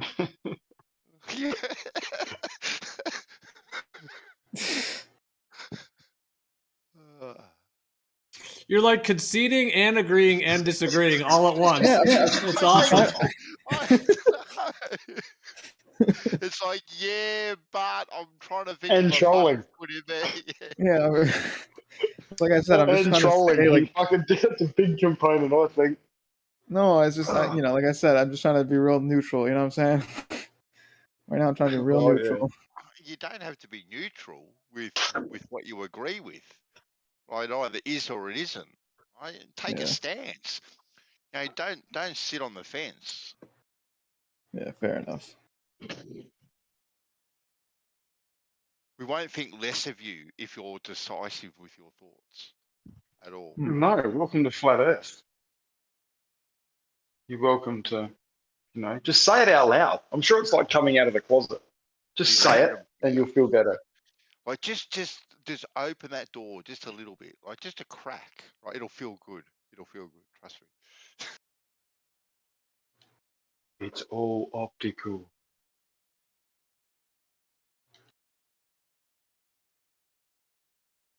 Even the way Polaris dips down so conveniently at that, 1 degree for 69 miles. 69 miles.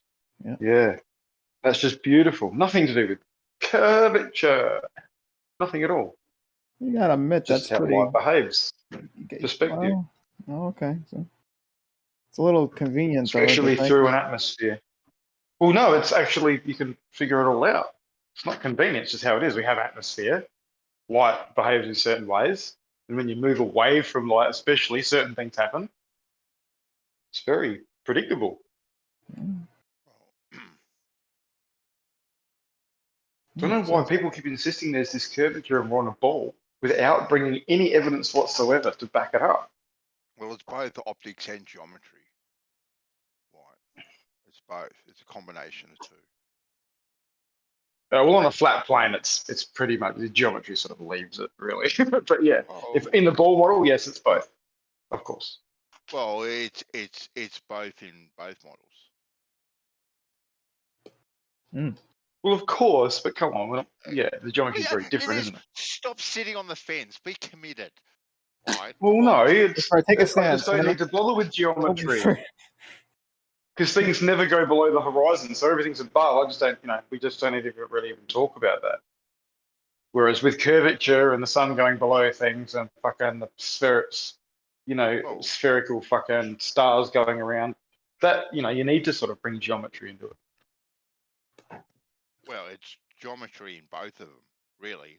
I hear what you're saying, right? But you got to bring it into it, right?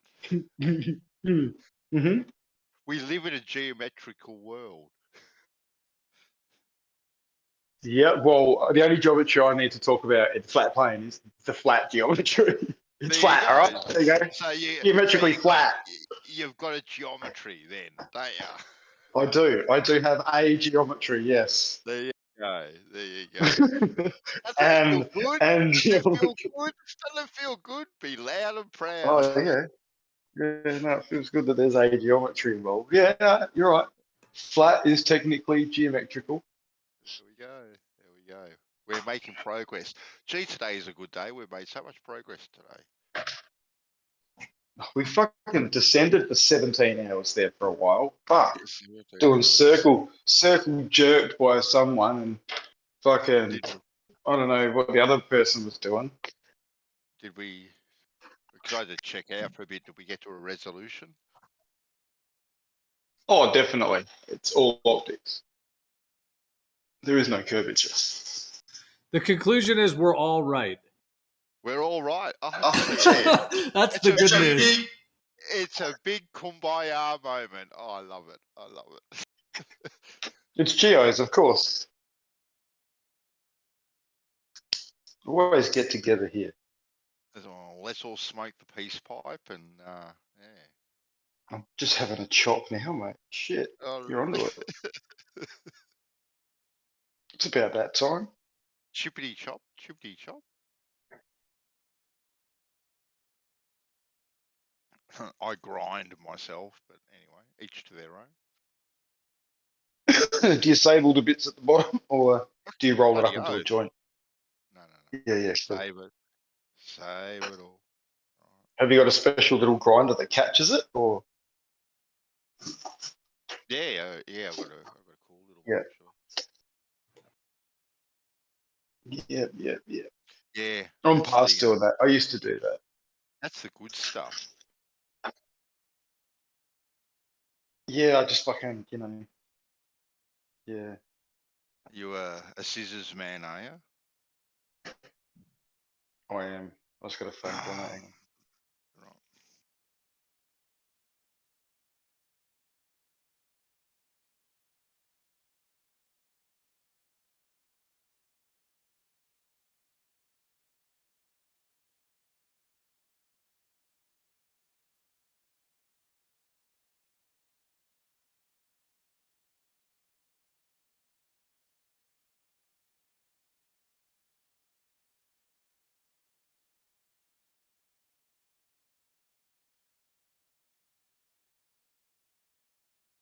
It's interesting how the globe Earth like literally turns people upside down.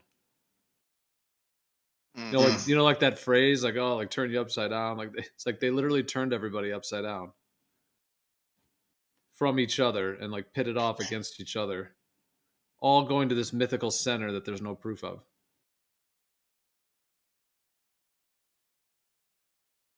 I hate that phrase where they say you're always on top.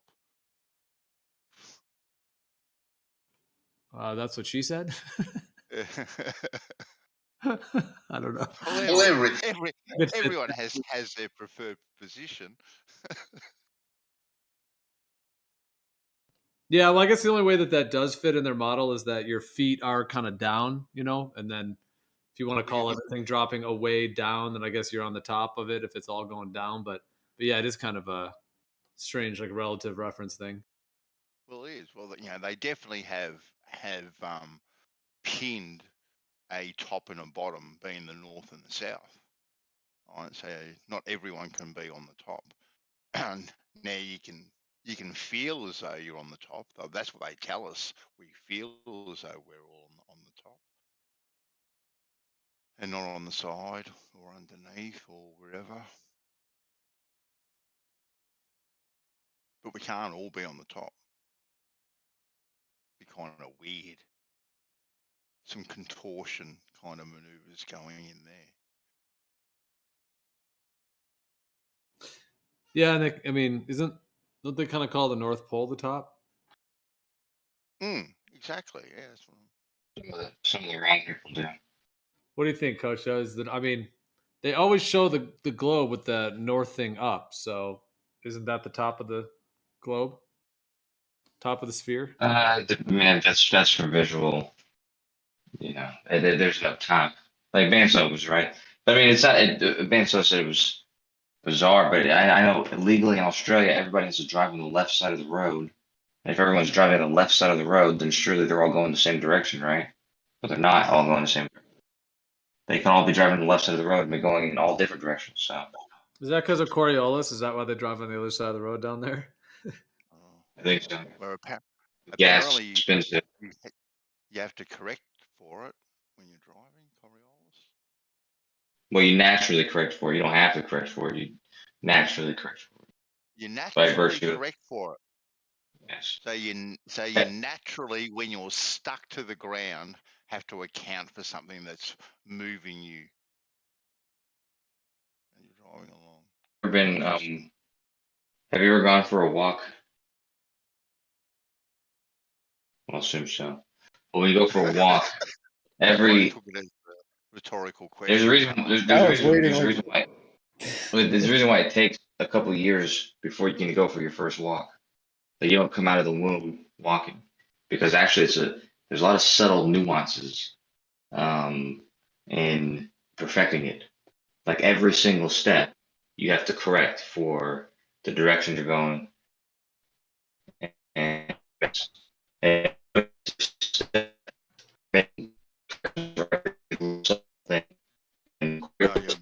you're breaking up, Kosho. You're breaking up. Kosho, get out of the toilet. You're breaking up. Shit. There's a thunderstorm. Fill in the blank. Yeah, back to what you were saying. No, you were saying what now? Looks like you're kind of interested in that. It kind of broke up. It's I think it's similar to when you like work out and you get sore in a certain muscle, and then like later on that day or the next day, you use that muscle, but you were never aware that you used it during certain movements. The only reason you do notice it now is because it's so sore. So there's like millions of movements that we make just subconsciously without even being aware of it, that we've already mastered as far as basic movement.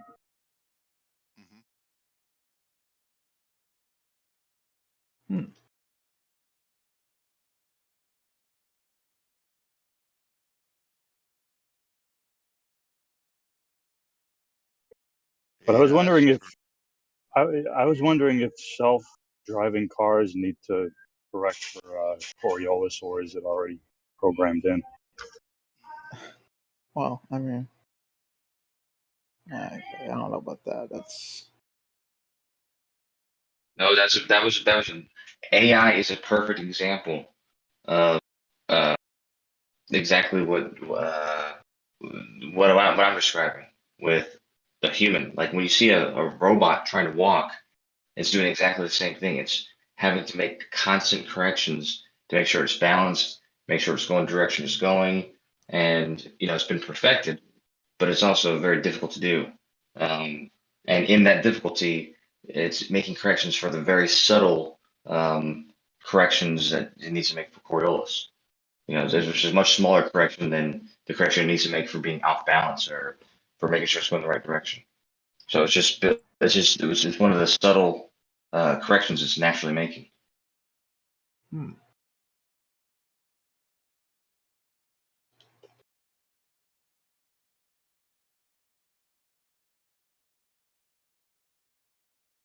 What about a kangaroo when he's bounding across a paddock? How much Coriolis does he have to account for with each bound? Can you do a model for that, Kosho?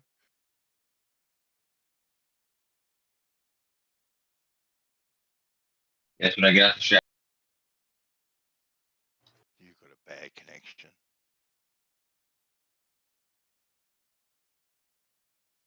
Your science has failed you, Kosho.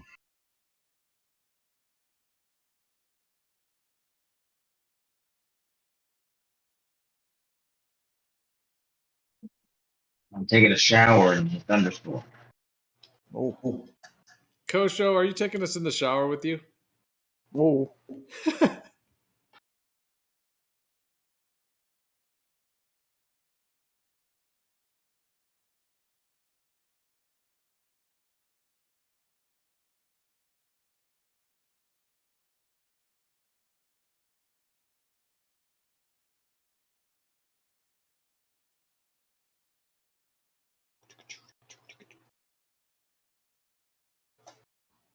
Well, I think Arma gets the MVP for today. Thank you. About time, honestly.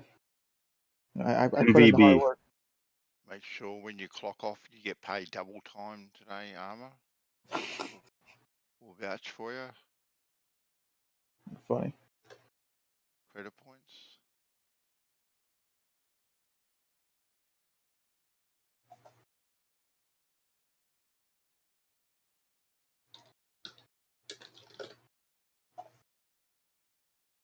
Wait, who said MVP?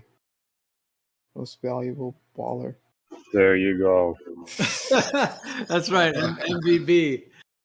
That's funny.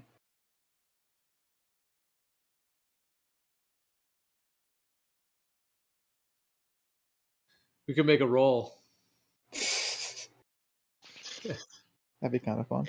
And it gives you the ability to ban anyone you want. Ooh. I'm just kidding. No, but that is kind of funny to think about for some reason. Just like totally the opposite of anything that would happen on this platform, but it's still just like funny as an idea. Like you just change anything on the server. Mm-hmm.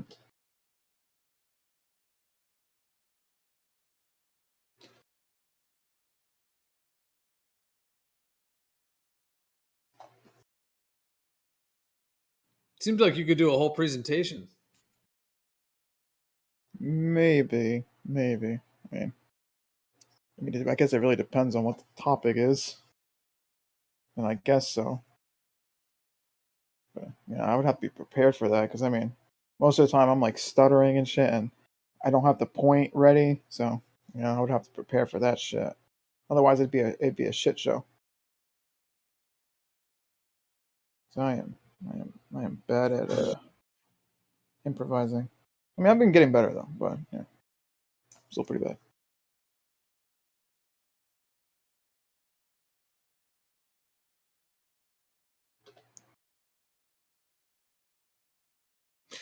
Well, I think if you had like maybe some points, like bullet points, and then I suppose like you may have to focus on just like an efficient use of words, like just the words you need and not, because sometimes it seems like you're like thinking out loud, which makes sense like in your mind, but if it was more of a presentation style, yeah, like every moment would be content. So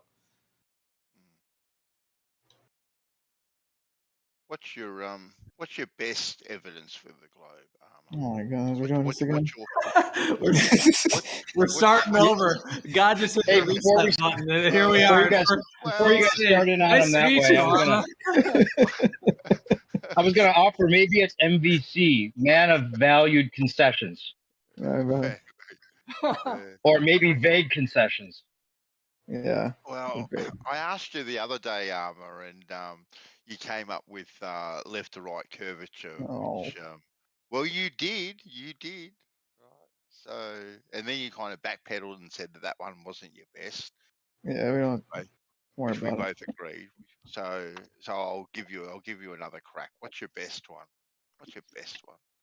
I don't know. I just, like I said, I do the thingy, I just the holes, or the 3D shit, there you go. I don't really got an argument though. Just that 3D shit and holes. I think you should go with we feel the spin. Feel the spin. I love it. Huh. We can calculate the spin. That would fucking be even better. Well, you got to have one that you feel is the strongest, Armor. Come on, you love to debate. You love to try and pick holes in things. So, what's your number one globe evidence that you think holes can't be picked in? You got to have at least one. You've been in this arena long enough. the Coriolis effect experienced on Bill Nye's bow tie. He does have some fancy bow ties, that's for sure. That field goal, disgrace Tyson. That field goal, there's proof. Yeah, the 1/8 of an inch that he claimed the football was off due to Coriolis. Yeah, that's proof right there. Only that field goal. No other field goal was ever affected before, but that one. Yeah, you may just want to lead with that, actually. Well, that one was bullshit, though. I think even Glober's was saying it's bullshit, right? Yes. Yeah. Claps for Armor. Well done. Wait. Yeah, he's why an was it entertainer. bullshit? Wait, hold on. We have Coriolis. That's not bullshit. Oh. Do we? If there is Coriolis, Neil deGrasse Tyson would be right. If there is. So hang on. We have Coriolis, and then if. So do we or don't we? Well, that's the thing. It's not bullshit if we're on a ball. It's only bullshit if you know it's flat and stationary. Right. Okay, so back to the whole proof thing again. Yeah, fair enough. I mean, if it was moving, that's the way it would work. The ballers can't keep their ball and say it's bullshit at the same time, is what my point is.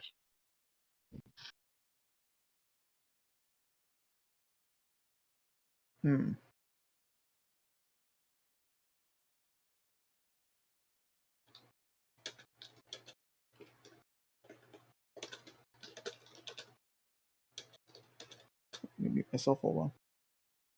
No, that is true. Yeah, Arma, why is it bullshit? If the globe Earth, the Coriolis, the whole thing is reality, like in theory, why wouldn't it have that effect? I mean, I thought it was bullshit because I think the number he gave was wrong, but maybe it's not. I'll have to look into that. I don't personally know how much it would deviate at that scale, but yeah. I from what I heard though, I heard it was like bullshit though. I'll have to do the math. For a guy that is like the poster child for the globe Earth thing, you guys seem to always say that Neil deGrasse Tyson's wrong about everything. Well, because he dumbs it down so much to the point where it's actually like stupid. Like I don't even. I do agree with that. That's Well, actually accurate. we may think he's stupid for the same reasons, but I think we're in agreement on that one because yeah, it does. I hear what you're saying, but at the same time, people. I mean, that is considered correct, you know, in the mainstream, whatever you want to call it. You know, his like star talk and all this stuff he says. Like, yeah, I mean, he said that the moon landing happened because the Saturn V had quote unquote enough fuel to go 236,000 miles. I mean, come on, that's just like, nobody actually makes that argument in the real discussions of all this. That's just like a Neil deGrasse Tyson, like, I think it's because like they've dumbed people down to such a level that they have to give them like a dumbed down version of it, and then it's like a dumbed down version of something that already was false to begin with. So it's like a double whammy.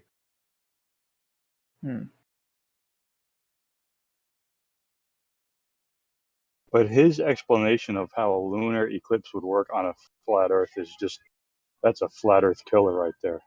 You know, with the flat shadow. That's Flat just shadow, brilliant. yeah. Did he actually say that? Yeah. Oh Yeah. my gosh. Neil? Wow.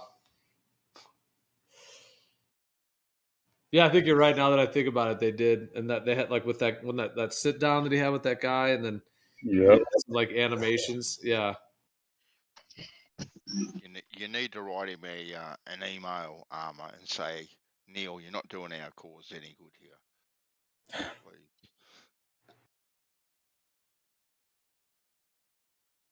Yeah, maybe tell him to just dumb it down a little less, because yeah, sometimes like I said, it's just sometimes he dumbs it down too much. Yeah, Like, tell him to smarten up. well, I mean, it's not. I have I a mean, meme. I have a meme for that actually. This is the one I'm going with. The turtle. and the turtle and the 4 elephants. Yeah, yeah. See, this is what I was saying earlier, that I think Neil deGrasse Tyson, as well as, you know, Bob the Science Guy and these other guys, it just seems like they're doing it poorly on purpose to either gaslight us or make, you know, the argument worse for the ballers so that the argument continues and makes people heated and whatever else. You know, it's either gaslighting or there's some kind of long-term plan that they're not telling us about. Because why would they want to protect it with a guy like that? I think everything he says is completely scripted, not just something off the top of his head that he came up with. It's very carefully worded so that it has a certain effect. When did he say that, Dave? That the fuel goal. What year was that? Do you know? I can put the link in there.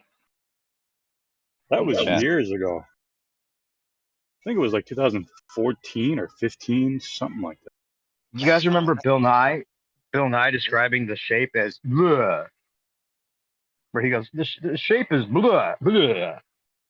Remember that? He was like using his hands, and like he wasn't describing it as a sphere. He was like, the shape of the Earth is bleh. And it was like kind of like weird. Like that's What I weird. just posted is interesting. Like I just posted that polarization thing. It's like exactly what we see with eclipses. Like this, like when it goes black, that would be like a solar eclipse. Of course, the thing that comes over the sun would just be black the whole time. So whatever the polarization effect would just do that the whole way. But the way that these like circles and they're the same size, it's exactly how eclipses work. It's interesting that these are like two circular lenses. Of course, and then in a lunar eclipse, like it does polarize the light, and it's, you know, it turns red and all that as well. I just think it's interesting how that little structure, like even in like NASA's animations, that's what it is. It's like these two circles that are intersecting. Oh, and then B-Ball's spamming that same thing he's been posting. Oh God, I thought. No, this is like. I thought we made progress with B-Ball yesterday or earlier on. I know, I thought so too, and he comes in with that. That's the flat Earth prediction. Nothing changes. There you go. Same stuff. Look at the size. Look at the size of the dude on that. He's huge. Hey, there were giants on Earth at one stage, Joe. Look at it. Yeah, that's a super duper giant, though. I mean, yeah, maybe like there used to be a tree at the North Pole, the Great World Tree, and that's just one tree in an entire forest of trees. And then that's how large they are. And then when they came through and they stomped their foot down. That's why we have oceans and land. It's just a huge footprint of a huge giant.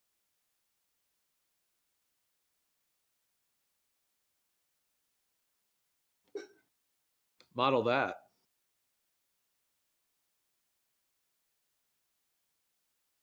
I think another interesting thing that happens with the lunar eclipse is that the quote unquote shadow doesn't go straight across. It kind of starts at the bottom and then comes out the side, or comes from the side and ends up on the butt.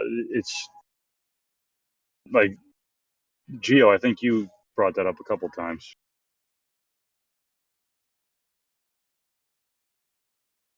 Yeah, for sure. Like it comes from different angles and makes different like phasing patterns across it. Like sometimes it comes in from the left, or sometimes it comes in from the right, sometimes underneath, sometimes from the top or from the bottom.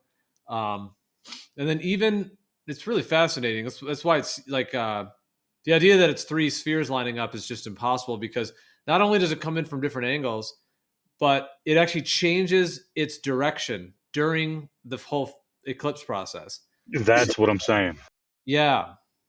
Like it's changing a vector. It's coming like in from the bottom, let's say, and then it goes out from like the upper left, or in from the lower right and then out to the upper left.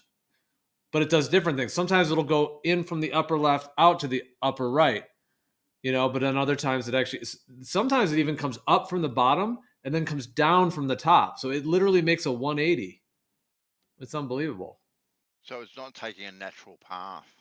Right, and if it was three spheres lining up, you would expect one consistent phasing as those three things are lining up. The astronomical term for it is syzygy. So syzygy is when three celestial objects are all lined up in a line. That's what an eclipse is in their model. And if that was the case, we should get a very consistent phasing process as those three bodies perfectly align and then they separate. But instead, we get that totally different effect going on. And you only actually see the shadow too. You don't see any other part of the moon during an eclipse. You just see the shadowing. Oh yeah. Like you don't see the moon prior.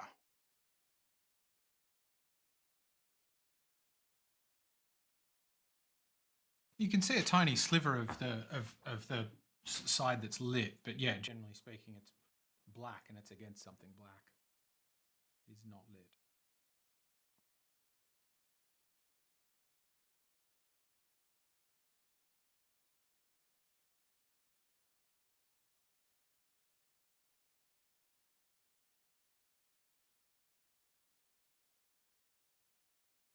Well, Riding, so do you agree that the eclipses do what I just said they do? I wasn't able to quite follow what you meant.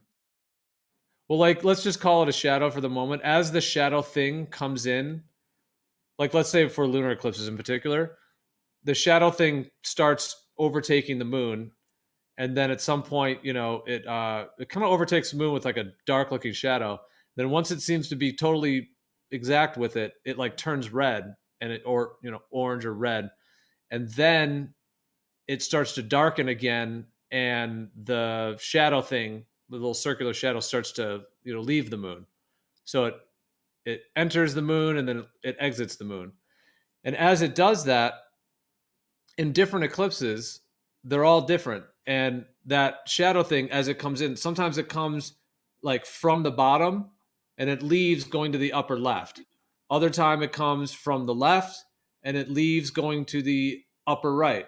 Other times it comes from the top and it leaves going to the lower left, etc. And even ones where it turns 180 degrees. So it might come down from the top and then it glows red and then it leaves going up. So it literally made a 180. So of course, like on a Earth system where you have like where the sky is just above you, if those are lenses or something like that, and if they're on a slightly different path from each other, like they're on their own different pathways, to me that completely makes sense why that would happen, because now you have actually two vectors.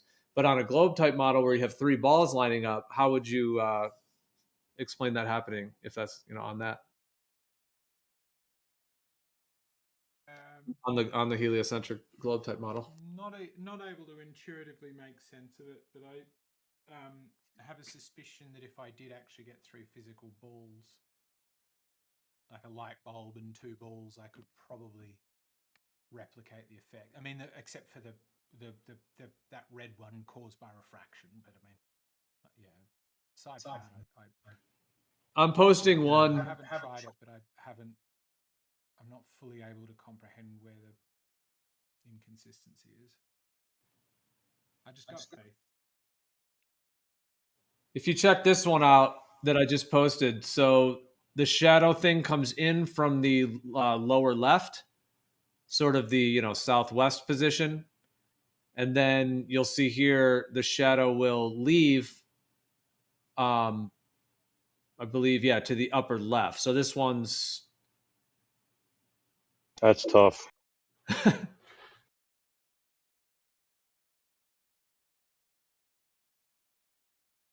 Is that real? I've never heard an explanation on this on the globe model ever. They just kind of say that this is how it's working, but no, that is just a recreation of one. So the shadow comes in from the lower left and it leaves going to the upper left. So that one's lower left to upper left. But they don't always do that. They do different things in all different eclipses. That's just that particular one.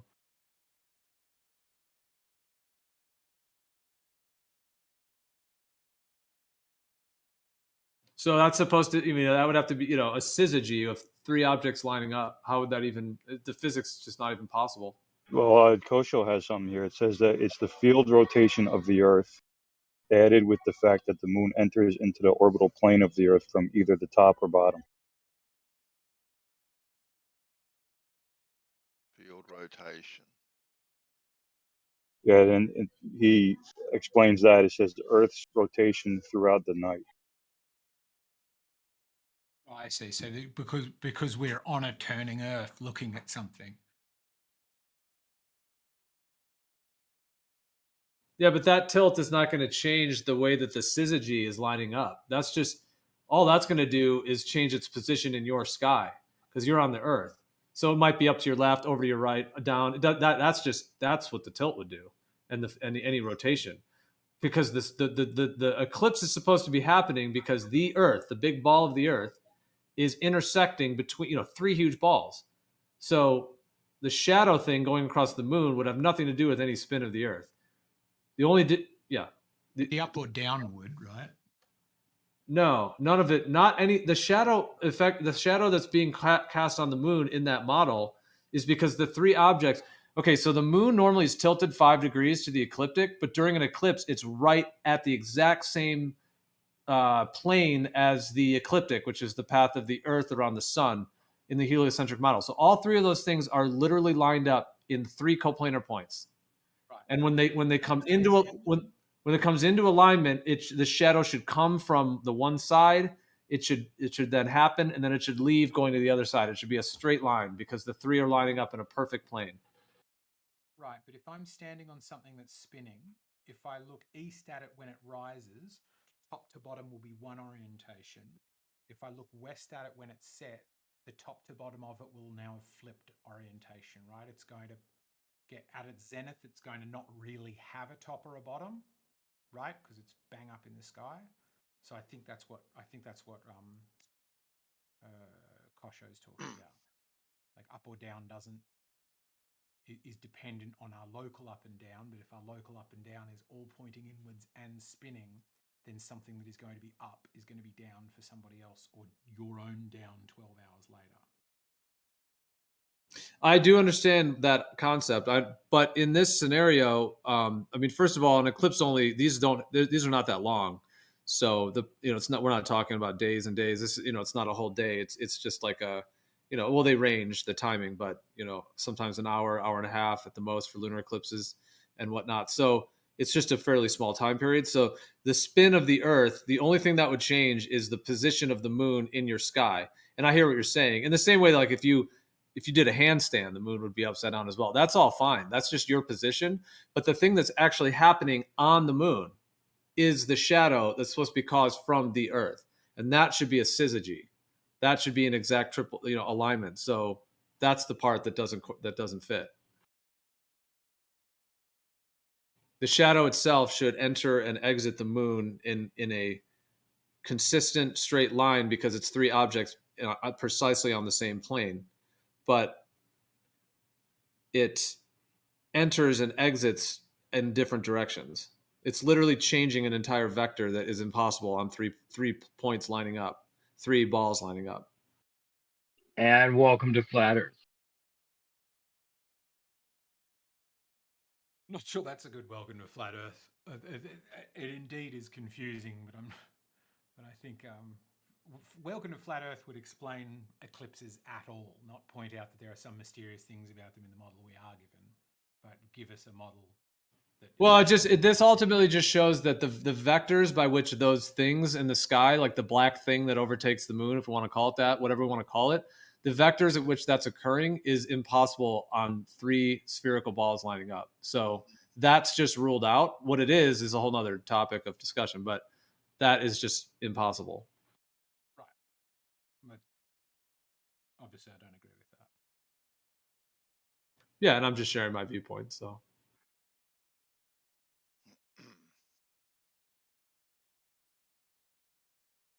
And I'm not requesting you agree with it or anything. I'm just sharing my. But yeah, it'd be nice to have an answer that actually works, because they have answers to a lot of things. This goes on the list of things, according to you so far, that they don't have a good answer for, or they don't have even an answer for, right?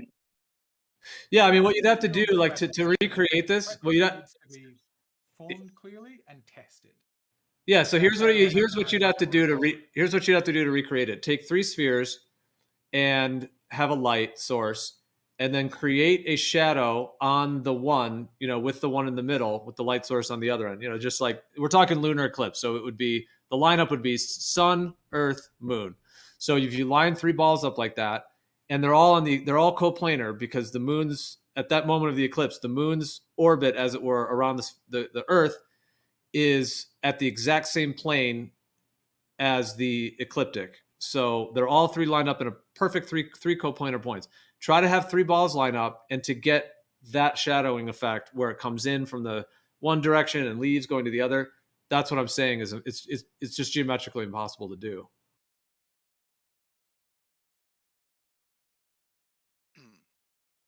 You could get a shadow on it. I'm not denying that. You could. But what you would get is a very consistent, it would be like, I call it a phasing process, but it would enter from one side and exit from the other because the 3 balls are lining up. And every time it would be the same. Literally the exact same every time.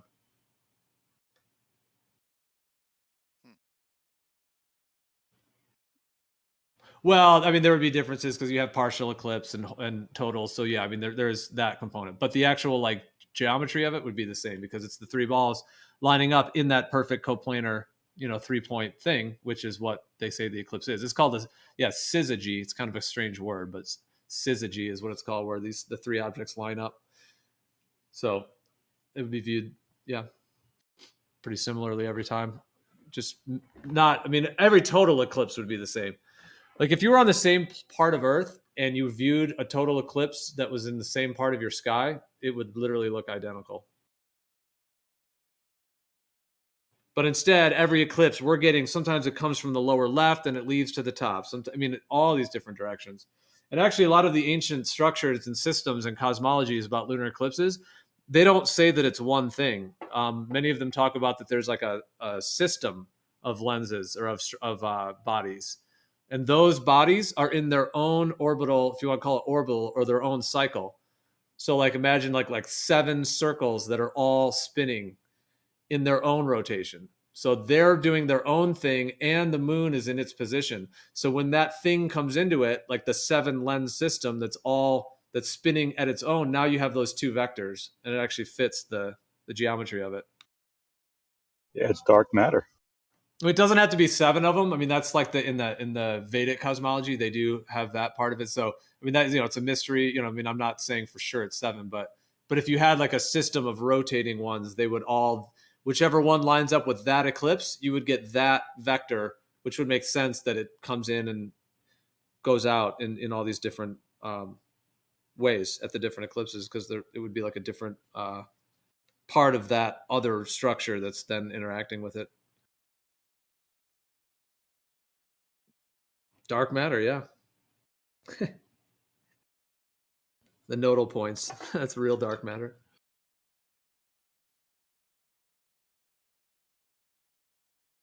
Kosho's onto it. He's going to make a video while he's in the shower. Well, I think that's kind of what they try to do. Is just, but they try to say that it's because you're on the Earth that's tilted, but no, it doesn't work because that would only change the position of the moon. It wouldn't change the actual way that the shadows move across the face of it.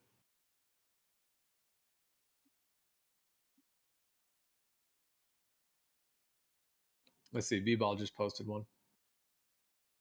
He's all over it. So how about this one? This one comes from the lower left, and then it's like it's going to be coming from the lower left and then leaving from the upper left.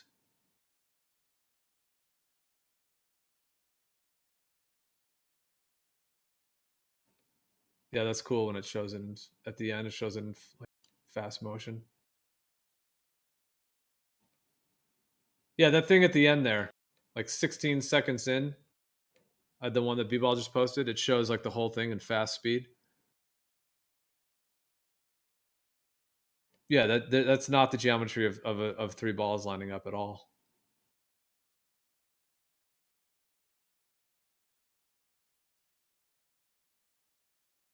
Yeah, it does seem to put on its handbrake and drift out and then take a completely different direction, doesn't it? Yeah, it looks like that other thing that's coming in and doing whatever it's doing, that thing seems to be on its own vector. Mm.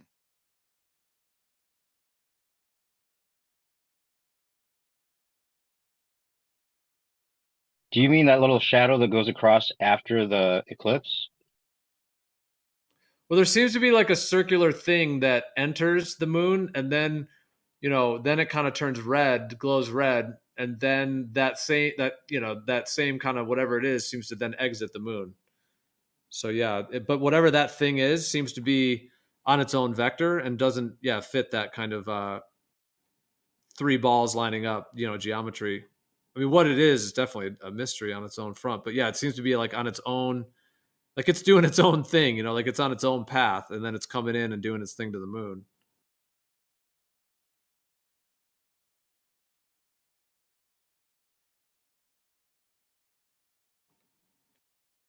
Solar eclipses are a little bit differently simply because whatever the dark thing is, it doesn't glow red. Instead, it just completely like swallows or absorbs the light of the sun, and then you get that toroidal corona field around it, where it's just leaking out the sides. But that one's different because it's like it's interesting because some of the recent eclipse, like people did a lot of analysis of them, and there's no the cameras and all the equipment that people have used, it like they pick up nothing in the dark area. Like it's just like it's almost like a void. Like there's no electrical activity.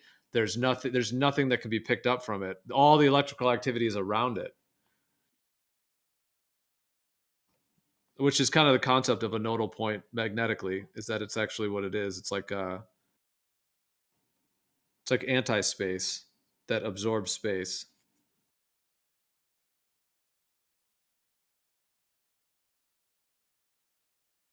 In that case, it would be like a polarizing or absorbing light. Like the solar eclipse would be polarizing it almost entirely and turning it into a toroidal corona field around it. And then with the lunar, it would be kind of coming in as like a shadow thing and then sort of doing some kind of polarization of a red spectrum and then exiting. It's like a reflection versus a void.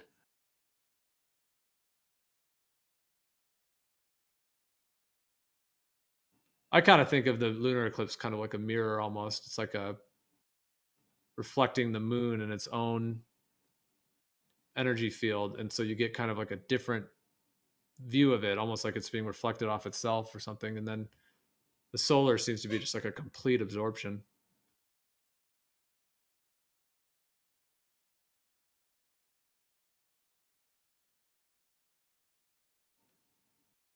And they actually have their astrological significance as well in terms of the symbology and like how they affect human life and where they happen in your chart as well, like your individual chart.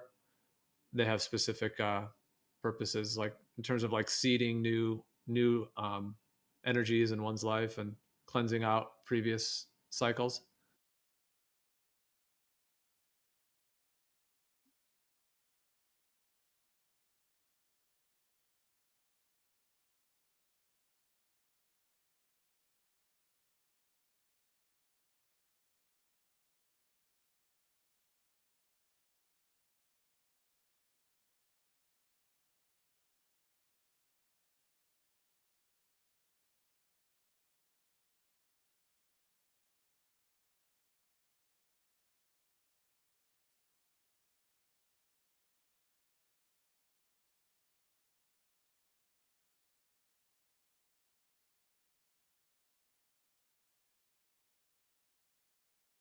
This is something I don't get. Is Don offered an explanation, and B-Ball said, "Okay, sure, bud." But at the same time, B-Ball asks all the time, "How do you explain this? How do you explain that? What's going on here, dude?"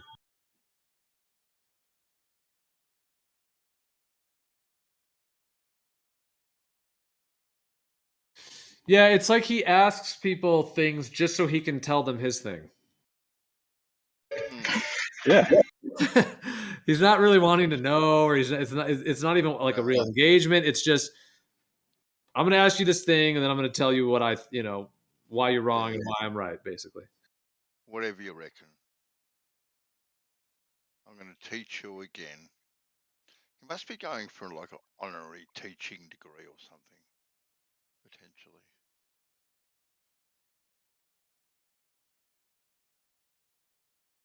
It's like if I said if I said Bandsaw, like, who's your favorite soccer team? Then the minute you start talking, I'm just like, well, I'm glad you asked. Let me tell you about my favorite soccer team. Exactly. Oh, damn. And then when you say your favorite soccer team, I'll be like, you're wrong. Yeah, I'd be like, nope, that is actually not the favorite soccer team. Let me tell you who is. Yeah, this is your favorite soccer team, not the one that is, but this is the one.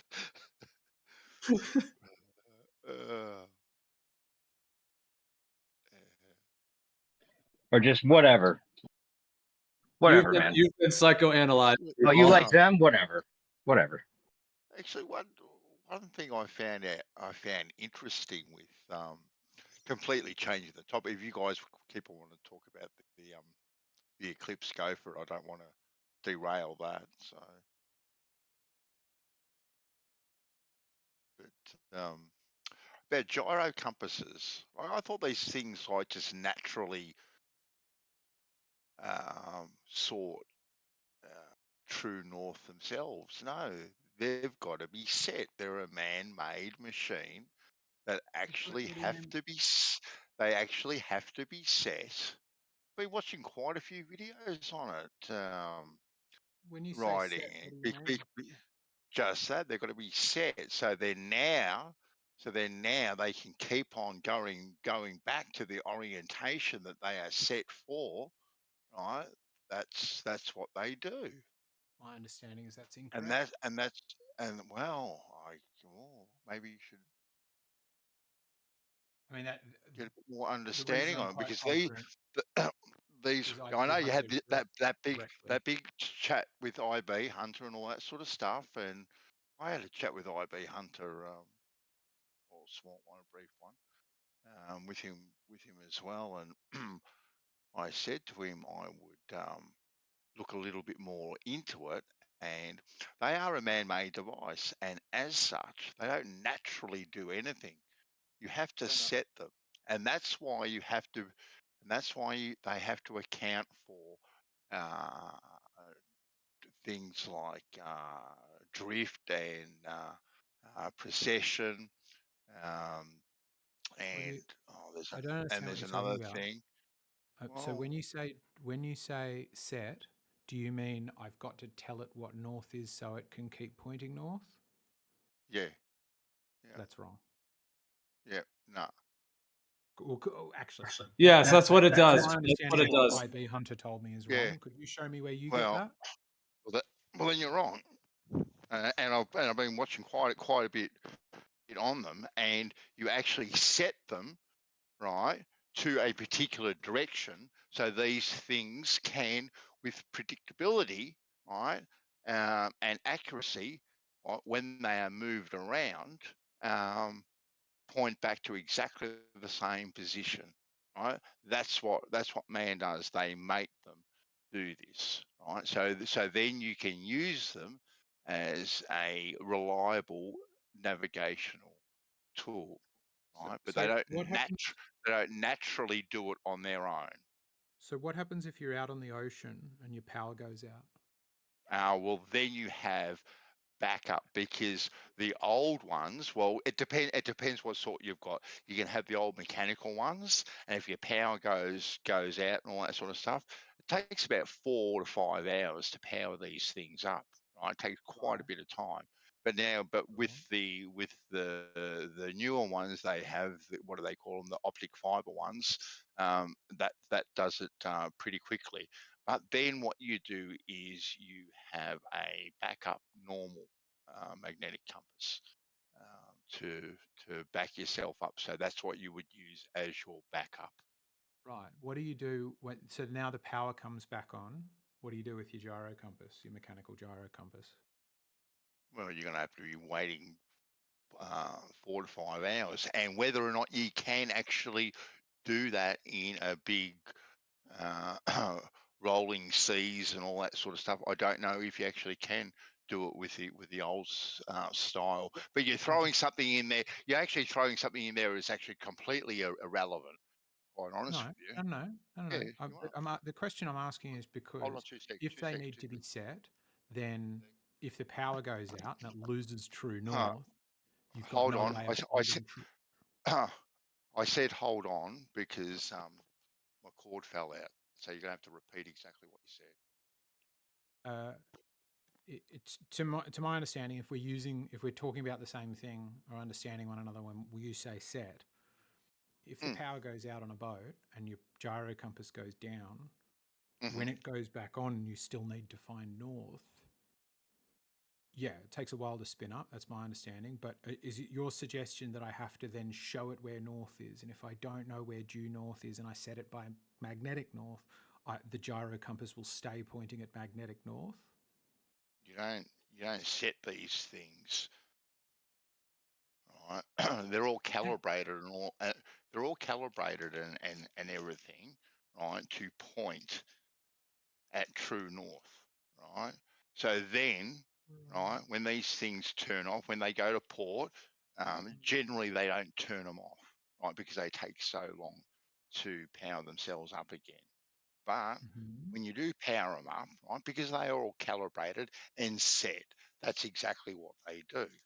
Right, but they are calibrated, right, to point true north, right, with the way the weight system and all that sort of stuff that is in them. They are calibrated to do exactly that.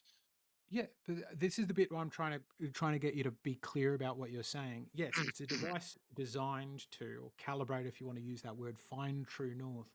But when you say set it, there is a flat Earth belief that you start off knowing what north is, and you tell the compass what north is. You essentially set it in that orientation, and then go, great, I've got north now, and it stays pointing at that. And if the power goes out, you no longer know what north is. That's the question I'm trying to pass here by asking you these questions.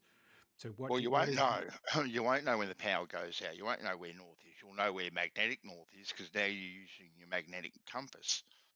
Well, it's a question you think I'm asking. Well, you're talking about the power going off. Why are you bringing the power What do you coming off think and I'm going back on trying to again? understand? Well, I don't know what the power's got to do with anything with the power going on and off. So maybe you're not being clear enough. I'm trying to understand when you say it's been calibrated or it's been set. Yes. Could it, after going off in the middle of the ocean somewhere, after going off and then powering up and taking 6 hours to power up, will it, without human intervention, further human intervention, will it find north again? it has been calibrated to find exactly where true north is. So it will go back to its calibration. Right. So it will find true north again. So it doesn't need to be set showing what north is. It's already been set. So when you say set, you mean the factory, the people who built a device that's able to find true north. Of course. Right, because calibration typically Exactly. means like tearing a scale is calibrating it to a specific weight that the user does long after the device has been manufactured to remind the device, hey, this is what 50 grams is, right? But so what you're talking about is not what I guess that's why I'm trying to understand the words. It's not the words I would use I wouldn't mean calibration. Okay, well, you might, but they are calibrated and set at the factory, and then they are put on the ship, and they are calibrated on the ship to make sure everything's okay, and then away they go. So then when the power goes on and goes off again, they go back to the calibration they were set at. Sure. Yeah. So it's not a thing that naturally seeks true I don't know north. what naturally means here. It's a device, man-made device based on physics that, based upon the using the vector, as IB put it, the vector of gravity and the spin of the Earth, can find exactly the axis of rotation of the Earth. No, well, it's got nothing to do with the spin of the Earth, right? Well, what does it have to do with then? Well, then what? Well, then if it only relied on the spin of the Earth to find the true pole of north, it wouldn't have to be set and calibrated to actually find it. These things have to be calibrated. They don't. There's not some magical arrow in them where they magically themselves point themselves to true north. They don't do it naturally. What do you mean by naturally? Describe the word you like. What's Naturally, they don't do it on their own. You actually have to build them to point in that direction. Well, my understanding of it is that you said it. Build a compass to point north as well. I don't understand the naturally. It's so confusing to me, this conversation. Well, okay, if you have a compass writing, it would point to north, quote unquote, naturally. Is that what you mean by that, Bansal? Like that it does it on its own? Yes, exactly. It doesn't do it on its own at all. No. Yeah, and my understanding with the gyro compass is they fire it all up, and then there's a dial on it, and they essentially align the dial with true north by using Polaris. And once they align it there and it's locked in, then it keeps that position. I think it uses gravity and the rotation of the Earth to naturally point true. Well, That's they don't use not the gravity. case. It uses gravity. Yeah, because it's using it uses the what do you call that? No, it doesn't use gravity at all, Kosho. Yeah, it's not. That's how it works. After you set it to true north, then it will keep its rigid direction in true north, and then as you travel around the ocean, you now have something that is always pointing true north, no matter what. Exactly. Yeah.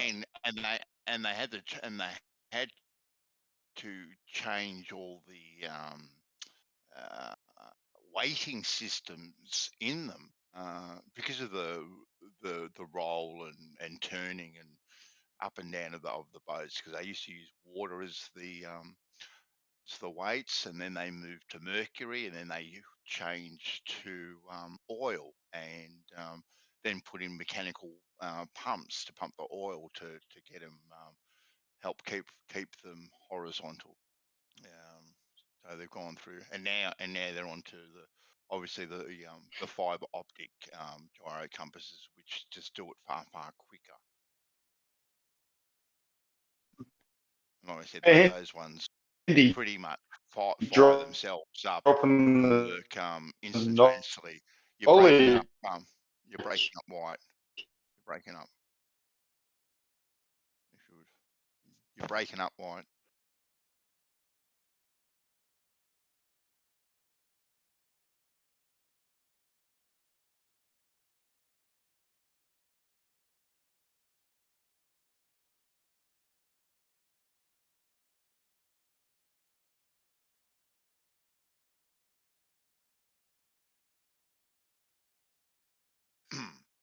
What do you got to add, Terry? You seem to want to put your 5 cents worth in here. Do I get change? We don't make 1s and 2s anymore. Oh no, that's right. Yeah, we don't. Whatever you say will be taught to everyone for the rest of humanity. No, I only just learnt about the gyros on working like the picture I posted. I was just trying to refresh my memory of what I learnt about them. So it's, yeah, is that a gyro compass? Yeah, that's the gyro compass. Yeah. That's the one that uses a gyro to keep its orientation. Well, the gyro compass isn't trying to keep its orientation. Anything you're doing, like what Gio's describing, would be a basic gyro. You set it in a particular direction, it will try to hold that orientation fixed in sort of outer space, quote unquote. But the gyro compass adds to that the vector of gravity by having a weight that creates what does he call it? A torque on it that. And it doesn't add the vector of gravity at all. Well, it just keeps it plumb. It keeps it plumb. If you cannot shout at me and interrupt, just let me finish. It keeps it plumb. No, I'm going to correct you. You want to add you want to add in vector of gravity? No, it keeps it plumb. Sorry, I'm using the words that the guy who builds or refurbishes these things used. And I'm correcting you. It keeps it plumb. But if you knew much about them, I would listen to you. But it sounds like you don't. Yeah, and it keeps it plumb. I'm correcting you. It doesn't use a vector of gravity. It keeps it plumb. What is, in my model, what does plumb mean? It keeps it plumb. That's what it does. What does plumb mean on a It ball? keeps it plumb. The question I'm asking is, what does plumb mean on a ball? It keeps it plumb, writing. So you don't want to answer the question? I mean, I've given you my answer. It keeps it plumb. The hail's getting you. White. The hail's getting you. Who's got a problem with their mic? It's white. He's in a hailstorm at the moment, apparently.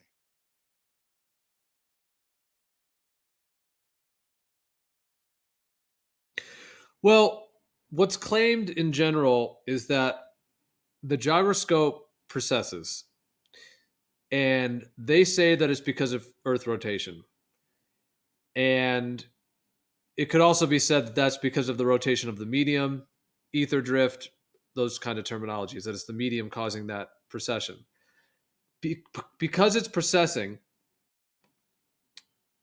it will stay fixed in a rigid position, but it also will precess.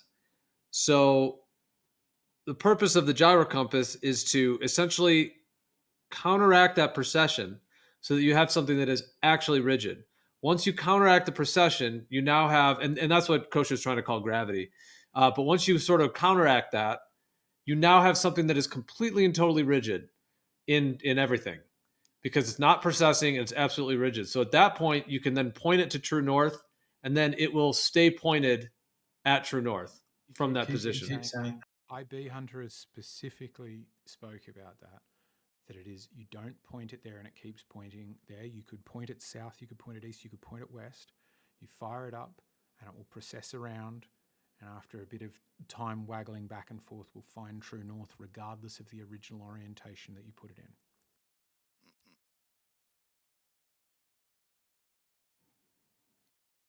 It's not the case. I think sometimes that gets confused for the idea of, like, when it says it seeks north, because after you've set it, after you've done it and you've set it, it will seek north. Do you have one so of those? Have you used that's different than it finding it on its own. Like after it's found it, it, the guy who does says that's wrong. He specifically addressed that particular point and said that's wrong. So where are you getting your information from?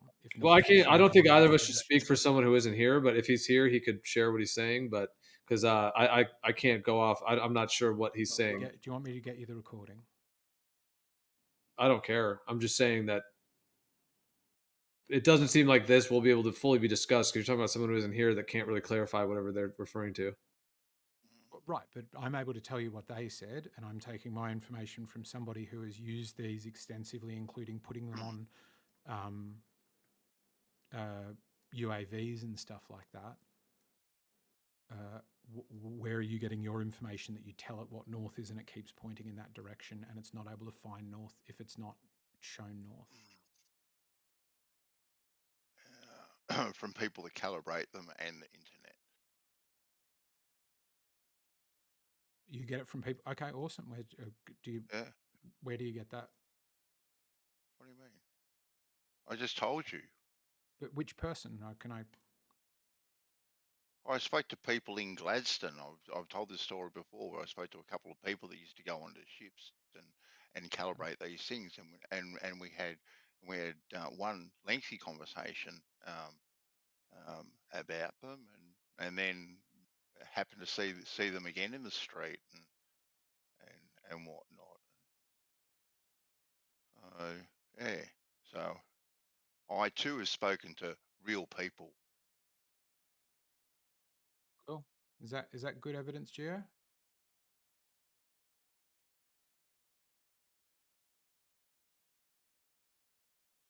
I'm just interested in the truth and the information. I mean, how other people come to their conclusions is up to them. Yeah, well, to me, talking to experts is an important part of it. I'm definitely under the impression that these things are set to find true north. That's why I'm And still confused by what you mean by set, because it sounds like you agree with things that say set. No, well, they are set to find a true north. And then from there, when you use them, when you turn them on and off, they will go back to that setting. So then they will naturally, if you want to use that word, naturally go back to that setting. But they are originally set to find that direction. Sure. Then after that, then they will naturally do it because they're going to go back to where they've been set to find or seek. Once the power's gone out and you power it back up, how is it finding that original setting again? Because they've already been set to find it. But there's a mechanism, right? How does it do that? Through the mechanism that they do it with. Which is? That's the question I'm trying to ask you. How Well, does it do it? they got weights and counterbalances and all this type of bits and bobs in there to do it. But they are set to do it. They don't do it naturally on their own. Compass. Like it's like that's like saying a compass is designed to point north because they paint the red needle, the north needle red. They're a top that spins anywhere between right? 30,000 and 60,000 RPM, thereabouts, right? And then they keep their position in space. That's what they do when they get up to these speeds, and they're reliable.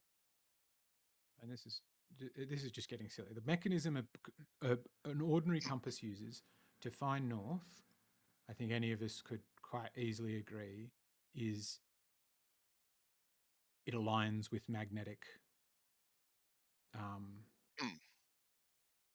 lines, right?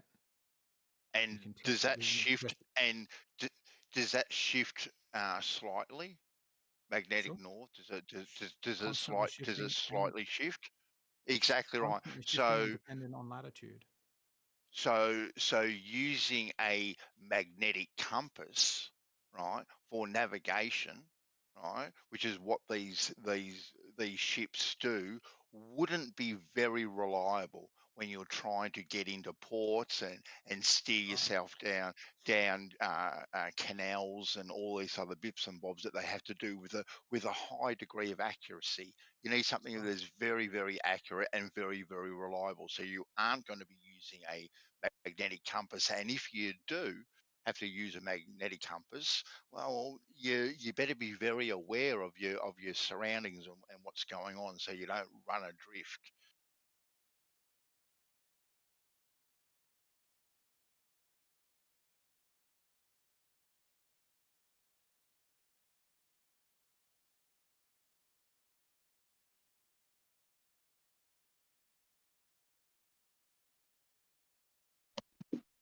Did you cut in that? Did you cut out there, Bandy? No, I didn't. No. Oh, okay. Did you? Did you? Yeah, I might have. I might have. Somebody, one of us did.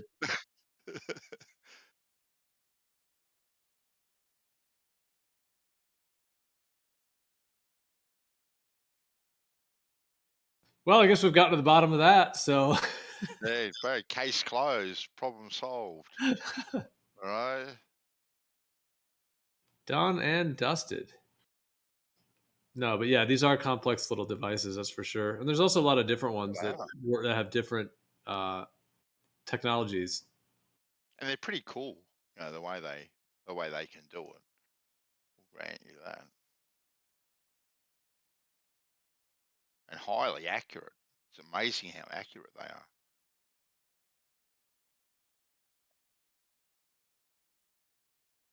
So if it's not using gravity and spin, what is it using, do you reckon? What's the mechanism? Well, he told you that it's bits and bobs. Bits and bobs. Exactly. It sounded like that was a description.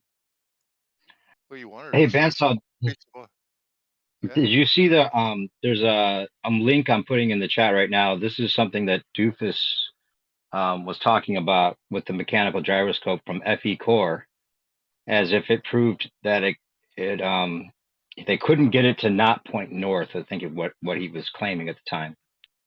Right. I'll also put a screenshot from the comment area that I just read at the very top. Someone was asking, I'm not entirely clear on the point here. Could we discuss it? I saw you demonstrate that a gyro compass works as advertised. It points to true north on its own. Agreed? How does it find true north? How do they say it works? Do they say it has something to do with the rotation of the Earth?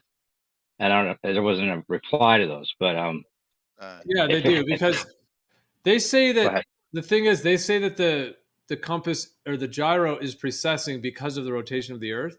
So once you like counteract that precession, you now have something that you can point that will stay pointed on that axis. That's exactly, again, Geo, this comment is pointing out it's on a video where that doesn't happen. FE Core are testing it, it looks like, in that video, and finding that is wrong. Why do you keep saying it? It doesn't, this is an old FE myth. I don't know why you're still clinging to it. You don't need to tell the gyro which way is north. You can point it in the wrong direction and it will still end up pointing north. Because it's set to point. It's not due to the spin of the Earth, man. I just posted a video in Livestream. How it does it is a reasonable discussion to have, but what it does is. I just posted a video in Livestream with the IDS for GPS, the IPS document for the system engineering, where they say that the precession, the Sagnac effect, is not due to Earth spin. And I just posted, it's a short video in LabText. It's not due to Earth spin. And according to the GPS system engineering, I haven't checked into the gyro compass.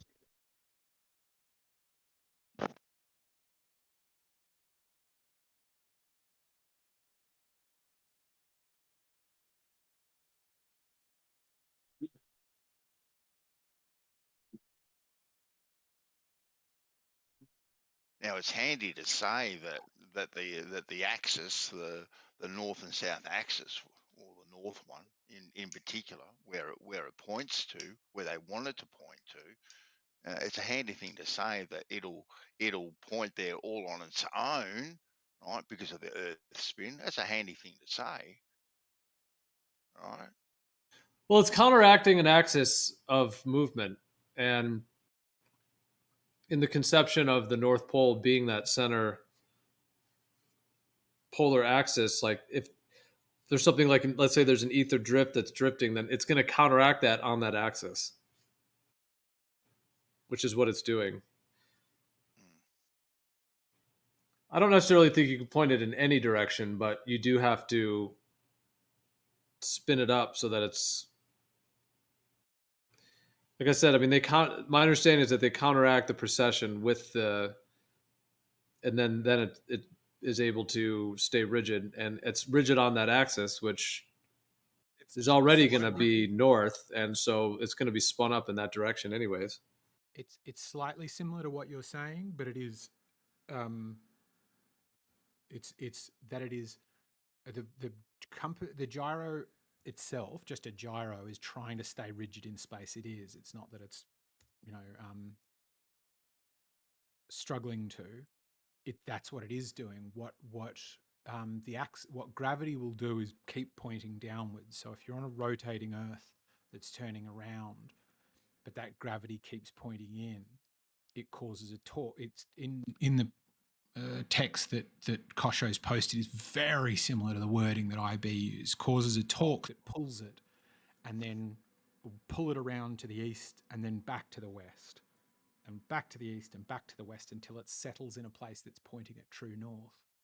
But it's the opposite of it's now fixed in space. A gyro is fixed in space. This is just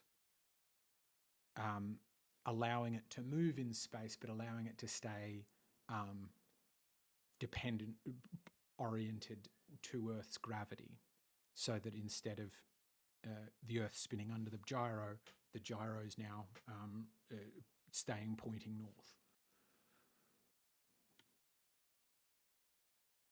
Right. Well, it's just all kind of inverted and turned around when they try to claim it's the Earth rotation that is causing it. So it's like an entire inverted kind of 3D conceptual.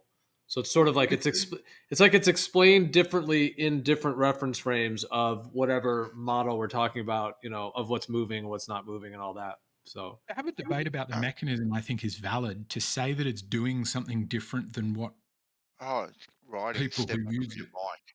Step back from your mic.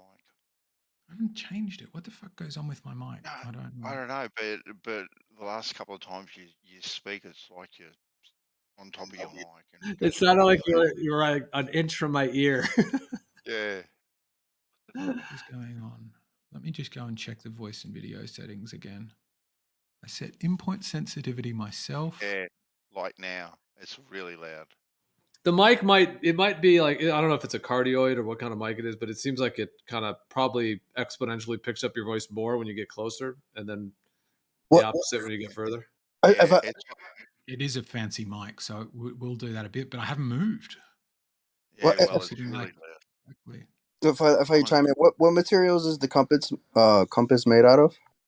They can be made out of different Brass? ones, but typically metals, I think. The one IB Hunter looked like some sort of copper or something. Okay, copper, great. So did you know pyrolytic graphite is highly diamagnetic? You can levitate it across diamagnetic magnets and use the sun with a magnifying glass to repel it. So how do we not know if the sun doesn't have an effect? That's a variable we got to take into consideration. We could. So would that mean that a gyro compass would point differently depending on the time of day it was? That's a variable to look at. Sure. And if it doesn't, So I'm just adding to what it. does that mean? If a gyro compass keeps If pointing it north, doesn't, regardless then of where the there's sun another is at. variable to take into consideration. But right now, have you tested for the sun to be a variable? I haven't even touched a gyro compass. I'm just going based on what the people who have say.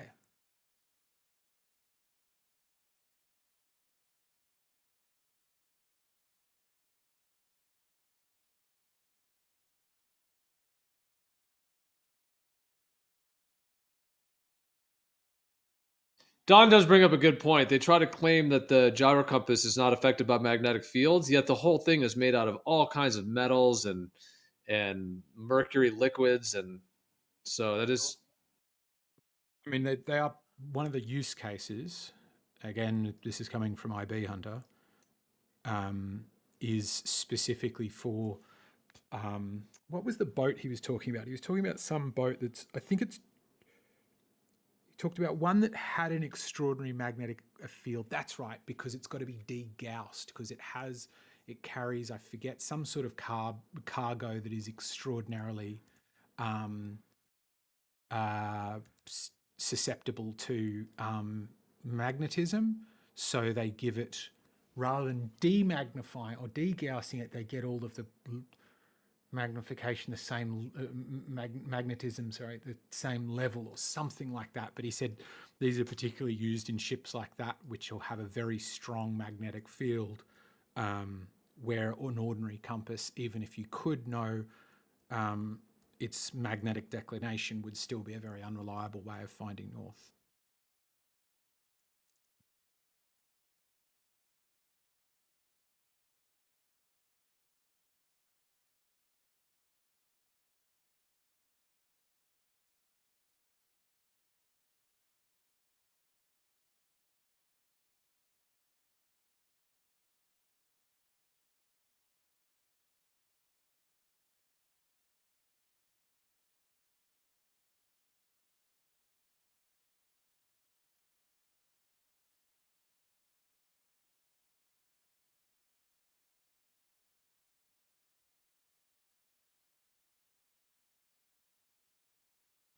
But in general writing, can you see like the general difference between like if you have a globe Earth and a gyroscope and the whole entire Earth is spinning, there's a certain explanation for everything.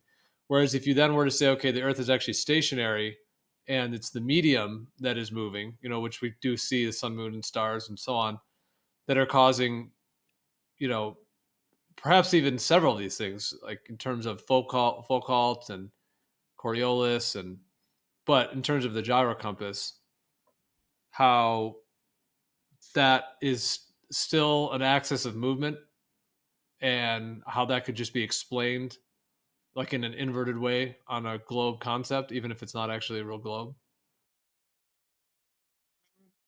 Yeah, it's entirely possible that there's some other ether or something like that. The challenge I have with taking those explanations is they seem a little bit like Don's just then, like maybe sorry to maybe interrupt.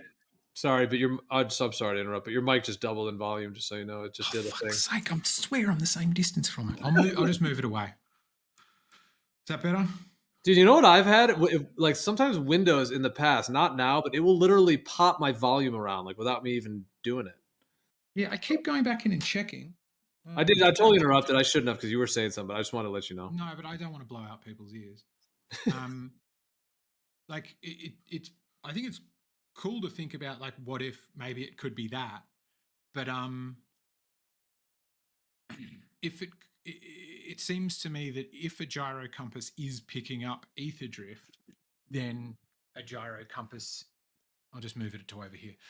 Then a gyro compass is effectively an ether drift detecting machine. So something about spinning weights causes us to be able to detect the ether. So we've got a mechanism. We've also got a method of measurement. Why is it that then the ether is still difficult to measure? If we're saying that we can measure it, then let's measure it. But it seems like it's mostly sort of it could be X without really a robust explanation for a mechanism or how to measure it. It seems like mostly it's just sort of going, well, that could explain this thing that already has a fairly reasonable explanation.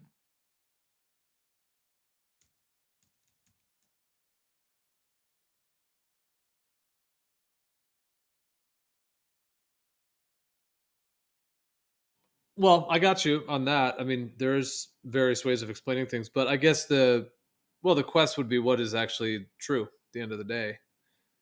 I mean, I guess like if you wanted to say that that these phenomenon are indicating that the Earth is spinning, wouldn't that be begging the question? Because we could also just say that like you said, that they're ether detecting devices and they're picking up the ether spin, and they're proof of it is that boom, it rotates at this way that we say it move. You know, it moves. Although you know the sun is moving. The sun, moon, and stars are moving. You know, so we do have a very clear indication of a rotation, but I wouldn't do that because I don't think that that these things are actually isolating anything. So I wouldn't say that they do prove ether drift, but couldn't you just as much say that if you're going to say it proves Earth rotation? I don't think it proves Earth rotation. I think it's evidence for Earth rotation. It's something that comports with Earth rotation because you've got this. You can the logical steps you can take to get there are to me fairly simple to go. Well, then, can we say that this is solid evidence or whatever the word's used for ether drift? I mean, if you find it solid evidence, you could. For me, what I would require for solid, what would be required for me to call it solid evidence would be that there was a mechanism, that there was a sort of, I can go A happens and B happens, and that's why we see this C. Like to go, we see the planets or the stars revolve around us around 2 points, suggesting that either the stars are rotating around us or we're rotating within them. What's the mechanism Then for Earth rotation? Say again? What's the mechanism for Earth rotation? I mean, formation, accretion disks, formation of galaxies, angular momentum. But I mean, that's a separate question. But then to go, right, well, how can we test this? We go, if the Earth's turning, then there should be some torsional force that is east-west. If there's some torsional force that's east-west, we can get a gyro compass that stays totally fixed in space and give it a bias, apply a torque that is holding it in a vertical orientation, which means it will process around and find north, that it will align with the axis of rotation of the body that it's on. And that seems to me to be robust and sensible and testable. It's to say, oh, it could be ether drift without that sounds a little bit like me saying, well, my car runs on diesel, and you going, well, you don't know. It could actually run on good feelings, and you just keep putting diesel in and diesel gets burnt, but it's not necessary. It's like, well, okay, but I need the extra steps of like, this combusts, causes linear momentum, angular momentum, bang, now my car goes. It just doesn't seem very, to have much explanatory power.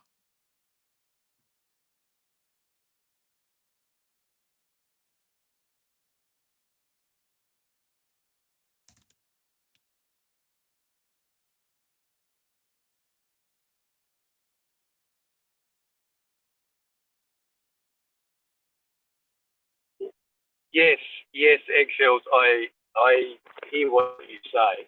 I'll just step back. Let's say there's just two guys. You had your gyro compass, and there were two guys, and you observed what you observed, and one of them said it's doing it because the Earth's rotating, and the other one says it's picking up the ether moving. Now, just as a guy who has no background narrative at his disposal, both of those could be true. Would you agree with that? It kind of could be either. Yeah, sure. Yeah, I thought you would. Yeah, I did think you would. So then you're looking for a mechanism. I get that. Totally fine with that. And then the question was asked, I think, by Jerry or someone. What's the mechanism for the rotation? To which you defaulted to, creation of the unit or the Big Bang, accretion, angular momentum, blah blah blah blah blah. Which there is no proof of. It's just more part of that background narrative, which is just accepted. I get it, and is, who knows, could be, but there's no backward step you can take to verify that that's real. You see, it's that kicking the can down the road to a point where you still can't verify what it actually is. And the other guy could say, oh, well, that's just how ether flows. That's how God made it, and it just flows around, and he holds all things together in the palm of his hand, and that's how it works.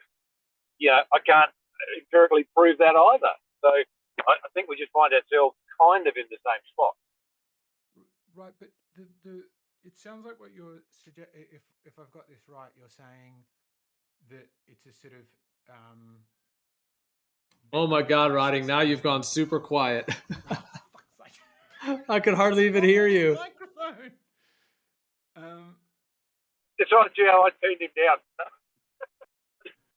We're all turning you up and down all over the place. I'm gonna Google again. I did last time, but I've got no idea why this is doing this. Yeah, I got you fine. Is what you're saying essentially that these two explanations have parity because they can't be tested? Well, no. I mean, and I don't even know that I'm making a particular point here, Writing. It's more just when I listen to what you say, and I do this with lots of people, and I think, yeah, okay, that I follow along, and yeah, that's all fine. I see why you say that. Everything makes sense to them at the time they do it or say it. But then in my little brain's just firing away, saying, okay, so what's an alternate explanation? Are there holes in what's just been said? What else might it be? And so, I've just cobbled together a potential alternative explanation.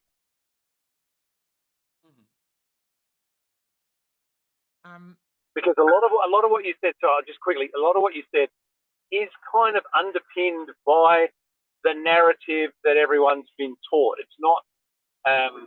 It kind of leans back on it, and that catches you from falling to the ground because of the angular momentum accretion. That's how that mechanism works for you, and you're okay with that, and that's fine. But it doesn't necessarily mean that's what it all is. Yeah, absolutely. Yeah, I'm not suggesting it like it's right because that's what I think.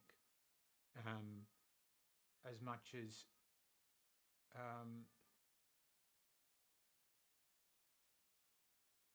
of the available explanations to me, when I investigate like what are the essentially how can I test it? What are the tests? What are the sort of things you'd expect to see? And what are the proposed mechanisms? Like homeopathy, right? Homeopathy makes huge claims, but when I say, can you test it? The answer I get often from people who are proponents of it is, no, not really. You can't. Doesn't work, untestable. And then when I ask about the mechanism, well, for starters, it's different for different people you ask, but in essence, it's quite often water has memory.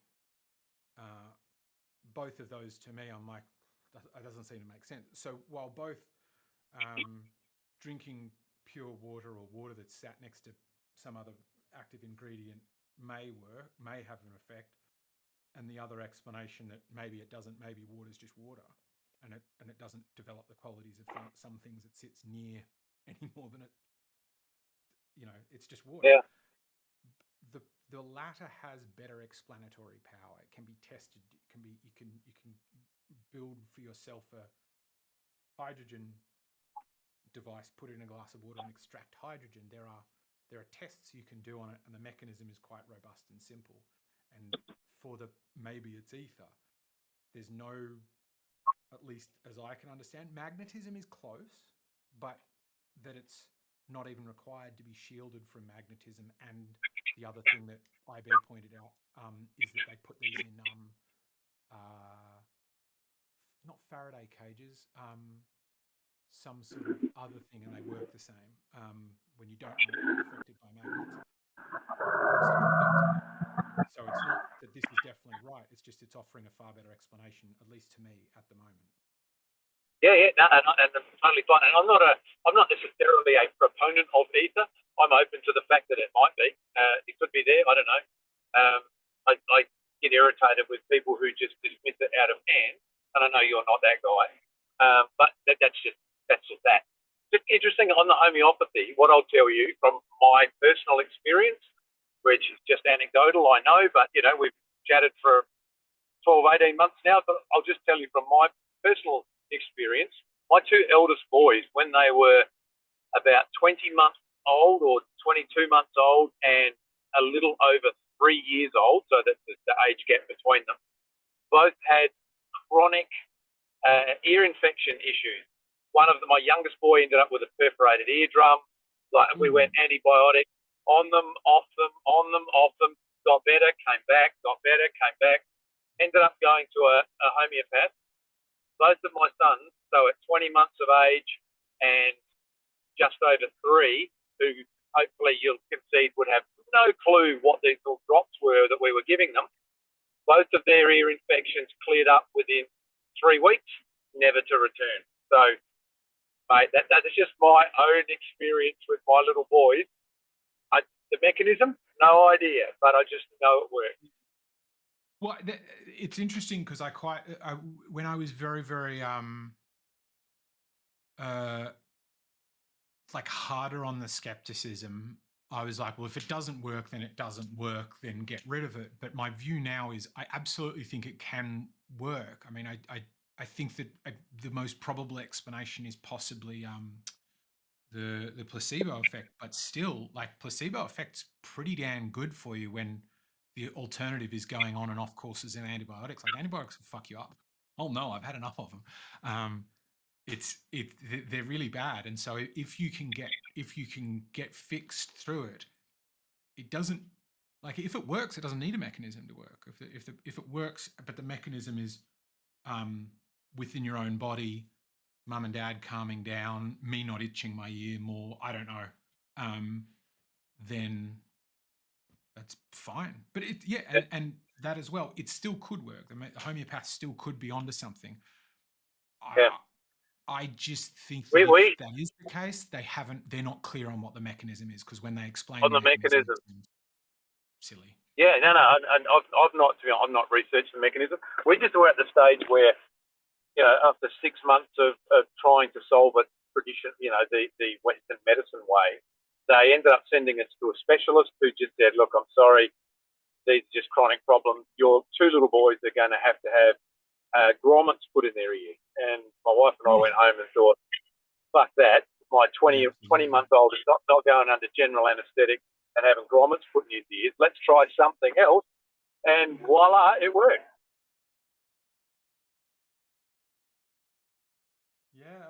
Yeah, I don't fault it, because I think that there's a huge problem in the medical community of over treating things. People, they should say, go home, rest. You know, it might go away.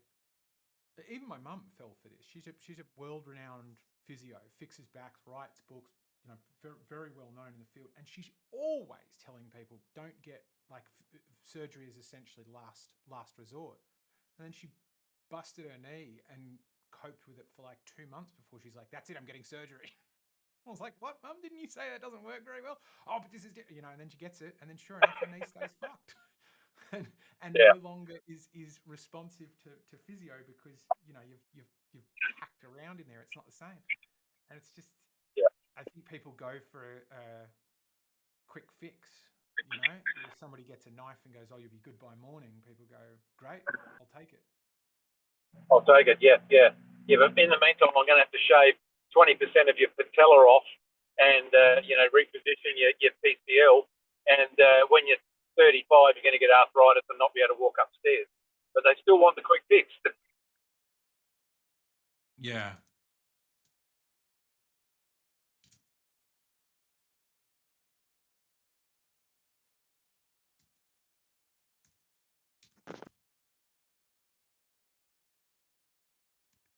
So very, very interesting. A gyro compass actually uses a magnetic compass, right, to help them seek true north, which then that has to be then offset. Uh-oh. Does it? Oh, yes, they do. And depending on where I use it and where I want to put my gyro compass, so I can get my little tinny and get Mr. Gyro Compass Company to come and put it out on my tinny, right? Then I need a compass calibrator to come out and calibrate it to my little tinny. And then if I want to now go, okay, I've finished fishing today and I want to put the gyro compass in my shed, right? I now have to ring up Mr. Gyro Compass Calibrator again to come and recalibrate the thing, right? Because the magnetic field will affect the way it reads. I knew it. These things work off a magnetic field, right? They don't naturally seek due north, right? It is the magnetic compass that helps them point to magnetic north, and then they are offset to read the true north. Sure. You used a really specific word there that I just want to double check, because my understanding is that that's wrong, that you can reduce the spin up time, not the spin up time, but the time it'll take to find north, if you get it pointing roughly in the direction of north before you get it going, which is vastly different to it requires it in order to work. Is your What do you claim mean? closer to the former or the latter? What do you mean? So my understanding Say that is, again. Say what you said again. so my Please. understanding is, if you want to reduce, you were saying 6 hours or something. I think IB was saying it's like half an hour or 45 minutes or something. But there is a not insignificant amount of time after spinning up a gyro gyro compass that'll start to point north. My understanding is you can use known north from some other method, like a magnetic compass, to get it already pointing roughly in the right direction, because it kind of, like a pendulum, swings this way and that past north. So the speed at which it swings past the first time is going to influence how long it takes to zig and zag back and forth. They have. So let me get to the question again. Yeah. You can use due north if you want to reduce the time, but it is not needed. So you use the word it needs a magnetic compass. Do you mean it is not able to find north if it doesn't have a magnetic compass? It does. No, it can't. It has it inbuilt into it. I would love to see evidence of that. Well, I actually just jumped off here, and I actually just rang a company and asked them how does it do it, and he was pretty And the clear. compass said the way a mechanical gyro Oh, compass yeah. works. Oh man, you blow my eardrums out again. You got that problem with your mic. I don't know what it is. Is It's the like, assertion really that a mechanical gyro compass is basically a magnetic compass? no, it uses the magnetic compass, right, to point it in the general direction, and then it offsets it then it is set to offset by 7 odd degrees to find true north from that. So, not my assertion. So what's the company you called just now? The company I just called. Why? You want to fact check me? You think I'm lying, do you? But I've got no I'm problem. not sure who you Michelle, it's Acme, the Acme Gyro it would just Company. render gyro compasses completely unusable, and would render like all of the there's no shortage of Wikipedia pages on it. It would mean that all of these other Why? people, IB Hunter, who builds them and uses them and sends them underwater in Stop getting submersibles, so excited. Why is it such a hard thing that it uses a magnetic compass in there, right? That's what I'm trying to check. I can easily Stop believe eating your I can easily believe they use them to reduce the time it finds to get north. Someone's trying to get in. Is You're that you, Don? white. You're roboting. You're roboting, bro. Oh, it's white, is it? It's white. Yeah.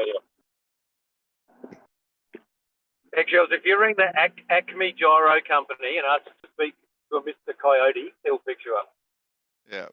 Amazing stuff, Bandsaw. Yeah. Oh, you heard what I said, Don? Oh yeah, I knew it already. I knew it. Okay then. Cool. So I'm not telling you anything that's new. Nope. There you go. But yeah, Where did you get it from, Bandy? Which company did you call? Well, you don't believe me now, do you? You don't believe me. Well, you want to fact check me? You think I'm Jin? I can give you a 6-hour video to watch on the thing. Well, I'd like to know which company you called. Why? You just said I called a company that make gyro compasses, and then you gave a description of a gyro compass that is fundamentally incompatible with all the ones on the internet. Yes, I want to know where you got that. You're a liar, are you? The name of the I'm not suggesting you're company lying, is. but I'm certainly suggesting you're wrong. The name is, well, I'm not wrong because I've just pretty much repeated verbatim what he said. All right. So maybe you don't understand it. Maybe you should do a little bit more research into it. Right. Ring your own company, ask them the questions. All right. Okay, so Simrad, whose byline is 75 years of innovation, sell gyro compasses, and they say a gyro compass is a form of gyroscope used widely on ships employing an electrically powered fast-spinning gyroscope wheel and frictional forces, among other factors, utilizing the basic physical laws, influences of gravity, and the Earth's rotation to find true north. no mention of a magnet there. If I go to the Wikipedia page So for it. so what? So what if it doesn't mention that they use that, right? I The actually very spoke to first a guy line from. on I actually spoke to a guy. Company's name is AMI. Right, you can either call the one in Western Australia, Queensland, New South Wales, the Gold Coast, South Australia, Victoria, Shall I call one now Darwin, on? Shall I call Singapore, one now on or speakerphone? Vietnam. Well, you don't believe me, right? You're Which being one did an you? absolute. You're being a prick at the moment, writing. Right, Well, so the first line you of can Wiki. call them in your own time, right, and have a chat to them. Right, which one did you call though? You're giving me multiple offices. I actually called the one in South Australia, actually. Cool. Okay. Because yeah, again, it'd be also again I posted in the chat the opposite of what Wiki says about it, which specifically says a gyro compass is a type of non-magnetic compass. What suburb are they in, Bandy? What suburb are they in, mate? I might drop in and see them tomorrow. They are in Port Adelaide, FE. Oh, mate, that's about 6 minutes from my warehouse. 12. Yeah. I was going to. Could you DM me the address? I might go and see them tomorrow. Yeah, it's 12 Brock Street in Port Adelaide. He's a cool guy, right? And I asked him the question on like how do they seek due north, and because they're a electrical system, they use a compass, right? Which helps them seek it, and then they've got to be offset the 7 odd degrees to find the true north. And that's how they do it. So it can keep it's heading that way, and that's pretty much what he told me verbatim. And then he goes, "These are some really bizarre questions, right?" And he goes, "Can I ask where they?" So he goes, "Can I ask where they're coming from?" And I told him exactly where they were coming from. I said I'm involved in forums that debate about globe Earth and flat Earth and whatnot. But he had no problems with giving me the information. He was a lovely old guy, Fe.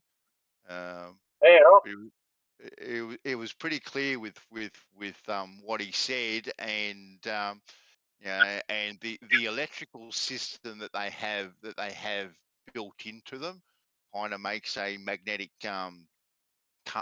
compass themselves, and depending on where you install them, like a brand new ship, for argument's sake, FE, they will have a greater magnetic field around them. So when you go put them and set them up, right, you actually have to account for all these things because it affects the magnetic compass in them.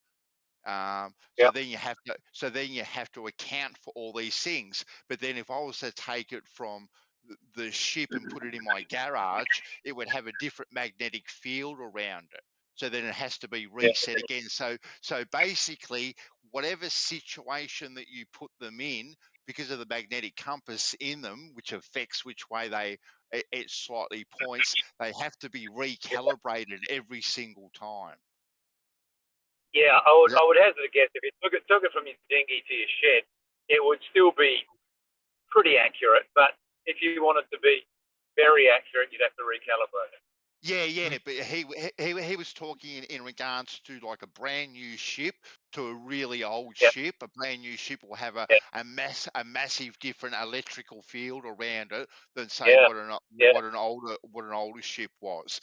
But a wooden ship. Yeah, a wooden ship would have no magnet. Yeah. So it would have to be offset, very, very little. It might read pretty true, but it points to magnetic north, and then it's offset by that 7 odd degrees thereabouts. So that's basically how they work. They're basically a really, really, really fancy magnetic compass. What horse shit? That's utter horse shit. I'm No, not it's clear not. if you know it's horse shit, but I can tell you it's definitely horse shit. Nah. What was the guy's reaction when you told him you were debating flat Earth? Did he seem surprised? No, he actually wasn't at all surprised. Actually, Did he seem like he was familiar with it? Well, no, he didn't seem like he was familiar with it, but he just like kind of took it in his stride. He didn't give a comment one way or the other, and I just thanked him for his time and Lane? Oh shoot. Wyatt. Wyatt, so poor White Squirrel tonight. Put up an umbrella or something. Get out of the hail. Do something. Yeah, pay your phone bill. You got to pay your phone bill, what? Oh, that's the ether messing with it. Ah. You got washed away by the ether drift.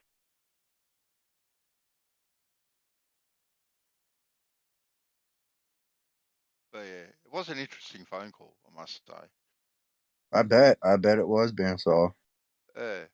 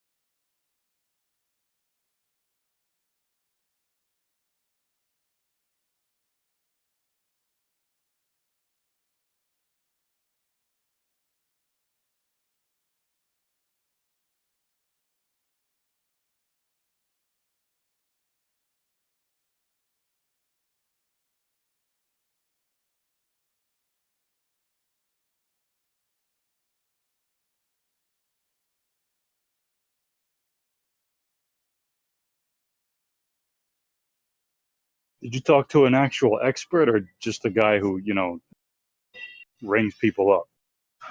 No, it's coming. It's his franchise. I'm pretty sure. Oh boy, that's tough. Yeah.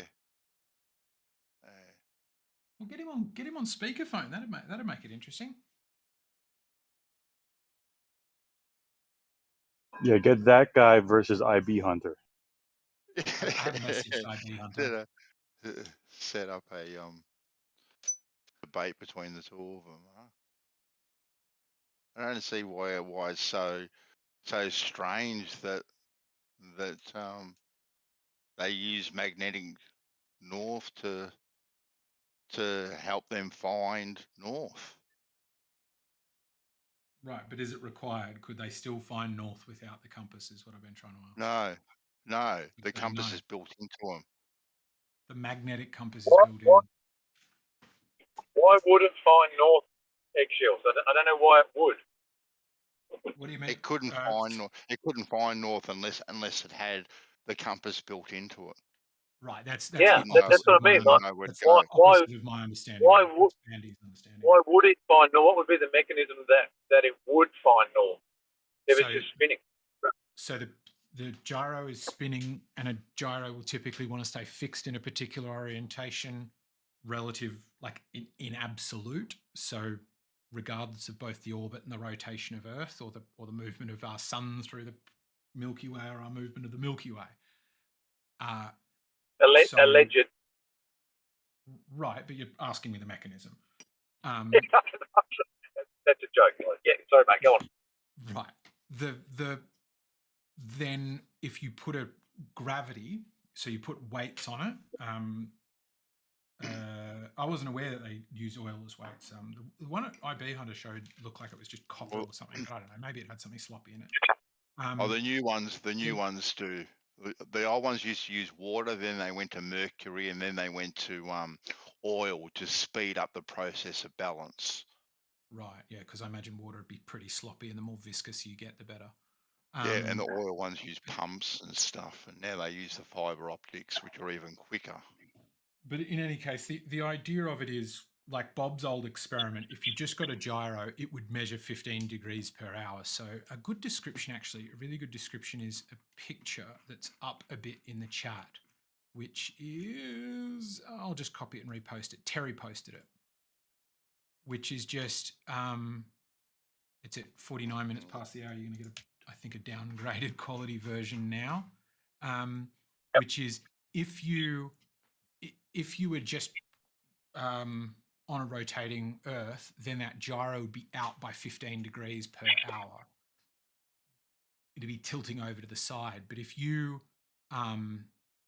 put a weight at the bottom such that the torsional forces are keeping it pointed down, that will cause a precession. It'll precess right. And as it precesses right, that force only gets cancelled out once it's pointing north. Where has this been observed? Say again? Has this been observed?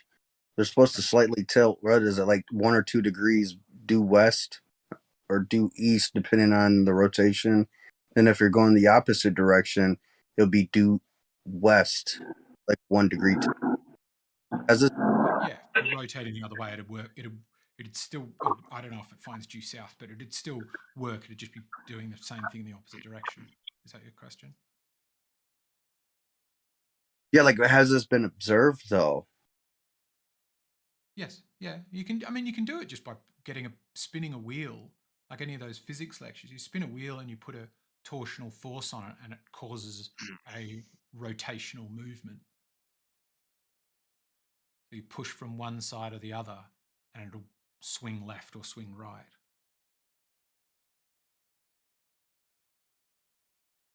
Irrespective of the rotation of the Earth, though, please tell me that's clear.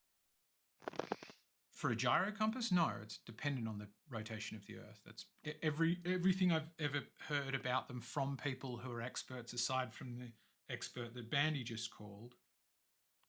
Everything online, when you Google them, always just says rotation of Earth and gravity. That's the difference between theory and practical application.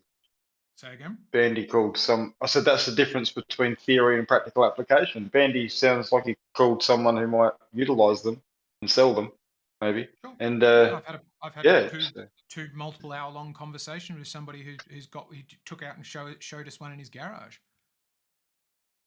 nice, but that's showing and knowing how they operate is very different, isn't it? So what's the difference then? Which Well, one's better? What do you mean? I could show you a car, doesn't mean I know how it operates. Whereas the mechanic who built the engine from BMW would probably have a better idea. Right, so the guy that's refurbishing one will probably have a better idea? Not better than the one that builds them. No, I wouldn't trust my local fucking Subaru apprentice to change the oil over the fucking actual Subaru engineer that put the thing together. No. Okay, so what did this guy do, Bandy? What did he do? Yeah, what was his job? Oh, you know, I didn't ask him his job title, right? What the hell? Do they sell them, Bandy? Is it a company that sells them, or do they service them on ships or install them? Do you know that much or not? No. He sells them, right? Yep. Because the installation and supplying them are two different things. Like you need to be certified to install them, and Right. that's when that's what he told me. You know, depending on what ship or what application, you know, the person that is certified to do this goes out and recalibrates them for purpose. So now the gyro compass is now fit for purpose because of the magnetic field, right, will have an effect on it. Okay, so if the magnetic field has an effect on it, why would it have an effect on it if all it was relying on is the rotation of Earth or gravity, right? What's the magnetic field got to do with anything? right? If the magnetic field has got anything to do with it, why not make it out of components that are non-magnetic? Then it would have no effect on it whatsoever. Well, here's the thing, Bandsaw. All things are diamagnetic. Yes, Don. But Yeah, especially if they're rotating or moving like a. yeah. Yep. So it'd be difficult. And they might not have an actual compass down the bottom of them that you can see that's pointing to the north, but that is the mechanism that they use, right? A compass to get them to point in that northerly direction, and then they are then calibrated to point in to true north.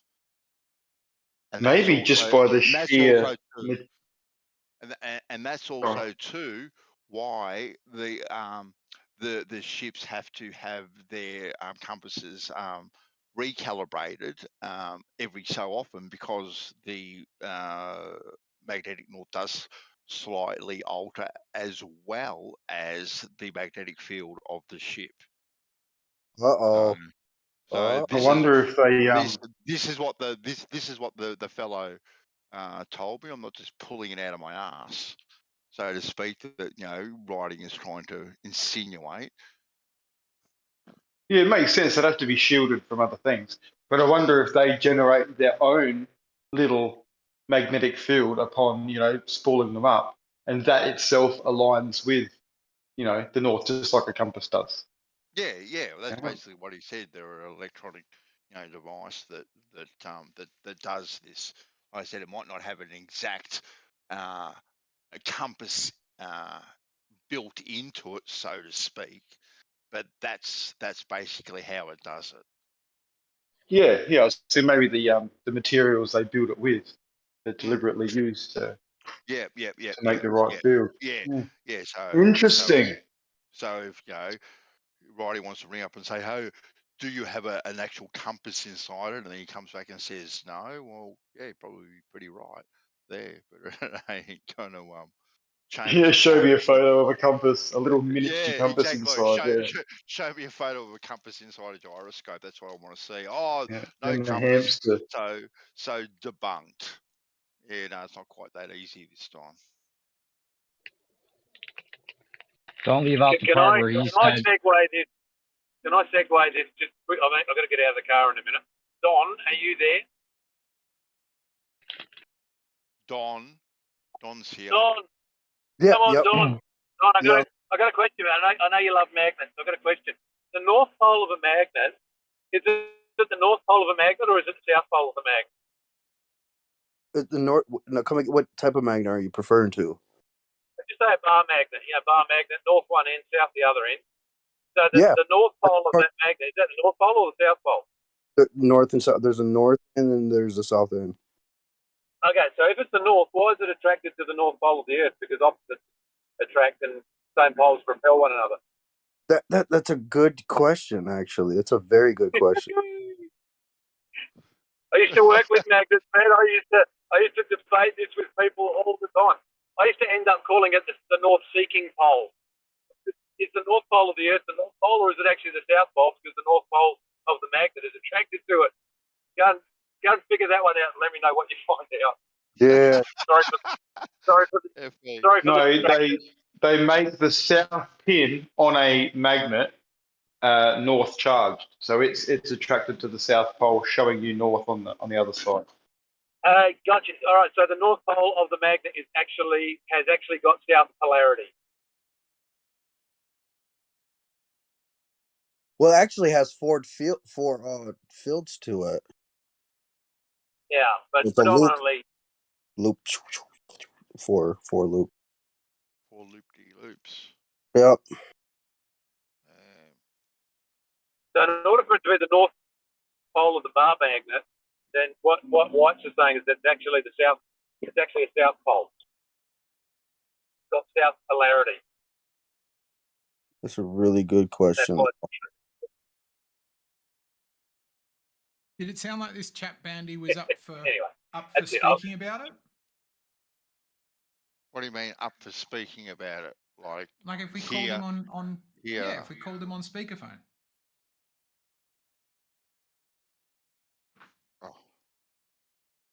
think he said he was good natured. I imagine he might be. There's a chance he'd be like, I don't know. He geeks out over them. I don't know if you geek out of them, and it is well, I don't, it's now after working hours here. I rang him at about 4:30, so it's now nearly 5:30. So I rang him at the office.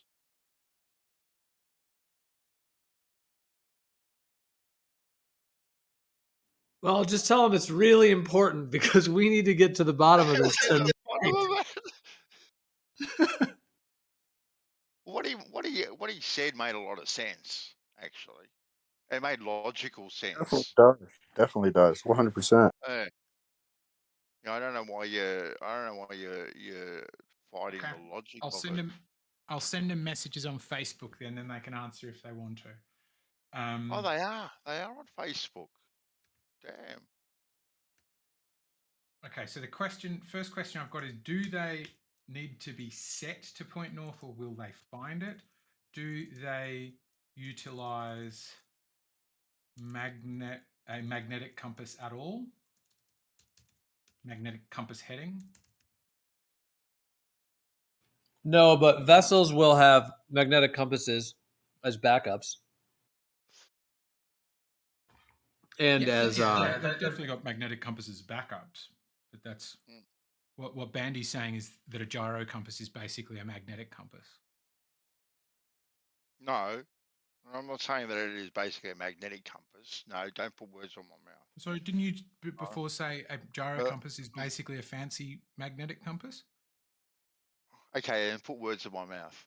Isn't that what you said? I thought that's like verbatim what you said. They use, no, you're right. I did say that now, thinking back on it. So I'm correcting myself. Oh, right. Okay. They are a fancy magnetic compass, because if they're using a magnetic compass, right, as their reference of orientation, right, they need a magnetic compass and all the properties of a magnetic compass, right, to help them seek north, right, and then from this magnetic north, they then adjust it to true north. So that's exactly what they're doing. So they are a fancy thing,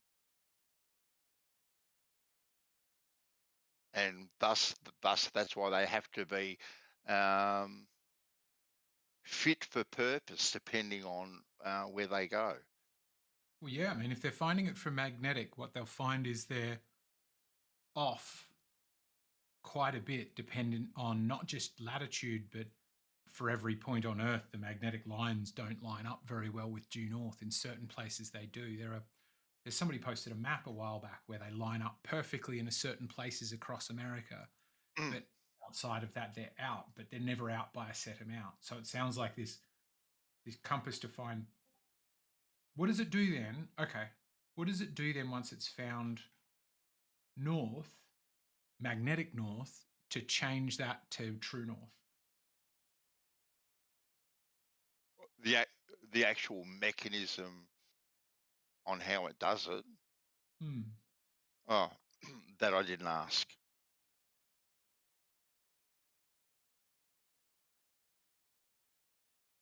I think it was. You might have been getting. Oh, I was getting on then. It was about 10 to 5 or whatever. It sounded like it was in a rush, but he was pretty good with his time. Anyways. He's thinking, mate, do you want to buy one of these things or not? Yeah, exactly. Yeah, I want $20,000. Like, I've answered this call. I want to go home. I want to go home for dinner, and if you're not going to buy one, get off the phone.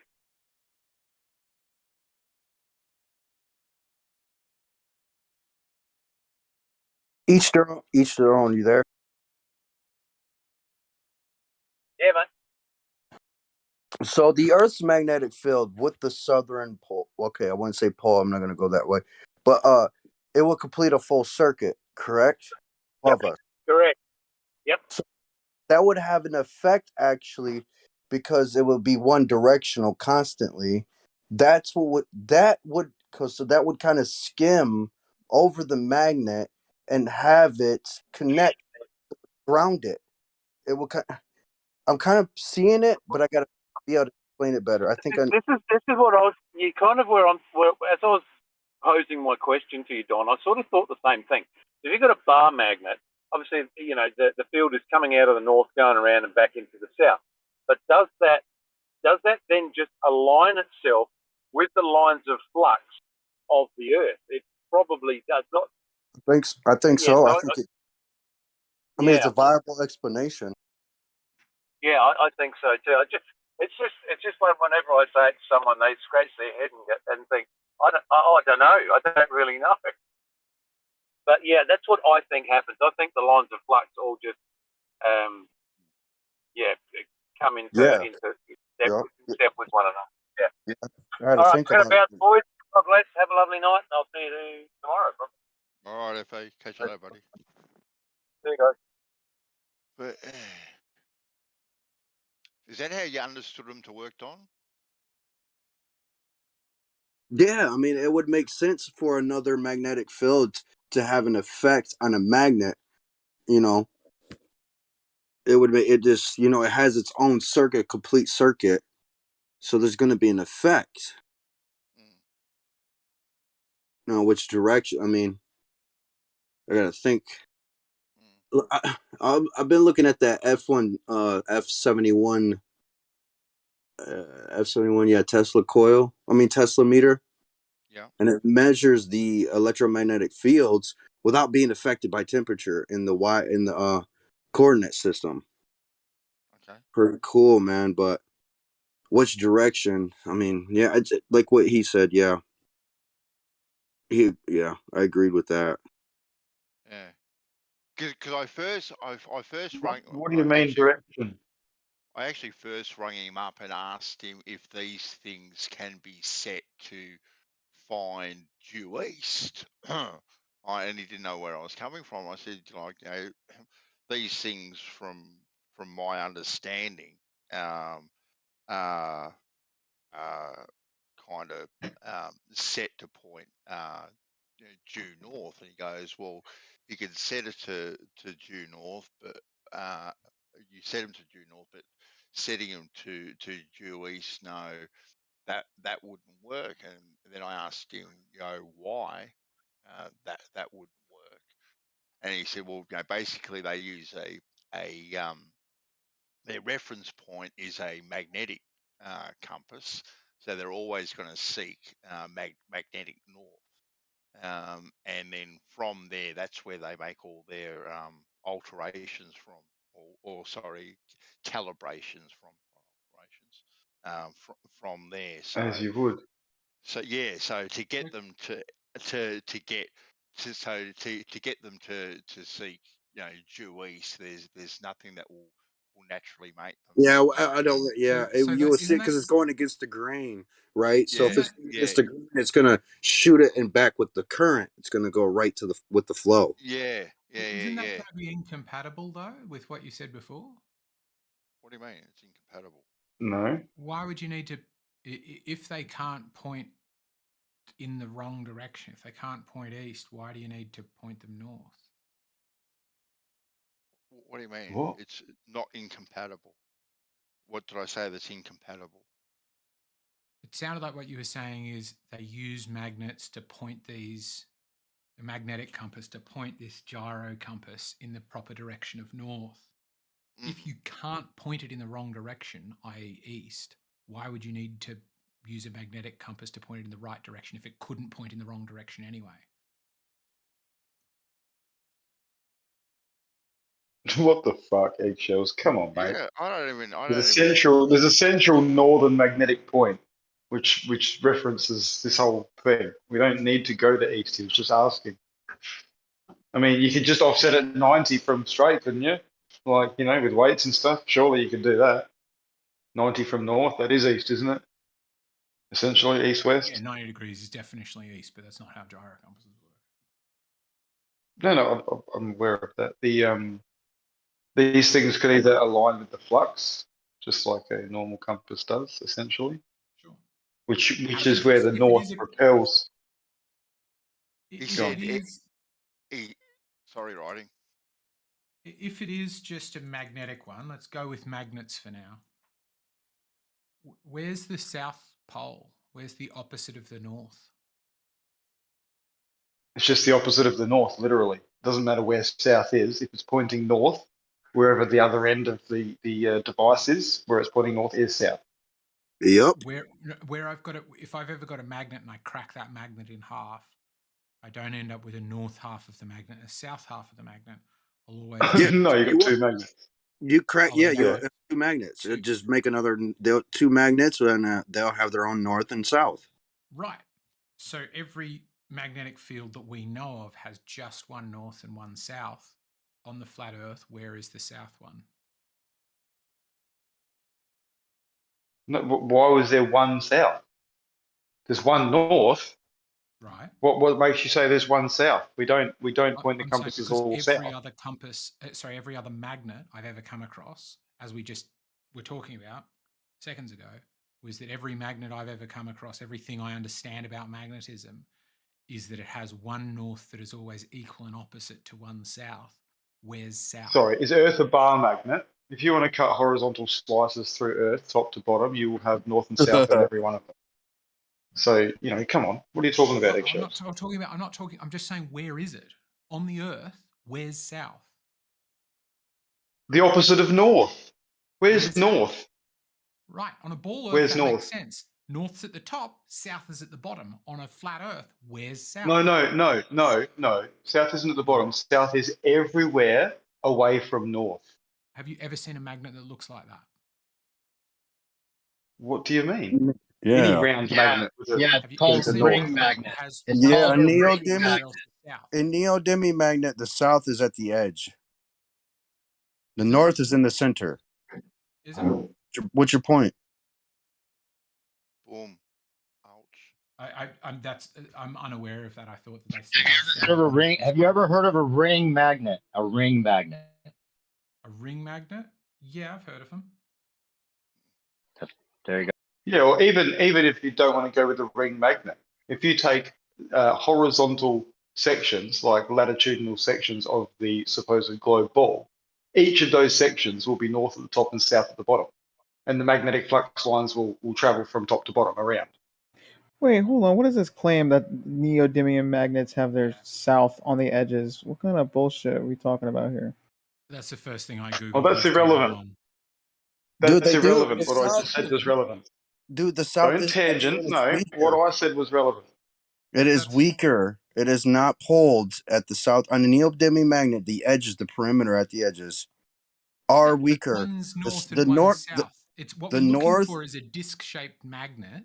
yeah, that has the both north is in middle the and south center. on the edges. It will be in the center. No, we're not. No, we're not. Why are we not? We're looking for a section that has north on top and south on the bottom. And it as like, let's just say we're on top. Let's just say we were on top of this segment and the north was in the middle. As we traveled to the outer edge of that segment, it would appear as though we were heading south, even though south truly is around the bottom of this segment and back into the center. Our compasses, just like in reality, would dip down as we got out towards the south. Instead of continuing just to point out straight, they'd actually pull hard down into the earth, which is what happens I here. understand. The South Pole is on the underside of the flat Earth. I actually reckon The South Pole, well, we can't go there. All we can do is go opposite north. That's all we can do. I'm just trying to ask you a simple question. Where's south? Is it on the underside? Away from north? I don't know. I haven't been I there. just googled. It appears that neodymium magnets are just strong magnets. They have exactly the same kind of magnetic fields as anything else. Where's this magnet that has north in the center and south underneath? Why are you obsessed with a magnet? What does Earth do, Because we're talking about magnetic lines, aren't we? We're talking about Earth, aren't we? Earth's magnetic lines. How does Earth work? It's got a north It's pole got a and a core. south pole, I think. Right, yeah, and it goes from the top and it evenly radiates around to the bottom, and they're called flux lines, aren't they? If you want to bring up the little image, if someone wants to bring up the image, if you Apparently were to there cut are. that across, go on. I was just going to say, apparently there are monopole magnets too, according to Reckoner.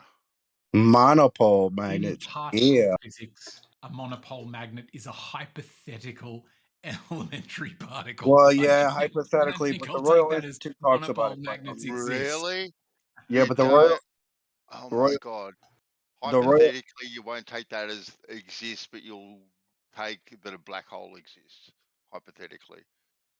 Oh, Damn. I don't maths. see anything particularly wrong about a black hole that violates every other observation I've made. But every observation I've made of anything magnetic is that it's got a north and a 3 south. dimensions Just of asking a fairly time. simple question: where's south? No, you 3 should have to answer that. dimensions of Question, time. It's Okay, surprisingly. how many magnetic spheres have you come across in nature, eggshells, that have a point at the top and a point at the bottom that are opposing each other? Like Earth is Damn, claimed to do. that's I'm true. just That's pretty true. sure that I can get you a image of one. Spherical. In Here nature, we go. Rare earth neodymium spherical magnet. You can buy it for $4.24 from amfmagnetics.com. Any other questions about any problems? Now so I've got a what does sphere that magnet magnet for have? you. Yeah, cool. And where are the flux lines? I imagine it's going to have a north somewhere on its surface, and Wait, equal did you and say directly. You circle or did imagine, you say sphere? or there Did you is? say sphere magnet or circle magnet? Directly polar opposite to that, I think you'll find south. No, but is that the case with this magnet, like, or you're just assuming that? Are you suggesting it's not the case that this is violating? I'm asking you if it is the case, because I can't see what you've posted, mate. I've got That's no all. reason to assume that this magnet is different to every other magnet. If you're, Is if this you a tell ball me, magnet? But hang on. but That's not my ask question. me. That wasn't my question. I asked you, is there a magnet that you know of that's a sphere, north and south?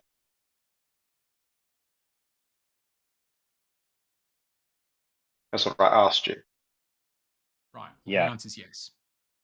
Oh, there is. And yet you can't confirm that there is a north and a south. You're just assuming that it's like every other magnet. But you said circle magnet, not sphere magnet, not ball magnet. I mean, you can do it with a ring magnet too. I mean, I've posted enough circular and now spherical magnets. They all adhere to the thing that I'm saying, where they've got a north pole Right. equal and opposite to the south pole. Sorry, that last Okay.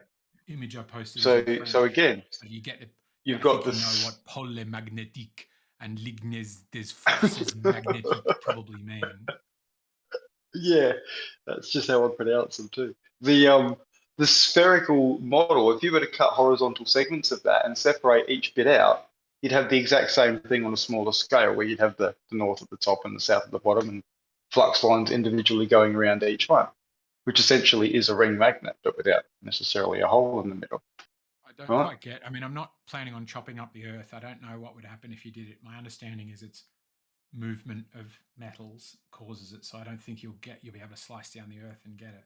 But I'm just the question I'm still trying to get an answer I can understand is if every magnet we know has an north is equal and opposite to the south, where is the South Pole? Well, it says No, here so again, about a sphere magnet and how does it work. When you let them fall a chain, they align so that the north pole on one sphere touches the south pole of the next. Sure. Oh, you mean the one I posted? Yeah, they're used for quite cool. They do these quite cool, like art would probably be a strong word for it, but like Lego, where they get them all and like they stack, they snap together really satisfyingly, and you can make sculptures out of them, buildings and stuff. But yeah, same as all other magnets, north attracts south and like repels like. North Well, that attracts sphere north, magnet repels seems to be like a bar magnet, but just round. Exactly. Yeah. All magnets that we've ever come across, apart from, as Recknor pointed out, theoretical particle physics, has north equal to and opposite from the south. Well, he reckons they do exist. Well, I mean, I've It was in pretty. a It was. meat It was. reality realm of stuff I can touch. Everyone I've ever seen. I'm just particle theoretical objects or particles in. I don't get what the contention is. Like when you're at north and you're sort of right close to north, you've got a device that's pointing north. It's also pointing south. And so no matter where you are, you've got a device that's pointing north and the other bit's pointing south. So you can then walk away and go south. Now, whether that goes to a single point or to, what's claimed to be an I'm not outer asking ice how to wall, get there. that's really I'm irrelevant. asking where will you go if you follow that? Where do you end up? Because on every other magnet, you'll end up at a single point that is like the middle of that south pole. All right. So Where in is it reality, that like you're I've said ending up? before, when you get to that ice wall, whether it's a little continent or whether it's a ring, the magnet starts to pull down into the earth. As much as anyone can go and check this out and is allowed to with the treaty and whatnot, the compass starts to pull into the earth. And therefore, I would suppose you just follow that, wouldn't you? And you may have to start digging. I don't know. You may get to a point where it starts to turn around and flip back the other way.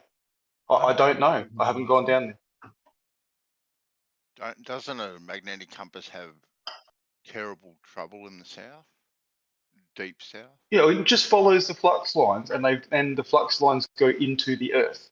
They don't go to a single point on the surface of the earth. The further south They you go into the earth. the harder it'll be trying to go down. So that's why in the compass for the southern hemisphere is weighted, has a bit of weight on the north pointing needle and vice versa. And there's also another kind of compass somebody told me about that's actually trying to point at exactly what White's is talking about, that as you go south or north, it's not pointing laterally towards north or south. It's trying to point at where the center of that pole is. So it'll be pointing vertically downwards. It's a three-dimensional compass as opposed to just a flat plane laterally. No, my understanding you go is, up and down. I could well be getting it wrong, but the way it formulated in my mind when it was described to me was that it is 2D, but the only dimensions it's looking at is up-down. Or you could have both. You could have, I suppose, an old school one that's got both axes on it, or you could have a 3D one that's free to go wherever it needs to go, to follow it. But it seems to make more sense now that a gyro compass has a reference point of magnetic north. I'll need something different than your say so on that. I'm sorry, Bandy. I've been sitting here googling plenty of them.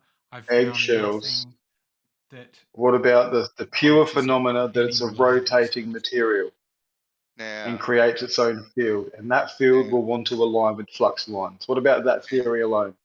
Now, if it was magnetic, but this is, some of the interesting discussion with IB Hunter was why these are used It is magnetic. specifically in situations where magnetic compasses don't work, because you've got an extraordinarily strong magnetic field from a large metal ship that's got lots of running electrical equipment on it. They are specifically used for applications. So a rotating mass might create a bigger field that works better. Simple. Sure, it sounds simple, but does that mean doing it is simple? Well, it's true though. No, but it's true. A rotating mass at high speed will create a much bigger field around itself than a stationary magnetic compass with set are you suggesting magnetism. that the gyro compass is creating a field? What, a magnetic field? It very well could be, yeah. Yeah. I mean, everything does. I mean, even I do right now. I've got a field around me. Oh, okay. Oh, that's some woo. That's not. No, it's not woo. It's not woo. No, that's basically to what this gentleman suggested as well. Had a long conversation with him in a short amount of time. Well, I'm very direct and to the point. We didn't beat around the bush. I didn't have. And talked about fishing. I didn't have someone on the other end saying what you're saying is bullshit. I don't believe you. I need to know the name and address, his date of birth, his license number, and everything, so I can confirm everything you say. didn't have that sort of It's a pretty affection. simple thing to confirm. Like this is what I required of you for that chat is a lot less than I've heard you require of rockets in vacuum chambers or any of this stuff we talk about. It was a What are you pretty talking fucking about? low bar. I gave Wasn't I it? gave I Who did you gave you talk the to? It was a company. fucking low bar rather than why don't NASA Well, let me go into like the I facility said, with a model rocket? Hey, Bandsaw, you left out the part at the end where he said they just wouldn't work on a spherical Earth. oh, yeah, actually. But I actually I did actually tell him the why I was asking actually, but not what his belief was, or anything like that. But yeah, I did tell him why I was asking the information because I'm involved in a debate forum. He went, And oh, that's when okay. he said, "Oh, these just don't work on a spinning ball at all." No. That's when he went on to the calibration and whether or not it's on a ship or it goes in my shed. It has to be recalibrated because of the magnetic field around it will affect the magnetic field in the gyro compass itself. So yeah, it was pretty specific actually with his. He had nothing to hide at all.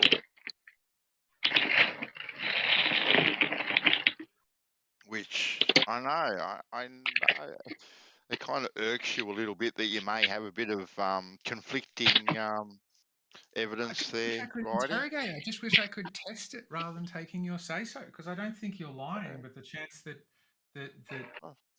you are, or that you've got it wrong, or that they've got it wrong, or that they're totally right, I'm not able to test any of those variables. I've just got to take your say so on it, and you won't take my say so. You won't take anybody's say so here on anything. So it I'm seems not to going me to like take your say reasonable. so. 100%. I'm not going to take your say so.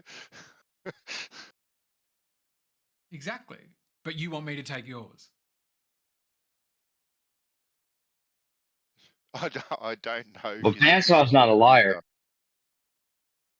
No. Right, but I am. I was just kidding. Yeah, And I I don't know. is as well, as are Simrad, people who also make gyro compasses, who specifically say they don't use magnetic compass. There's a lot of liars out there. Yeah, but then can't prove how they actually work. That'd be nice to see. They build them. They fit that criteria. The one criteria you had for who to trust, Simrad build gyro compasses. They, in fact, produce the ones that are sold by the company Bandy talked to, who don't build their own gyro compasses. So they suit your condition, but Bandy doesn't. Right. So then you Kind of should be able to like back how they work really easily. Exactly. We can. We do. How? We have. How do you We're verify discussing it that? right now. Really? But I mean, if No, your but you're requirement is I will not. only It's just listen to people words who right build now. them, then just go to the Simrad website, because the company he's talking about, AMI, Oh, a sells Simrad website. gyro compasses. Oh, there's websites that say that we're on So, Sphere too. so Themselves. can Oh, you wow. say categorically that they do not use a magnetic north in any way, shape, or form? No, I've not said that. I've said quite Okay, specifically cool. what I think, which is I do not think that a standard gyro compass requires a magnetism. In fact, it needs to regularly be shielded from it. Could there be some that are spun up in the direction of north in order to aid the time to settle? Sure. Could there be some Why would it need to be niche shielded applications that are at like in all? order to find magnetic declination? Sure. A standard gyro compass. Have you No. got the schematic available, Reconor, to post, or a schematic? Sure. I mean, there's the one on the wiki page is the one of the nicest. I don't know. I was just replying to something Reconor posted. I mean, these people have to be building these things and then lying about what they built. The cutaway of the Anschutz gyro compass is the one I keep using when I have live streams about it. So if they use schematics, if they use magnets in them, right? Why would they have to use a magnet in them? I don't think they do. Whether there are some niche Really? applications that do, sure. But Oh. what you're saying would require that every single gyro compass that exists has a magnetic that finds true north. Has a magnet that finds No, true north. or generates a magnetic field that aligns with the flux lines of north and south. That's the same thing. Exactly. The same thing. Yeah. Basically, they've got a magnetic compass in them, right? Now, however you want to now reword that, you know, a magnetic field or whatever, it is using that field of the magnet to point to magnetic north. To be clear also, because I think they have an electric motor in them, I'm not saying that they don't have a magnet in them. I'm saying they don't have a magnetic compass in them.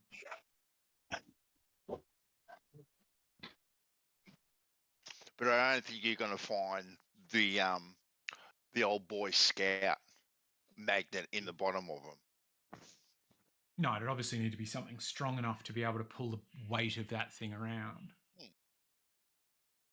And obviously, if they have to account for the magnetic field of different applications, right?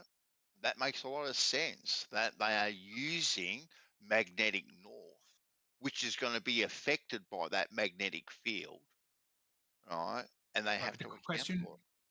The question we're trying to test is, does everyone require? Does there exist any, or I would say probably quite many, gyro compasses that require a magnetic compass? Yeah, I think they all have. Yeah, so I'm not sure about all, but I wouldn't be surprised if many have magnets, Reknor.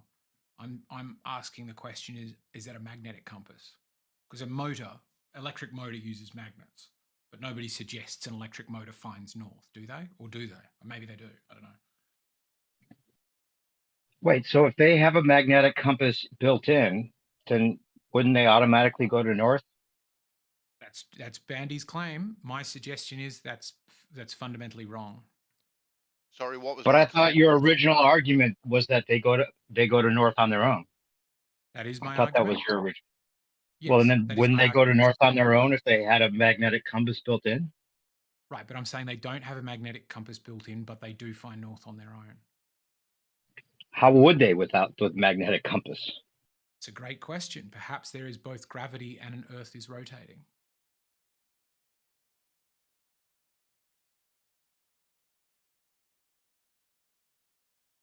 Oh, so you're saying it finds true north because of gravity? Try to represent my view as best you can, and I'll tell you where you're wrong. I think writing is suggesting that the rotation of the Earth and it points towards the axis. Yes, Bandy's got it bang on. Is that your? Yeah. I see. So apparently the method you're talking about that used to have oil and stuff, is a different older method. That's Whereas the ones that so I posted back to front in the chat. The uses friction to apply the torque, whereas another more practical method is to use weights. This is where I was getting confused. Okay, so weights is the one that IB Hunter has. So it's like your gyro is spinning from your view. If you look down forwards like a bicycle wheel, that will, as you turn, go to process. I'm going to try and get this right, but I might be getting that first rotation wrong. As you go east, it will try to turn right. As it turns right, the vector of gravity pulls down on the wheel, and that pull down on the wheel pulls it back left. So it will do this movement back and forth, does this like by less and less and less and less and less until it finds that point. And that point is, according to what they claim about gyro compasses, centered on the minimal torque, which is the axis of aligning as best it can with the axis of rotation of the Earth, which definitionally is north-south. What I don't understand is, I think this has to do with if you spun it up backwards, it would point south. What I don't understand is how couldn't it align on the axis of rotation if it wasn't pointing south? But I think that's got to do with whether you spin the disc forwards or backwards or left or right. I don't know. That's the claim. So it's trying to go keeping it, as it says in this second bit. Another more practical method is to use weights to force the axis of the compass to remain horizontal, perpendicular to the direction of the center of Earth, but otherwise allow it to rotate freely within the horizontal plane. In this case, gravity will apply a torque, which is that pulling down of the weight as it tries to spin in the wrong direction. Gravity will apply a torque, forcing the compass's axis towards true north. Throw gravity in there one more time, can you? Well, you know what I'm not seeing on this page, Bandy? And that's the word magnet, unless it explains how it's not magnetic. I'm going to search the word magnet here, and let's find all of the references from the very first. First line is, a gyro compass is a non-magnetic compass. That's the first mention. The next mention is gyro compasses are widely used for navigation on ships because they have two significant advantages over magnetic compasses. Two secs, right? A non-magnetic compass, right? All that means is it is not pointing to magnetic north. That's what that means. No, the second they are here. The second point here I'm about to get to, they find true north as determined by the axis of the Earth's rotation is the first point, which is different from and navigationally more useful than magnetic north. And the second point is they are unaffected by ferromagnetic materials such as the ship's steel hull, which distort the magnetic field. Both of the 2 points you guys have been making for the past 2 hours, specifically 180 degrees in the opposite direction of the wiki page and from IB Hunter. You're both stating that it finds it by magnets and that it is affected by magnetic fields. And this is saying when you need to not do those two things, this is where you use it. They are definitely affected by the ship's hull. 100% they are affected by the ship's hull. Sure. I've shown you my citation, and it is Wikipedia, it's IB Hunter, and it is the company called Simrad. Yep. Could you show me a single quote that isn't a phone call that you had while we weren't here? You know what? Shove your head up your ass, right? Because that's exactly what the fellow told me, right? So they are affected by the ship's hull, the age of it, and all that sort of stuff. Because that's why they have to go out there and be calibrated for because of the magnetic field that is around them. Okay, magnetic field. That's the ship's so hull. Don't poo-poo my source because you think you pull some bullshit out of Wikipedia writing. Don't poo-poo my source at all. Bandy, could you do me a favor and take a breath? No, you take a breath, writing. You're shouting at me, man. No condescending in this server. Of course I'm shouting at you because you are poo-pooing my source because you think your Wikipedia is better than my source. I'm just saying. You're making me out to be a liar, and you're actually making out the guy that I spoke to be a liar as well. Well, it's possible that either of you are wrong. It's possible you didn't relay the conversation as accurately as you think you did. I'm definitely not wrong. A whole variety of things. I'm not speaking to you're making this about your character. I'm not. I'm trying as hard as I can not to. I'm just saying I've presented 3 sources. One is an in-depth interview you can watch right now with a guy who refurbishes these, installs these on ships, troubleshoots where they go wrong, installed them on undersea vehicles, and has intimate understanding of satellites and how that relates to planets. You're a piece of work, Harry. You are a piece of work. Seriously. And I'm showing you a Wikipedia page, and I'm showing you a page from one company that builds these that's saying the opposite of what you are. And when I say, can you show me a source, you stand behind only one source and are getting on a weird personal attack. So just give me one. I've asked you, how have they verified that? I've asked you how they verified it ages ago. By ferrous fields, ferromagnetic. Here's another source right here. It says a spinning gyroscope. This is how stuff works. A spinning gyroscope, if supported in a gimbal frame and spun up, will maintain the direction it is pointed toward, even if the frame moves or rotates. In a gyro compass, this tendency is used to emulate a magnetic compass. At the start of the trip, the axis of a gyro compass is pointed toward north using a magnetic compass as a reference.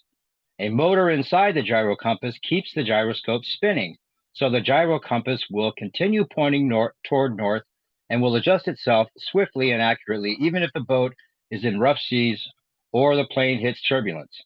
Periodically, the gyro compass is checked against the magnetic compass to correct any error it might pick up. Nice. Nice. There you go. There's a good source. That's all I wanted. You couldn't find that eggshells in all your hunting. You only found ones that biased your side. No. If I'm honest, I already Oh. found it, but I was like, I'm not showing it to them. Oh. You know what? Instead, I did. Really? So you weren't Now honest. you've exposed yourself. Now you've really exposed yourself. You were being a It's prick. true. I found it. And Yeah, I you I found it. Joel, You I found said- it. You didn't use it. You just decided to argue against it anyway. Oh my god. Yeah, you were No, being but it's wrong. Yeah. It's wrong. I sent them an email. I sent them an email. It's the type of guy he Andy, is. I don't understand why you're attacking me, mate. And I'd rather if you just stop just shouting and insulting me against the rules of the server. I'm not being rude to you. I'm not calling you names. I'm not Well, shouting. now at you deserve it You're because you challenging the admitted source. to hiding that source What's that the you issue found here, in there. Bandy? No. Sorry, new perspective. What's the fucking issue here, Bandy? I'm just the way you're asking. going you- about things. No. Enough of this shit. You get like this when you're drunk. Really? I'm drunk, am I? Fuck you. Yes. Right. Looks like you better catch a flight, eggshells.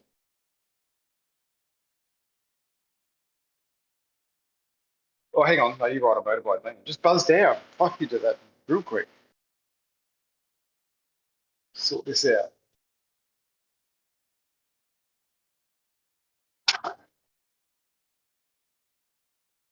Well, now that we've got it straight that they actually use a magnetic compass to calibrate, the whole discussion is moot.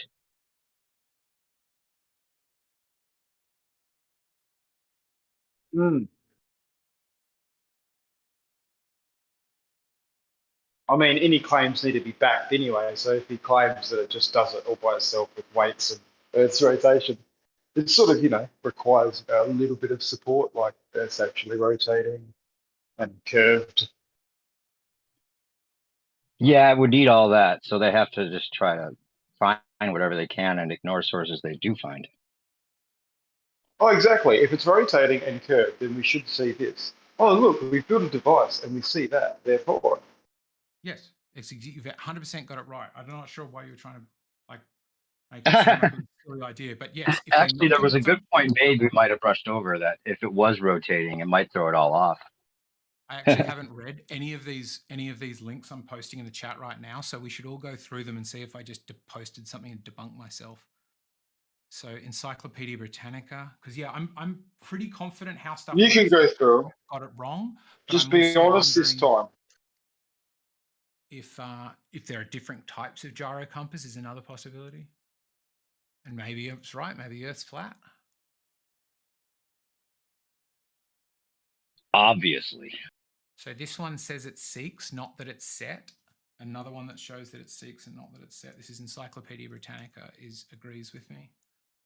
So I don't need to post that. You've got the link. When they're saying seek, they're saying that it stays pointed at the direction. That doesn't mean that it's finding it. It's seeking it. Seeking it is, looking for something, isn't it? Hide and seek. What does we mean when we say seek? Come on. We all mean the same thing when we say seek. Look for, go out, search out, attempt. Oh, here we go. I'm getting it off Google. Attempt to find something, attempt or desire to obtain or achieve something. This is not staying. Yeah, but one claim that they do that is enough, eggshells. You don't need to find more claims. Now prove that that's what they do. Right, we're now having a competition between Bandy's guy on the phone, who could also be wrong. He could have read it off, like he could be the sales guy who never built one, and he's read it off the How Stuff Works page and got it wrong, right? Isn't that possible? Wouldn't the elliptical shape throw it all off anyway with your idea there? I mean, doesn't it have to be a perfect figure? Dependent on latitude, but I don't think the Earth's shape, that is more to do with the speed at which you rotate closer you are to the poles. It's many forces at play. It's not just Earth's rotation. So it would be very complicated indeed.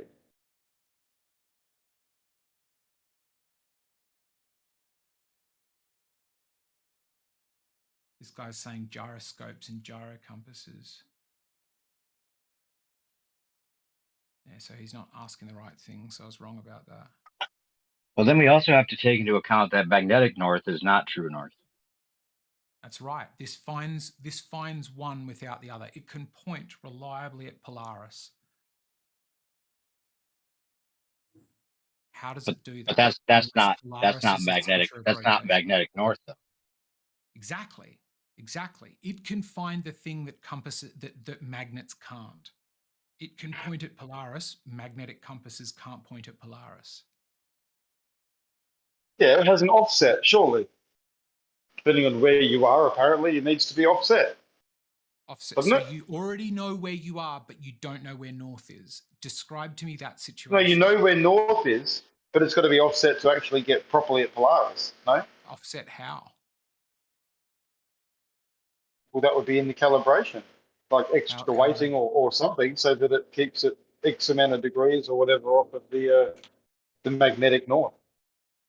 The calibration or something. Okay, sure. I don't know anything. I don't know much about it, except from these things I'm reading here. It doesn't seem to describe it that way. How Stuff Works does. How Stuff Works does agree with this idea that you tell it where north is and do it. But the question that IB Hunter immediately asked at that is, what fucking use is that? Because you're going to have power outages out at sea, and after you've been through something, the last thing you want is to not know your heading.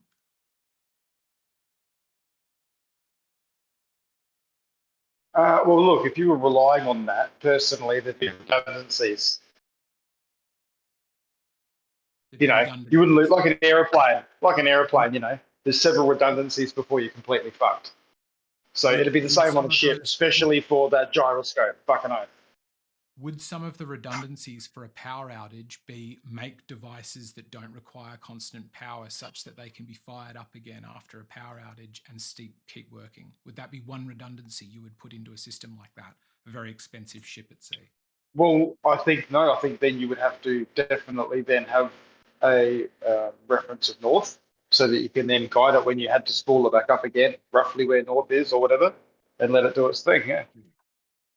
So it goes to roughly where north is. If you can only find roughly north with a magnetic compass because magnetic declination shows that you're wrong, how does it move from that to the more useful due north? Well, you'll never know that, will you? How will you ever be able to reference that to know what it's pointing at? Eggshells? Read the Wikipedia page and talk to people who use them, who build them. Yeah, but how do they know where it's pointing?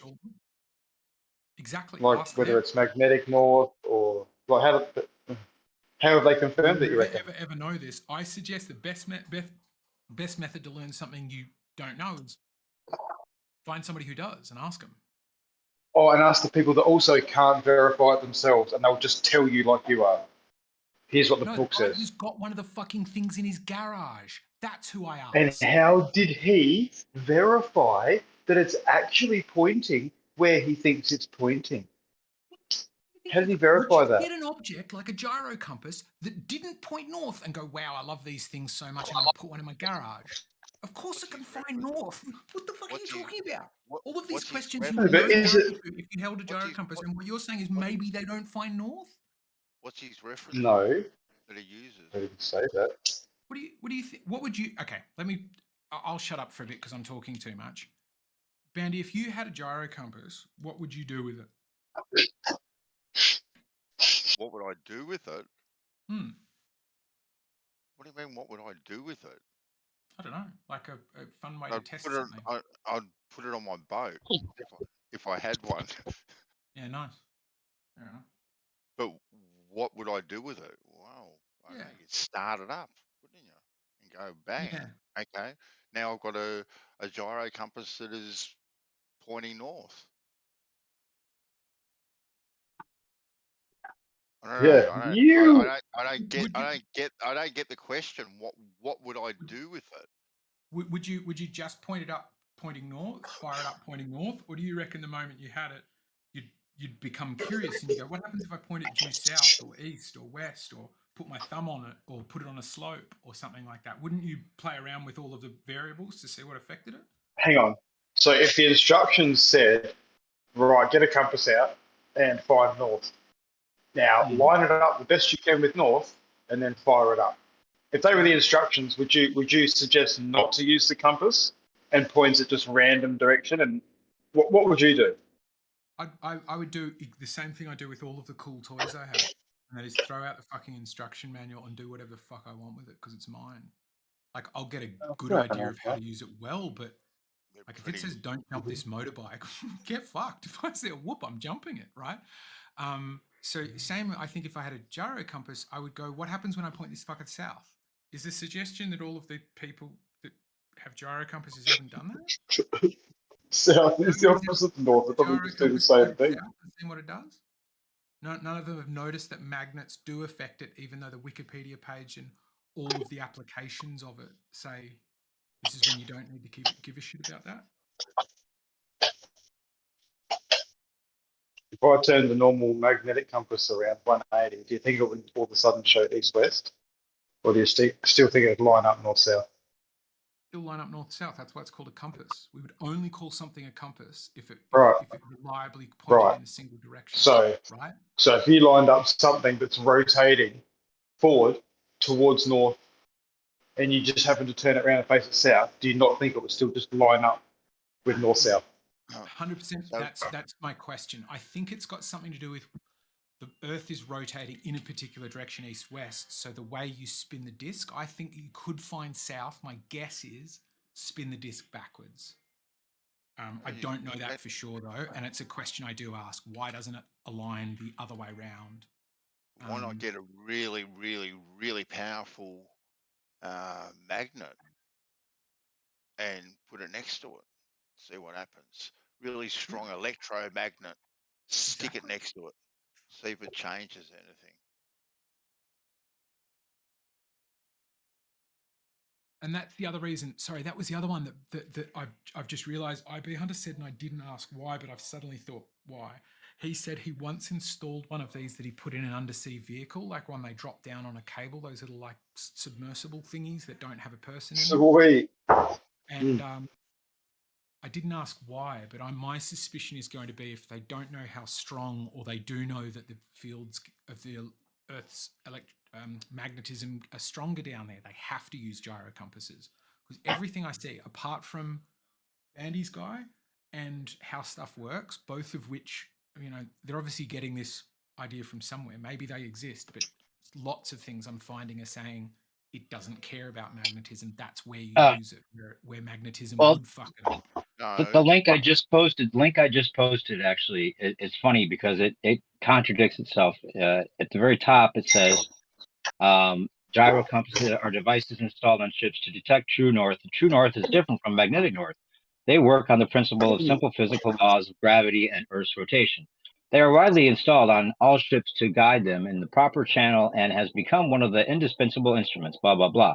But then at the bottom, it says, if you scroll to the very bottom, it says maintenance. Check repeater with the master compass to ensure its accuracy. In case of power failure, it is advised to reset the repeater. Check the compass error with azimuth. Speed and latitude should be reset as necessary. Thoroughly inspect the compass for any damage. So it says it's depending on the Earth's rotation and gravity. But then it says, oh, make sure you reset it and that you have the magnetic compass that, you know, is ensuring its accuracy and all that. So there you go. That is a bit contradictory, yes. Yep. Like a lot of the ball stuff, isn't it? Curved is straight. Yeah. Fucking hell. It's like at the bottom of the globe, it says not to be used for educational purposes. So you know what I think azimuth is out of because this is interesting that it pops up at the same time. Star, where the stars are, true north. So what it's saying is, what you want to do is, because I said what are some of the errors to IB, and he said if you don't know your latitude or you don't know, basically, it's trying to measure east-west rotation. But what if you're heading due east? right? Now you're moving at 1,000 miles an hour plus the ship's speed, right? Or what if you're doing it at a different latitude where what you're drawing is a much smaller circle? So you need to set those things. Because I said, what are the errors you get? And he showed there's a dial where you set it to your current latitude. So what that's saying is, to me, well found, by the way, is sometimes from time to time check that it is pointing exactly due north, because I imagine RPM and all sorts of stuff are going to find it.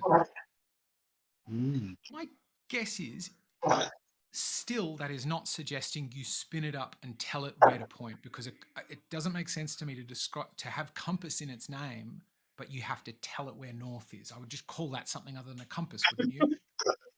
Or gyro compass, it's different, isn't it? It's got the word compass in it, yeah. To me, a magnetic compass uses magnet to find north. Gyro compasses uses gyros to find north. But it's still finding north. That's why we call it a compass. So, I mean, I don't know. There's bits on either side, but on this, I'm more confident than I've been on many, many things.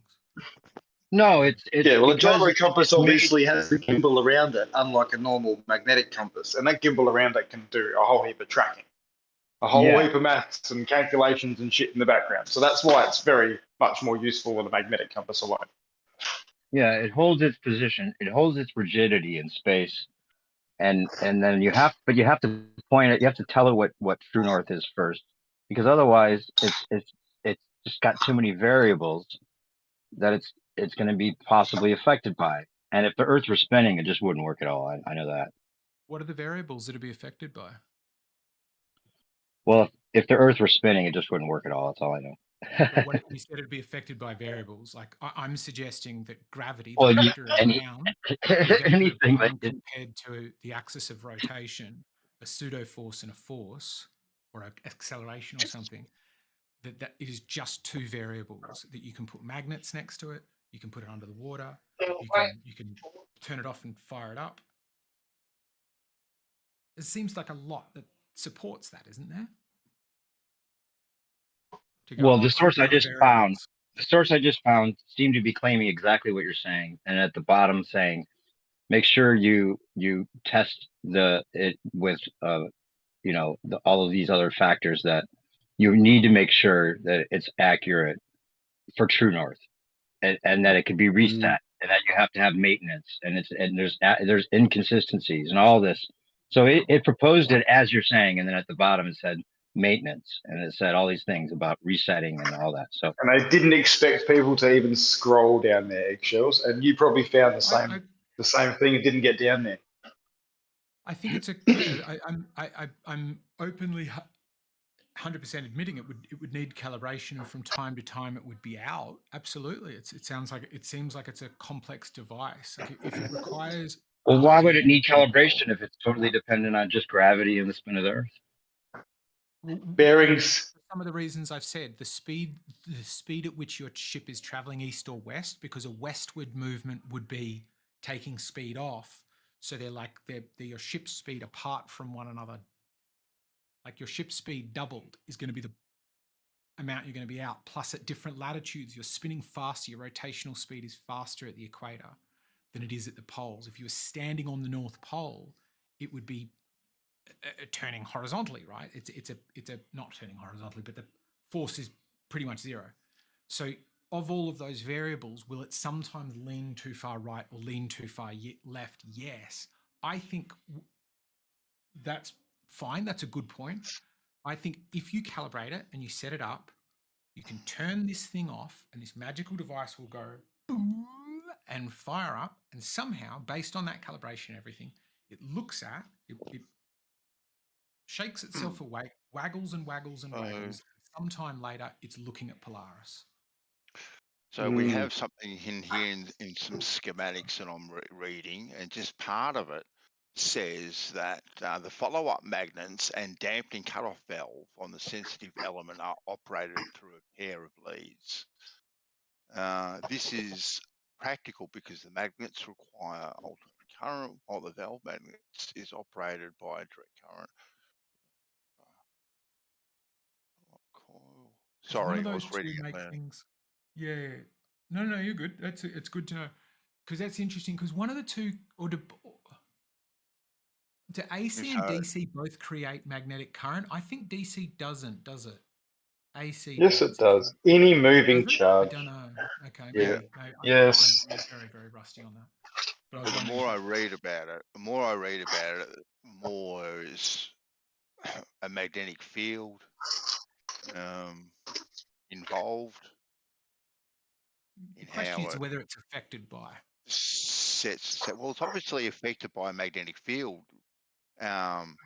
because of they have to be calibrated to the particular ship because of the magnetic field.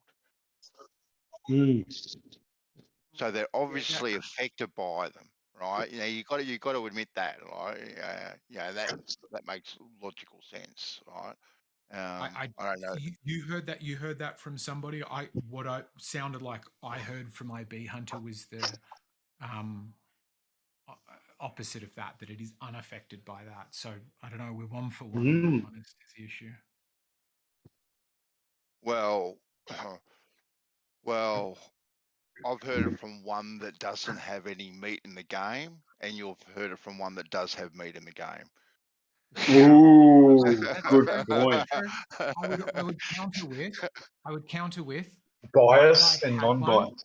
Your guy was the guy who picked up the phone on a public website. This guy's flown out to ships and installed them. Your guy's job is to answer the phone. Well, actually, I didn't Yes. ask. This guy actually installs them. Okay. That's fair enough. Installs them is pretty good. And I don't know if this IB is IB a qualified calibrator of gyro compasses when they go on the ships.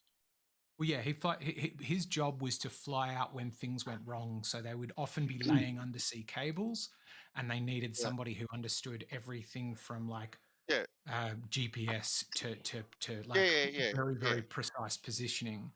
And so he would did everything from design ROVs to help design, I believe, one kind of gyro compass. Okay, To the went out and short installed answer them is and yes. problem shooted The them and short stuff. answer is yes. Yeah. I don't need the monologue. I hope he's not broke. Sounds like he would have earned a penny in his life.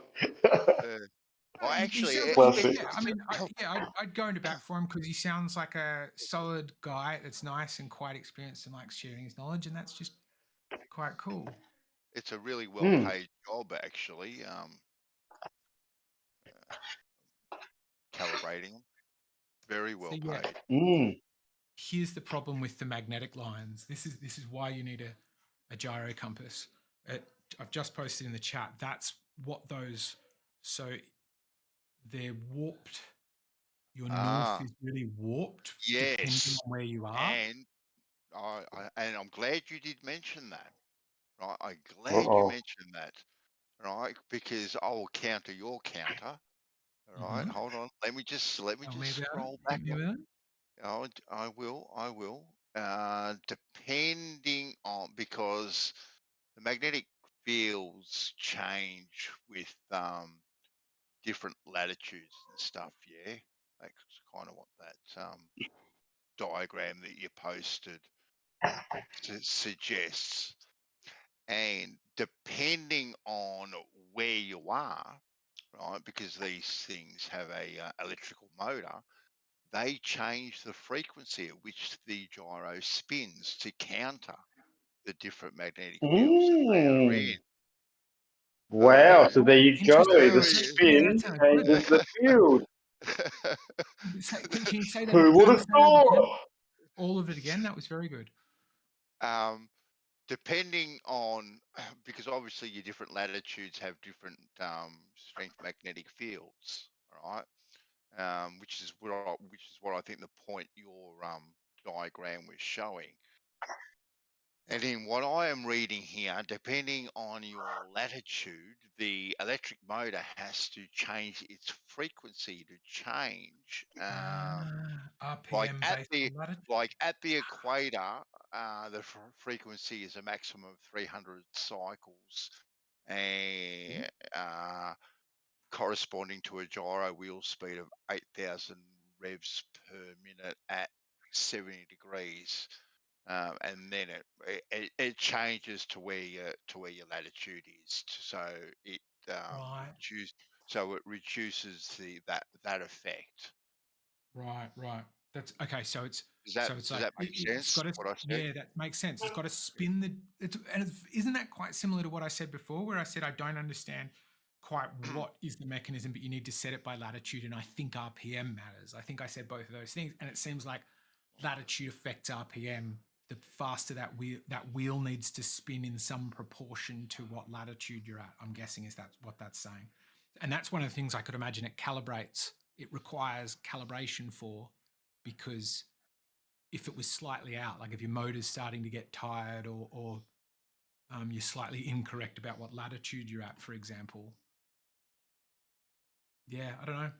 Well, I think it does itself, changes its frequency. Like it doesn't, it doesn't do it automatically, so to speak.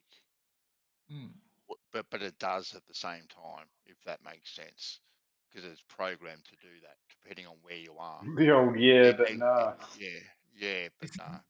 This is exactly steel balls that he was talking about. So IB said on steel compasses, in order to cancel out the ship's magnetic field, this is what they have there, which is a ball, big steel balls very close to it. So they kind of, I think, pull in the fields or something like that. So not much gets to the compass.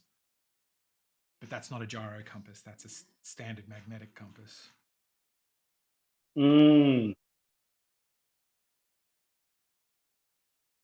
Well, I'm glad we got to the bottom of this one. Like all topics we discuss here. Have we got to the bottom of it yet? But no, we've got to the bottom of this. Of course not. Still need to know if we're rotating with this curvature.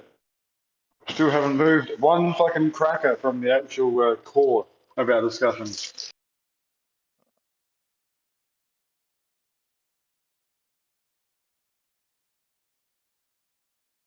If they work the way eggshells say they work, then that does have some sort of merit, as you know, as that we are rotating. But that would need to be verified in some way, shape, or form. That it matches with the stars, I think, is a good one. Like the next step for me is the stars. If you've got a weird thing on Earth that depending on how fast you spin it, it'll point at Polaris or not. And it says 15 degrees an hour and they say 15 degrees an hour. That to me is starting to put together a pretty compelling picture. That you test this, one of the calibrations. Yeah, that's what the stars are moving at. Exactly. Yeah, or it's related to some sort of ether that is connecting the two. It's just doing so in a way that is. That's why I would say if the Earth is flat, then it is trying very hard to look like it's a ball. Well, which I think you would agree with, actually, Gio, wouldn't you? No, I just think I think there's entities making it look like it is, pushing it very hard. The Earth said the star trails, looking at the stars, is indistinguishable from a ball. I didn't quite say that, but I did say that the way that the northern and southern stars work can be interpreted as a sphere, and it does fit to a degree because you do have two axes in that scenario. Yeah, that's what I'm talking about. Yeah, that the southern stars are fine for a globe model. Yeah, that's what I mean. It's if it's flat, it's the ether that's connecting these southern star trails that the compass also, I guess, in a way points at. You just point the arrow on the other end of the disc. Yeah, certain geometries are interchangeable. Certain things are interchangeable geometrically, so there's definitely a way in which, I mean, from the perspective, when you look at all the ancient cosmologies and how they have a sphere with a plane in the middle of it, a planar Earth in the middle of a sphere, you have the kind of dome on the top. So if there is something like that too, like toroidal field, all of that to the universe, then there is a spinning sphere component to it all. But instead of being on the outside of a spinning sphere blasting through a vacuum, you're on the essentially like the inside of one on a flat plane. Oh yeah, fair enough. And the sphere is just spinning around you. It's the celestial sphere while you're on just a stationary planar Earth. It's like kind of inverted.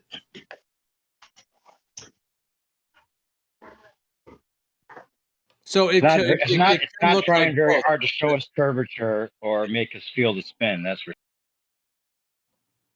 But it can I look think like it both. shows curve. If you look for something in the most effective way to find it, I think you do find it. I think if you look for it in the least effective ways, I think even people who look at it for it in ineffective ways still find it. I think Jeranism found it, but he called it reeds. I think FE Core found it, but called it we broke up salad. Bob Nodell found it. You know, I think no. that people They were all misinterpreted. You're just taking like the shill's interpretation and clinging onto that. I don't need to cling too hard though, right? It's a pretty compelling story that in many of these cases they said if ball X, if flat Y, they got X and they still came away saying Y. All of them did the same thing. They said, I know what result. They didn't get X, did they? All of them got ball and they still didn't change. They got variations around X, which shouldn't have been the case. It should have been exactly X, but it wasn't.